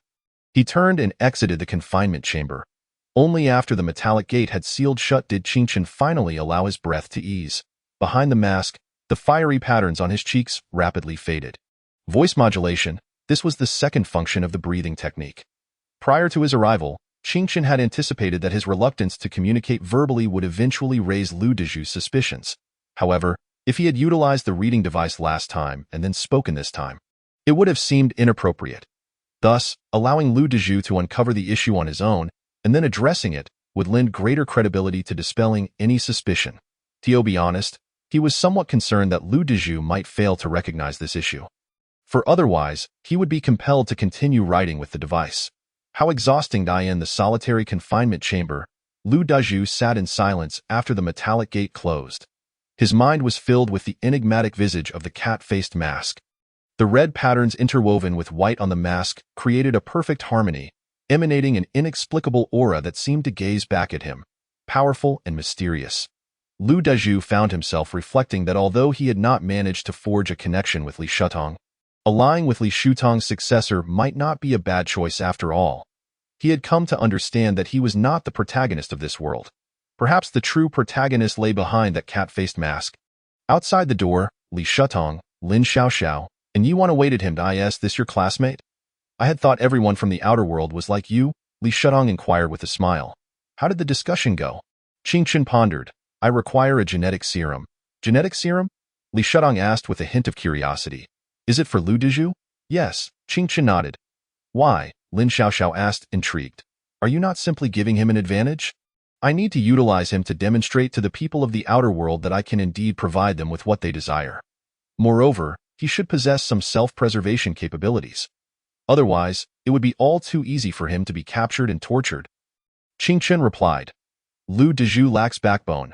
During the first interrogation, he confessed everything. Allowing such a person to serve as his firewall against the denizens of the outer world left Qingchen feeling somewhat uncertain. Thus, he shifted his perspective. Since he would confess if captured, then let us ensure he cannot be captured. Lin Xiaoxiao contemplated and remarked. That does seem quite reasonable. The following day, with only 1 hour left in the countdown, the metallic gate before Lu Dezhu swung open once more. He gazed at the familiar cat-faced mask, along with the suitcase held by the other. This is, Lu Dezhu exclaimed in astonishment. You must remember what I am about to say. Qingchen said coldly, outlining the precautions to take upon returning to the outer world. Only after finishing did he open the suitcase, revealing 2 refrigerated syringes within. One was for a skin test to determine the serum's compatibility within the body. The other was the genetic serum, the blue liquid tightly sealed within the syringe's transparent glass, creating mesmerizing ripples. The syringe bore the inscription Li S.F.D. 005. Qingchen left the suitcase behind, and before departing, he instructed, first, administer the skin test. If you feel a tearing pain, that indicates the serum is compatible, allowing you to proceed with the second injection. The first injection will cause pain for 15 minutes, while the second may last for 5 hours. However, if you lack the courage to even inject, then you hold no value. The Li's FD genetic serum requires one to begin with 005 and subsequently inject 004, 003, 002, and finally 001 in succession. Each injection must be spaced 1 month apart, progressing from F grade to B grade. Should one attempt to inject FD 001 first, it would result in immediate death. This genetic serum possesses significant advantages. low rejection probability, rapid effects, and no damage to bodily organs. However, B grade represents the ceiling for the FD genetic serum. Moreover, the FD-001 and FD-002 agents are exceedingly rare, nearly impossible to find in the market. Lin Xiaoxiao remarked that this was the fastest path among all shortcuts in the world, albeit the shortest. Thus, Qing Chun came to understand that although the journey he had embarked upon was the longest, it was indeed the most distant. Hey, do you think after he completes the skin test, he will still inject himself with the gene agent? Qing Chun inquired softly in the dimly lit corridor outside the isolation room. For the past 15 minutes, the anguished screams of Lu Dizhu's had not ceased. To be honest, even Qing Chun had somewhat underestimated the potency of that injection. Just by listening to Lu Dizhu's cries, he could surmise the excruciating pain involved. It's hard to say, Lin Xiaoxiao replied. The pain induced by the gene agent penetrates to the very bones. Many give up after the skin test, for they genuinely lack the confidence to endure the 5 hours that follow the second injection. Yuan chimed in, everything gained in this world comes at a cost. To enhance one's strength inevitably entails suffering, even with the fastest-acting gene agents. What about awakeners? Qing Chun suddenly asked. Isn't it said that awakeners might transcend their limits overnight? Most awakeners are subjected to exceptionally intense external stimuli, Yuan explained, such as the loss of friends or family. Gradually, Lu Dizhu's screams finally subsided. The three stood quietly in the corridor, whispering to one another, waiting for the next scream to signal that Lu Dizhu's had mustered the courage to administer the second injection. However, Qing Chun had overestimated Lu Dizhu's willpower. After enduring the skin test, he found himself devoid of the courage to proceed with the second injection. Many people often dream of becoming stronger, believing they are prepared to face the associated costs. Yet, it is only when confronted with genuine pain that they realize what lies ahead, and then they retreat. At that moment, Yuan suddenly pulled a gold bar from her pocket and handed it to Qing Chen. Here, the boss asked me to give this to you. Why are you giving me a gold bar? Qing Chen queried. The boss said you can refuse it, but as a teacher, he cannot fail to offer it. Qing Chen. Just then, Lin Xiaoxiao produced 2 slender black devices from his pants pocket, each about the size of a half palm, resembling miniature phones. He pressed one into Qing Chen's hand, who, puzzled, asked, What is this? One for you, one for Lu Dizhu's. This is a pseudo-base station communication device, equipped with independent channel modeling, channel estimation, and equalization. Channel encoding capabilities. In the inner world, such devices are typically used by spies to avoid interception of information by base stations, facilitating secret communication, Lin Xiaoxiao responded. How did you know I needed this? Qing Chen inquired. It's not me. It's the boss who instructed me to give it to you, Lin Xiaoxiao shrugged. He said that a teacher ought to consider certain matters on behalf of their students. This device can help you conceal your identity in the outer world, which you certainly need, given your character. Qing Chen glanced at the communication device in his hand, then turned to ask, What do you mean by my character? Suddenly, Yuan interjected, The boss probably thinks you're rather sinister. Qing Chen. After a prolonged silence in the corridor, Qing Chen glanced at the countdown timer, now showing just 1 minute remaining. It seems he won't inject himself. Let's take action. As he spoke, a drenched in sweat and nearly exhausted Lu Dizhu watched helplessly as the alloy gate swung open once more. Yuan and Lin Xiaoxiao rushed inside. No, we can discuss this. Lu Dizhu shouted frantically. In the next moment, Yuan firmly pinned him to the bed while Lin Xiaoxiao seized the syringe and drove it forcefully into his backside. Damn it! Lu Dizhu's body stiffened instantly. Moreover, as he opened his mouth to wail, Yuan promptly shoved a communication device into his mouth. Countdown 000000. Reset. Lu Dizhu didn't even have time to utter a scream in the inner world before the world plunged into darkness. Pain would not be consumed by the darkness. It would accompany Lu Dizhu back to the outer world.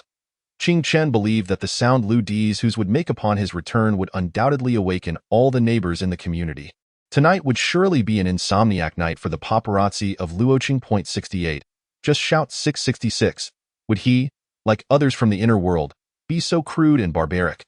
This was the second time Kamishiro Sara spoke in Japanese quietly. Qing Chen immediately translated it upon returning to the outer world. To be honest, he found it somewhat difficult to comprehend the girl's intentions. I really need to learn Japanese, Qing Chen sighed. The fact that she kept playing such games right under his nose? Yet he had to return to the outer world to grasp her meaning, left him feeling somewhat passive. From current news, it seemed that only individuals from RB and Korea had crossed over to his federation. Ching Chun searched for news about Kamishiro Sora and found that, for now, no one in the outer world had discovered she was a time traveler. This was rather puzzling. The girl was a celebrity in the island nation. Even a minor celebrity is still a celebrity. How could no one have noticed her? Or was it that she had been living in seclusion in the inner world, with ordinary people having no chance to encounter her? He couldn't shake the feeling that she was not particularly happy in the inner world, which might explain her visit to see him. Yet, he suddenly realized that sitting opposite that girl in the visiting room was a rare opportunity for him to relax. There was no need for conversation or any ulterior motives. There was no longer a need to consider how to survive in the perilous inner world. The half hour in the visiting room was unrelated to the outside world. It felt like finally receiving a breath of fresh air. Perhaps that was truly her line of thought. Ching Chin glanced at his arm. The countdown read 47, 55, 01. Another 2 days had passed. The countdown to crossing over fluctuated erratically, devoid of any discernible pattern. A broken kitchen knife lay on the ground, remnants from his last journey into the inner world, where he had only brought back the handle of the knife. Remembering that he had yet to complete today's training task, he searched for a Japanese course video online, listening while training. Around 3 in the morning, having just finished showering and stepping out of the bathroom, he opened his phone and felt as if the world had exploded. Lu Dees, who had returned to the outer world in the dead of night, yet was emitting screams from his home. The screams had persisted for 3 hours, and many regarded the youth, considered the protagonist of the inner world, with curiosity about what he had experienced. By morning, paparazzi had gathered in droves outside Lu Dees' home. He felt as if he were walking the red carpet on his way to school, surrounded by an array of cameras. In the past, the paparazzi had shown some restraint, but now they were eager to thrust their lenses right into his face. However, he had not donned a dapper suit. Instead, he pushed a dilapidated bicycle. The rear wheel was slightly askew, a result of the ambush he had faced under the overpass that night, utterly lacking in grandeur. A journalist blocked Lu Dees' path. "Hello, I am Xian Shanglong from the Luoqing Daily. Could you tell us what you experienced last night? Were you injured in the inner world?" "No," Lu Dees replied hurriedly, pushing the bicycle forward. "If you weren't injured, then why the screams?" the journalist pressed. Lu Dees fell silent, straining to squeeze past. The crowd continued to swell, not only comprised of reporters and paparazzi but also neighbors from the community who had come to witness the spectacle. They murmured amongst themselves, "Look, that's the kid who screamed until 5 in the morning. I heard he was quite impressive in the inner world." Lu Dees' face flushed with embarrassment, and just when he could no longer contain himself, he pushed forward with all his might, only to find that several reporters and paparazzi had been toppled over, some even damaging their cameras. The onlookers were stunned, and even Lu Dees himself was taken aback. There were at least 7 or 8 people standing in front of him, and even without any preparation, the force of his casual push was astounding. Lu Dees felt a pang of panic. Seizing the opportunity created by the crowd, he hurriedly mounted his bicycle and sped toward the school. Yet, there remained a flicker of exhilaration within him. He had seen many time travelers emerge and proclaim that finding gene agents was extremely challenging. But he had merely made a request, and that time traveler with the cat-faced mask had procured it for him, within a day. This miraculous energy instilled a sense of confidence in Lu Dees. It felt akin to playing a game. It didn't matter if you were unskilled. As long as you had a strong ally and could shout 666, you could still score points upon arriving at school. As soon as Lu Dees entered the classroom, he sensed that the atmosphere was somewhat off. However, this time, everyone was not staring at him but rather at their phones. Someone had shared a news article in the group chat about a TikTok user with the ID Chuangwang, who had suddenly posted news regarding the inner world. Uncle Li simultaneously steps out of prison after 8 years, dining on the rooftop of the Eternal Building with a cat-faced masked man. Uncle Li enjoyed a serving of braised pork, while the masked man opted for fried noodles. It is reported that that night, Chen Yahu, the A-class master and heir of the Chen family, personally visited to persuade him to return to prison 18. Additionally, the military bases of the Qing and Li families have reacted. Witnesses claim to have seen the Qing family's ground cruiser ascend into the sky. It is well known that the ground cruiser has always been used by the Qing family to contain the forbidden object ACE-009. Yet no one has ever seen what this forbidden object truly is. Thus, it is highly likely that the Qing family intends to employ the forbidden object to confront the suddenly emerged Li Shudong. To this day, the identity of the man wearing the cat-faced mask remains shrouded in mystery, and the reasons behind Li Shutong's release from prison are also unknown. This incident has already stirred a tempest across the entire federal territory. Liu Dezhu silently gazes at the news, or rather, he is entranced by the sentence stating that a man with a cat-faced mask dined on the top floor of the Eternal Building. He finally comprehends that his understanding of the big shots remains decidedly insufficient. "Can I stay at your place, Chuang Wang?" The owner of this ID seems to possess a wealth of information. Even the concerned party, Qing Chun, is unaware that the Qing family's Land Cruiser airship still harbors the ACE-009 forbidden object. Although its nature is unknown, the mere fact that it can be wielded against Li Shudong suggests that it must be extraordinarily terrifying. But who exactly is this Chuang Wang? At present, the most authoritative source of information within the realm is He Xiao. However, what he does is strategizing, whereas Chuang Wang resembles more of a war correspondent. In terms of real-time updates, Chuang Wang undoubtedly holds the upper hand. Within just 2 hours, Chuang Wang's account garnered over 30 million followers. Qing Chun deduces that those who emerge at this juncture are likely not fools.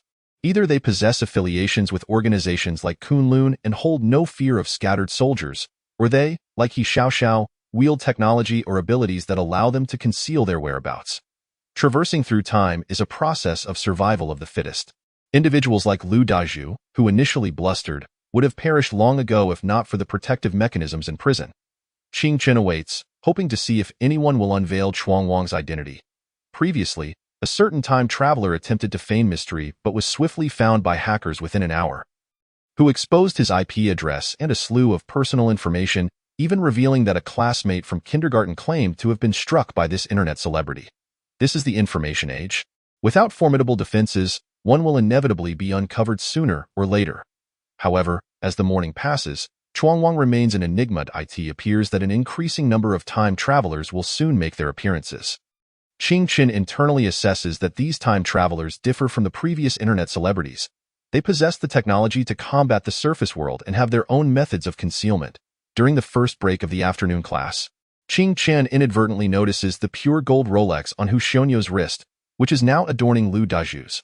Moreover, Hu Xiongnu, Liu Dezhu, and Zhang Tianjin are engaged in hearty laughter, as if they have suddenly become fast friends overnight. Qing Chen furrows his brow and retreats to the restroom, closing the door behind him. He had explicitly instructed against wearing watches, yet Liu Dezhu disregarded his admonition. He hides in the stall and messages Liu Dezhu.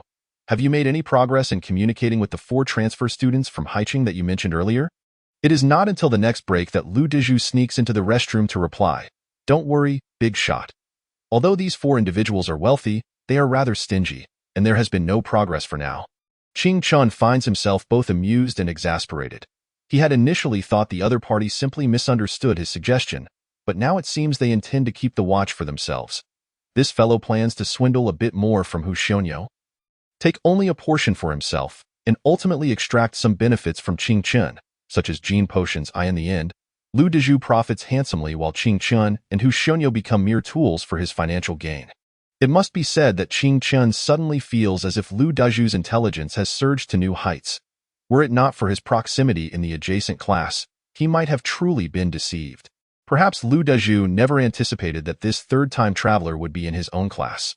After all, even in a small city like Luoqing, there are over 6 million residents, that moment.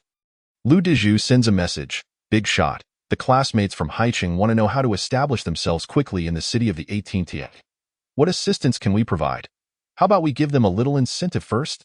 Qing Chen replies, "Such as a watch?" Originally squatting in the restroom, Liu Dezhu suddenly looks up. The mere mention of a watch is so pivotal that he instantly comprehends that the other party is already aware of everything.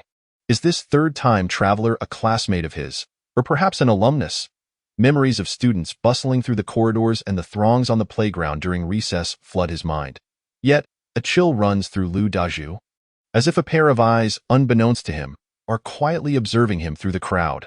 Trembling, Liu Dezhu replies, "Big shot, I was wrong. Please punish me. Rest assured, I will return the watch shortly and remain silent." Minutes later, Liu Dezhu emerges from the restroom, and Hu Xiongnu, waiting outside, looks puzzled. "Why were you in there for so long?" How about we hit the bar tonight? I haven't been to one since arriving in Luoqing. Lu Dezhu takes a deep breath and replies, let us skip the bar for now. Wanted to wish you an early new year. May you have smooth sailing, and may your family enjoy good health. Hu Xiongyo stares at Lu Dezhu in bewilderment. After speaking, Lu Dezhu hands the watch to Hu Xiongyo and lowers his voice. Let us continue our cooperation, but from now on, let us transact using gold bars. To be honest, Lu Dezhu is regretting his choices deeply at this moment. What awaits him upon returning to prison in a day and a half? He dares not contemplate it. Just as he finishes dealing with Lu Dezhu, a new friend request appears in Qing Chen's WeChat. Upon opening it, he discovers that it is from Li Tongyun. Yet, in his memory, Li Tongyun did not possess a phone before. Qing Chen accepts the friend request, and Li Tongyun immediately messages, Brother Qing Chen, Kunlun sent a warning to my mother, stating that the 9 escapees may have already entered Luoqing in the past 24 hours. 2 time travelers have gone missing. You must be cautious. Suddenly, an ominous premonition arises within Qing Chen. According to the news, the 9 escapees are exceedingly ruthless, and if such individuals arrive in Luoqing, many time travelers may face dire consequences. He replies to Li Tongyun, can you still contact your mother? Li Tongyun responds, I am with my mother now. She is safe. I just wanted to ask if I could stay at your house tonight. As my mother and I can sleep on the floor at this moment, Li Tongyun is with Jiang Shui. Ever since Kunlun sent the message, Jiang Shui has picked up Li Tongyun from school and taken her to the mall. Furthermore, Jiang Shui specifically bought Li Tongyun a phone for easier communication. Li Tongyun replicates Kunlun's message to Jiang Shui and sends it to Qing Chen. The message from Kunlun specifically warns that the 3 time travelers who have gone missing in Luoqing had inadvertently exposed their personal information online, potentially leading to the leakage of their home addresses. Among the over 200 known time travelers in Luoqing, nearly 1/5 are in danger, and everyone is advised to avoid exposing information lightly and to prioritize their safety. Kunlun did not mention providing protection, indicating a shortage of personnel. Qing Chen contemplates. He never expected that so many registered time travelers exist. Surely there are even more hidden in the shadows. These individuals rush to Luoqing without time to investigate more detailed information, so as long as they are not home, the perpetrators cannot find a target to strike. For instance, if they know Jiang Shui's home address, they might attempt to abduct her. But if Jiang Shui is not at home, they might as well just capture loneliness. It must be said that Li Tongyun's line of thought is entirely correct. Qing Chen feels compelled to commend her. Qing Chen responds, today is Friday. I will return early. Let us meet at the community gate at 5:40. I'll head back first to scout the area and ensure there are no suspicious individuals. As the afternoon approaches the end of the school day, Lu Dezhu suddenly seizes the opportunity to message Qing Chen. Big shot. I have made breakthrough progress with the transfer students. While we haven't specifically discussed what to trade yet, they are willing to pay some gold bars up front as a gesture of goodwill. Big shot. I don't need a share of the gold bars. Could you perhaps improve my living conditions in the confinement room? I might go insane just sitting around in there. Qing Chen discreetly checks for onlookers and simply replies, let us see how you perform, before pocketing his communication device and skipping class. At number 4 Xinjiang Road, tranquility pervades, with few pedestrians in sight. Qing Chen strolls along the tree-lined path, carrying the groceries in hand. Early autumn has passed. The leaves of the sycamore trees lining the road begin to fall. Perhaps today, number 4 is the most picturesque. The 9 suspects this time appear notably different from the previous 2 scattered soldiers. They exhibit planning and organization, and despite the time elapsed, they have not been apprehended. Such a criminal organization poses the greatest danger. Qing Chen maintains a straight gaze while quietly tallying all the individuals he encounters. Each one is a neighbor he has seen in the community. There are no strangers. He glances out of the corner of his eye at Jiang Shui's balcony, noting that all the furnishings remain undisturbed, even the folds of the curtains unchanged from the morning. There are no ambushes at home. Qing Chen stands in the hallway and messages Li Tongyun. Come in. The door is ajar. You can enter directly. Moments later, Jiang Shui and Li Tongyun, one big and one small, quietly pull the door open a crack and sidle into the room. At this moment, the young Li Tongyun finally breathes a sigh of relief, appearing adorably innocent. Qing Chen smiles. I am not a time traveler. Even if they wish to abduct a time traveler, they wouldn't find me here. They are fugitives and certainly do not want to escalate the situation. With so many residents in one building, the criminals would not search the entire structure simply because they did not find Jiang Shui at home. unless they have lost their minds. Jiang Shui chuckled softly. I must thank you for this time. Even though I know I could hide outside, I always feel uneasy when stepping out. You and Xiao Yun can watch television for a while. I will prepare a meal for you. With that, the woman rolled up her sleeves and entered the kitchen. Qing Chun felt a wave of nostalgia. Aunt Jiang was forever gentle and kind. He ruffled her hair and whispered, Have you heard about Li Shuadong in the inner world? Can you tell me about it? What does the consortium think of this matter? There's not much to say, Li Tongyan replied, perched on the sofa with her short legs swinging. I heard from an older sister in the inner world that Li Shuadong has been in obscurity for many years, and his sudden reemergence will surely cause a stir. That sister seems to admire Li Shuadong quite a bit. Qing Chun retrieved a blanket from the cabinet. Though this apartment had 2 bedrooms, the other room was empty, lacking even a bed, and was cluttered with items he had previously purchased. He turned to Li Tongyun and said, Tonight, you and your mother can sleep in my room, squeezing onto my small bed while I take the living room. Oh, that would be too much, Li Tongyun replied politely, though she did not refuse, her eyes curving into crescent moons. By the way, brother Qing Chen, where were you when Li Shuadong was dining at the Sunlight Pavilion? Me? Qing Chen looked at her. I was on the light rail, only catching a glimpse of the airship heading towards the Eternal Tower. Oh, Li Tongyun did not press further. Qing Chen inquired, by the way, why was Li Shuadong imprisoned? Li Tongyun glanced at him and said, I don't know. It wouldn't he be appropriate for someone my age to request his case files? Well, I've shared quite a bit of information, so it's your turn to exchange some with me, brother Qing Chen. Qing Chen pondered for a moment and replied, What I can share pertains to the outer world. I believe it is necessary to join the group chat mentioned by He Xiao, but before doing so, we need to acquire the Data Fortress program from the inner world to avoid being detected. I now suspect that He Xiao is not acting alone, but is part of an organization that is systematically gathering all-time travelers. Of course, this is merely speculation. Li Tongyun tilted her head and said, Brother Qing Chen, do you only share outer world information because revealing inner world intelligence would make you too recognizable, thus exposing yourself? Qing Chen smiled. What do you think? At that moment, both of them heard a sound. The noise of a chair toppling over on the floor above. This building was so old that the sound insulation between neighbors was poor, let alone with something crashing to the floor. However, Qing Chen and Li Tongyan both understood that there should not be anyone in the room above. Hush, Qing Chen whispered to Li Tongyan. There's someone upstairs. The little girl looked up in terror at the living room ceiling, her body shrinking further into the sofa. The shadow of the 2 intruders breaking into their home still lingered, and now more assailants had arrived. Li Tongyun instinctively reached for the remote to turn off the television. But Qing Chen stopped her. When the assailants arrived, they would certainly notice that their apartment had its lights on, indicating that someone was home. Therefore, pretending that no one was inside was imperative to avoid trouble. Qing Chen gently patted the back of the little girl's hand, silently mouthing, Don't be afraid. I'm here. Li Tongyun wiped her tear-streaked eyes and nodded. Everything in the room seemed normal, with no changes. Qing Chen turned and went to the kitchen, signaling Jiang Shui to continue cooking. He wrote on a piece of paper for Jiang Shui to see. The intruders are upstairs. From now on, we must all act like normal people, just as we were before. Do not panic. They won't suspect you were right below. With dozens, if not hundreds, of residents in the building, it was unlikely the intruders would search the entire place. They were unaware that Qing Chen and Jiang Shui had a close relationship, as the news had not reported on it. Jiang Shui forced herself to remain calm, finishing the cooking before bringing the dishes to the living room, where she struggled to mask her fear by writing on paper. What should we do now? No sooner had she spoken than the sound of shattering glass echoed from above, accompanied by heavy footsteps passing directly overhead. Qing Chen's heart sank.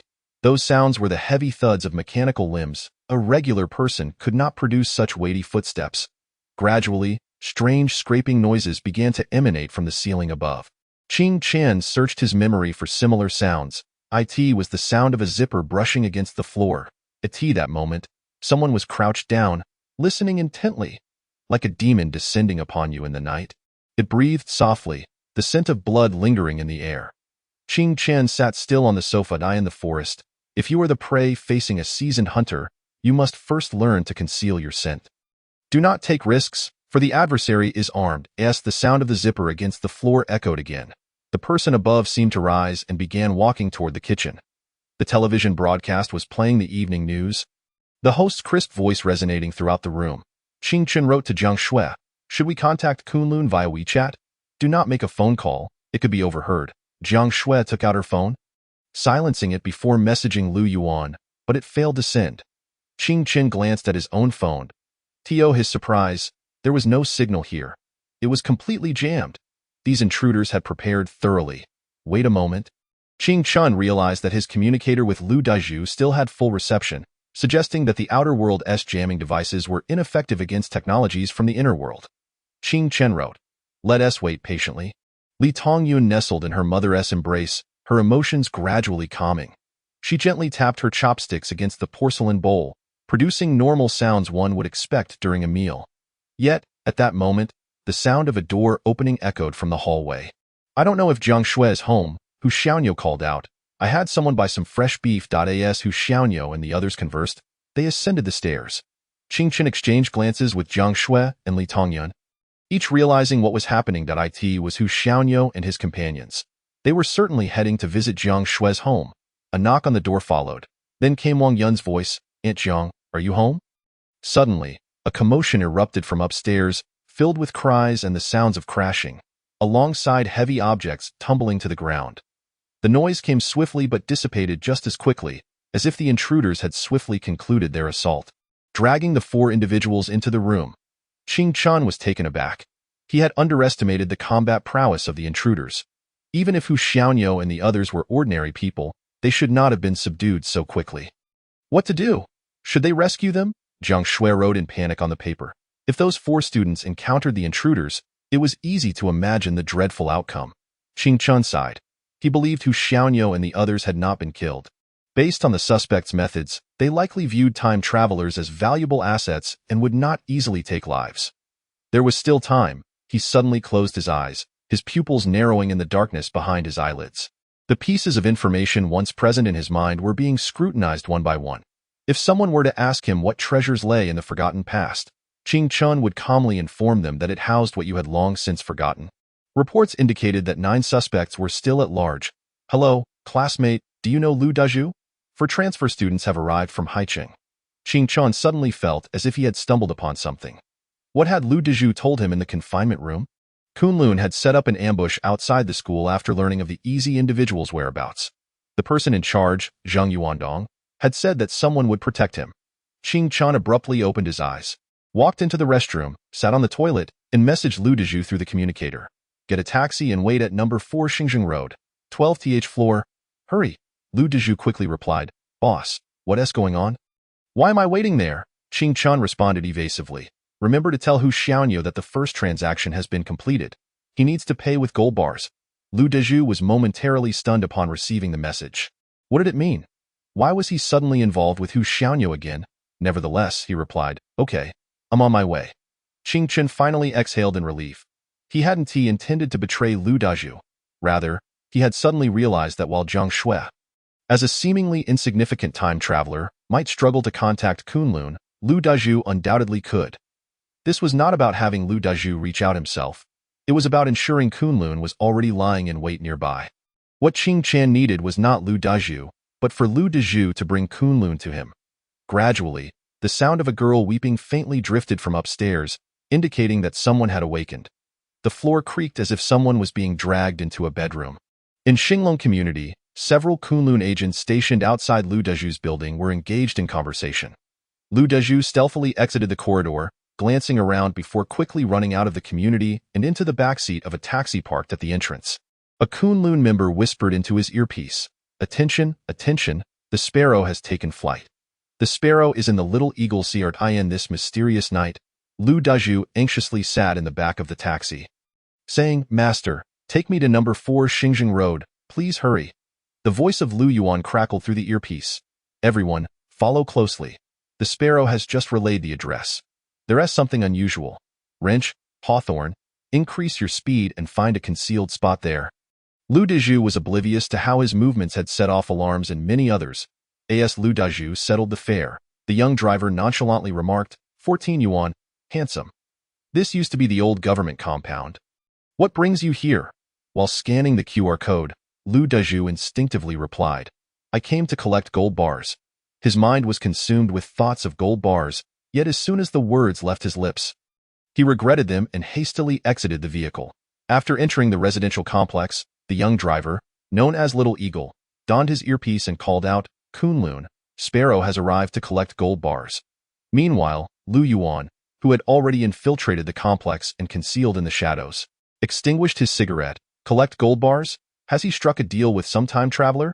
It was plausible. Lu Dazhu held a unique status in the underworld and could assist Minid, a member of Kunlun speculated. If someone is paying for resources from the underworld, that's not unusual. Just a few days ago in Taichung, a buyer received the goods without settling the final payment and nearly caused a fatal incident. The Kunlun brothers there were at their wits' end. Lu Yuan nodded in agreement. Indeed, that seems to be the case. Damn it, I have to keep an eye on him at this late hour to prevent him from being kidnapped by those suspects. And here he is, running off to collect gold bars. Eye in the darkness, Lu Dazhu cautiously navigated through the complex, glancing around as if he were a thief sneaking into a village to steal chickens. Little did he know how many eyes were silently watching him. As he approached Building 12, over 20 members of Kunlun silently advanced from the shadows, encircling him at the core. Wait, why is he crouching? What's he doing in front of Building 12? One Kunlun member inquired. Lu Yuan turned to see Lu Dazhu squatting motionless in front of the building. He had crossed his arms, hands tucked into his sleeves, as if waiting for roasted sweet potatoes. What the hell is he doing? Another member whispered. Silence, Lu Yuan suddenly commanded, sensing a hint of danger. As time ticked away, the world felt as though it had descended into a communication silence. At that moment, from the shadows of the hallway, a man dressed in a black jacket slowly emerged. He wore a Bluetooth earpiece and surveyed his surroundings with a cold, silent demeanor, entirely on guard. His right hand casually resting at his waist. His bare palm was exposed to the air, the metallic mechanical hand especially robust and powerful. His gaze swept across the vicinity, and when he turned his head, he met Lu Dazhu's vacant stare from a short distance away. For a moment, their eyes locked, and an eerie silence enveloped the atmosphere. The assailant scrutinized Lu Dazhu, the air thick with an invisible pressure. Upon confirming the vicinity was clear, he stepped towards Lu Dazhu, the faint sound of hydraulic machinery emanating from beneath his clothing. Lu Dazhu silently watched as the man approached. Friend, you look so familiar. Are you? Lu Dazhu fell silent for 2 seconds before his mouth twisted and drool trickled out. Ababa, he babbled while attempting to feign nonchalance and turned to flee. The assailant pressed his Bluetooth earpiece. We have a situation. As the assailant spoke, Lu Dazhu quickened his pace, ultimately breaking into a run. Ababa. The sound of his footsteps echoed as he dashed away. The assailant initially intended to pursue him but abruptly halted, as if discovering something, and retreated back into the shadows of the hallway. Beneath the trees in the complex, shadows danced and swayed, and Lu Yuan suddenly looked up, at that moment, behind a second-floor window. A figure was coldly observing him through the glass. They had been discovered. Surround him, Lu Yuan commanded. Be cautious. He is extremely dangerous. The Kunlun members edged closer to Building 12, but a sound of shattering glass echoed from behind the building. The man who had been staring at Lu Yuan turned expressionless and departed from the window, disappearing from sight. Lu Yuan's expression shifted. They're jumping out the back window. The individual who had just appeared was precisely the fugitive they were seeking. Having been here before, Lu Yuan knew that the second floor was Jiang Shui's residence. They maneuvered to encircle the back of Building 12, just as Lu Yuan and his team rounded the corner of the staircase. At the end of the street, a metal trash bin erupted into flames. With a deafening roar, Lu Yuan barely managed to shield his neck and head with his arm as a wave of heated air knocked everyone off their feet. The explosive sound reverberated, and the metal bin was obliterated. This was the explosive device the assailants had hidden in advance. They had secretly placed it in the trash can as a delaying tactic before quietly infiltrating Jiang Shui's home. If their actions were discovered, they would shatter the back window to divert attention and then detonate the explosives to create chaos and harm. This meticulous plan suggested that someone was observing everything from the shadows, controlling the unfolding situation. Dazed, Lu Yuan struggled to rise from the ground and patted his head, asking a nearby team member, "Is everyone all right?" The team members also got up, reporting that only one member had sustained an injury from a metal shard, while the others were unharmed. Everyone likely experienced mild concussions, but at that moment, No one could spare a thought for such details. Hurry, let's pursue. Lu Yuan urged. If we let these individuals escape, who knows how many time travelers will suffer. The Kunlun organization continued their chase towards the back of the building. However, Lu Yuan suddenly halted. Wait, something feels off. He sensed that something was amiss. These assailants were here to abduct time travelers. And as far as he knew, their mechanical limbs were not particularly advanced and would struggle to withstand the impact of jumping from the second floor. While the assailants could potentially jump down themselves, carrying someone else would be impossible. Lu Yuan abruptly turned back, piecing together that the sound of shattering glass, the mysterious figure on the second floor who had intentionally let himself be seen before turning away. And the explosives on the ground were all meant to draw them away from the front entrance. Once the explosion occurred and their brains became muddled, they would instinctively follow their initial target without time for careful consideration. Consequently, they all rushed to the back of the building, while the assailants could brazenly exit through the front. Follow me back, Lu Yuan shouted. A team member asked, Are we not pursuing anymore? Enough chatter, little eagle. Are you there yet? A voice crackled through the earpiece. Almost there. Lu Yuan sprinted again, knowing that a misjudgment could mean allowing the assailants to escape from the back. Yet he trusted his instincts. 73, take him down. Lu Yuan raced on, feeling as though he had grasped a crucial point, pain mingling with exhilaration. He glanced down to find blood streaming from his thigh, a shard of metal embedded in his muscle. It turned out he was injured as well. As he limped back to the front entrance, he spotted a business vehicle slowly approaching the entrance of Building 12, just as he suspected, from the shadows of the hallway. Four assailants emerged, casually carrying heavy black woven bags, their fibers visibly stretched. The leader of the assailants coldly regarded Lu Yuan, seemingly surprised at his quick reaction, but indifferent nonetheless. They tossed the black bags into the vehicle and took their seats in the back. One man remained outside, drawing a cold handgun from behind his waist, aiming it at Lu Yuan. With a sudden surge of muscle power, Lu Yuan defied his own inertia. He lunged to the right, anticipating the trajectory of the bullet and evading the first shot. A person cannot outrun a bullet, but one can be faster than the speed of the gun's muzzle. Lu Yuan's sneakers split open, exposing his toes, yet he paid no mind, shouting at the top of his lungs, "Little Eagle, ram him!" Then he leapt into action. To the end of the street, the roar of an engine erupted as a taxi suddenly drifted into view. Little Eagle at the wheel, flooring the accelerator to its limit. The taxi, still swaying from inertia, and Lu Yuan, soaring through the air towards the assailants, would have made for a moment worth commemorating. It embodied a fervent segment of life. The next second, the taxi collided forcefully with the front of the black business vehicle, and Little Eagle slammed his head into the steering wheel, losing consciousness. The armed assailant was momentarily stunned, but as he turned back, he found Lu Yuan's airborne figure closing in, crashing into him like a cannonball. Before losing consciousness, he even heard the sound of bones shattering. Within the vehicle, another assailant attempted to leap out to assist, only to be sent sprawling back by Lu Yuan's powerful kick. The force of the kick propelled the assailant back, slamming him against the opposite side of the vehicle. The next moment, everyone in the complex heard Lu Yuan's furious shout, "Take him down!" Meanwhile, unseen by Lu Yuan and the others, Ching Chun silently observed through the gap in the curtains, pondering that Lu Yuan was indeed an extraordinary individual. At that moment, he witnessed the Kunlun members converge, ultimately subduing all the assailants. Lu Yuan, injured, was taken away by an ambulance, along with Hu Xiaonyo, Zhang Tianjin, and the others. To Hu Xiaonyo and the others bore no visible wounds, seemingly only having been knocked out. Numerous areas in the complex were cordoned off with police tape, and professionals meticulously inspected every corner for any remaining explosives left by the assailants. This was an exceptionally heinous crime, with 4 suspects apprehended and 5 still at large. This incident made Ching Chun and his companions acutely aware that this organization was far more cunning than they had imagined, not merely a band of scattered rogues. Though the opposing individuals possessed relatively low individual combat prowess, they executed their criminal actions in a systematic and organized manner.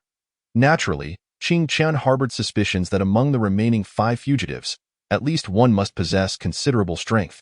He turned to look at Zhang Shui, while Li Tongyan chuckled, saying, "All is well now, but we cannot venture outside just yet. Let us focus on our meal." Zhang Shui gazed at the young man before her, expressing her gratitude. "Thank you. Without you, Both Xiaoyun and I could have been in grave danger. I will go warm up the dishes. After Jiang Shui had prepared the meal, the three had refrained from eating.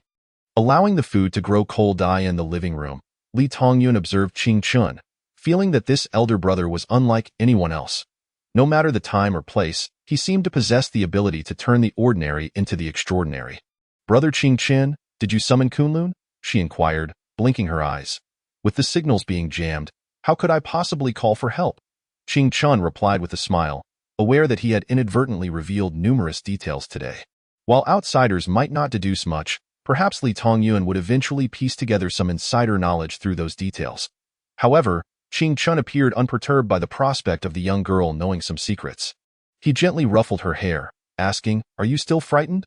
"A bit," Li Tongyun admitted. "Brother Qing Chun, I know you wish to keep your identity hidden, but if I find myself in danger in the inner world, would you come to my rescue?" After a moment's contemplation, Qing Chun answered, "I would." Li Tongyun nodded in satisfaction, but then muttered softly, "It's one thing to conceal your identity from others, but keeping it from me is excessive. I am just a child. What ill intentions could I possibly harbor?" Qing Chun chuckled but refrained from responding to her query. A skilled hunter always appeared as prey in the kitchen. Jiang Shui's fingers trembled slightly. Had Li Tongyun suddenly turned off the television, or if Qing Chun had not urged Jiang Shui to continue cooking, they might have found themselves in peril. As Jiang Shui returned with the warm dishes, she felt inexplicably less fearful. Instead, a smile brightened her face. "Dinner is served. What a pity you two are too young to drink. Otherwise, we should celebrate our survival with a bottle of beer." "Xiao Qin, you were amazing." Li Tongyun chimed in, "Brother Qing Chan is old enough. He can drink." Qing Chan, awkwardly biting into a dish, wore a peculiar expression. Noticing his demeanor, Jiang Shui quickly took a bite of the egg she had prepared, only to realize the oversight. She had forgotten to add salt in her anxiety whilst cooking. Blushing, she struggled to find words, and Qing Chun hastily remarked, "It's perfectly normal to feel frightened. I was scared too." Li Tongyun whispered from the side, "You being scared is a bit hard to believe." The lack of flavor in the meal did not dampen the atmosphere. Rather, it became more lively in the emergency department of the Second People's Hospital in Luo City. The once quiet ward was suddenly filled with members of Kunlun. These members, who had been vigorous while apprehending the criminals, now lay in bed, wailing and clamoring for the nurses to administer pain relief. However, their ailments were merely minor bruises. Initially, the nurses thought they were feigning injury to garner sympathy, but soon realized that these young warriors were genuinely in pain. In truth, this pain had a specific term in the inner world: overload syndrome. While an ordinary person might experience lactic acid buildup after excessive exercise, resulting in discomfort, those injected with low-numbered Jian serums experienced a more acute nerve pain. For instance, Lu Di's hues would also feel pain from overexertion. As he had only received the FD-005 serum, if he had subsequently received the 004 and 003 serums, such aftereffects would gradually dissipate. Hu Xiaonyo pondered that the Kunlun organization appeared to possess considerable strength. Having only recently begun their operations, they had already acquired so many gene serums. The individual known as Boss Zhang must hold a significant position in the inner world. At that moment, Lu Yuan was the last to be taken off the ambulance. Addressing the Kunlun members, "Please transfer me to the side of Hu Xiaonyo." "Huh?" The Kunlun member paused. "We arranged a private room for you." Lu Yuan considered for a moment, then replied, "I still have some matters to ponder. I need to inquire about our 4 new friends. Also, could you have Wrench check their identities?" "Understood." The Kunlun member pushed Lu Yuan, whose wounds had been treated, into the room. This member watched as Lu Yuan, who had been calm and contemplative just a moment ago, suddenly began to cry out in pain upon entering the room, instantly adopting the role of a wolf in sheep's clothing. Once Lu Yuan was situated in the bed next to Hu Xiaonyo, he ignored the latter, writhing in discomfort. After a moment's hesitation, Hu Xiaonyo turned to Lu Yuan and said, "Thank you for arriving just in time to save us." "Of course, it was our duty," Lu Yuan replied, turning over, gritting his teeth against the pain in his leg, waist, and back. "Did you see how heroic I was when I saved you?" "I remained calm and collected in the face of the criminals' firearms." "Oh wait, you were still in the sack then, so you couldn't see." Hu Xiaonyo. Lu Yuan sighed. "If Boss Zhang had seen me, he would surely give me a promotion." Hu Xiaonyo changed the subject. "But how did you know we were in trouble?" Lu Yuan replied. It wasn't us who discovered your predicament. It was someone else. We merely happened to be in the right place at the right time. Of course, capturing those criminals was also our responsibility, Hu Xiaoyo questioned. Someone else? Who? I cannot disclose that. Lu Yuan shook his head. Adhering to the confidentiality protocols, a Kunlun member entered the room holding a black plastic bag. These 4 phones were found in the criminal's vehicle. Are they yours? Please identify them. Hu Xiaoyo retrieved his own phone from the bag. The password had not been compromised, and it remained intact. Upon opening it, he was startled to find a message from Lu Hues. This counts as our first transaction. Remember to pay with gold bars. Hu Xiaoyo was taken aback. This message connected all the dots. Lu Hues had identified his own danger and orchestrated an opportunity for Kunlun to intervene and capture the criminals, thus saving him. Hence, Lu Hues referred to it as the completion of their first transaction. The so-called transaction was, in fact, saving his life. In that instant, Lu Hues' figure took on an air of mystery and grandeur. How had he known Hu Xiaoyo was in peril, and how had he mobilized Kunlun? These questions eluded his understanding. After a moment of reflection, Hu Xiaoyo messaged Lu Hues back. Thank you. This collaboration has been quite pleasant. For the initial transaction, I will pay double. Upon receiving the message, Lu Hues was overjoyed. What an extraordinary partner to agree to double the payment. Was this the world of the wealthy? Moreover, this time he would likely be able to secretly pocket an extra gold bar. Just then, Lu Yuan suddenly asked Hu Xiaoyo, by the way, how did you end up getting captured? At first, I thought the criminals were after Jiang Shui and Li Tongyun, only to find out that was not the case. I had never seen you before. This was one of Lu Yuan's questions. Lu Hues had inexplicably gone to number 4 Xingzhou Road, seemingly waiting for the criminals. The taxi driver who had taken Lu Hues to Xingzhou Road was a member of Kunlun, the same one who later rammed into the criminals. At that time, this driver had tentatively asked Lu Hues what he was doing, to which Lu Hues had replied he was there to collect gold bars. After the incident, it became apparent that the crime scene was Jiang Shui's home. Yet, Jiang Shui and Li Tongyun had not seen the incident unfold, while Hu Xiaoyo and the others had appeared. There were too many unanswered questions surrounding the events before and after the confrontation. Hu Xiaoyo explained, we are new residents on the 12th floor, students from Luo City Foreign Language School. Today, we intended to visit our neighbor in room 201, but unexpectedly encountered the criminals inside and were captured. So you aren't time travelers? Lu Yuan questioned, puzzled. It was merely a coincidence? Indeed, just a coincidence. Hu Xiaoyo affirmed with anod. Lu Yuan smiled but remained silent. At that moment, a Kunlun member approached, handing a stack of documents to Lu Yuan. We have located Jiang Shui. She and her daughter are hiding at a friend's place downstairs after receiving notification. Lu Yuan was momentarily taken aback. So because we notified them in advance, the criminals were thwarted, and instead? These unfortunate children ended up in the situation? The Kunlun member hesitated. Captain Lu, we need to settle the medical expenses. The reserve funds are insufficient. Lu Yuan cursed under his breath. What bad luck. The daily wages are so meager, and now I have to cover the costs. Hu Xiaoyo hesitated, surprised to learn that the Kunlun members did not earn much.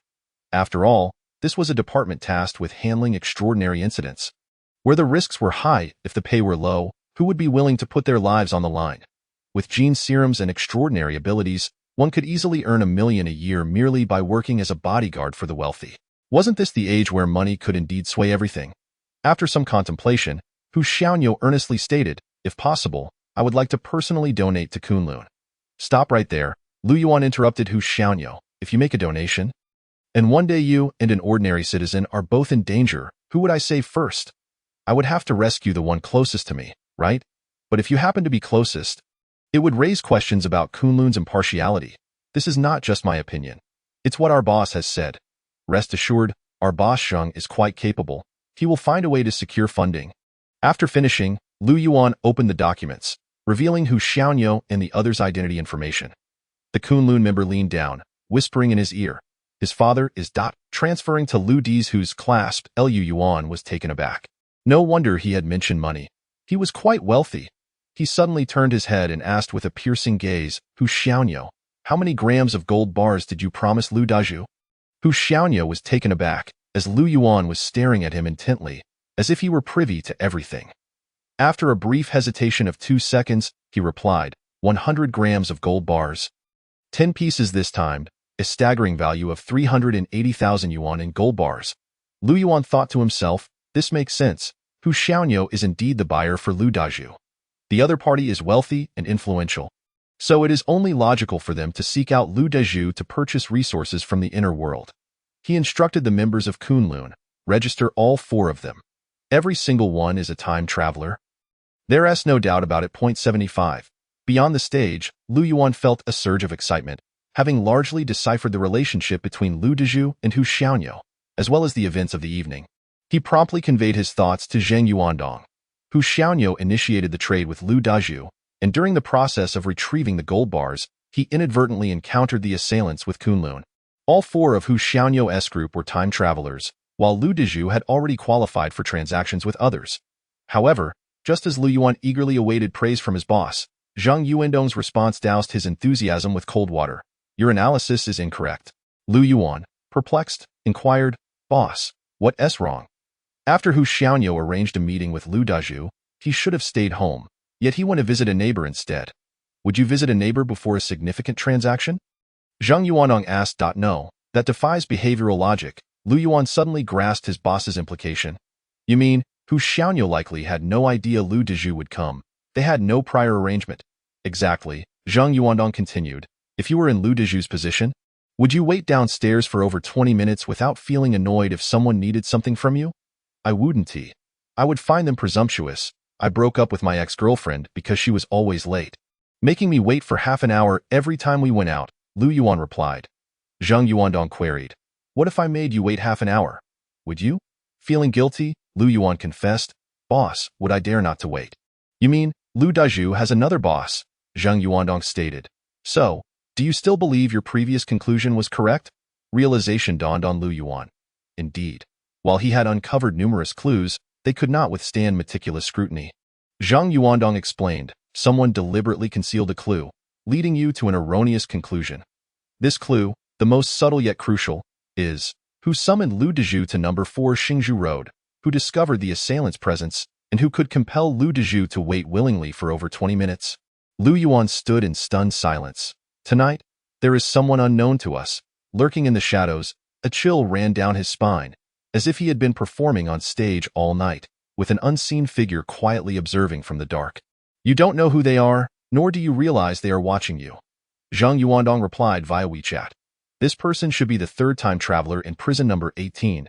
They orchestrated Lu Dazhu's actions tonight, weaving us together like threads. But don't worry. At least the other party appears friendly for now. Lu Yuan felt his mind was overwhelmed. Perhaps only someone like his boss could engage with that mysterious time traveler. Boss, should I seize the opportunity to interrogate Lu Dazhu? That might reveal who it is. Zhang Yuandong responded. That would turn a friend into an enemy, and we cannot treat an innocent citizen that way. By the way, Jiang Shui is hiding in the neighbor's house. Lu Yuan pondered and remarked. That neighbor's boy seems a bit strange. Strange how? Is he good-looking? Lu Yuan said. Well, he is memorable at first glance. Lu Yuan replied, but we discovered the assailants were equipped with signal jammers. He was so close, yet couldn't contact Lu Dazhu. Perhaps I'm overthinking it. Countdown 2350. 00.at11. 50 p.m. Qing Chun couldn't sleep. He lay quietly on the living room floor, beneath a mat prepared by Aunt Jiang. Jiang Shui's home had been vandalized, and with 5 suspects still at large, the mother and daughter were temporarily residing at Qing Chen's home. The first floor was dilapidated and dim, occasionally permeated by a musty odor. Ants would sporadically emerge from the kitchen, which Qing Chen never bothered to address. Jiang Shui had tidied the room thoroughly in the evening, silently expressing her gratitude for Qing Chen's protection. Unable to sleep, Qing Chen reflected on all that had transpired, reassured that no one could uncover his involvement. Even if Lu Dazhu were tortured, others would only realize there was a mysterious figure behind Lu Dazhu but would never know who. Tonight's events felt as if they were entirely detached from him. However, the intricate web of causality was intricately woven together by him. This sensation was peculiar, akin to chess, where he felt more suited to the role of the player rather than the pieces. He was unwilling to be merely a pawn in the bedroom. Faint sounds emerged as Li Tongyun quietly slipped out of her room, dressed in a small nightgown, and sat beside Qing Chen on the floor. Brother Qing Chen, you're still awake. Qing Chen propped his head on his arm and looked at her. Why aren't you asleep? Where's your mother? Li Tongyun whispered. My mom is asleep. Have you thought about what I asked you last time? Qingchen inquired. What matter? Stop pretending. You have a great memory, so you must know what I'm referring to, Li Tongyan said while counting on her fingers. Today is September 29th. Tomorrow is the 30th, and the day after is National Day. Qingchen feigned sudden realization. Oh, that matter. Let us go out and have some fun. So much has happened, we could use a distraction. Li Tongyun, with the innocence of a child, lit up at the mention of going out. Why do you need me to go if you want to go out? Qingchen chuckled. Li Tongyun lowered her head. If you don't go? My mom won't go either. She says it's too dangerous to go out now, but I think staying in the city is more dangerous. Going out is safer. Qingchen found some merit in her reasoning, but then asked, are you just looking to have fun? Well, not entirely. Li Tongyan lowered her head. If we don't go out for National Day, I'll surely end up back in tutoring classes. Qing Qian was startled. Compared to Li Tongyun's cleverness, liveliness, and maturity, this was more akin to a child's worry.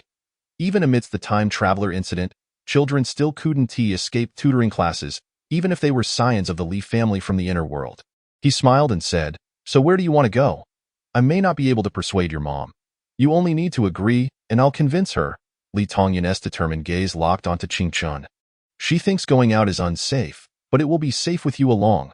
Her logic was impeccable, Li Tongyan continued. We want to go far, just around Luoqing, like Laojun Mountain. I've heard the sunrise there is beautiful. For Li Tongyun, the destination mattered little. Escaping the city and tutoring classes was paramount. Qing Qian smiled at her hopeful eyes. All right, I'll agree, but if your mom disagrees, I can't help you. Deal. Li Tongyan happily grabbed her small nightgown and returned. Just then, a message from Nanjingchen suddenly arrived. Qingchen, Qingchen, Qingchen, are you there? Qingchen asked, what is up at this late hour? The day after tomorrow is National Day, and Wang Yun invited some classmates to Laojun Mountain to watch the sunrise. Are you going? Nanjingchen messaged that I heard Hu Xiaonyou, Zhang Tianjin, and Lu Dezhu from the next class are also going. Everyone wants to go because Lu Dezhu is going, Nanjingchen added. It's said that Hu Xiaonyou is treating, so everyone doesn't need to spend a dime. Qing Qian was momentarily taken aback. What a coincidence. Laojun Mountain again? The sudden organization of this outing by the four likely aimed to deepen their friendship with Lu Dezhu, especially since Lu Dezhu had just saved their lives, proving his worth. However, while Wang Yun invited Nanjingchen, she did not extend an invitation to him. This was somewhat strange. He messaged Nanjingchen. Does she know you're a time traveler?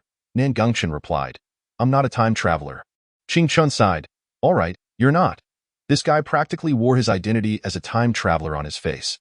Wang Yun must have already discovered Nanjingchen's secret. Hence, she would invite this fool. 76th, don't make enemies with others. Countdown 1700 hours. 00. In the morning, the cheerful chirping of birds drifted in from outside the window. Qing Qian turned over and heard the sound of cooking from the kitchen. He got up. The bedroom door was still closed, and Jiang Shui had already risen early to prepare breakfast for them. Upon seeing him, Jiang Shui smiled. Looks like you often cook for yourself. You have every seasoning imaginable. Yes, eating out is too expensive, Qing Qian explained. Jiang Shui remarked, your parents really should take better care of you, leaving you all alone. Rest assured, from now on, Auntie will prepare meals for you. So you need not concern yourself with cooking. Simply focus on your studies. By the way, have you enrolled in any tutoring classes? If not, I could recommend one for you. Qing Qian found it somewhat amusing that arrangements for tutoring were already being made for himself. No wonder Li Tongyan had begun planning her escape in advance. Nevertheless, he truly did not require any tutoring. Last year, during his first year of high school, he had to take on odd jobs at night, often resting his weary head on the desk during the day. At that time, when mathematics teacher Tian Hailong was lecturing, if Qing Qian suddenly lifted his head, Tian Hailong would instinctively ponder if he had misspoken. Jiang Shui smiled and asked Qing Qian, did Xiaoyun say you promised to go to Laojun Mountain with her? Yes, Qing Qian nodded. You were too indulgent with her when she expressed a desire to go play? I did not acquiesce, but now that you have agreed, she insists on going, Jiang Shui remarked, though her tone lacked reproach. Qing Qian reflected for a moment and replied, after all, having just gone through two dangerous incidents, it would be beneficial for her to take a break and clear her mind. Children who have not experienced such events should not be left with psychological scars. All right, Jiang Shui nodded. This afternoon? We will take a bus right after school. It will take just over 2 hours to arrive. We will stay there for the night. then climbed to the summit the next morning to witness the sunrise before making our return. I checked the reviews on Mate 1, and several homestays have excellent ratings, plus the food is reported to be delicious. Qingchen thought to himself that it seemed as though a well-planned itinerary was already in place. He inquired, but won't a 2-day, 1-night trip be too rushed? Jiang Shui considered it and said, I intended for us to leave early and return early so Xiao Yun can make it back in time for her tutoring class. However, if you wish to extend your stay, then let Xiao Yun take a few days off. Qingchen arrived at school early and unexpectedly discovered Nangengchen and Wang Yun seated together, whispering intimately, while Bai Wan'er had yet to arrive. The four of them had sustained minimal injuries the previous day, having merely been knocked unconscious and then bundled in sacks. After their rescue, they had only received a token amount of glucose at the hospital before returning home. At this moment, Wang Yun, with reddened eyes, was recounting everything that had transpired the night before to Nangengchen, occasionally accompanied by his comforting words. This scene resembled a date more than anything else. Qingchen suddenly felt as though he had missed out on many happenings due to his absence from class. Just then, Nangengchen asked, Qingchen, have you made up your mind about going to Laojun Mountain? Before Qingchen could respond, Wang Yun quietly reminded, Xiao Nan, we already have enough people. The bus rented by Hu Xiangyo can only accommodate 47 passengers, and both classes have filled up. There are still 4 or 5 others who wish to go but cannot. Qingchen chuckled and replied to Nangengchen, you all should go. I have other plans for the National Day holiday. Oh, Nangengchen nodded. Then I won't go either. What are your plans for National Day? Perhaps you could take me along. Wang Yun's expression shifted slightly, but Qingchen patted Nangengchen's shoulder, saying, why not go if someone is treating? I genuinely have matters to attend to. Otherwise, I would have agreed last night. By the way, when are you all going? Tomorrow, Wang Yun sighed in relief. We will meet at the school gate at 7 a.m. It is regrettable that you cannot join us this time, Qingchen, but we will definitely invite you next time. After the violent incident last night, Lu Dizhu's status seemed to have risen once more. During the break, Hu Xiangyo, Zhang Tianjin, Bai Wan'er, and others were seen huddled around him, whispering excitedly about something, though Lu Dizhu's appeared somewhat distracted. Occasionally scanning the surroundings as if searching for someone, Hu Xiangyo was the first to notice this and curiously asked, Lu Gu, who are you looking for? The way Hu Xiangyo addressed him carried a certain streetwise flair. However, after thinking for a while, he could not decide on a fitting name for Lu Dizhu's, primarily due to its uniqueness. Calling him by his full name, Lu Dizhu's, felt too formal, while simply addressing him as Dizhu seemed a bit dim-witted. Referring to him as Zhuzigu felt as though they were all heading to the fields to harvest corn. Huh? Lu Dizhu snapped back to reality. I'm not looking for anyone. Only Lu Dizhu himself was aware that the mysterious big shot could very well be watching him from some unknown location. The anxiety of such moments was unpleasant, yet he had already tasted the sweetness of collaboration with the big shot, which not only satisfied his vanity but also provided him with tangible wealth, allowing for an improved life upon returning to prison. A promising future hinged on clinging to the big shot's coattails. At that moment, Lu Dizhu seemed to recall something important and earnestly instructed Hu Xiangyo. There is one thing you must pay attention to. In this school, absolutely avoid making enemies with anyone. Hu Xiangyo, puzzled, inquired, why is Lu Gu suddenly saying this? It's nothing, Lu Dizhu sighed internally. I just fear that you might provoke someone you shouldn't. Jeopardizing our business, this very moment, He Jinxiu, clad in a gray suit, strolled through number 4 Xingzhu Road. He suddenly halted on the sidewalk, gazing up at the French parasol tree above. Autumn had arrived, and the leaves of the parasol tree had turned a golden hue. With a gust of wind, they twirled gracefully to the ground. He Jinxiu fell into a reverie, standing still for over an hour as if admiring the scenery was his foremost duty, while everything else faded into insignificance. It was unclear how much time had passed when someone behind him suddenly asked, why aren't you staying in the capital? How do you have time to waste in such a small place? He Jinxiu snapped back to reality and turned to see Zheng Yuandong, impeccably dressed in a Zhongshan suit, smiling at him. Isn't Boss Zheng also here? It seems we had the same thought. Under the parasol tree, the representatives of Jiuzhou and Kunlun stood facing each other, a youth and a middle-aged man, one clad in a gray suit and the other in a black Zhongshan suit. The world appeared to be divided by the tree trunk between them, creating a stark and vivid contrast. Once comrades in arms, they had now become competitors. I find it intriguing that, even from afar in the capital, you visit Luoqing twice a month. What could possibly draw you here? Zhang Yuandong asked calmly beneath the tree. He Jinqiu smiled. Boss Zhang, you jest. Last night, Kunlun successfully apprehended 4 criminals. How could Jojo not come to take a look and offer congratulations? That is a matter for Kunlun to handle. No congratulations are necessary, Zhang Yuandong casually replied. Moreover, 5 individuals are still at large. We have no time for celebrations. Internal matters, He Jinqiu smiled. Boss Zhang, are you reminding me that Jojo has recently breached the established rules? From the inception of both organizations, distinct functions had been assigned. Kunlun does not engage externally, while Jojo refrains from internal matters. IT is akin to the distinction between the CIA and the FBI. While the CIA may control 70 of intelligence operations abroad and even orchestrate small-scale military actions, they lack legitimate authority domestically. Jojo is no different. However, He Jinqiu seemingly never intended to adhere to this rule. As the two organizations intertwined across 19 cities, occasionally leading to unexpected conflicts. Just in the capital, both sides nearly clashed over a time traveler girl named Jo and at this juncture, He Jinqiu suddenly inquired. Is Boss Zhang not the least bit anxious? Anxious about what? Zhang Yuandong retorted.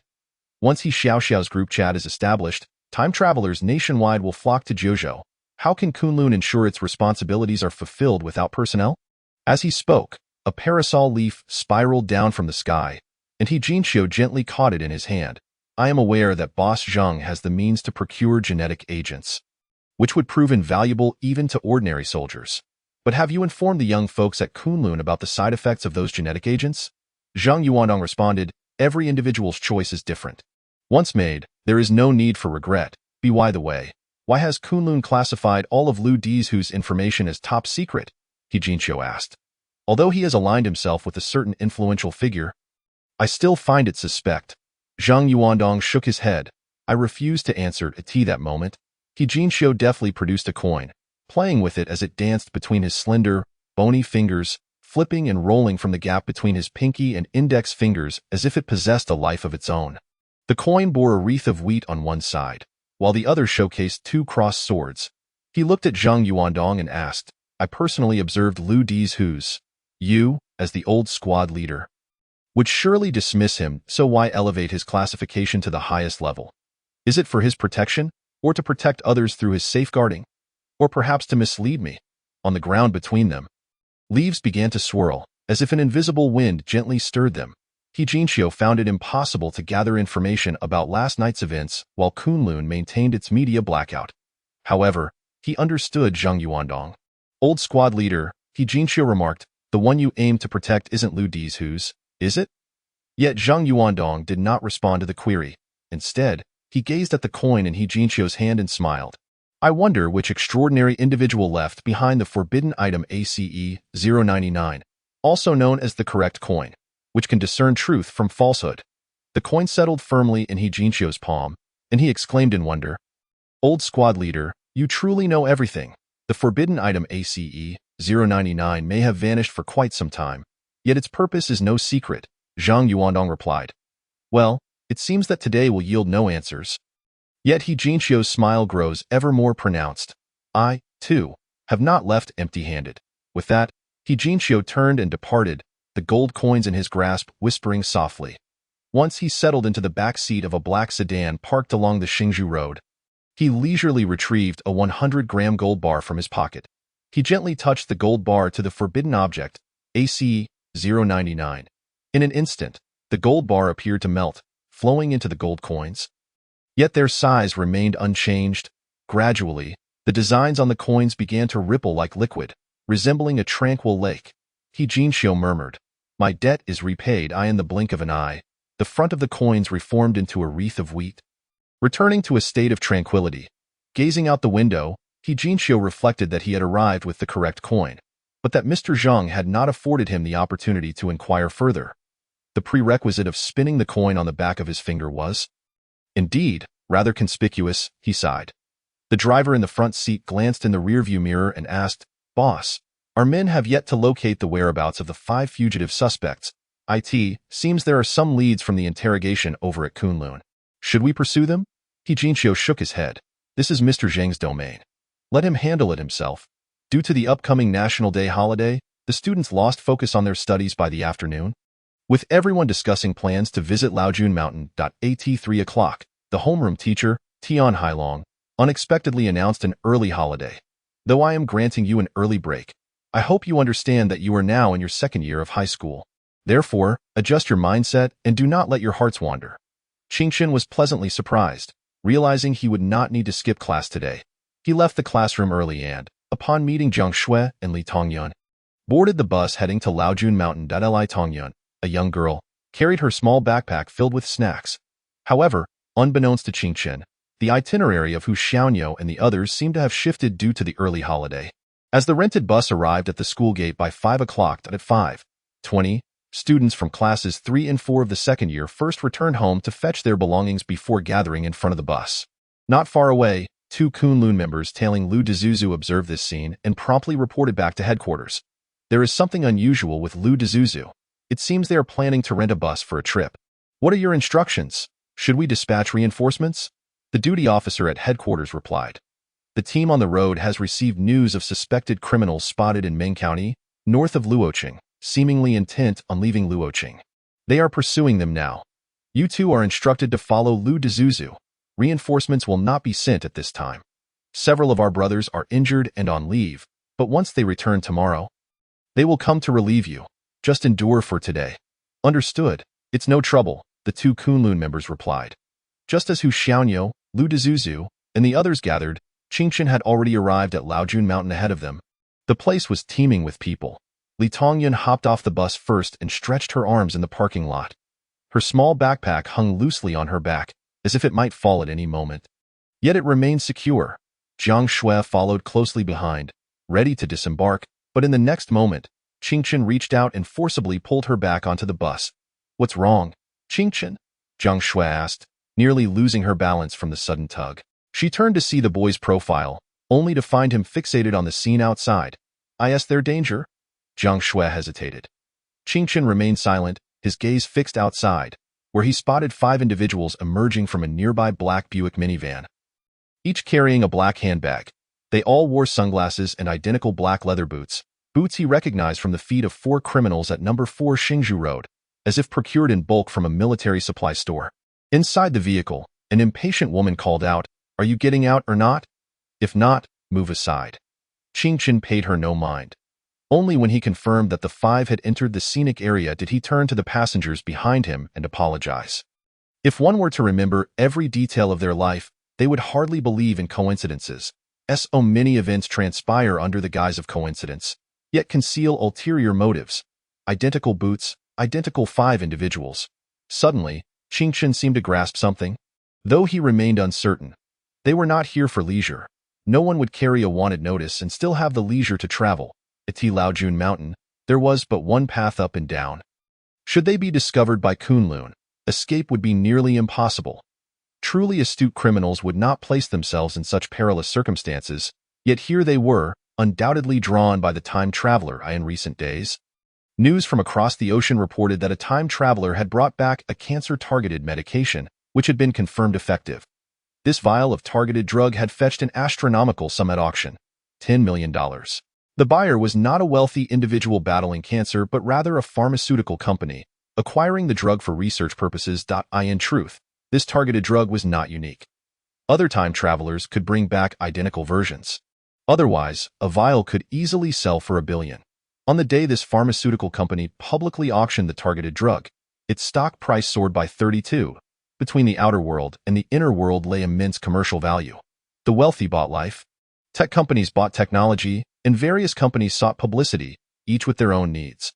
This visible monetary value directly forged a substantial gray profit chain.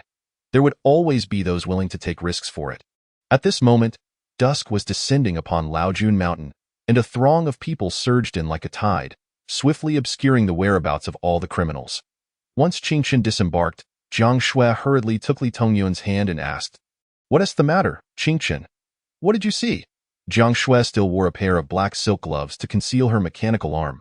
"I spotted 5 individuals who were likely the 5 fugitive suspects still at large," Qingchen observed, scanning the surroundings. "However, you can rest assured they are not after you. Otherwise, we would already be trapped on the bus." Jiang Shui inquired, "What should we do then? Should we go back? We're on the last bus." And there are no more returning buses now, Qingchen explained. Previously, the media inadvertently revealed your address, but your photograph was never exposed, so we are currently quite safe. They were not affluent individuals, thus they took the public bus. While Hu Xiaoyo and the others had rented a vehicle, unbound by time or schedule, Li Tongyan chimed in, "Calm down, Mom, let's just listen to Brother Qingchen." After some contemplation, Qingchen said, "Let us head to the lodging. We want to climb the mountain tomorrow. We'll take the first bus back to Luoqing at dawn." Upon arriving at the inn Jiang Shui had booked, he first visited the restroom and sent a message to Lu Dezuzu, "Stay home for the 7 days of National Day. Don't go anywhere." Qingchen refrained from telling him not to come to Laojun Mountain, as that would easily expose his own presence. However, as long as Lu Dezuzu did not show up, he believed Hu Xiaoyo would likely cancel his plans as well. Yet Lu Dezuzu did not respond. Qingchen returned to his room, drew the curtains, and quietly stood behind them, silently observing the outside world. He maintained this vigil for several hours, showing no signs of fatigue. Noticing how long he had been standing, Jiang Shui asked, "Xiaoqin, why don't you take a break? I'll keep watch by the window." Qingchen shook his head. "You don't know what they look like, Aunt Jiang. Please prepare a bucket of instant noodles for me and help me get the beef jerky from my bag. I'm feeling a bit hungry." From the neighboring inn, sounds of laughter and music drifted in, mingled with the beat of drums. In contrast to the merriment next door, their side felt somewhat desolate. Li Tongyan quietly moved a chair to stand behind Qingchen, gently kneading his shoulders and neck to relieve his weariness. "Brother Qingchen, aren't you tired? Maybe you should rest for a bit. You said they're not after us. There's no need to be so tense." Qingchen still shook his head, showing no intention of resting. "I'm fine. I can hold on. Better safe than sorry." Jiang Shui gazed at the boy's silhouette, suddenly feeling a sense of security. She said, "What if, sure?" Qingchen interrupted Jiang Shui's unfinished thought. At that moment, he spotted familiar figures outside. Two criminals were cautiously scanning their surroundings as they slowly passed by the entrance of the inn where Qingchen and the others were staying. The criminals had walkie-talkies clipped to their chests. One was speaking into the device with a grave expression. As they walked, one of them kept his right hand resting on his waist. Once the two figures vanished from view, Qingchen glanced down at his phone. 11:55 p.m. Countdown, 0:05:00, the final 5 minutes. Qingchen frowned. The criminals had entered a state of heightened alertness. It was a posture suggesting they were ready for combat at any moment. The target of the criminals might very well be the inn next door. Qingchen stated. Jiang Shui paused for a moment. "Yunshang Inn? There are so many people there. They could be in danger." "Indeed," Qingchen acknowledged, stepping away from the curtains to check the communication equipment in the restroom. Lu Dezuzu had still not replied to his messages after several hours in this village. 3 individuals made phone calls to report suspicious activity, claiming that 5 strangers, laden with mountaineering backpacks, had ventured into the mountains, possessing ankles and arms as sturdy as steel. The reporters did not assert that these 5 were fugitives.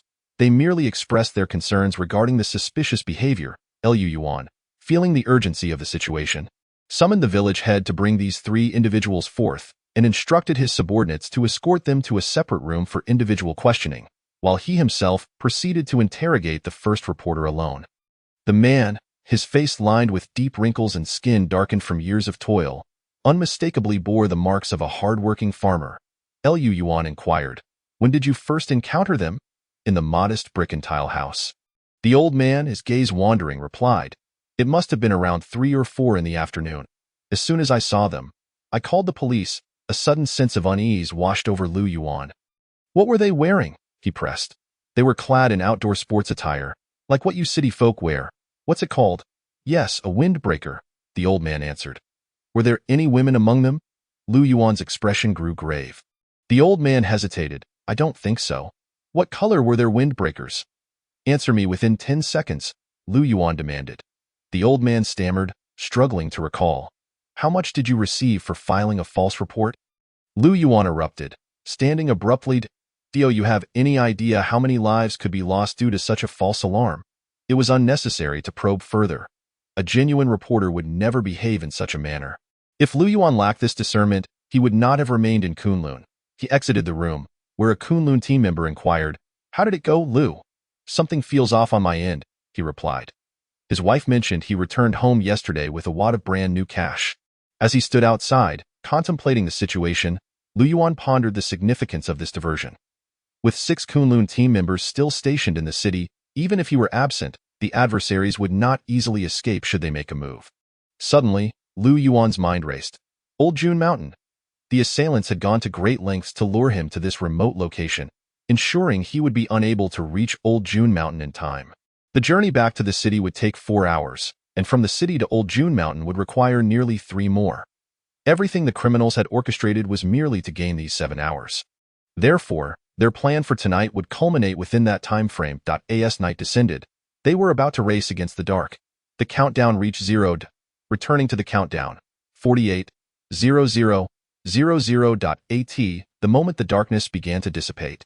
Ching Chan still donned his cat-faced mask, standing in the dim corridor.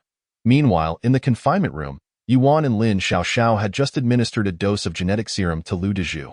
The bewildered Lu Dezhu, having traversed through time with these two, exclaimed, "Could you two fine heroes please let me go? The injection is complete." Hu Xiaonyo had provided 5 gold bars, and according to their prior agreement, Lu Dezhu would keep one as commission. Ching Chun slowly entered the confinement room, coldly asking, "Why haven't you responded to my messages?" Yuan and Lin Xiaoxiao exchanged glances and stepped back, uncertain of what had transpired in the outer world. Lu Dezhu, cautiously lying on the bed, responded, "Boss, it's not that I didn't want to reply. I was with my classmates the whole time and had no opportunity to check my communication device."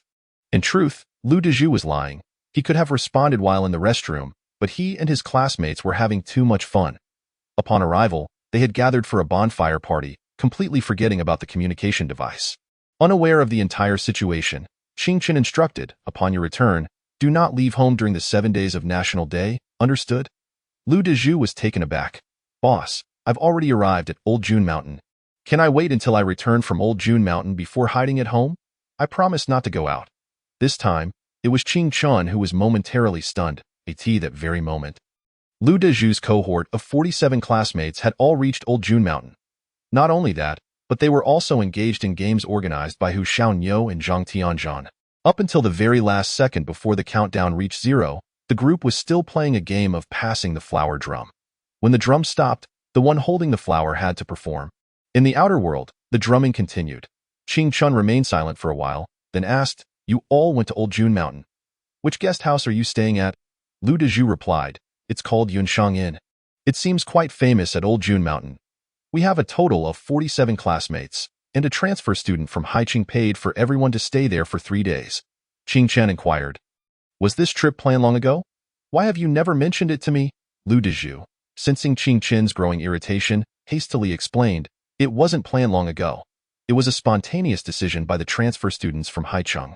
Originally, we were set to depart on the morning of October 1 ST, but because school let out early, we left ahead of schedule. At this point, Lu Dezhu wondered to himself. It seemed that Ching Chun was not one of his classmates, as he was unaware of the situation regarding Old June Mountain. Meanwhile, Ching Chen's expression behind the cat-faced mask had completely calmed. He recalled that Yunshangin had been mentioned by Jiang Shui, who had initially intended to book that very guest house. However, it appeared to be too large and only accepted group bookings during the National Day period. Most crucially, Yunshang Inn was right next door to them. Ching Chen gazed at Lu Dezhu and thought, "So the laughter and drumming just now were all orchestrated by you. Unbelievable." The cacophony of dozens of voices mingling together, even from over 50 meters away, was indistinguishable to Ching Chen. It appeared that the assailants were targeting Lu Dezhu specifically. On the surface, there was no one more valuable as a time traveler on Old June Mountain than Lu Dezhu. Yet, Ching Chun found it puzzling how the assailants had prior knowledge of Lu Dezhu and the others' visit to Old June Mountain. Clearly, this had been premeditated, as they were acutely aware of Lu Dezhu's accommodation at Yunshang Inn. "There was a mole," Ching Chun stated calmly. "Someone has provided the assailants with your itinerary, knowing not only where you were staying, but also that you arrived a day early." Lu Dezhu stared at the cat-faced mask before him. "Boss, what are you saying?" The term mole felt far too distant from a student like Lu Dezhu, making it hard for him to comprehend. Ching Chun pulled a chair in front of Lu Dezhu and said, "What I am about to tell you must be etched in your mind, for it pertains to your very survival.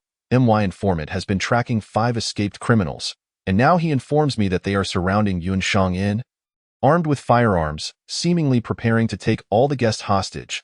He is merely observing from afar, unaware that you are also inside." Lu Dezhu was stunned. Just a moment ago, he had been leisurely preparing to deal with Qing Chen, testing to see if the boss was aware that he had actually received 10 gold bars. But in a heartbeat, he realized that his personal safety was no longer guaranteed. Lu Dezhu sprang from the bed, tears welling up.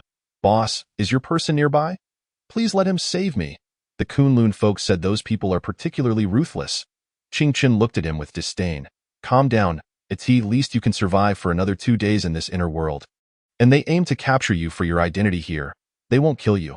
Lu Dezhu protested, "But that's still dangerous. Being used as a mule is perilous, and the Kunlun people warned that these criminals might kill ordinary people who know too much to silence them. I have over 40 classmates, 40 lives at stake." Qing Chen paused, contemplating the notion of killing ordinary people. After a moment of silence, he said, "Upon your return, I need you to do 2 things. Boss, just say the word." Lu Dezhu replied, sitting up straight. Qing Chen continued, "First, when you return, immediately instruct all your classmates to scatter and flee.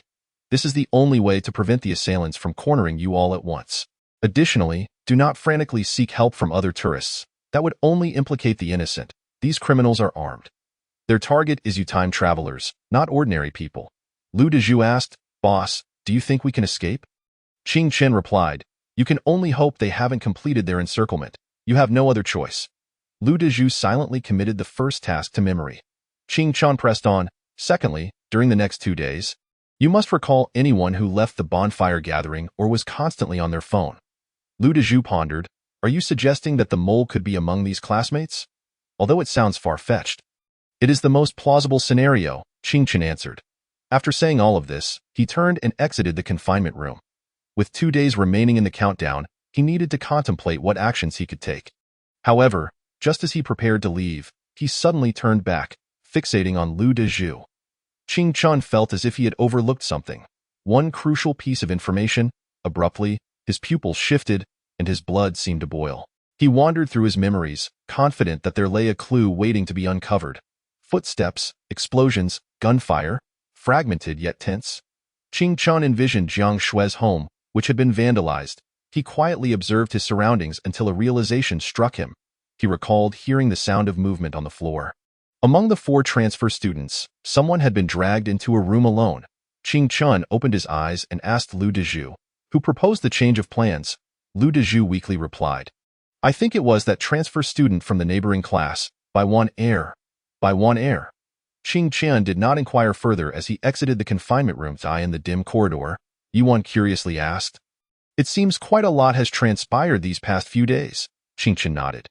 "There are individuals who wish to abduct a group of time travelers to transport goods for them, displaying a ruthless disposition. Out of 9 captured, 4 have been seized, leaving 5 encircling the inn where Lu Dezhu resides. Are you in danger?" Yuan inquired. "I am uncertain whether this matter will implicate me," Qing Chen replied, removing his cat-faced mask. "I am indifferent to whether Lu Dezhu lives or dies." He opened his hand to reveal a gold bar, noting that Lu Dezhu had just begun to establish his business and was now at risk of losing his source of income. Yet, this was of little consequence. What truly mattered was that Nan Gongchen might perish. "Let us go," Qing Chen instructed Yua and Yuan paused. "Where to?" "To train," Qing Chen stated faculty. Yuan exchanged a glance with Lin Xiaoxiao, surprised by Qing Chen's remarkable psychological resilience. Just moments ago, he was grappling with a crisis, and now he could seamlessly return to training as if nothing had occurred. Observing their astonished expressions, Qing Chen calmly remarked, "Even without training, I would merely be anxious, waiting for a return. It is far better to seize the moment and grow stronger, so that in the future, I may not feel so powerless when confronted with such situations." Lin Xiaoxiao felt a profound admiration. Despite Qing Chen's apparent lack of extensive experience with life and death, he maintained an absolute composure that quelled his own anxious emotions. He managed to choose the most appropriate path forward amidst the chaos. In the quiet of the night at cell block 18, Qing Chen returned to the training area where Uncle Li was quietly observing a reader displaying the endgame chess positions Lin Xiaoxiao had extracted for him. Upon seeing Qing Chen's return, the teacher smiled and remarked, "From your expression, it seems you have encountered a formidable challenge." Qing Chen tossed the USB drive he held to Lin Xiaoxiao and addressed Uncle Li. "This contains all the classical music scores I could find within the parallel world." Uncle Li's eyes sparkled with delight. I appreciate this gift. Consider it a personal favor owed to you. Has the teacher ever owed anyone else? Qingchen inquired, intrigued. Indeed, Uncle Li chuckled. The individual now harbors a deep-seated animosity towards me, making a reunion rather troublesome. I shall repay that debt in the next life. Qingchen sensed there was a story behind this. Suspecting it might not merely be a matter of romantic entanglement, Uncle Li continued, I can tell that you have encountered a significant dilemma. However, I will not assist you. Your clarity in refraining from seeking my help suggests that my earlier judgment was correct. Qingchen understood that while Uncle Li would aid him in establishing a foothold in the parallel world, once true danger arose, he would refrain from intervening. Uncle Li smiled. There exists a bird of prey known as the Qing Shan falcon. When they reach maturity, even aerial vessels cannot contend with them. Yet, in their youth, they possess a timid nature, afraid to ascend into the skies. Thus, mature Qing Shan falcons will, when the time is right, take their chicks to the edge of a cliff, a nest of 7, and push them off one by one. Those who spread their wings will soar, while those who remain fearful will plummet to their demise. Statistically, it takes 2 nests for the Qing Shan falcon to produce a single survivor. Uncle Li elaborated, but that survivor, from the moment it can fly, becomes the sovereign of the skies. Qingchen inquired, are there no such Qing Shan falcons in the parallel world? Are they truly formidable? Indeed, they are. Uncle Li reminisced. Even humans, without the protection of great aerial vessels, dare not provoke them. In my youth, during my 3rd brush with death, I inadvertently entered their territory and was pursued by one for over 30 miles. Nearly losing my life. Qingchen found it amusing to envision a figure like Uncle Li, once fleeing in terror. That moment, Uncle Li suddenly stated, it is not solely the extraordinary who give rise to forbidden zones upon their demise. Even certain formidable creatures can do so. For instance, upon the death of a Qing Shan falcon, the flora surrounding its remains becomes significantly more potent, even developing aggressive traits, as powerful plants require more sustenance. Is there currently a method to suppress these forbidden zones? Qingchen asked. This resembles a state of entropy. If allowed to proliferate in a few centuries, would there not be no soil left for humanity to survive? Entropy, in the context of the forbidden zones, implies a relentless increase in disorder, one that will not diminish due to natural laws.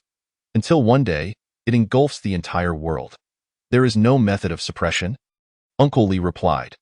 Perhaps this is the principle of Earth's purification. One day, colossal creatures akin to dinosaurs may reappear on Earth, with Qing Shan falcons resembling the pterosaurs of ancient times. At that point, the Earth will be an entirely different place. How will humanity fare then? Qingchen questioned.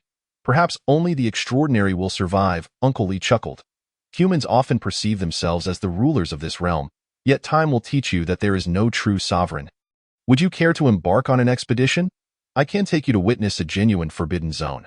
Qingchen shook his head, perhaps another time. Teacher, I need to contemplate how to address matters upon my return. Lin Xiaoxiao clearly noticed a hint of regret on Uncle Li's face. Uncle Li then asked, have you devised a strategy for coping? After a moment of thought, Qingchen replied, to kill. Do you know how to kill? Uncle Li inquired. I do not, but I can learn, Qingchen responded. Lin Xiaoxiao and Yuan observed from the side, marveling at the blunt and straightforward nature of their dialogue. Qingchen continued, I have formulated a plan. For the next 2 days, Yuan will spar with me, allowing me to memorize all combat techniques and the potential responses of my adversaries during a fight. By exhaustive means, I aim to gain the upper hand in combat. However, I later discovered that while the approach is feasible, time is insufficient. It is akin to playing chess, is it not? Uncle Li pondered. Exhaustive search is a brute force method of problem-solving. As your opponent makes a move, you anticipate all possible responses and subsequent variations, selecting the optimal solution. When I play chess, I commit to memory all endgame variations, enabling me to discern the number of response options the instant my opponent makes a move. Yuan remarked, with breathing techniques and your relentless training, your physical condition has indeed reached a military standard. However, if your opponent possesses mechanical limbs, you still hold no advantage. At that moment, Uncle Li interjected. The human skeleton comprises many bones, 29 cranial bones, 51 trunk bones, with 26 vertebrae. There are 64 upper limb bones and 62 lower limb bones. The human body boasts 12 major joints and 210 minor joints. The human musculature consists of approximately 639 muscles, composed of around 6 billion muscle fibers, Uncle Lee explained.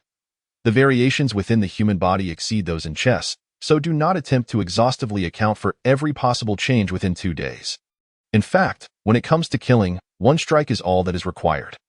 Listening intently, Qingchen absorbed Uncle Lee's continued discourse. Yuan, you need only teach him one technique and inform him of the various possible reactions from the enemy. This will simplify matters considerably. Yuan contemplated, boss. Is one technique truly sufficient? Uncle Lee replied with a smile, indeed. After all, life is exceedingly fragile. Qingchen mused, 2 nights may still be insufficient. Uncle Lee waved dismissively, then confined the prisoners to their cells, allowing them to emerge only during meal times. The rest of the time, they must return to their quarters. This way, you can train during the day. Qingchen stood momentarily stunned.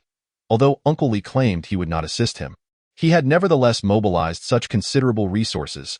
In a prison housing over 3,000 individuals, Uncle Lee was resolute in ensuring his student had ample time to learn. Upon returning to his room to sleep, Lin Xiaoxiao reflected, the boss remains as willful as ever. Yuan considered this, responding, after all, he is the only remaining member of the night organization. It is not exaggerated for him to take such actions. By the way, Lin Xiaoxiao added, I eliminated the 2 assassins we captured earlier. Qingchen responded. Lin Xiaoxiao continued, rest assured, I interrogated them before their demise. It appears the Qing family's 4th house is behind this. However, we remain unaware of their motives for wanting your life. Yuan interjected, let us not waste time. Let us commence training. Before we begin, I must reiterate, as the boss rightly stated, life is indeed exceedingly fragile. A fractured sternum can impede breathing, ruptured alveoli can lead to suffocation, and a ruptured spleen can cause fatal hemorrhaging, resulting in swift death. Thus, any strike delivered with sufficient force to any part of the body can incapacitate the opponent. However, times have changed. Many warriors undergo modifications to minimize fatal vulnerabilities. Some implant bionic alloy skin at their throats to prevent slashing, while others modify their joints to endure greater impacts. Yet, one area frequently overlooked by mechanical warriors is the protection of vital organs. Upon hearing this, Qingchen interjected, wait, we all understand that vital organs are crucial. Surely many individuals must be implanting bionic skins here. Yuan remarked, primarily, the cost of nanobionic skin is exceedingly exorbitant, amounting to over 100,000 yuan per square centimeter. Under typical circumstances, few can afford to protect all their organs, as the surface area is simply too vast. Qingchen was taken aback. Was it true that poverty limited one's capabilities? Yuan continued. Based on your description, those villains' mechanical limbs are not of the highest quality, which leads me to deduce that their organs lack protective measures. In other words, Yuan surmised that they could not afford such extensive bionic alloy skin. The spleen is unique in its challenging position. Neither the spine nor the ribs can shield it. An incision can be made from either the back or the front abdomen, Yuan explained. Moreover, crucially, very few know how to protect it. Once you confirm an incision into the spleen, you need not worry further. It is certain that they will perish. Yuan then inquired, after you return, can you find a knife? Qingchen pondered, would a fruit knife suffice? No. Yuan replied after consideration. A standard fruit knife, if not sharpened, might not even penetrate the villain's clothing. With that, he ascended to the 6th floor, opened a metallic gate, and retrieved a spring knife from a cell. The inmate within remained asleep, but upon hearing the sound of the gate, awoke to see Yuan enter, take the knife, and leave in one seamless motion. Yuan handed the palm-sized spring knife to Qingchen, saying, according to your account, this should be something you can hold and take back. Use this for practical training. Qingchen stood in stunned silence for a moment. Aren't there any more technologically advanced options? Yuan shook his head. This will suffice. We need to use real items for practice? Qingchen asked again. Yuan nodded. You must not only familiarize yourself with all methods of attack and the opponent's defenses, but also with your weapon and its feel. Now, what shall we do? Qingchen inquired. Target vital points. One must first ascertain their locations, Yuan stated. However, since everyone has different heights, vital points also vary. You need to have slain many and practiced extensively to pinpoint them accurately. With that, Yuan handed him a pair of glasses. Put these on. They are for night vision. Suddenly, the entire prison plunged into darkness. Yuan led Qingchen to the entrance of a cell. Once the metallic gate opened, he forcefully subdued the inmate, pinning him to the bed as if he were immobilizing Liu Dezhu. Ignoring the inmate's desperate struggles, he pointed to the area beneath the inmate's ribs and instructed Qing Chen. Observe, the spleen's critical location is here. A single thrust will ensure death. Without uttering a single unnecessary word, Yuan proceeded to the next cell, swiftly subduing another terrified inmate. He explained to Qing Chen the differences in vital points between this individual and the previous one, detailing how to assess variations based on body type. From 1 a.m. to 6 a.m., Yuan dedicated 5 full hours to guiding Qing Chen through over 1,000 inmates in half the prison. Qing Chen felt as though he were studying anatomy. Unlike ordinary medical students, he had over 1,000 bodies at his disposal for experiential learning. For Qing Chen, it was a fulfilling night, but for the inmates of prison No. 18, it was a night of terror. Each one experienced similar horrors. The sudden opening of the cell gate, followed by utter darkness. Then, a burly man exerted overwhelming force to control them, explaining to another, "See, this is the position of his spleen. Stab here, and he will die." This was far more horrifying than the most chilling scenes in virtual life films, if one lacks strength compared to others. The best strategy is to launch a surprise attack. However, Yuan stated, one cannot always maintain the initiative. While ambushes are crucial, an excessive focus on how to surprise can lead to mere opportunism. Qing Chen tirelessly practiced various attack maneuvers, wielding a genuine spring knife against Yuan, who was as formidable as a mountain. No matter how fiercely Qing Chen attacked, Yuan effortlessly repelled him. If the first step is identifying vital points, then the second step is employing tactics. The angles from which one can stab the spleen are limited, but Yuan taught him how to feign intentions, leading the opponent to misjudge the target location and inadvertently open the path to the spleen. Should one reveal their true intent, they would forever be at a disadvantage in combat, Yuan remarked. When your strength is insufficient to overpower someone, feints become your most effective killing technique. Qing Chen pondered this. He had previously underestimated the complexity of the situation, thinking it merely involved practicing straightforward thrusts and slants. To his surprise, Yuan was instructing him in tactics, how to skillfully strike toward the opponent's neck, and at the moment they attempt to block, to engage his waist and elbow to alter the trajectory of the dagger and pierce the spleen. Yuan taught him over 160 such techniques. You must remember, Yuan emphasized, combat is perpetually strange and unpredictable. Many tactical dagger masters can strike multiple times in a second, yet only one of those strikes is genuine. Close-quarters combat is a perilous psychological game. Yuan's goal was to impart these practical tactics to Qing Chen, equipping him with the foundational skills for killing within 2 days. Qing Chen's task was to commit these strategies to memory. The third and final step is practical application. Merely knowing concepts is insufficient. Yuan believed Qing Chen must also have a clear understanding of his own physical capabilities. His strength and speed must be well defined. It is essential to know both the opponent and oneself. This rigorous training method left Qing Chen completely exhausted after just 3 hours, coupled with his vigil by the window the previous night. By 9 a.m., he was already somewhat sluggish. At this point, mealtime had passed by 2 hours and 40 minutes. The inmates in the prison began to sense something amiss, banging frantically on the metallic doors. Yet, no one responded, as if every door had malfunctioned. Among them, Guohu Chan was the most vigorous in his attempts, seemingly intent on breaking down the door. It was only when Li Shutong warned him at his door that the bald giant finally ceased his efforts. Gradually, all the inmates quieted down, reflecting on the terror of the previous night, suddenly feeling that this prison was somewhat different. These were all serious offenders, with more than half having resided here for over 5 years. Prior to this, they had never experienced such a bizarre occurrence. All of this transpired simply because a young man needed to confront a crisis, and his mentor was striving to buy him a little time. Nothing more. When Yuan suggested a break, Qing Chen unexpectedly tilted his head and collapsed to the floor, falling soundly asleep. The inmates had not eaten breakfast or lunch. When dinner time arrived, Qing Chen awakened, and all the metallic gates of the cells opened simultaneously. During mealtime, the inmates were cautious, afraid to utter a word lest they provoke another round of practice in the dead of night. What if this time it was not just idle threats? After dinner, the prison's intercom announced that everyone should return to their cells, and the inmates complied one by one. Li Shutong observed Qing Chen with keen interest. So, have you grasped the basics? Qing Chen contemplated. It's going well. The role of memory and calculation in combat is more significant than I had imagined. Lin Xiaoxiao turned to Yuan. By your standards, how would you evaluate his training progress?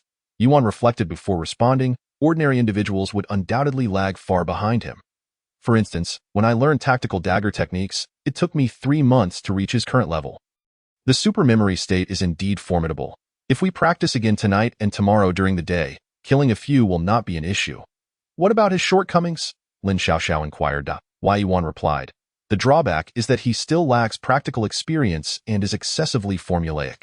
While he may fare well against ordinary individuals, he would suffer greatly against true experts, which is something that must rely on instinct. Lin Xiaoxiao scoffed. Qing Chun, don't be fooled by him. A group of desperate villains can't possibly have any experts. Those whom Yuan considers experts are renowned figures in the underworld. Why Yuan smiled at Qing Chun. Did you sleep well? Well rested, I can continue. Qing Chun nodded, revitalized by the breathing techniques. Come, let me practice with you. Lin Xiaoxiao cheerfully suggested. With that, he stepped into the training area and raised a hand toward Qing Chun. Qing Chun considered for a moment, then suddenly propelled himself forward, swiftly thrusting the spring knife toward Lin Xiaoxiao's thigh. Lin Xiaoxiao chuckled. Such a feint is rather child's play. That was close. The blade had grazed Lin Xiaoxiao's leg, but fortunately, he reacted swiftly, pinching the blade's tip between 2 fingers. Otherwise, he would have bled profusely. Qing Chun was taken aback. He recalled Lin Xiaoxiao mentioning that he was not a combat-oriented individual but rather functional. Yet, even so, the ability to intercept a blade with merely 2 fingers was astounding. The chasm between the extraordinary and the ordinary was insurmountable. Only other extraordinary beings could engage in close combat with the extraordinary, or those combat masters equipped with the most advanced mechanical limbs. At that moment, Lin Xiaoxiao exclaimed in anger, Didn't you say we were focusing on the spleen? You just exerted force from your waist, so why didn't you raise the blade? What happened to the feigned attacks and deceptive maneuvers? Everyone believed that Qing Chun intended to strike the spleen, yet he deliberately refrained from doing so. This was the essence of military cunning. Li Shutong gazed at Yuan with a smile, inquiring, How is your understanding? Yuan replied, I was not as adept as he is back then. Continue your training, do not grow complacent. Li Shutong chuckled heartily as he made his way to the reading area. Well, it seems the training results are sufficient for now. It is time to teach him the art of ambush, Yuan responded. The question loomed. How to maximize benefits in a 1-against-5 battle? This dilemma could be answered by even those unacquainted with combat. Ambush. Delivering a lethal strike from an unseen location and at an unexpected angle is the combat method that minimizes physical exertion while maximizing damage. The battle that Qing Chun was about to face would undoubtedly require the choice of ambush to reduce the number of assailants as much as possible. However, Yuan was acutely aware of this yet delayed imparting such techniques to Qing Chun. After 6 hours of rigorous training and a 1-hour respite, Qing Chun, employing his breathing techniques, honed himself in an almost superhuman state. The intensity of this training, which could nearly shatter a person's will, resulted in swifter and more precise strikes. Over 3,000 inmates remained confined in their cells, though this time, silence prevailed among them. On the second midnight since Qing Chun's arrival, the prisoners lay despondently on their beds, resigned to the familiar routine once more. This time, Yuan no longer needed to exert effort in controlling the prisoners. He simply commanded from the darkness, lie face down on the bed. The inmates complied obediently, turning onto their stomachs. Yuan then addressed Qing Chun, Yesterday, we identified the front. Today, we will discern the back. In fact, locating the spleen from behind can be somewhat more challenging. And to ensure a quicker thrust, you may need to wield the knife with your left hand. The prisoners, one by one, lay prone, tears of humiliation streaming down their faces. As the countdown returned to 1500 hours. 00. It was 9 a.m. Suddenly, the alloy gates of the prison swung open. 2 mechanical guards entered the square, their internal speakers announcing simultaneously to Qing Chun, Inmate number 010101. There is a family visit. Yuan chuckled. They even dispatched 2 mechanical guards. Qing Chun turned to inquire, Is there a difference? Yuan explained. The AI assesses the threat level of inmates and dispatches the appropriate number of mechanical guards accordingly. Previously, only 1 was needed to escort you. Now, it has increased to 2. Lin Xiaoxiao remarked. It seems it perceives you as more dangerous now. The AI overseeing Cell 18 is known as E. Qing Chun pondered internally. Could it be that this entire prison is managed by that very AI? Thus, he had not encountered any human guards within these walls. At that moment, Li Shutong lifted his gaze from the classical sheet music, scrutinizing Qingchen earnestly. It must be that young lady from the Shundai family. You are drenched in sweat. It would be better to change into clean clothes before meeting her. Qingchen shook his head. There is no need. Li Shutong was momentarily taken aback. Do you not care about your appearance? After all, she is your fiancée. Furthermore, I have looked into her background. She is a pure and innocent soul, unlike certain hypocrites from the Shundai family. Qingchen explained, currently, all the prisoners are confined to conceal my identity. While they may not have left their cells, they can surmise that Yuan is teaching me killing techniques. They simply cannot know who I am if I were to meet her now. Once the time is verified, everyone would know that Yuan trained me. Qingchen turned to Li Shutong. Therefore, teacher, I cannot meet her. I must continue training. Li Shutong regarded Qingchen's serious demeanor, a look of astonishment gradually spreading across his face. You make a compelling argument. With the countdown now at 9 o'clock. 00, Yuan walked barefoot across the floor while Qingchen lay on the ground, quietly observing, his gaze following her large feet as they moved. It seemed that every change in her footfalls bore a unique mystery. Why Yuan's feet were unusually large. However, Qingchen noted that whether she walked or ran, she made no sound whatsoever. This ability was uncanny. As each muscle fiber activated in sequence, from the soles of her feet to her ankles, then calves and thighs, suggesting that every movement was meticulously calculated. Yet, Yuan did not possess that terrifying level of calculation. It was merely a culmination of years of training, experience, and memory. Qingchen committed these observations to memory, understanding that this final lesson was of utmost importance. Unbeknownst to him, Qingchen closed his eyes, appearing to either be in slumber or deep contemplation. Lin Xiaoxiao, glancing at Li Shutong, whispered, "Boss, his training is excessively strenuous. We need not rush. How about I procure some lethal weaponry for him to take back? Perhaps a grenade or a compact pistol would suffice." Li Shutong shook his head. The first time one encounters blood, one must exert every effort. Even if it means biting down on one's own teeth, one must distinctly remember what it feels like to take a life. When the dagger plunges into the enemy's flesh, and the blood flows along the blade to your hand, carrying the warmth of their body, that unique sensation is what will engrave the reality of death into his mind. With the countdown at 2 o'clock, 00, the final 2 hours until return commenced, a mysterious hydraulic sound echoed in the darkness, remarkably synchronized. In the dim corridor, 21 isolation cells opened sequentially. Jian Shang had been transferred to another prison by Li Shutong. Leaving Lu Dezhu alone in this one, trembling, Lu Dezhu peered outside, gazing into the dark abyss beyond the open door. "Is anyone there?" he called out, but no reply came. Raising his voice, he asked again, "Is anyone here? Why is the door open?" Still, silence prevailed. After a considerable time, he mustered the courage to venture outside. The corridor lay desolate, the door leading to the prison yard ajar for him. Lu Dezhu cautiously moved forward, only to suddenly sense something amiss and spun around. Yet, the obscured corridor behind him revealed nothing. Only the faint light from the isolation cells cast shadows across the passageway. In that moment, Lu Dezhu felt as though he were trapped in a game called Silent Hill, where the world shifted in an instant, terrifying and eerily quiet. The entire realm now consisted solely of him and the strange corridor, where a lethal threat could emerge at any moment. Overcome by fear, he began to run frantically, glancing back as if something were pursuing him. Yet Lu Dezhu heard no footsteps and saw no figures. Distinctly, he caught the sound of breathing, soft yet elongated, with an odd rhythm. Occasionally, he perceived footsteps that were not his own, but each time he turned, he found nothing, intensifying his terror. He dashed behind the bookshelf in the reading area, cautiously peeking around, yet still saw nothing. In the next moment, he turned in a panic, only to find a cat-faced mask looming close before him. He had no idea how it had appeared. Good heavens! Lu Dezhu's soul nearly left his body, and he stumbled backward, nearly toppling the bookshelf. In the deep night, in that dim and eerie environment, the sight of that grotesque mask was terrifying, like living through a horror film. Just then, Yuan and Lin Xiaoxiao emerged from the shadows of the bookshelf. Lu Dezhu realized that these three had released him from confinement in the dead of night merely to toy with him. "You three are being utterly unreasonable," he lamented. enough with the idle chatter. Your usefulness is rather limited, Lin Xiaoxiao remarked as she escorted Lu Dezhu back to his cell.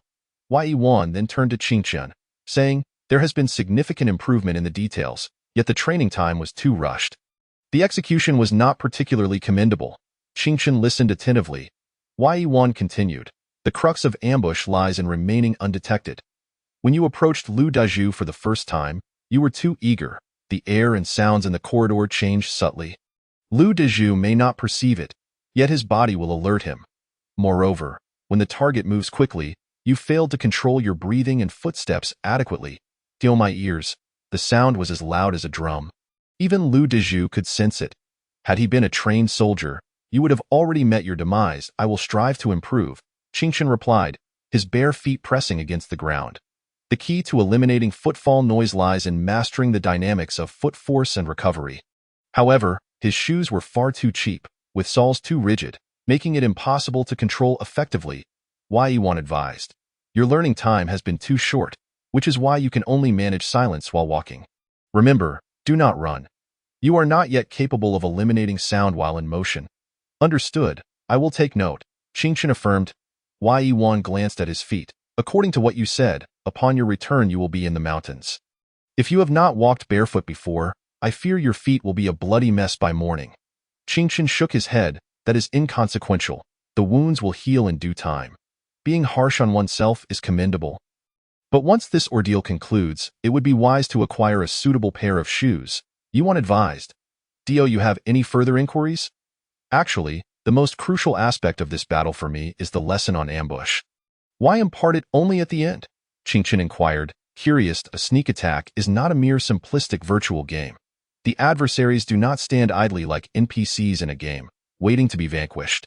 You remain unaware of the moment you may be compelled to engage in direct confrontation, which is why I teach you to endure the longest in such encounters.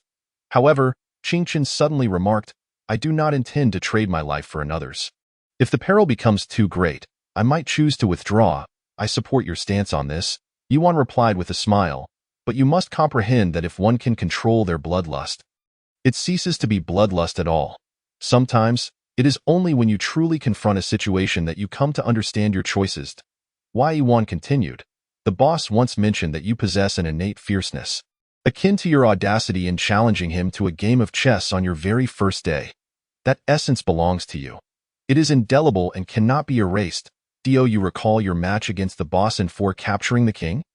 The pawn that has crossed the river does not wish to turn back. It simply cannot.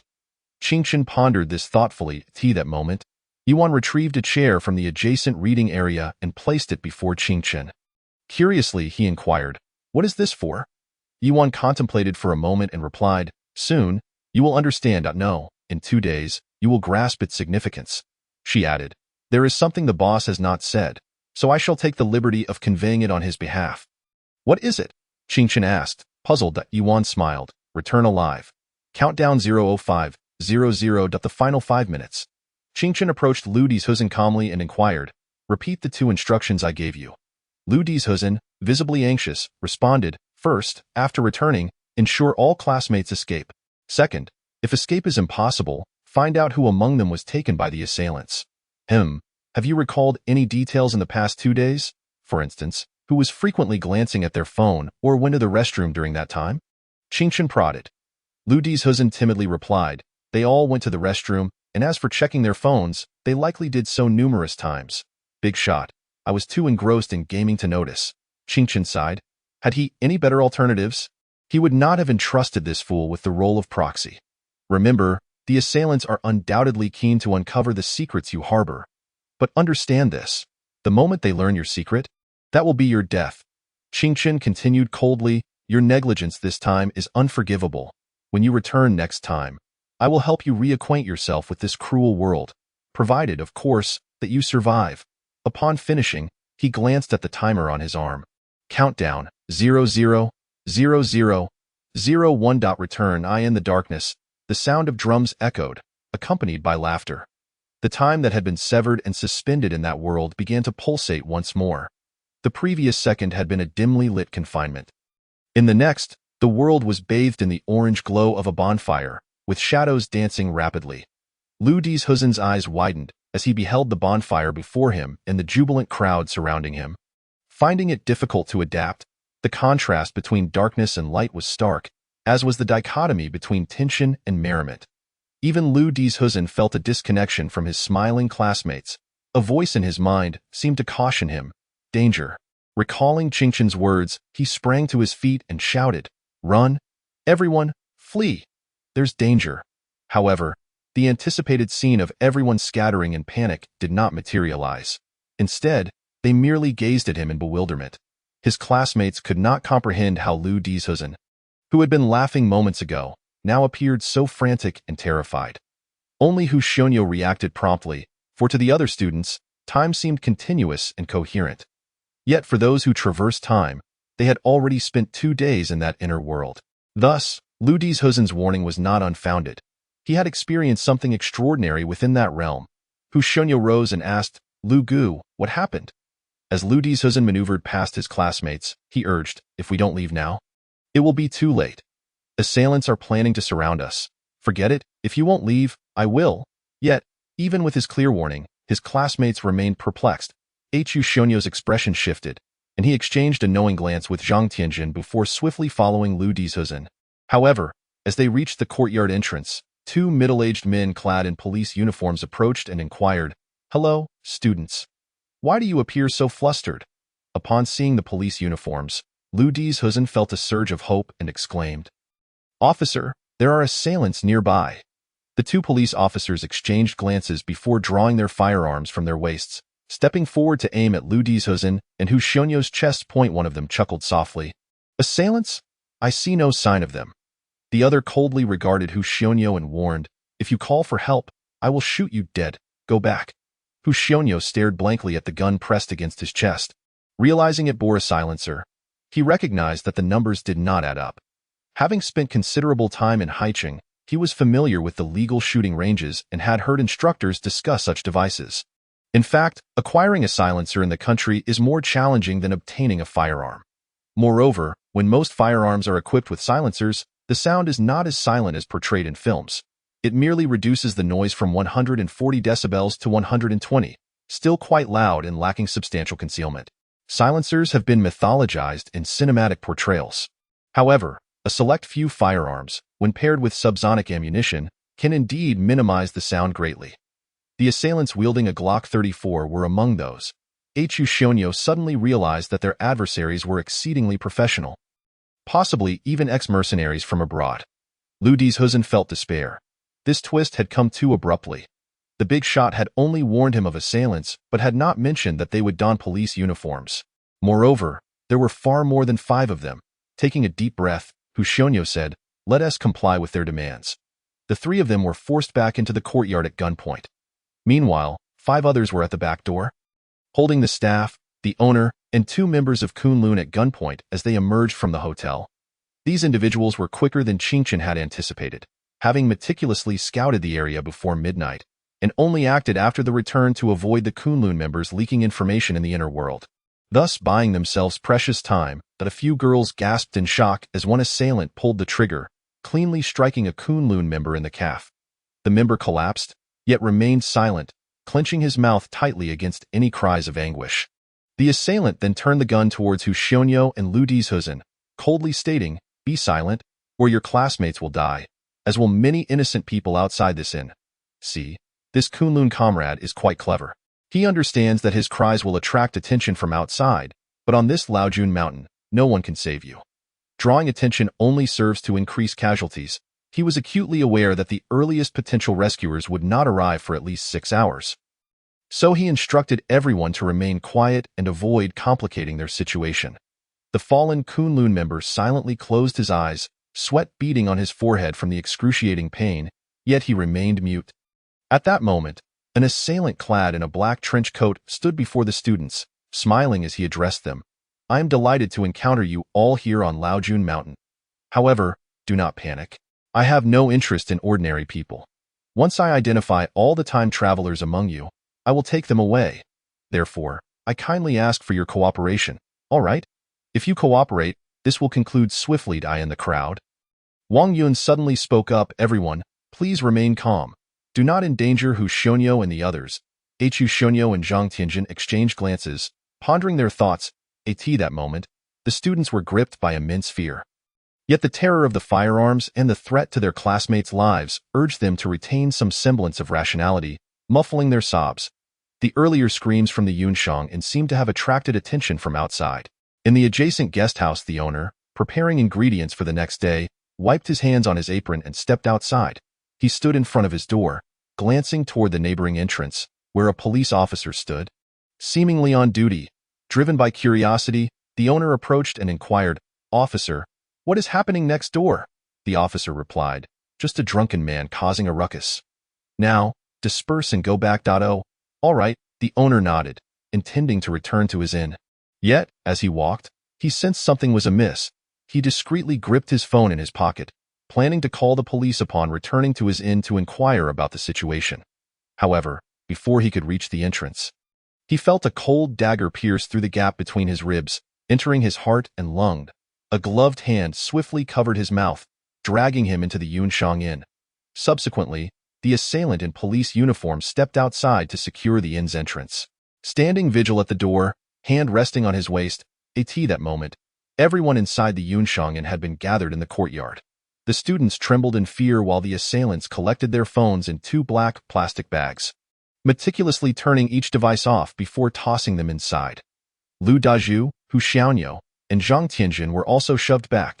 A scarred assailant approached them, silently brandishing a black plastic bag with both hands.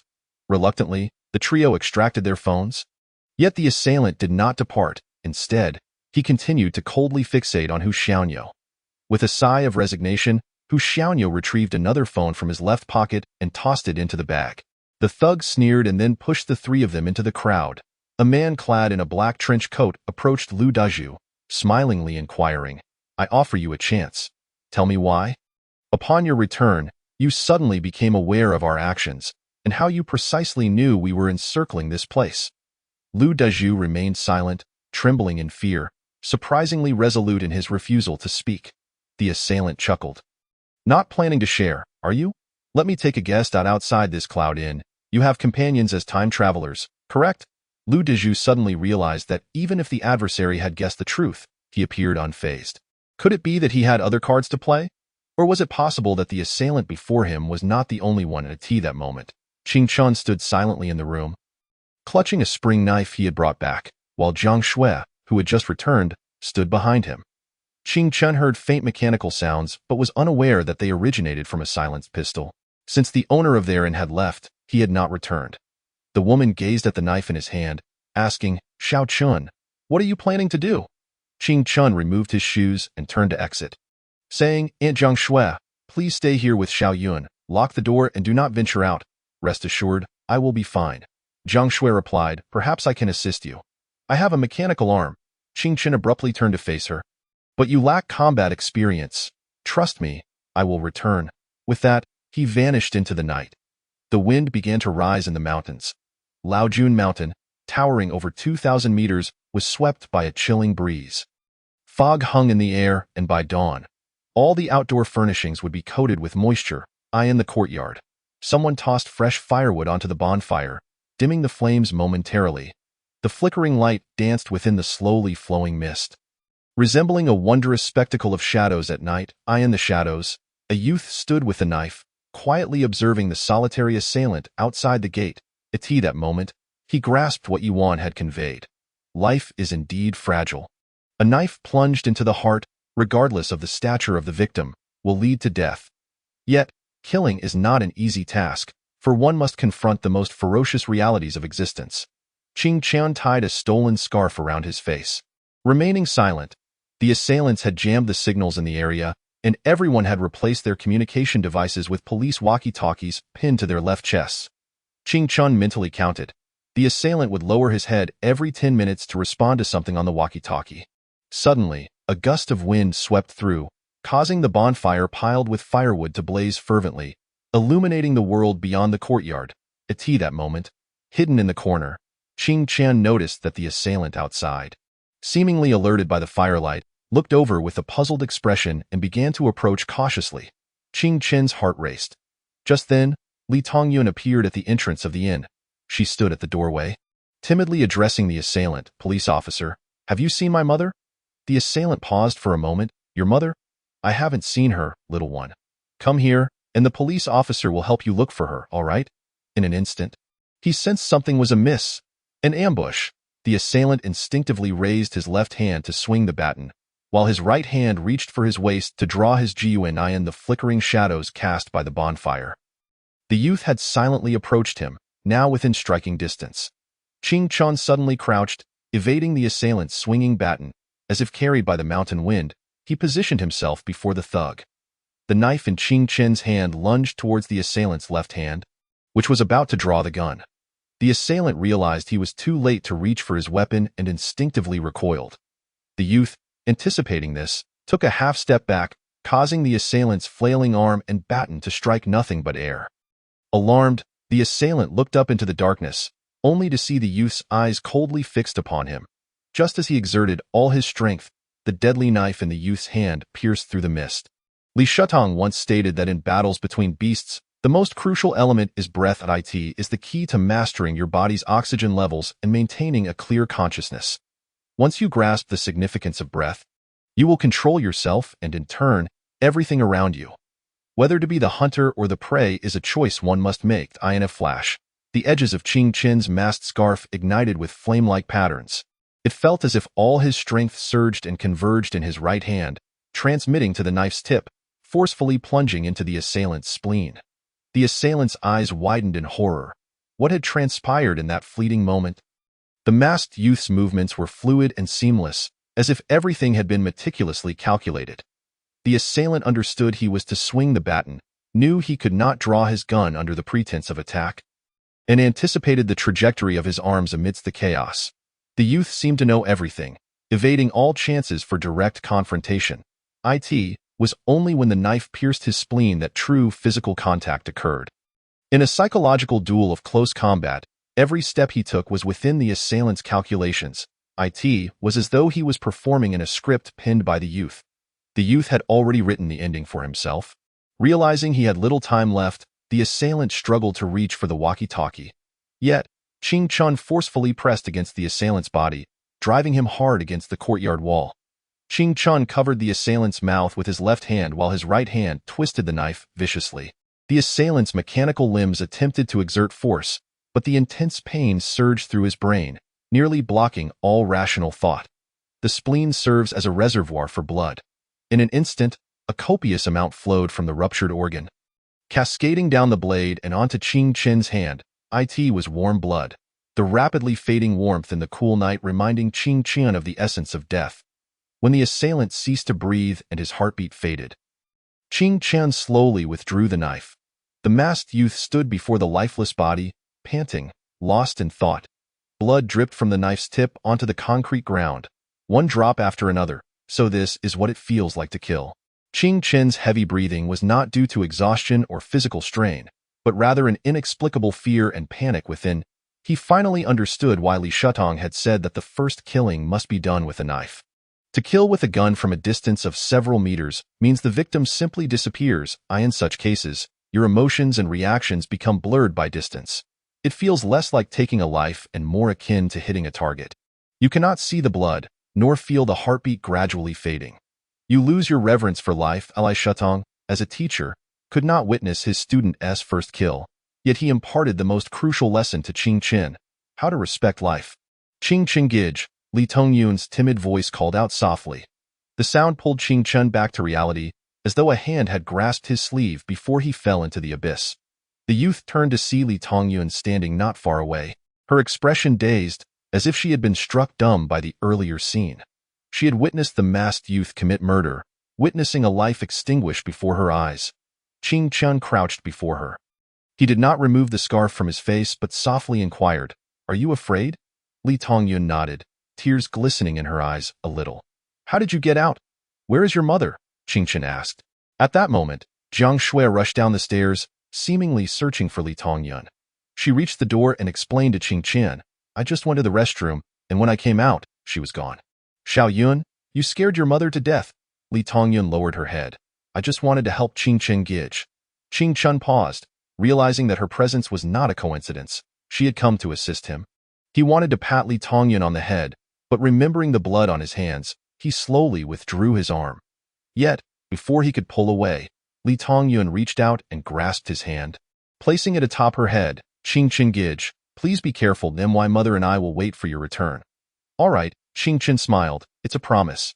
Afterward, he asked Jiang Shui to help him drag the assailant's body into the inn's courtyard and remove the gun holster from the assailant's waist, strapping it onto his own. Although he had never touched a gun and was unaware of how to use one, fearing that firing would attract the attention of other assailants, having a gun was certainly better than having none. Li Shudong had once said that a knight must use a knife for his first kill, and he had achieved that. Thus, killing again should not count as his first time, right? He could use a gun. Qing Chun patted Li Tongyun on the head. This time, you must listen. Wait for my return, Li Tongyun nodded. That very moment, the intercom resting on the chest of the criminal came to life, emitting a voice. Now we shall commence the counting. Point 1. The cold voices of the assailants echoed. 2.3.4. There was a brief pause, and in that instant, Qing Chen immediately activated his breathing technique, perfectly replicating the criminal's vocal timbre with his impeccable memory. 5.